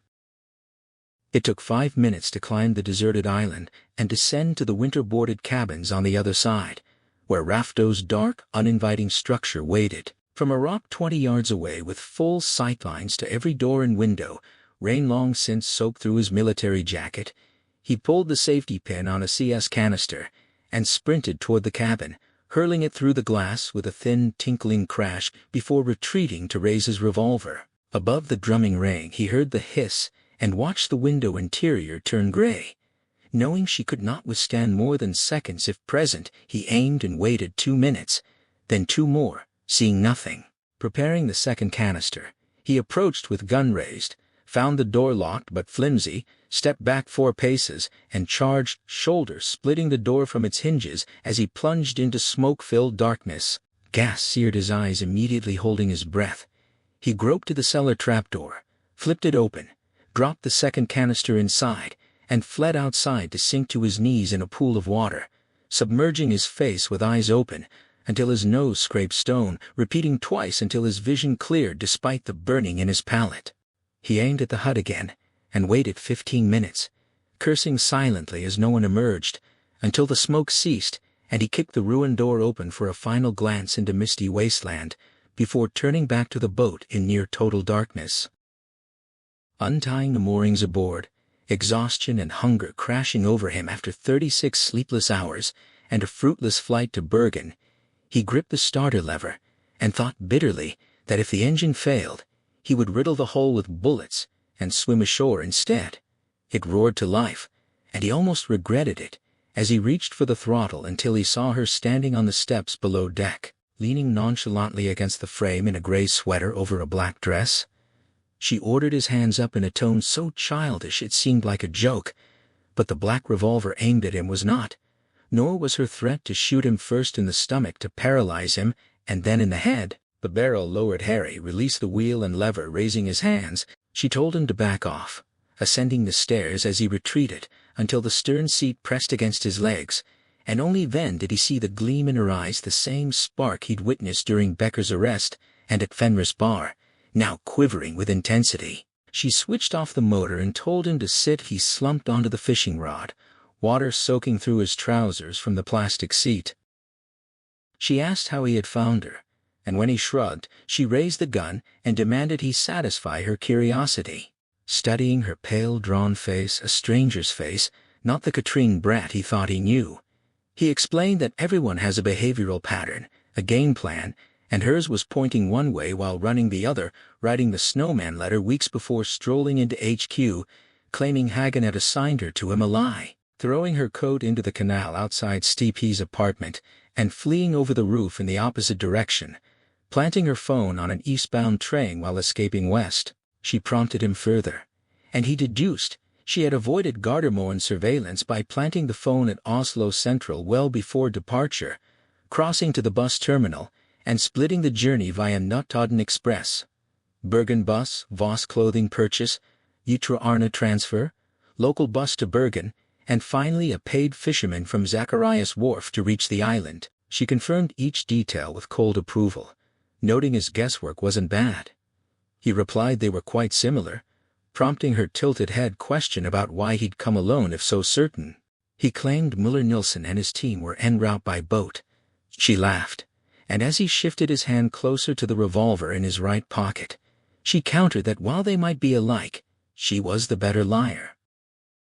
He swallowed, fingers cold but obedient, and agreed. Lying came easier to her like murder. She observed his murderous expression, and his hand's alarming proximity to his pocket, ordering him to stand, remove his jacket slowly, and throw it to her.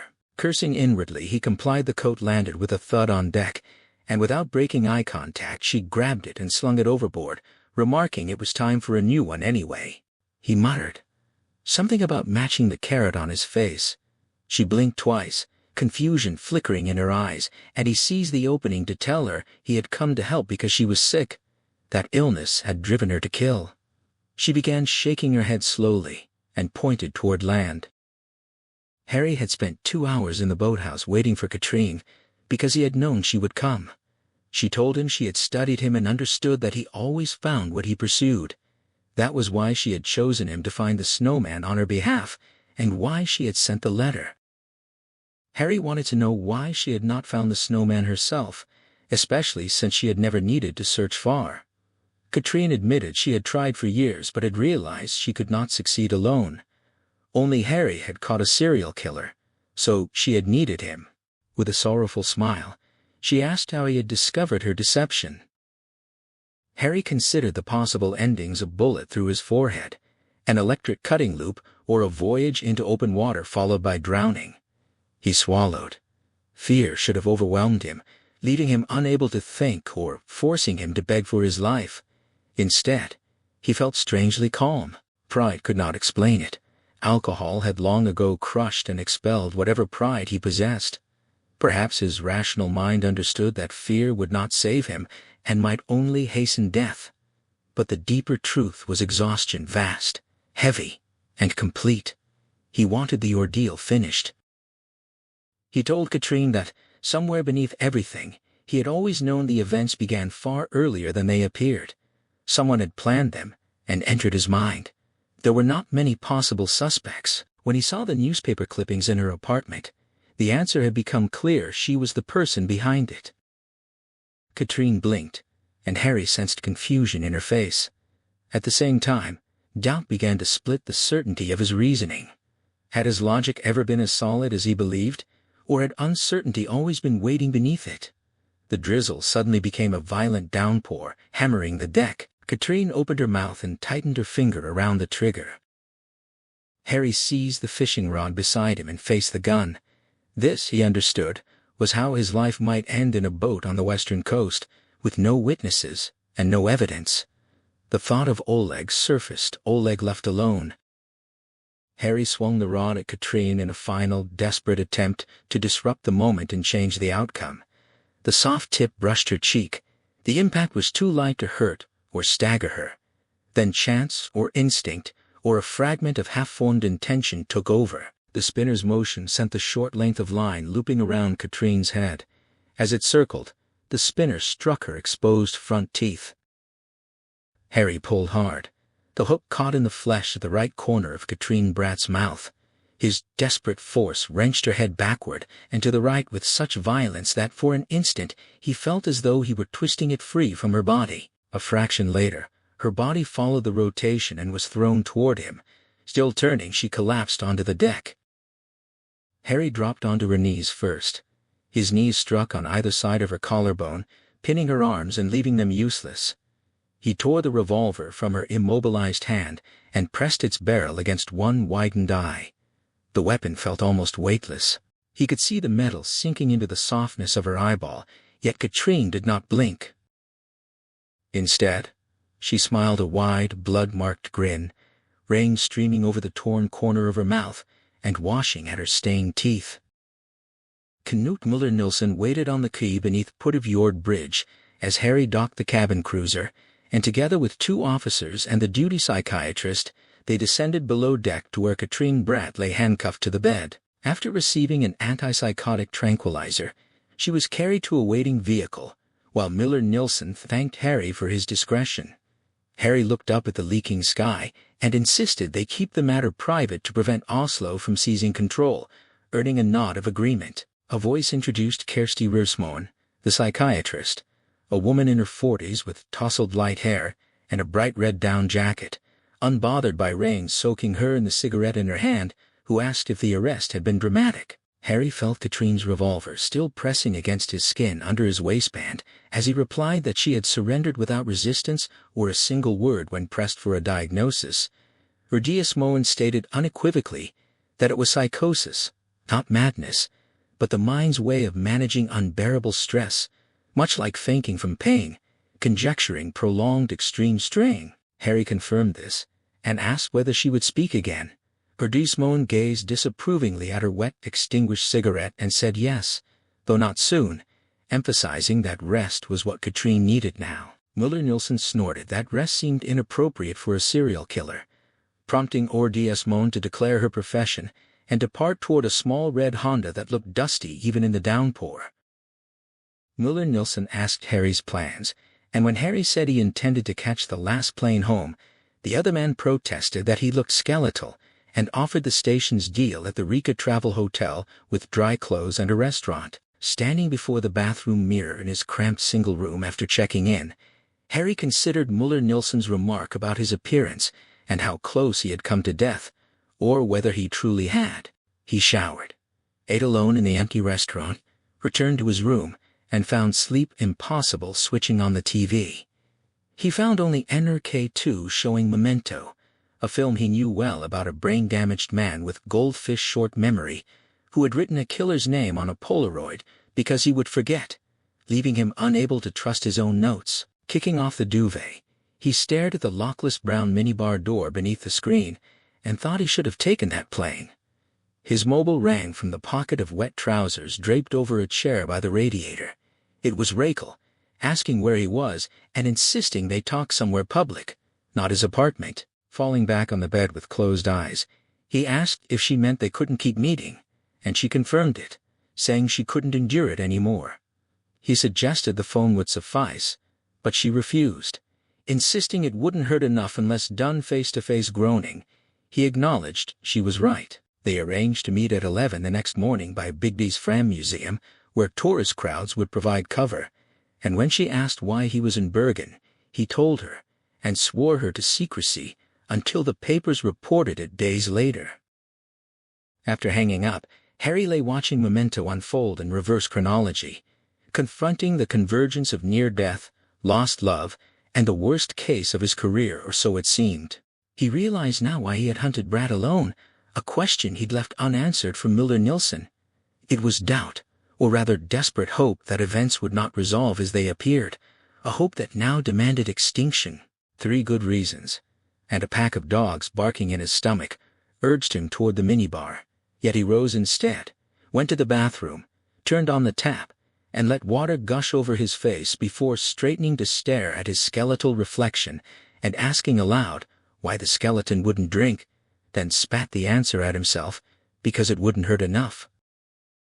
Gunnar Hagen sat exhausted to his soul in a conference room atop one of Oslo's central buildings just before midnight, surrounded by shiny brown wood floors, spotlighted ceilings, painted portraits of former club chairmen, and a 30-square-foot mahogany table where 12 men sat with leather blotting pads before them.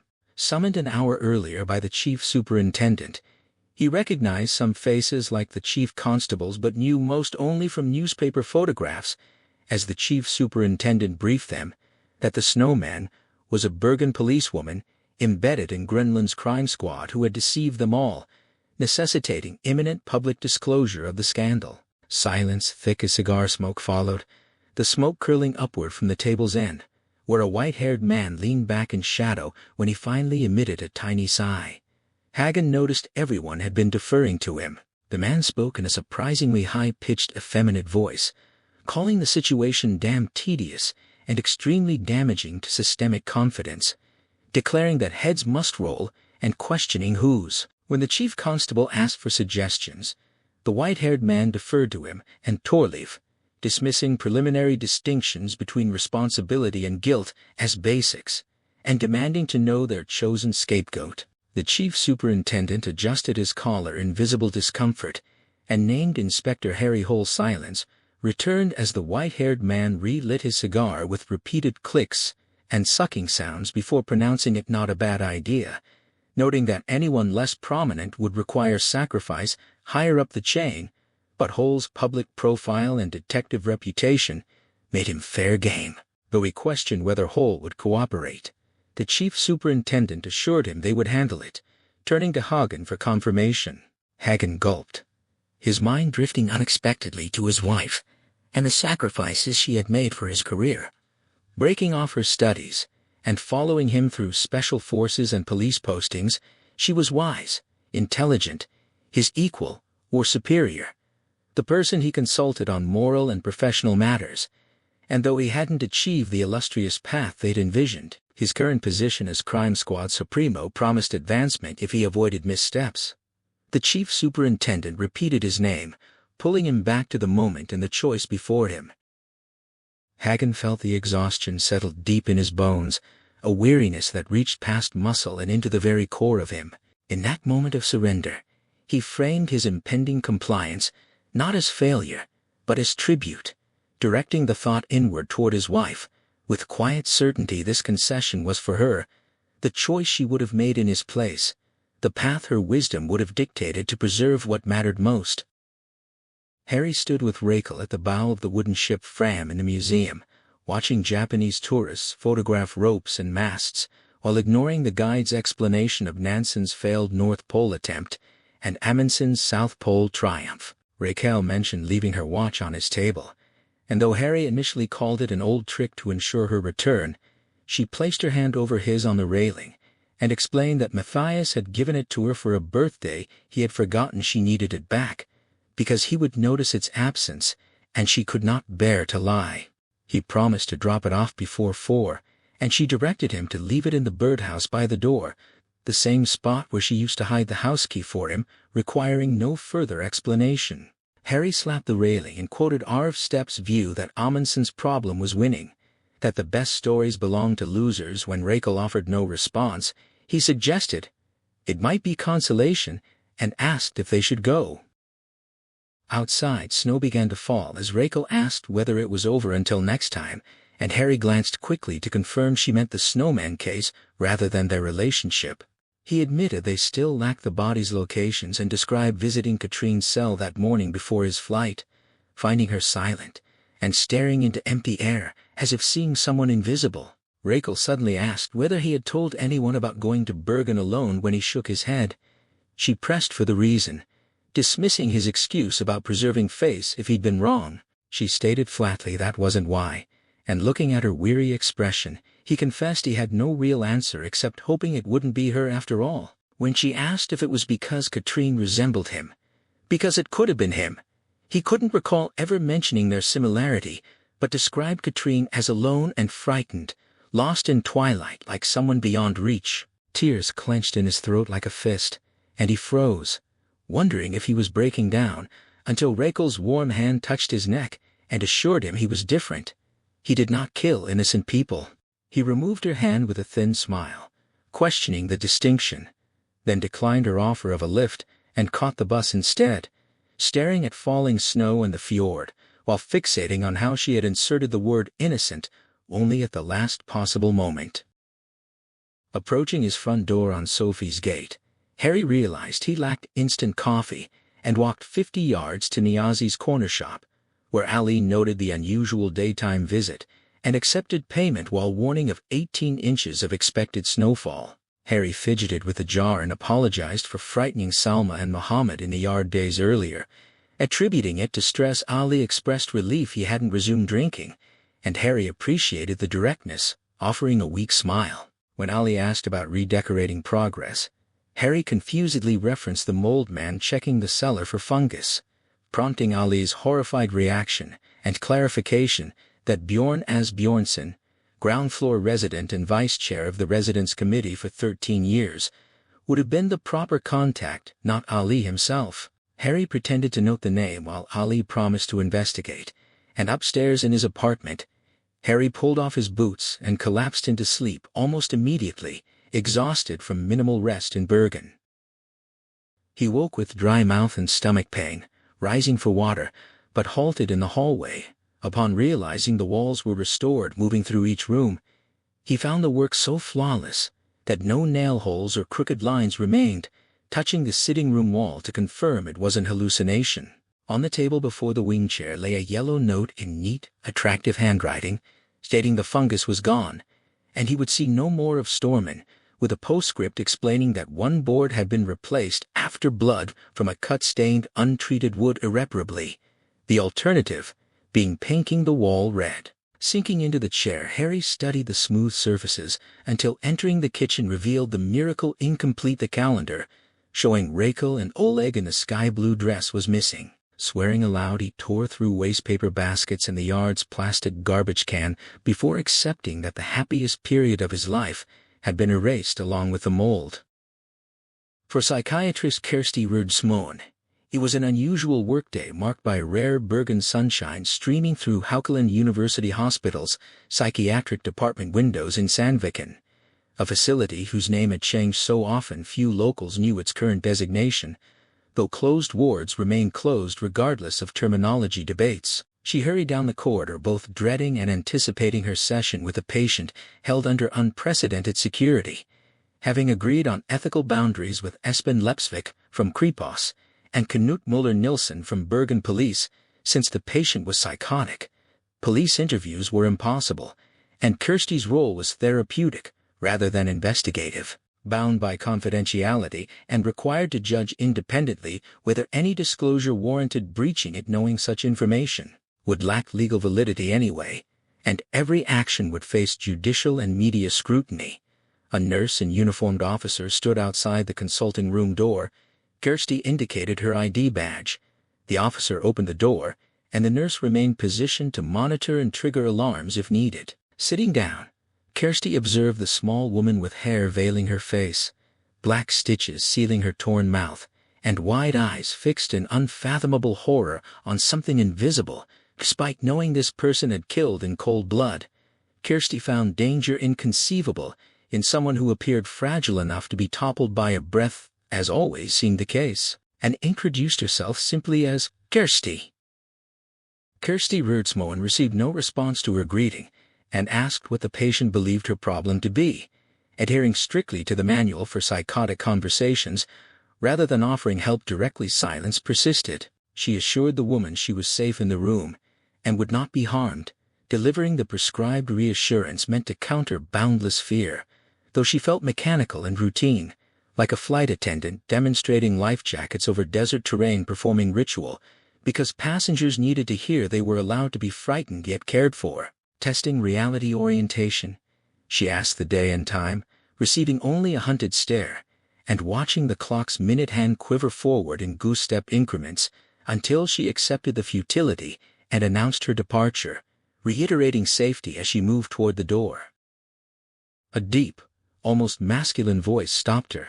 The patient demanded to speak with Harry Hole urgently. Kjersti turned, attempting eye contact while the woman remained fixed on some distant interior world, and asked who Harry was. The voice identified him as an Oslo crime squad inspector and corrected Kjersti's use of her first name, instructing her to use the surname Rafto instead of Brat. When Kjersti pressed for the message she could relay, the voice insisted it was too late, that they were all going to die. Sinking back into her chair, Kjersti affirmed understanding and asked why, and finally met eyes that conveyed devastation so complete it reminded her of a Monopoly card declaring all houses and hotels burned down. The low voice stated that none of them understood anything, and that it was not her doing. At 2 o'clock, Harry pulled to the curb before Rachel's timber house on Holmenkolveien. Noting the snow had ceased, and avoiding tire tracks on the driveway, soft screeches accompanied his boots as sharp daylight glared off sunglass black windows. He climbed the steps, opened the birdhouse hatch, placed Rachel's watch inside and closed it, turning to leave just as the front door wrenched open behind him. Spinning around, he swallowed and forced a smile at Matthias, who stood naked save for a towel, explaining he'd been working late and taken the day off. Having heard noise and assumed Oleg's sticking key, Harry deduced from this that Oleg still carried his old key, while Matthias held Oleg's current one. Matthias crossed his arms unnaturally high across his chest, and asked how he could help Harry claimed casually to have something for Oleg, and when questioned why he hadn't knocked, explained he'd realized Oleg wasn't home yet because the snow had stopped 2 hours prior, and no footprints marked the steps. Matthias burst out enthusiastically about deductive reasoning, confirming Harry's detective credentials, and Harry's strained laughter accompanied the observation that Matthias's arms had lowered enough to reveal smooth, unbroken skin, where nipples should have been a hereditary trait, Matthias explained without self-consciousness, noting his father lacked them too, and asking rhetorically what men needed them for anyway. Feeling his earlobes warm, Harry shifted his gaze instinctively to the birdhouse, then away, declining to leave the item and urging Matthias back to his shower with a grimace intended to inspire trust. Back in the car, Harry smacked the steering wheel and cursed aloud, ashamed at behaving like a caught pilferer who had lied and groveled.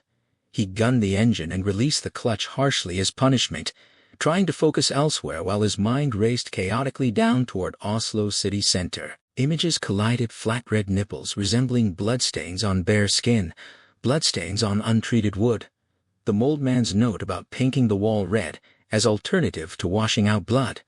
And suddenly, he understood the cut must have been deep enough to create such mess that replacement was necessary. Slamming brakes, he heard a horn and watched a Haya slide on fresh snow before gripping and skidding past, kicking open his door beside the stadium at Holmenkollens base.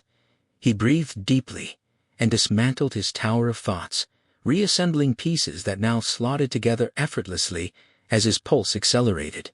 If this made sense, everything inverted. The snowman had planned infiltration, walked openly into Harry's life, made himself comfortable, and the body's disappearance was explained. Trembling, he lit a cigarette and reconstructed the flash of memory chicken feathers with blackened edges. He didn't believe in inspiration or telepathy, but in systematic luck earned through fine meshed nets catching chance.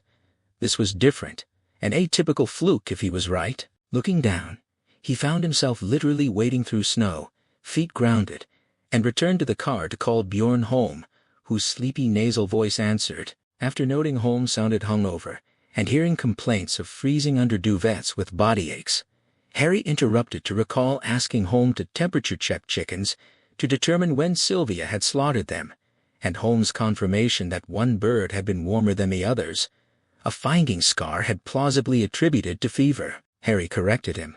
The warmth indicated later death, killed by the snowman at least an hour after Sylvia Holmes snorted loudly, snot traveling backward as he began to ask whether Katrine had retrieved Sylvia's hatchet from the forest. But Harry cut him off. The hatchet had remained in the woods, and he should have recognized the cutting loop then, though he'd never heard of such a technique when examining the carcasses. Harry studied the evidence in his mind, fixated on the image of a sliced feather with a charred edge that suggested the killer had employed a cutting loop. He explained to Holmes that the chicken had been slaughtered not for food, but as a medium to coat the entire wall in red. When Holmes reacted with weary resignation, anticipating another grueling excursion, Harry confirmed the suspicion with a hesitation that acknowledged the inconvenience. The snowfall resumed its heavy descent over Osland at 3 o'clock, blanketing the gray slush of Route E Chateau as they skidded upward toward Saligda and turned onto the forest road. Rolf Otterson met them at the threshold, his glasses pushed nervously up his nose, while Ann Pettersson remained visible on the sofa behind him.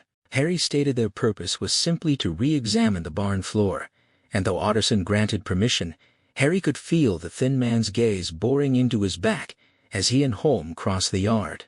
Inside, the chopping block stood empty of any birds, and a pointed spade leaned against the wall, a tool meant for digging earth rather than clearing snow.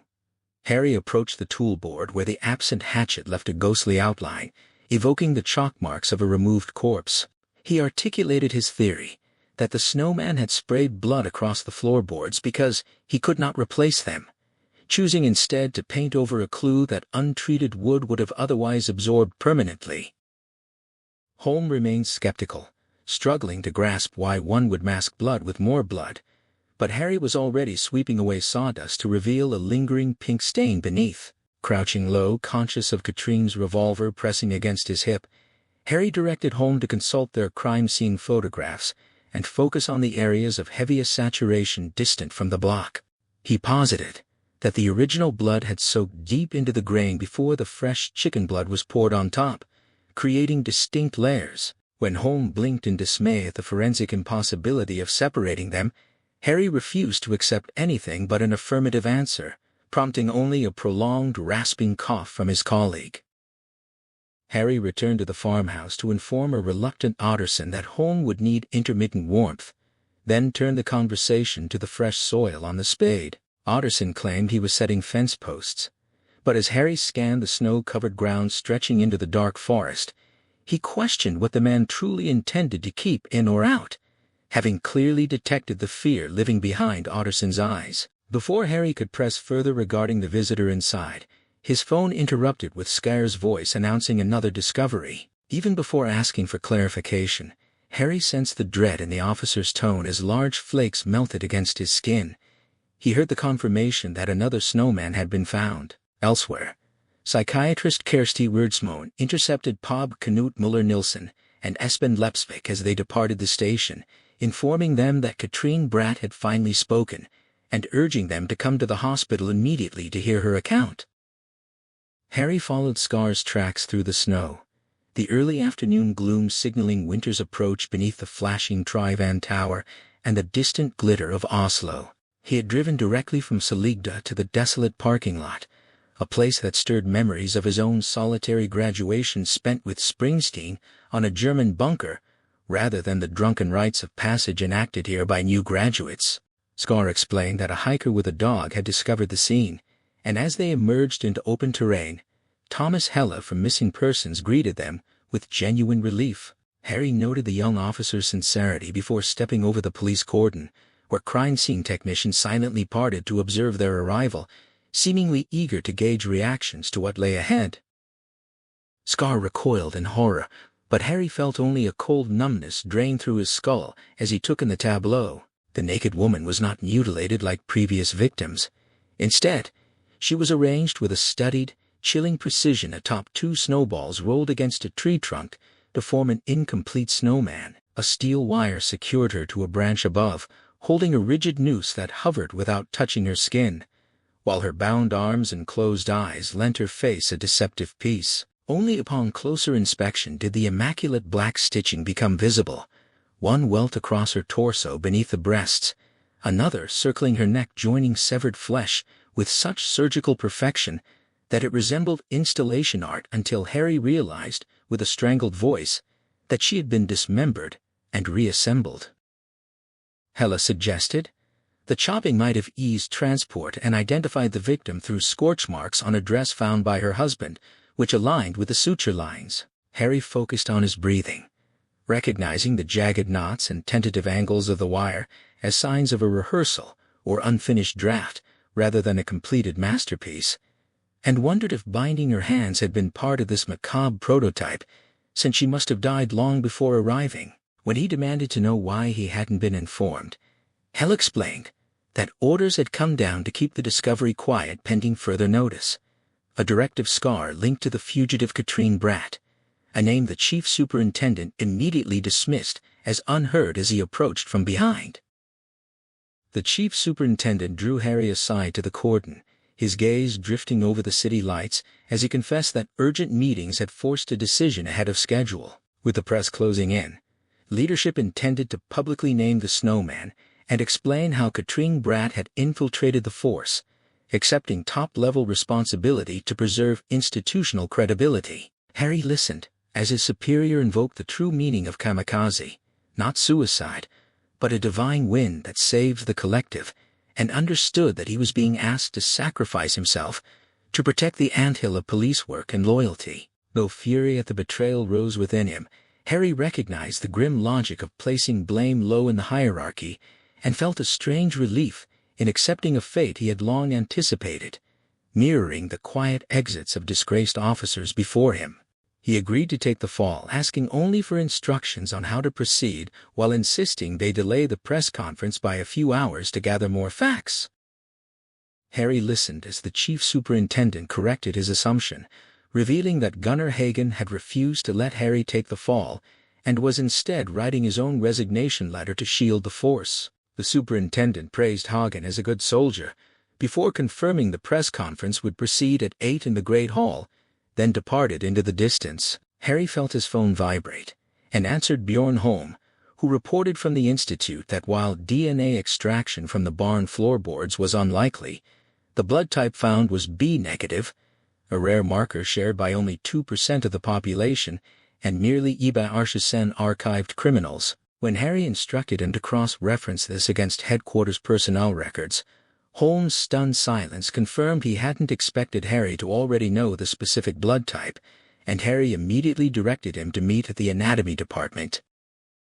At Sandviken Hospital, psychiatrist Kersti Rørsmoen recounted Katrine Bratt's history to Knut Muller-Nilsson and Espen Lepsvik, explaining how Katrine had been traumatized as a girl when her father was publicly vilified and later disappeared amid unsolved murders. Driven by a need to clear his name, she had joined the police and systematically investigated related missing persons cases before targeting Harry Hole as the ideal instrument for her quest, using the Snowman alias to lure him into her father's orbit. She detailed how Katrine had manipulated Harry into finding her father's body in a Finney freezer, after which the stress of multiple false leads had pushed her into psychosis, though she claimed to have disarmed Harry to force his compliance.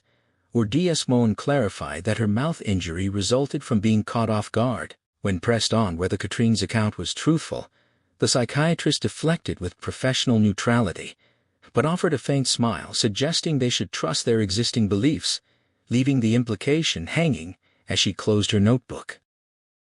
Bjorn Holm waited in the anatomy department garage beside a green overalled technician named Kai Robel, informing Harry upon arrival that Lund Helgesen was absent. Harry overrode Robel's initial refusal to grant access by presenting his ID and assuming responsibility, prompting the technician to unlock the door with a wry comment about preferring daylight to the seller's company. Robel led them through 2 doors into a tiled room containing 8 sunken tanks filled with 40% alcohol, each holding 4 of the 32 most recent bodies awaiting use after a year's storage. As Holm muttered, an appreciative aside, Harry confirmed the inventory and asked whether the corpses were transported directly from funeral parlors via the garage entrance.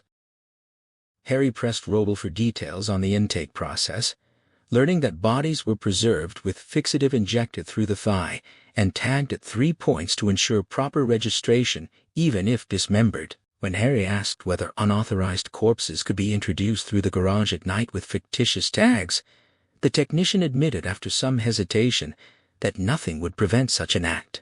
Harry invoked the urgency of the Snowman murder investigation to override Robel's impulse to seek authorization, compelling him to activate the motorized pulley and raise the tank lids one by one.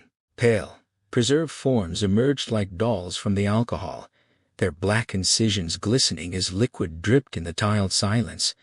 But Harry dismissed each set until the 3rd tank revealed a headless woman whose severed neck bore the smooth, pallid edge of professional dissection. Harry leaned across the corpse despite Robel's alarmed protest and directed Holm to examine her back, where a green, yellow, and red tattoo with a central pentagram identified her as Ethiopian. He recognized Sylvia Otterson instantly, understanding that she had not donated her body, but had been placed here by the killer to hide her remains among the institution's legitimate specimens. Leaving Robel blinking in shock, Harry ordered him to immediately audit all body paperwork before departing, then turned to Holmes' bewildered questions with a command to abandon every prior assumption.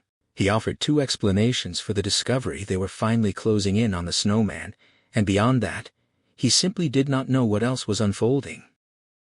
On the morning the snow descended upon Romerkijk, like an invading armada, 13-year-old Matthias sat alone in his mother's Toyota Corolla on Kolovan, waiting far longer than she had promised. The radio played softly.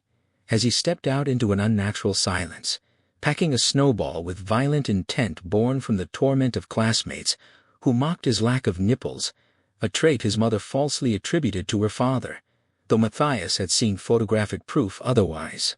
He rolled 2 massive spheres against the garage wall and stacked them beneath a window, adding twig arms and pebble features before climbing atop the creation to peer inside. There he witnessed a bare-chested man thrusting over spread legs on a bed, recognizing his mother Sarah, and understanding instantly that the man lacked nipples just as he did, confirming every whispered rumor and secret conversation he had previously dismissed. A steel wire of realization tightened around Matthias's throat as he watched the act, connecting his mother's coldness, his father's desperate pleas, and the lies about his grandfather into an intolerable truth. His father believed him to be his son, and discovering otherwise would destroy him. Overwhelmed by a desire to erase everything, his mother, school, the cruel boy Stian whose cat had later been found hanging from the flagpole, Matthias slid down the snowman and resolved that they must both die. When his mother finally emerged 40 minutes later and started the engine, he told her he had seen the snowman, but she only increased the radio volume and drove toward the river, prompting him to whisper their impending death before striking the back of her head with a car jack. She stiffened without crying out as he hit her repeatedly until her skull gave way, and the uncontrolled vehicle rolled across the field and plunged into the black water. As the current spun the sinking car and water rose past his knees, Matthias heard his injured mother mumble and realized with mounting panic that he no longer wished to die. He shattered the side window with a jack, squeezed through the flooding gap while losing a boot, and swam toward rescuers waiting from the road. Collapsing instinctively into the snow upon reaching shore, he closed his eyes and shook his head when asked if anyone else was trapped inside. Knowing this was the smartest response, authorities later accepted the crash as an accident caused by ice and attributed her head wounds to impact, never questioning the boy's insistence that he was alone. 6 years later, amid the drumming rain of a Bergen spring, Matthias repeated those same words to a medical student claiming the empty cafeteria seat opposite him, affirming once more that he was entirely by himself.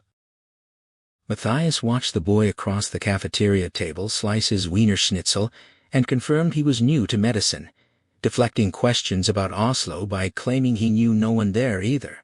He introduced himself as Matthias Lund Helgeson, and learned his companion was Idar Vetlesen, who asked if he'd climbed Ulriken Mountain, though Matthias had already explored every landmark and alley of Bergen in solitary detail.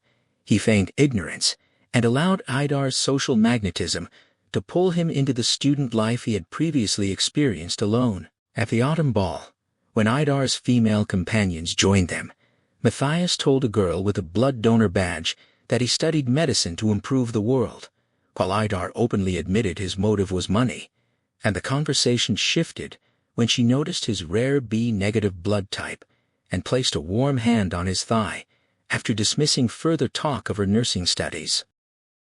Hours later in his bed, she stroked his chest where his nipples should have been, and Matthias felt a dark, exquisite sensation rise as he explained his condition involved Raynaud's phenomenon and scleroderma, a hereditary thickening of connective tissue that would eventually smooth his skin into an expressionless mask and lock his limbs until he suffocated within his own body. When she whispered that it sounded like a gruesome death and asked if he studied medicine to find a way to live with it, he stood at the foot of the bed and confessed he only sought to know when it would be time to die, seeking not cure but certainty of ending. As Dr. Lund Helgeson in Haukeland Hospital's neurology department, he became known for his competence and empathy toward patients with inherited syndromes, particularly those with scleroderma, until early autumn brought Lila Aasen and her husband with their stiff-jointed daughter, whom Matthias initially suspected of Bechtereau's disease.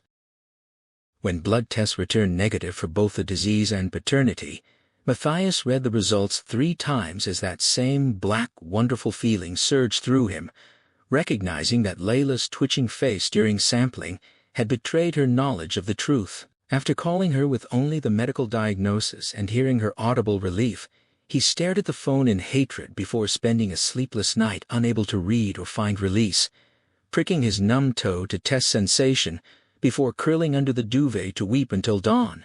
His general neurology practice also brought him Gert Rafto, a middle-aged police officer whose reek of alcohol and body odor filled the examination room, as Matthias diagnosed early neuropathy and warned that continued drinking risked Korsakoff syndrome and permanent brain damage. When Rafto bristled at being called a drunk, Matthias coolly suggested he ask himself whether he wanted to die now or buy more time, prompting the officer to swear and slam out, only to call 4 weeks later, demanding an urgent visit, which Matthias dismissed by telling him to go to the emergency room if it truly could not wait until tomorrow. Matthias listened, as Gert Rafto confessed from his foul-smelling, foodless apartment that he was indeed a drunk, but did not yet wish to die, prompting Matthias to administer a B1 vitamin injection that sent the officer into sleep within minutes. While Rafto slept, Matthias explored the desk and drawers, finding crime scene photographs whose sloppy wounds offended his sensibilities, alongside reports and clippings that documented Rafto's self-proclaimed triumphs in catching every murderer on his beat. When Rafto awoke 6 hours later to find Matthias still seated with 2 murder files, the doctor asked how one might commit an undetectable killing. Rafto advised cozying up to a good detective beforehand and eliminating him afterward, a strategy, Matthias acknowledged, matched his own thoughts exactly. Over the following weeks of house calls, Matthias nurtured Rafto's recovery while steering conversations toward solved cases, and the officer's love for his daughter Katrine and his finny cabin, encouraging sobriety as the path to future triumphs, until late autumn solidified his plan. He telephoned Leila Asen to fabricate new paternity findings requiring the biological father's sample, proposing an off-the-record meeting atop Ulriken Mountain, under the guise of discreet research. After she agreed in a tremulous whisper, he held the dead receiver to his lips and cursed her deceit. On the mountain, only when his scalpel pressed against her throat in the snow, did she admit telling a nosy friend about their original dinner date, sobbing out the woman's name and address before falling silent. Reading the newspapers 2 days later, Matthias felt displeasure at Leila Asen's messy rage-fueled murder and near-catastrophic failure with Annie Hetland, whose doorbell Gert Rafto had rung first in a misguided attempt to rebuild his reputation. Only after carving into Annie's hand did Matthias extract her confession that she had promised Rafto secrecy. Though her subsequent disposal in the shower had been efficient and bloodless, the killing of Rafto himself proved most satisfying not from hatred, but because it achieved the aesthetic perfection he had envisioned, its gruesome reality echoing in his memory, even as he discovered his numb toes had momentarily thawed during the walk home. 4 years and 4 more murders later, he recognized his ritualistic need for first snow and snowmen as evidence of severe personality disorder and growing sadism, yet this insight did not halt him as Raynaud's attacks increased, and he feared the facial stiffening of advancing scleroderma. Having relocated to Oslo for immunology research at Gostad's anatomy department and night shifts at Marienlyst Clinic where Idar worked, Matthias exploited his colleague's limited competence by directing him to collect mouth swabs from young families under the pretense of checking bacterial flora. Idar obediently submitted these samples to the paternity unit under his own name, unwittingly providing Matthias with a file of women whose children sailed under false paternity flags, all without any traceable connection to the doctor who now hunted them. Matthias refined his method of entrapment, using the same secret location telephone calls that had worked on Leila Asen, noting with cold satisfaction that the one victim who confessed to her husband had merely hastened her family's destruction. Seeking greater efficiency than the 3-week acid dissolution he'd endured with Annie Hetland, he discovered the anatomy department's body storage tanks and paired them with a French cutting loop designed for decomposing tissue, a battery-heated wire that glowed white and sliced through flesh and bone alike without spreading bacteria. After traveling to Rouen to test the inexpensive tool in a misty cowshed, he recognized its potential extended far beyond dismemberment, and when a Swedish study confirmed that up to 20% of children had false paternity, he embraced his solitary crusade against genetic deceit as the masterpiece that would secure his posthumous fame. Chance redirected his focus when he saw Harry Hole interviewed on television about an Australian serial killer case, recalling both Rafto's warning to avoid a good detective's beat and the unmatched supremacy he'd felt in killing one. The next day in the clinic cafeteria, a gynecologist joked that Hole's girlfriend's son Oleg would inherit alcoholism from either the detective or the Moscow professor registered as his father.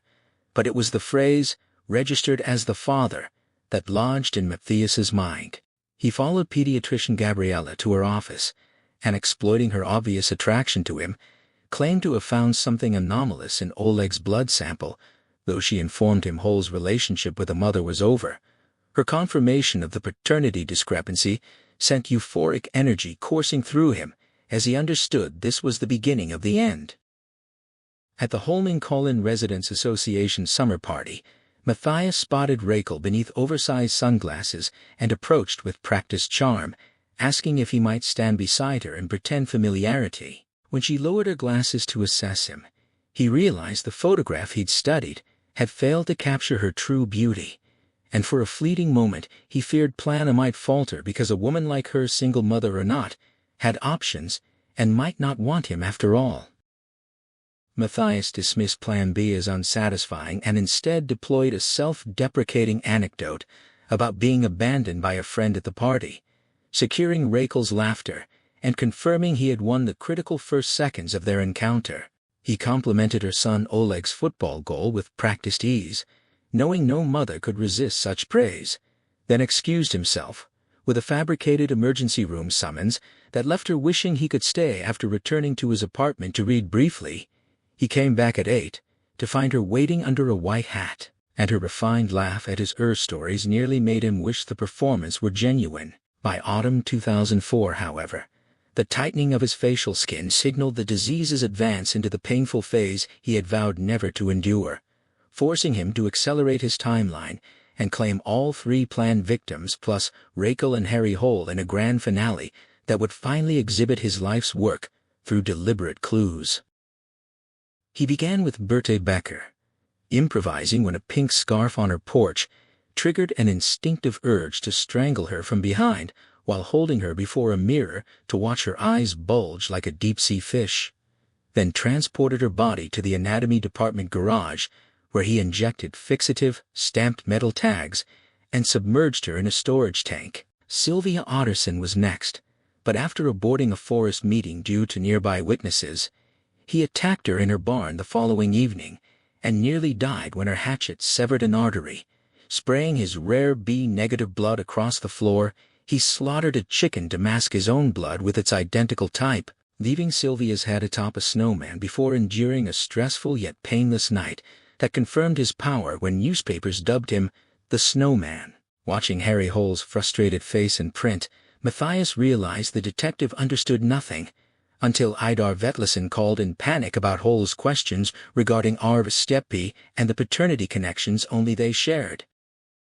Matthias soothed Idar with the same false reassurances he gave female victims, arranging a secret meeting at the curling club while suppressing laughter at the irony, then spent the next hour designing Idar's suicide to serve as both misdirection and personal respite. The planning proved as stimulating as his grand project itself, culminating in a vision of Rachel perched on a snowman's shoulders, just as he had been decades ago, feeling cold through her thighs as she watched Harry Hole through the window, the man who would be her death, while a noose glinted above her head like a false halo.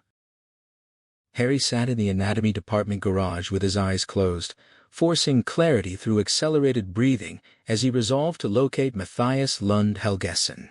He obtained the doctor's number through directory assistance and called, listening intently to Matthias's pleasantly surprised voice and the faint Japanese glockenspiel music that evoked an image of an austere, meticulously tidy apartment where a fresh bandage now concealed the hatchet wound on his side. When Harry asked to visit under the pretense of delivering something to Oleg, Matthias agreed without suspicion, but Harry cursed internally after claiming Rachel had provided the address, rather than admitting he'd used directory assistance, a detail that might have seemed less calculated. After hanging up, He acknowledged his irrational dread of approaching darkness as mere imagination rooted in childhood fears of nightfall at his grandparents' farm, then dialed Hagen to demand firearms authorization for arresting Matthias at Asingata, revealing that Sylvia Otterson's remains were in the anatomy tanks and that Katrine Bratt was innocent.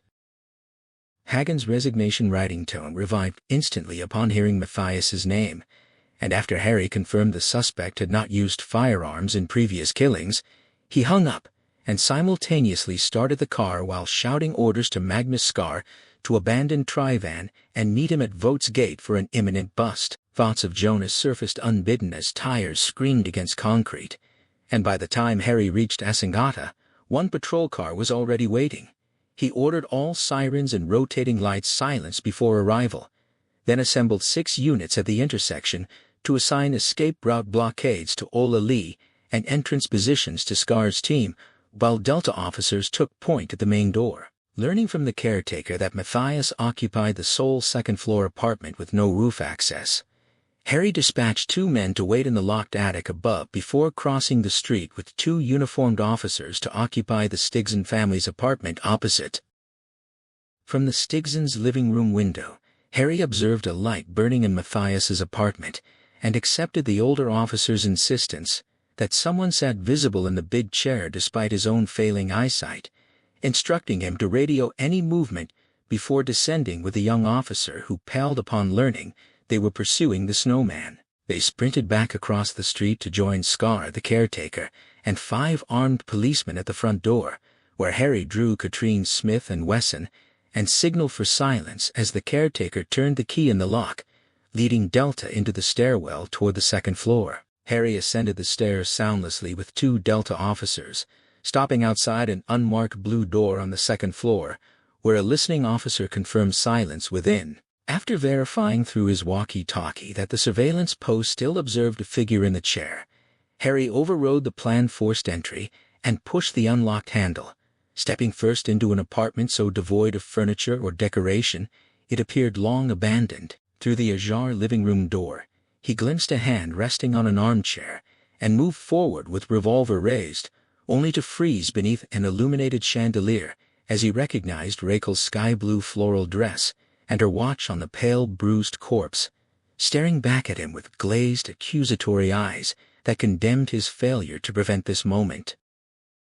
He lowered his weapon and touched the ice-cold wrist, momentarily mistaking the ticking of her watch for a pulse before realizing it was merely the timepiece he had placed in the birdhouse hours earlier when Rachel's boyfriend took her out to celebrate their union. When Scar entered and noted the incongruity of a summer dress in November, Harry explained in a distant voice that Matthias had dressed Berke Becker as Rachel, using her stolen clothing and jewelry, then ordered Scar to secure the scene while he departed with the Delta team.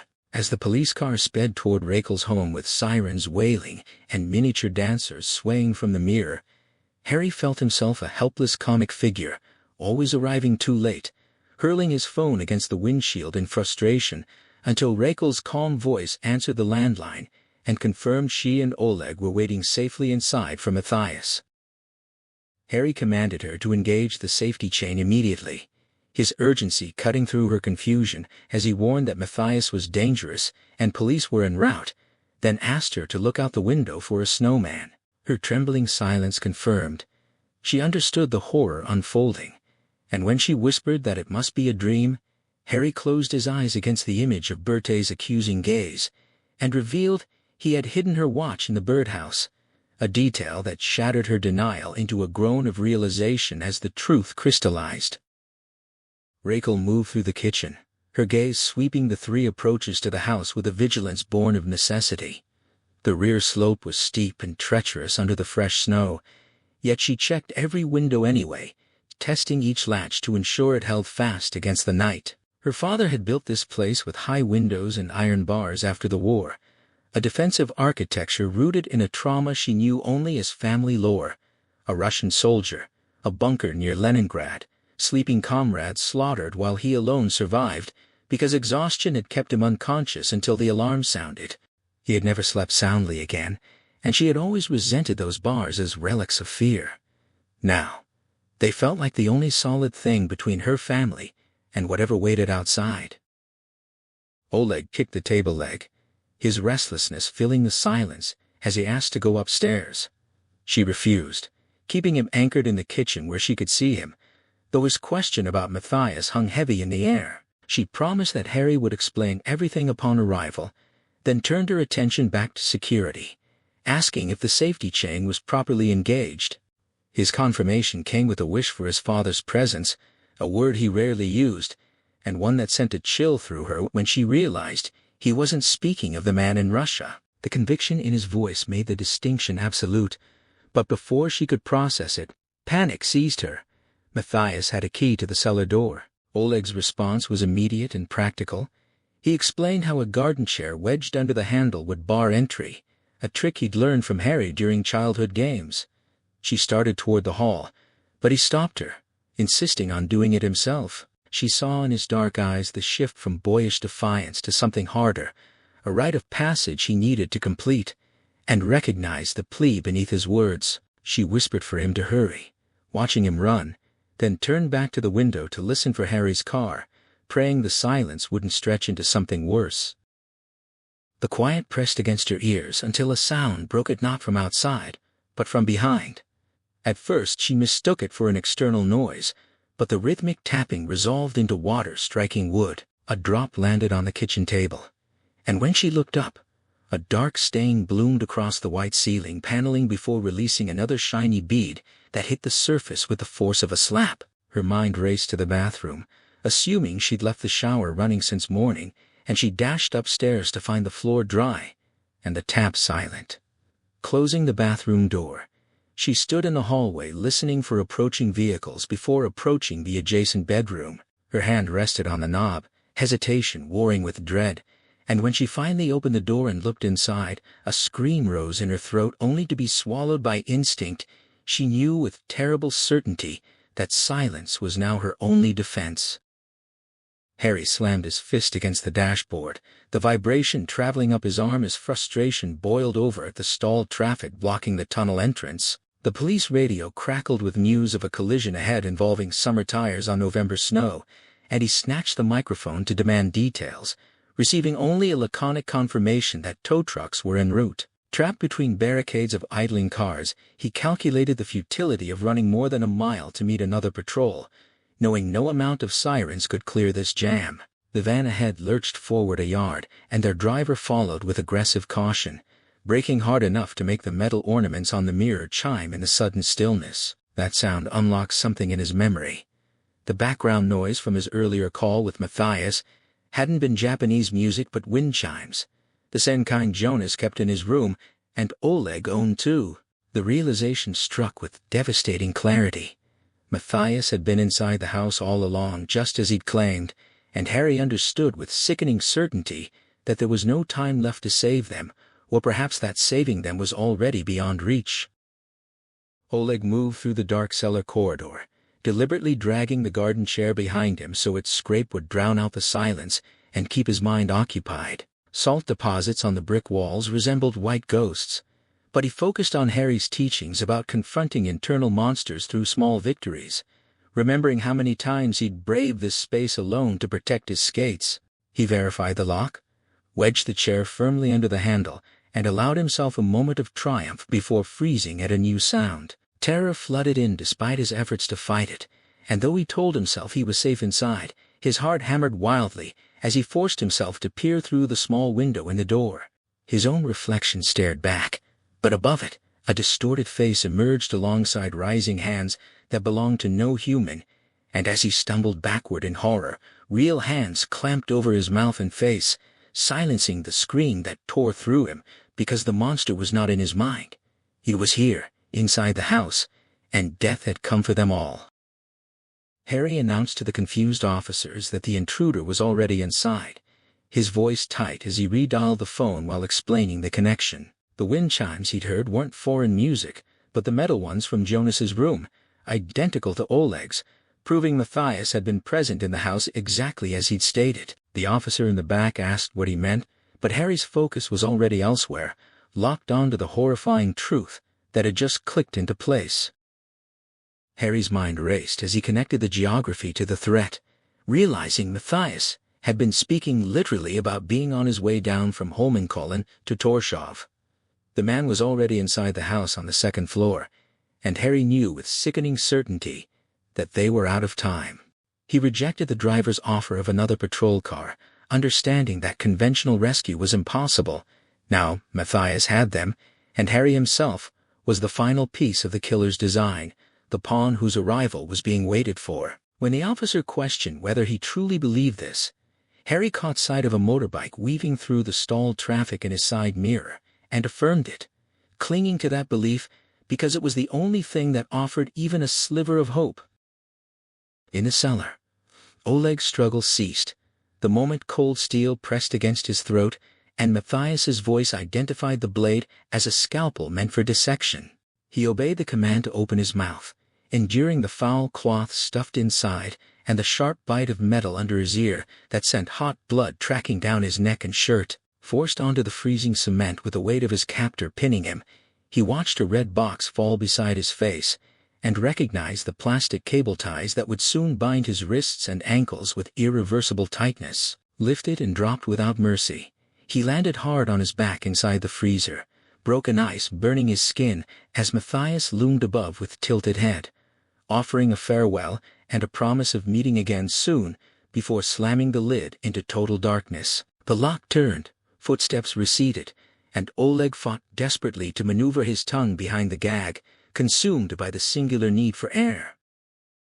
Rachel stood paralyzed in the bedroom doorway, her breath suspended as she took in a scene of pure madness that made her flesh crawl. Furniture had been shoved against the walls, the floor slick with nearly invisible water disturbed only by falling drops, but her vision was dominated by the massive snowman occupying the room's center, its top hat nearly brushing the ceiling. As oxygen returned to her brain, she registered the smell of wet wool and wood, the sound of melting snow, and then the far more terrifying sensation of body heat radiating from the man standing directly behind her. Matthias murmured that he'd made it for her, silencing her protest with an arm draped protectively around her throat, while his other hand displayed the scalpel, urging her not to speak because there was too much to do and too little time. He told her this was their day to celebrate rather than explain, instructing her to put her arms behind her back, and she complied while hoping Oleg might still be trapped in the cellar, able to escape if she could only keep Matthias talking. When she asked why, her voice trembling with emotion, he answered that she was a whore, binding her wrists with something thin and hard as his warm breath and lips touched her neck. She gritted her teeth against the violation, allowing his tongue to work its way to her ear and nibble because his distraction bought precious seconds. But then he whispered that her son was already in the freezer. Control shattered at the mention of Oleg. Yet Matthias assured her the boy wouldn't die of cold but of asphyxiation long before his body cooled, explaining with chilling precision that he had calculated the mathematics of death ages ago. A motorbike roared up the winding Holmenkollen roads in the dark, its reckless speed drawing silent judgment from onlookers, unaware that its rider had no license to lose. Harry accelerated toward the black timber house only to feel the wheels spin on fresh snow during the sharp turn. Instead of correcting the skid, he abandoned the machine and let it crash downslope into the trees as he sprinted up the steps. Finding no footprints in the snow and the door unlocked as promised, he slipped into the hall with revolver drawn, noting the open cellar door before hearing a rhythmic drumming from the kitchen. Choosing the basement over the noise, he descended with weapon raised, pausing at the bottom to let his eyes adjust to a darkness that felt like it was holding its breath, and spotted the garden chair wedged under the handle just as Oleg had described. His gaze found a dark stain near the freezer, and forcing himself not to anticipate the worst, he discovered the lid locked with a key, inserted an anomaly that triggered memories of past horrors even as he twisted it open. A glint of metal flashed from the murky interior before searing pain exploded across his face, sending him sprawling backward between laundry baskets as a nimble figure emerged from the freezer and stood over him. Harry shouted his authority and raised his gun, ordering the shape to freeze, but the voice that stammered back was Oleg's, and lowering his weapon revealed the boy clutching a speed skate instead of a knife. Oleg explained through Harry's shock that he'd kept the blades hidden under the peas to avoid scolding, using their freshly sharpened edges to cut his bonds and stabbing holes in the freezer's base plate for air while smashing the bulb to prevent light from betraying his survival. Harry pieced together how Oleg's body heat had melted the ice that created the telltale puddle, then hauled the boy upstairs and opened the front door to point out the neighbor's lit window as a sanctuary. Oleg refused to leave his mother, but Harry gripped his shoulders hard enough to bring tears to the boy's eyes, channeling repressed fury into a low command that brooked no argument. Running was the only way to help her now. Confusion and hurt flickered across Oleg's face before he turned and vanished into the driving snow, leaving Harry alone in the hallway to grab his walkie-talkie and demand to know how far away backup remained. Harry recognized Gunnar Hagen's voice over the radio and instructed him to approach the house, but hold position outside until given the word, then moved toward the kitchen where gray-tinted water drummed furiously on the table from a ceiling leak. He took the stairs to the second floor in long strides, tiptoed to the bedroom door and swallowed hard as distant sirens drew near, and blood from his facial wound dripped softly onto the parquet. Pressure built against his temples, with a certainty that this was where it would end. A grim logic settling over him as he recalled how often he'd stood at this same threshold at daybreak, guilty after breaking promises, waiting for her sleepy glare to soften into reluctant warmth as he slipped beneath the duvet and served her pleasure until she melted from offended queen to purring wantonness. His hand closed around the familiar angular handle, pressing with infinite care for the expected creak, but resistance met his touch instead. Something had changed, and when he released it and peered through the keyhole, he found only blackness, where someone had deliberately blocked his view. He called Rekel's name into the silence, pressed his ear to the wood and caught what might have been scratching, then hesitated before abandoning the door for the adjacent bathroom. Forcing open the small window, he wedged himself backward through the frame and leaned out over the drop, light spilling from the bedroom's iron-barred window as he braced his heels against the interior and stretched along the outer wall. Snow melted into the blood on his cheek as his fingers scrabbled uselessly against rough logs, leg muscles screaming under the pressure of the frame until he felt cold iron beneath his fingertips and hooked 2 fingers, then 3, then both hands around the bar, letting his legs swing free to relieve the agony in his arms. From this precarious perch he finally saw into the room and understood immediately what he was looking at. Rekel in a crimson dress, head strained upward, cheeks bulging with gag, bare legs crossed, and quivering atop an enormous snowman as she balanced above a white glowing cutting loop that hung like a grotesque parody of confidence around her neck. The wire ran from the loop's black handle to a ceiling hook, and then to the door handle itself, and he realized with horror that his earlier resistance at the door had been the tension of that very wire. If he had pressed further, the glowing metal would have sliced into her throat. Rekel stared back without blinking, facial muscles twitching between fury and terror as she held her head down to avoid touching the deadly noose, and Harry followed her gaze to the floor where gray clumps of snow already floated in meltwater, the snowman dissolving rapidly beneath her. He shook the bars with all his strength, but they refused to yield, and as the figure inside swayed he shouted reassurances he knew were lies, cursing her father's paranoid fortifications while his arms burned and the first police vehicle, a Delta Land Rover, turned into the drive below. Gunnar Hagen took cover behind the armored vehicle with a walkie-talkie as a patrol car arrived with swirling lights, shouting up to ask if they should storm the house, but Harry screamed back that she was strung up and told them to wait, his eyes lifting not to the city below, but to the illuminated ski jump farther up the ridge as he bought himself moments to think, forehead resting against cold iron, knees bent to shift weight to his legs. He considered smashing the window with a mirrored pole to reach an off switch or sawing through the door panel, but panic roared in his ears as he tried not to imagine the thin tissue protecting her carotid artery, and then inspiration struck. Holmenkollen residents kept chainsaws for their spruce forests, and he yelled down for someone to fetch one from a neighbor. Running footsteps echoed below, followed by a splash from inside the bedroom that stopped Harry's heart as he watched the snowman's left side shear off and collapse into the water, Rakel's body trembling violently to maintain balance above the tear-shaped noose, while he knew with devastating clarity that no chainsaw would arrive in time. Hysteria sharpened his voice as he shouted for Hagen to sling a patrol car's tow rope up to him and reverse the Land Rover against the wall.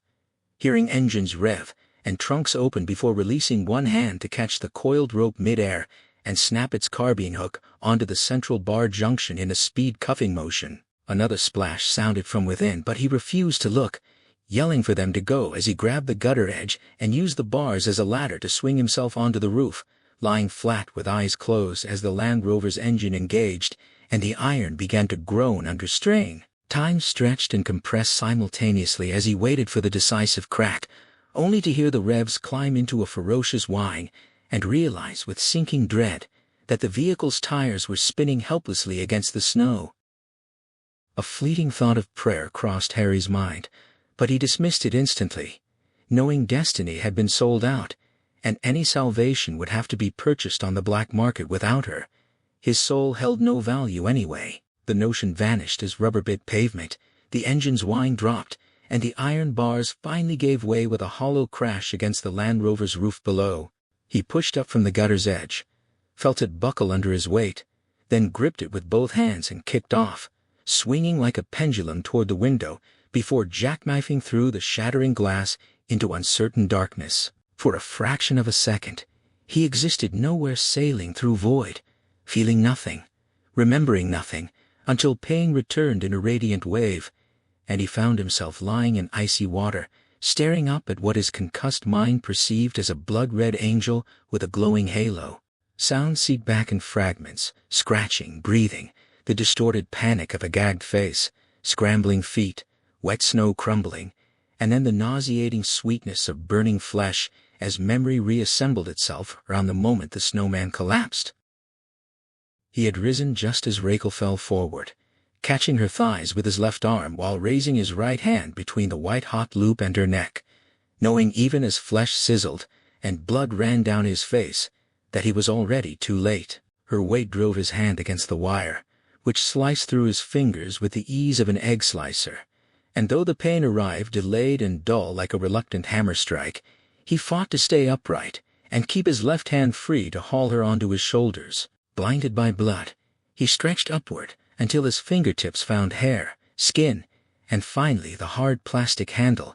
He flipped one switch only to feel the noose tighten, then pressed another as sound died and light flickered, consciousness slipping away even as he commanded himself to breathe. The white glow above him shifted to red, then faded to black, and behind him came the crunch of boots on glass, followed by a voice confirming they had her. Harry sank to his knees in blood-tinged water amid floating snow and unused ties, his brain stuttering like a failing power supply, until someone repeated that she was alive, and his hearing stabilized enough to turn and see two men in black laying Rakel on the bed and cutting her bonds.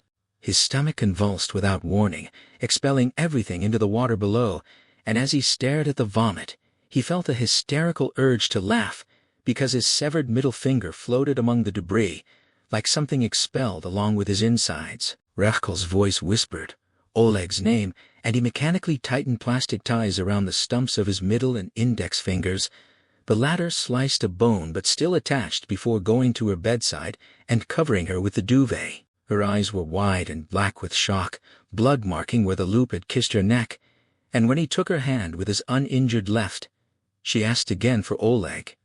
He assured her the boy was safe with neighbors, and that it was over, squeezing her hand in response to her desperate plea for a promise, which he gave without hesitation. She thanked God and began to cry, and Harry glanced at his bound hand, wondering if the ties had stopped the bleeding, or if he simply had nothing left to lose, before asking quietly where Matthias had gone.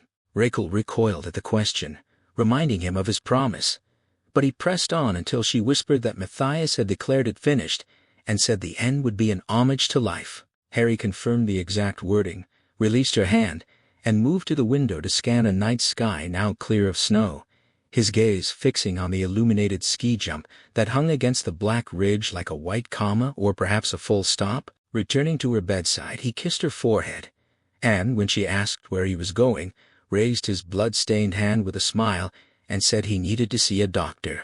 He left the room and stumbled down the stairs into the cold white darkness of the yard, nausea and dizziness clinging to him, as Hagen broke off a phone call and nodded agreement to drive him somewhere. Settling into the back seat, Harry thought about how Rachel had thanked God without knowing that someone else deserved her gratitude, that the black market ticket had been accepted, and that payback had already begun when the driver asked if they should head downtown.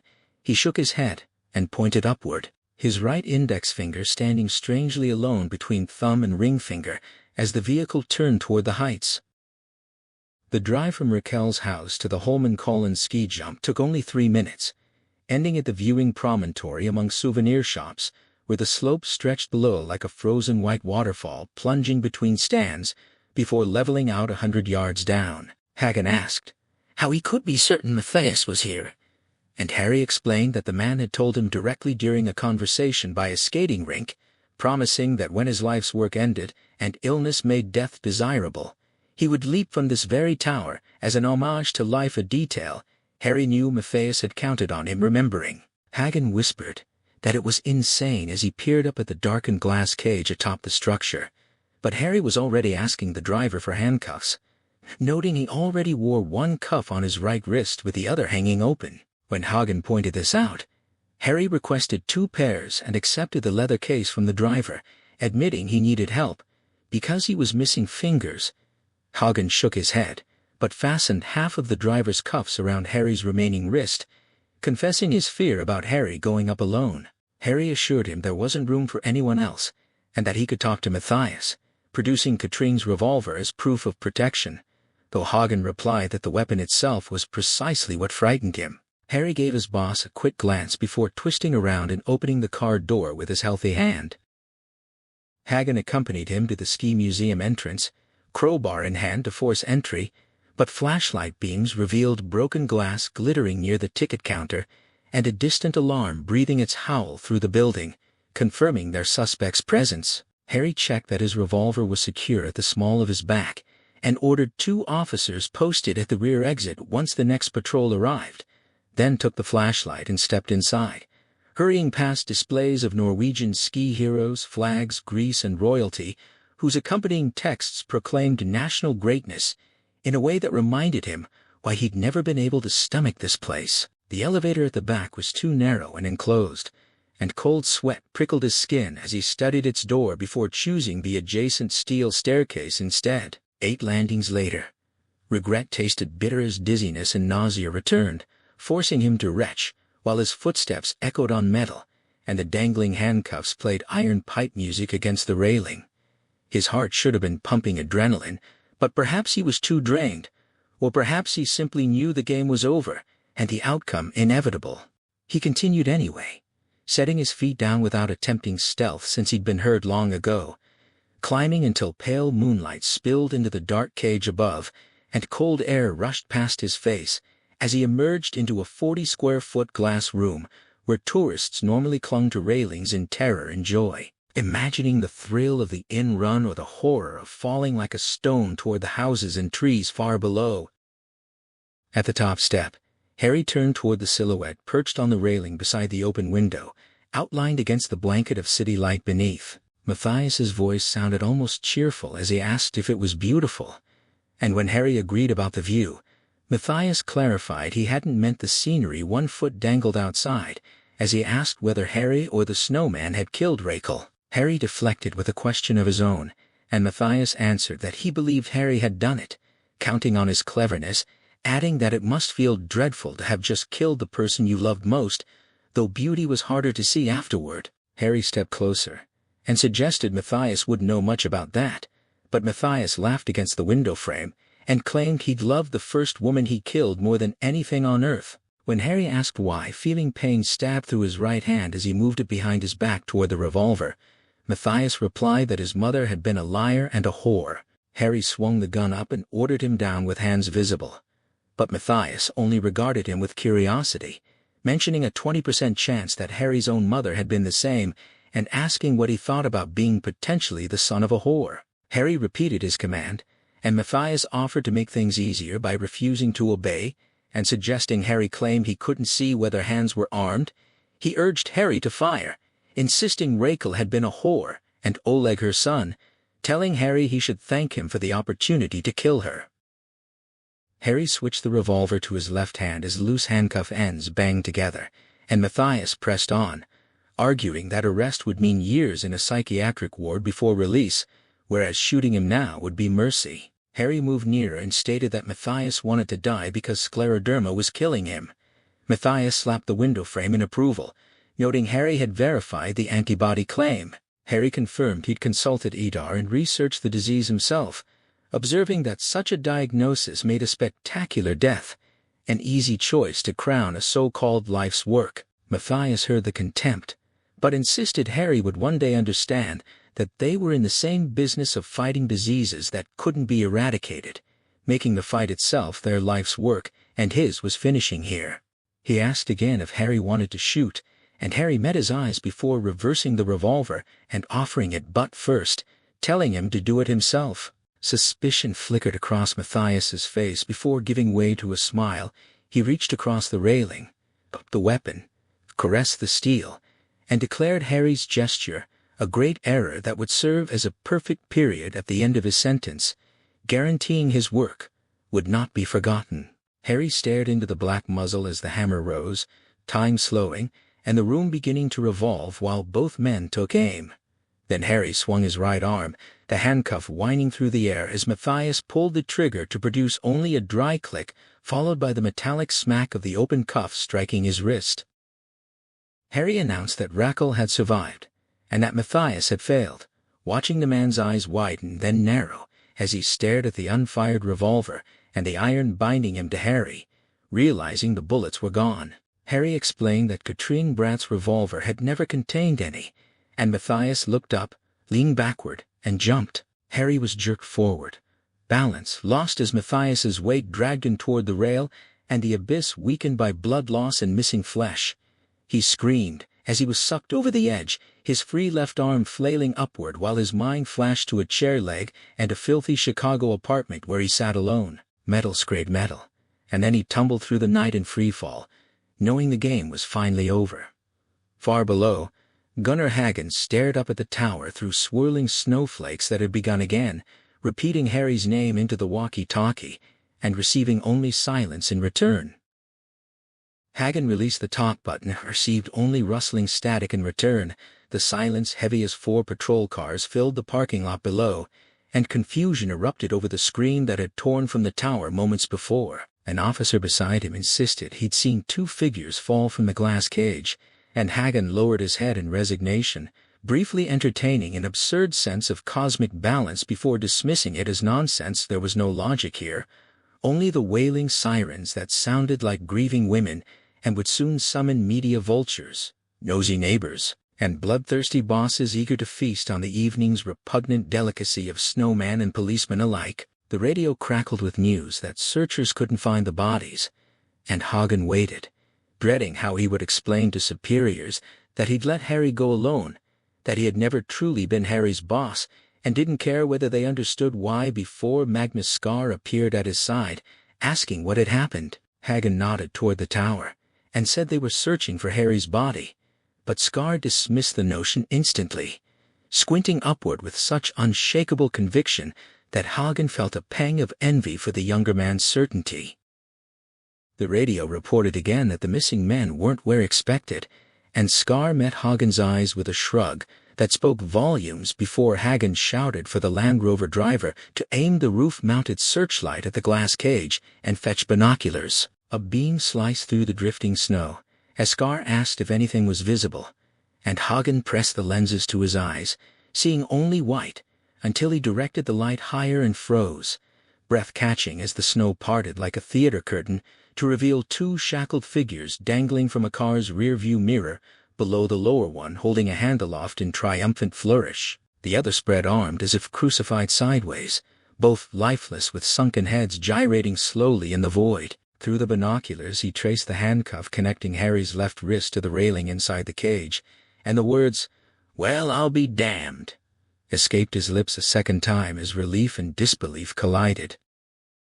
When consciousness returned to Harry, Young Thomas Helle from Missing Persons was crouched beside him in a glass cage, where 4 officers had just hauled both men back from the abyss, and in years to come, Helle would recount the inspector's bewildering first reactions with enduring fascination. Harry had been wild-eyed, demanding to know if Matthias Lund Helgeson was still alive with a terror that suggested the killer's death would have been the worst possible outcome, and upon learning Matthias was being taken by ambulance, he'd yelled orders to remove the man's shoelaces and belt to prevent suicide, a level of care for someone who had just tried to murder his former lover that struck Helle as incomprehensible then and remarkable forever after. Jonas had dismissed the metallic jangle of wind chimes as a trick of half-sleep and drifted back under, only to be pulled awake again by choking sounds that resolved into the unmistakable rhythm of someone weeping. He opened his eyes to find his father sitting on the edge of the bed, shoulders shaking in the moonlight that seeped through the curtains, and realized with quiet surprise how narrow those shoulders looked, something he'd never noticed before. His father managed to choke out that they'd found her, that Mom was gone, but Jonas answered calmly that he already knew because he'd dreamed it, watching the man swivel toward him in astonishment as tears tracked down his cheeks. He told his father it was just the 2 of them now, and watched the older man's mouth open and close soundlessly before arms reached out and drew him into an embrace so tight it anchored them both against the dark. Jonas pressed his head against his father's neck, feeling hot tears soak into his scalp as whispered words came through the sobs, declarations of love, affirmations that he was the dearest thing in the world, his boy always and forever, followed by a desperate question about whether they would manage together. Jonas whispered back his certainty that they would, just the 2 of them, and held on as the promise settled between them in the moonlit silence. December had stripped the fields outside the hospital windows to bare brown earth under a steel-gray sky, and while studded tires crunched on dry pavement and pedestrians hurried across the footbridge with collars turned up against the cold, inside the ward people huddled closer around 2 Advent candles marking the second Sunday. Harry paused in the doorway to find Stale On sitting up in bed, having clearly just delivered a joke that still had beat Lan laughing as she balanced her red-cheeked baby on her lap, the infant staring at him with wide eyes and open mouth. Anna greeted him warmly, and after Harry hugged Beat and clasped the psychologist's hand, noting he looked better than last time, Anna turned Harry's damaged right hand over in his own, calling it a fiendish claw and asking what had happened. Harry explained that the middle finger was lost forever, and the index finger's sinews had been sewn together, though nerve endings would regrow slowly and leave permanent paralysis on one side. When Anna called it a high price, Harry dismissed it as small beer, and the older man nodded in acceptance. Beat rose to settle her baby in the stroller, and asked about the case timeline, but Harry had no news, watching her efficient movements as Anna predicted the defense would argue madness, a term he preferred for its poetic accuracy, and noted that achieving such a verdict would require a worse psychologist than himself. Beat observed that Matthias would receive life imprisonment regardless, prompting Anna to reach for his water glass and use that evil remained evil, whether rooted in mental illness or not, arguing that disposition could not exonerate action, and that justice was merely a blunt knife applied unequally to beings who were all, in some measure, sick. Harry stared at his bandaged stump and confirmed that in this instance the sentence would indeed be life, adding quietly that the medical prospects were unfortunate, and silence settled over the room, until he broke it by mentioning he declined a prosthesis, preferring his 4-fingered cartoon hand, and that after the anatomy department rejected his donated digit, he planned to have it stuffed and displayed on his desk as an upright middle finger welcome in the tradition of Hagen's Japanese little finger. Laughter followed, and when Beat asked after Oleg and Rachel, Harry replied they were doing surprisingly well before confirming that Katrine Bratt was recovering and would return to her old unit in Bergen come February. Beat recalled Katrine nearly shooting someone in her excitement, and Harry corrected her gently.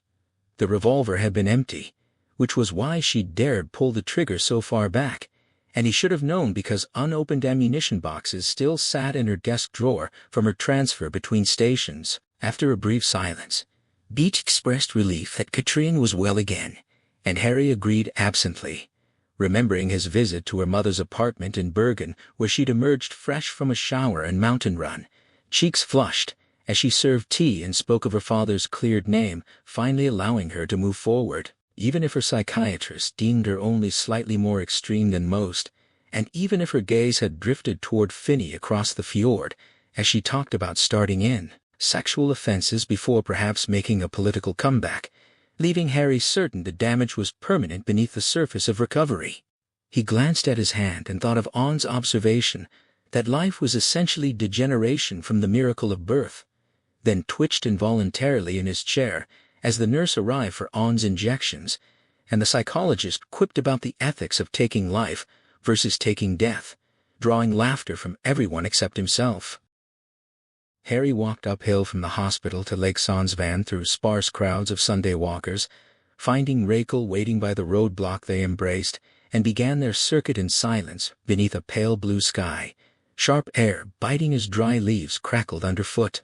He confessed he'd been sleepwalking, possibly for some time, and described waking in the kitchen at night wearing nothing but rubber boots and holding a hammer, staring at wet footprints on the floor. Rachel smiled and skipped a step to match his rhythm, sharing that she too had sleepwalked during early pregnancy, and Anna's theory about stress-induced somnambulism hung between them as they stopped at the water's edge to watch swans glide noiseless across the gray surface. She told him she'd known from the first moment who Oleg's father was, but hadn't realized she was carrying his child when he learned his Oslo girlfriend was pregnant, and Harry drew the sharp winter air deep into his lungs, closing his eyes to the sun, as she explained the impossible choice she'd faced, giving Oleg a loving father in Moscow, who believed the boy was his own, or leaving him fatherless to preserve truth. She acknowledged how absurd it seemed, given her hatred of lying-admitting youth had blinded her to such impossible decisions, and that while choosing for herself alone would have been simple, she had weighed Fyodor's heartbreak, the Oslo man's new family, and above all Oleg's welfare. Harry assured her he understood everything, but she insisted he couldn't understand why she'd kept it hidden from him specifically, fearing he must think she'd tried to appear better than she was.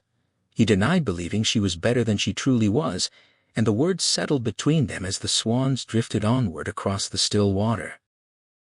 Rachel rested her head against his shoulder and asked if he believed the saying that swans remained faithful until death, and Harry replied that he believed they were faithful only to promises they'd made, which was none, he assumed. She countered that she'd actually preferred him when he made promises and broke them, and when he offered to make more, she shook her head before hooking her arm under his. As they resumed walking, she sighed that she wished they could begin afresh and pretend nothing had happened. He acknowledged the desire, but also heard the hidden question mark beneath her statement that such pretense was no good. He told her he'd been thinking of going away, warning her not to come looking for him, especially not in North Africa, and when she questioned the reference, he explained it was a Marty Feldman line about wanting to escape and be found simultaneously. A shadow passed over the gray-yellow forest floor, and they looked up to see one of the swans gliding above Rachel, asked whether the characters in the film had found each other again, and Harry confirmed they had. When she asked when he was coming back, he answered never, the words settling between them as finality.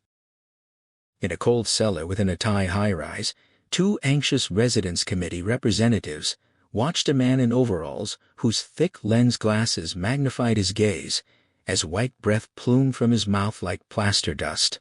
He explained that Mole's danger lay in its invisibility, pausing to press his middle finger against the wisp of hair clinging to his forehead, before adding quietly that its presence was undeniable despite being unseen. The end.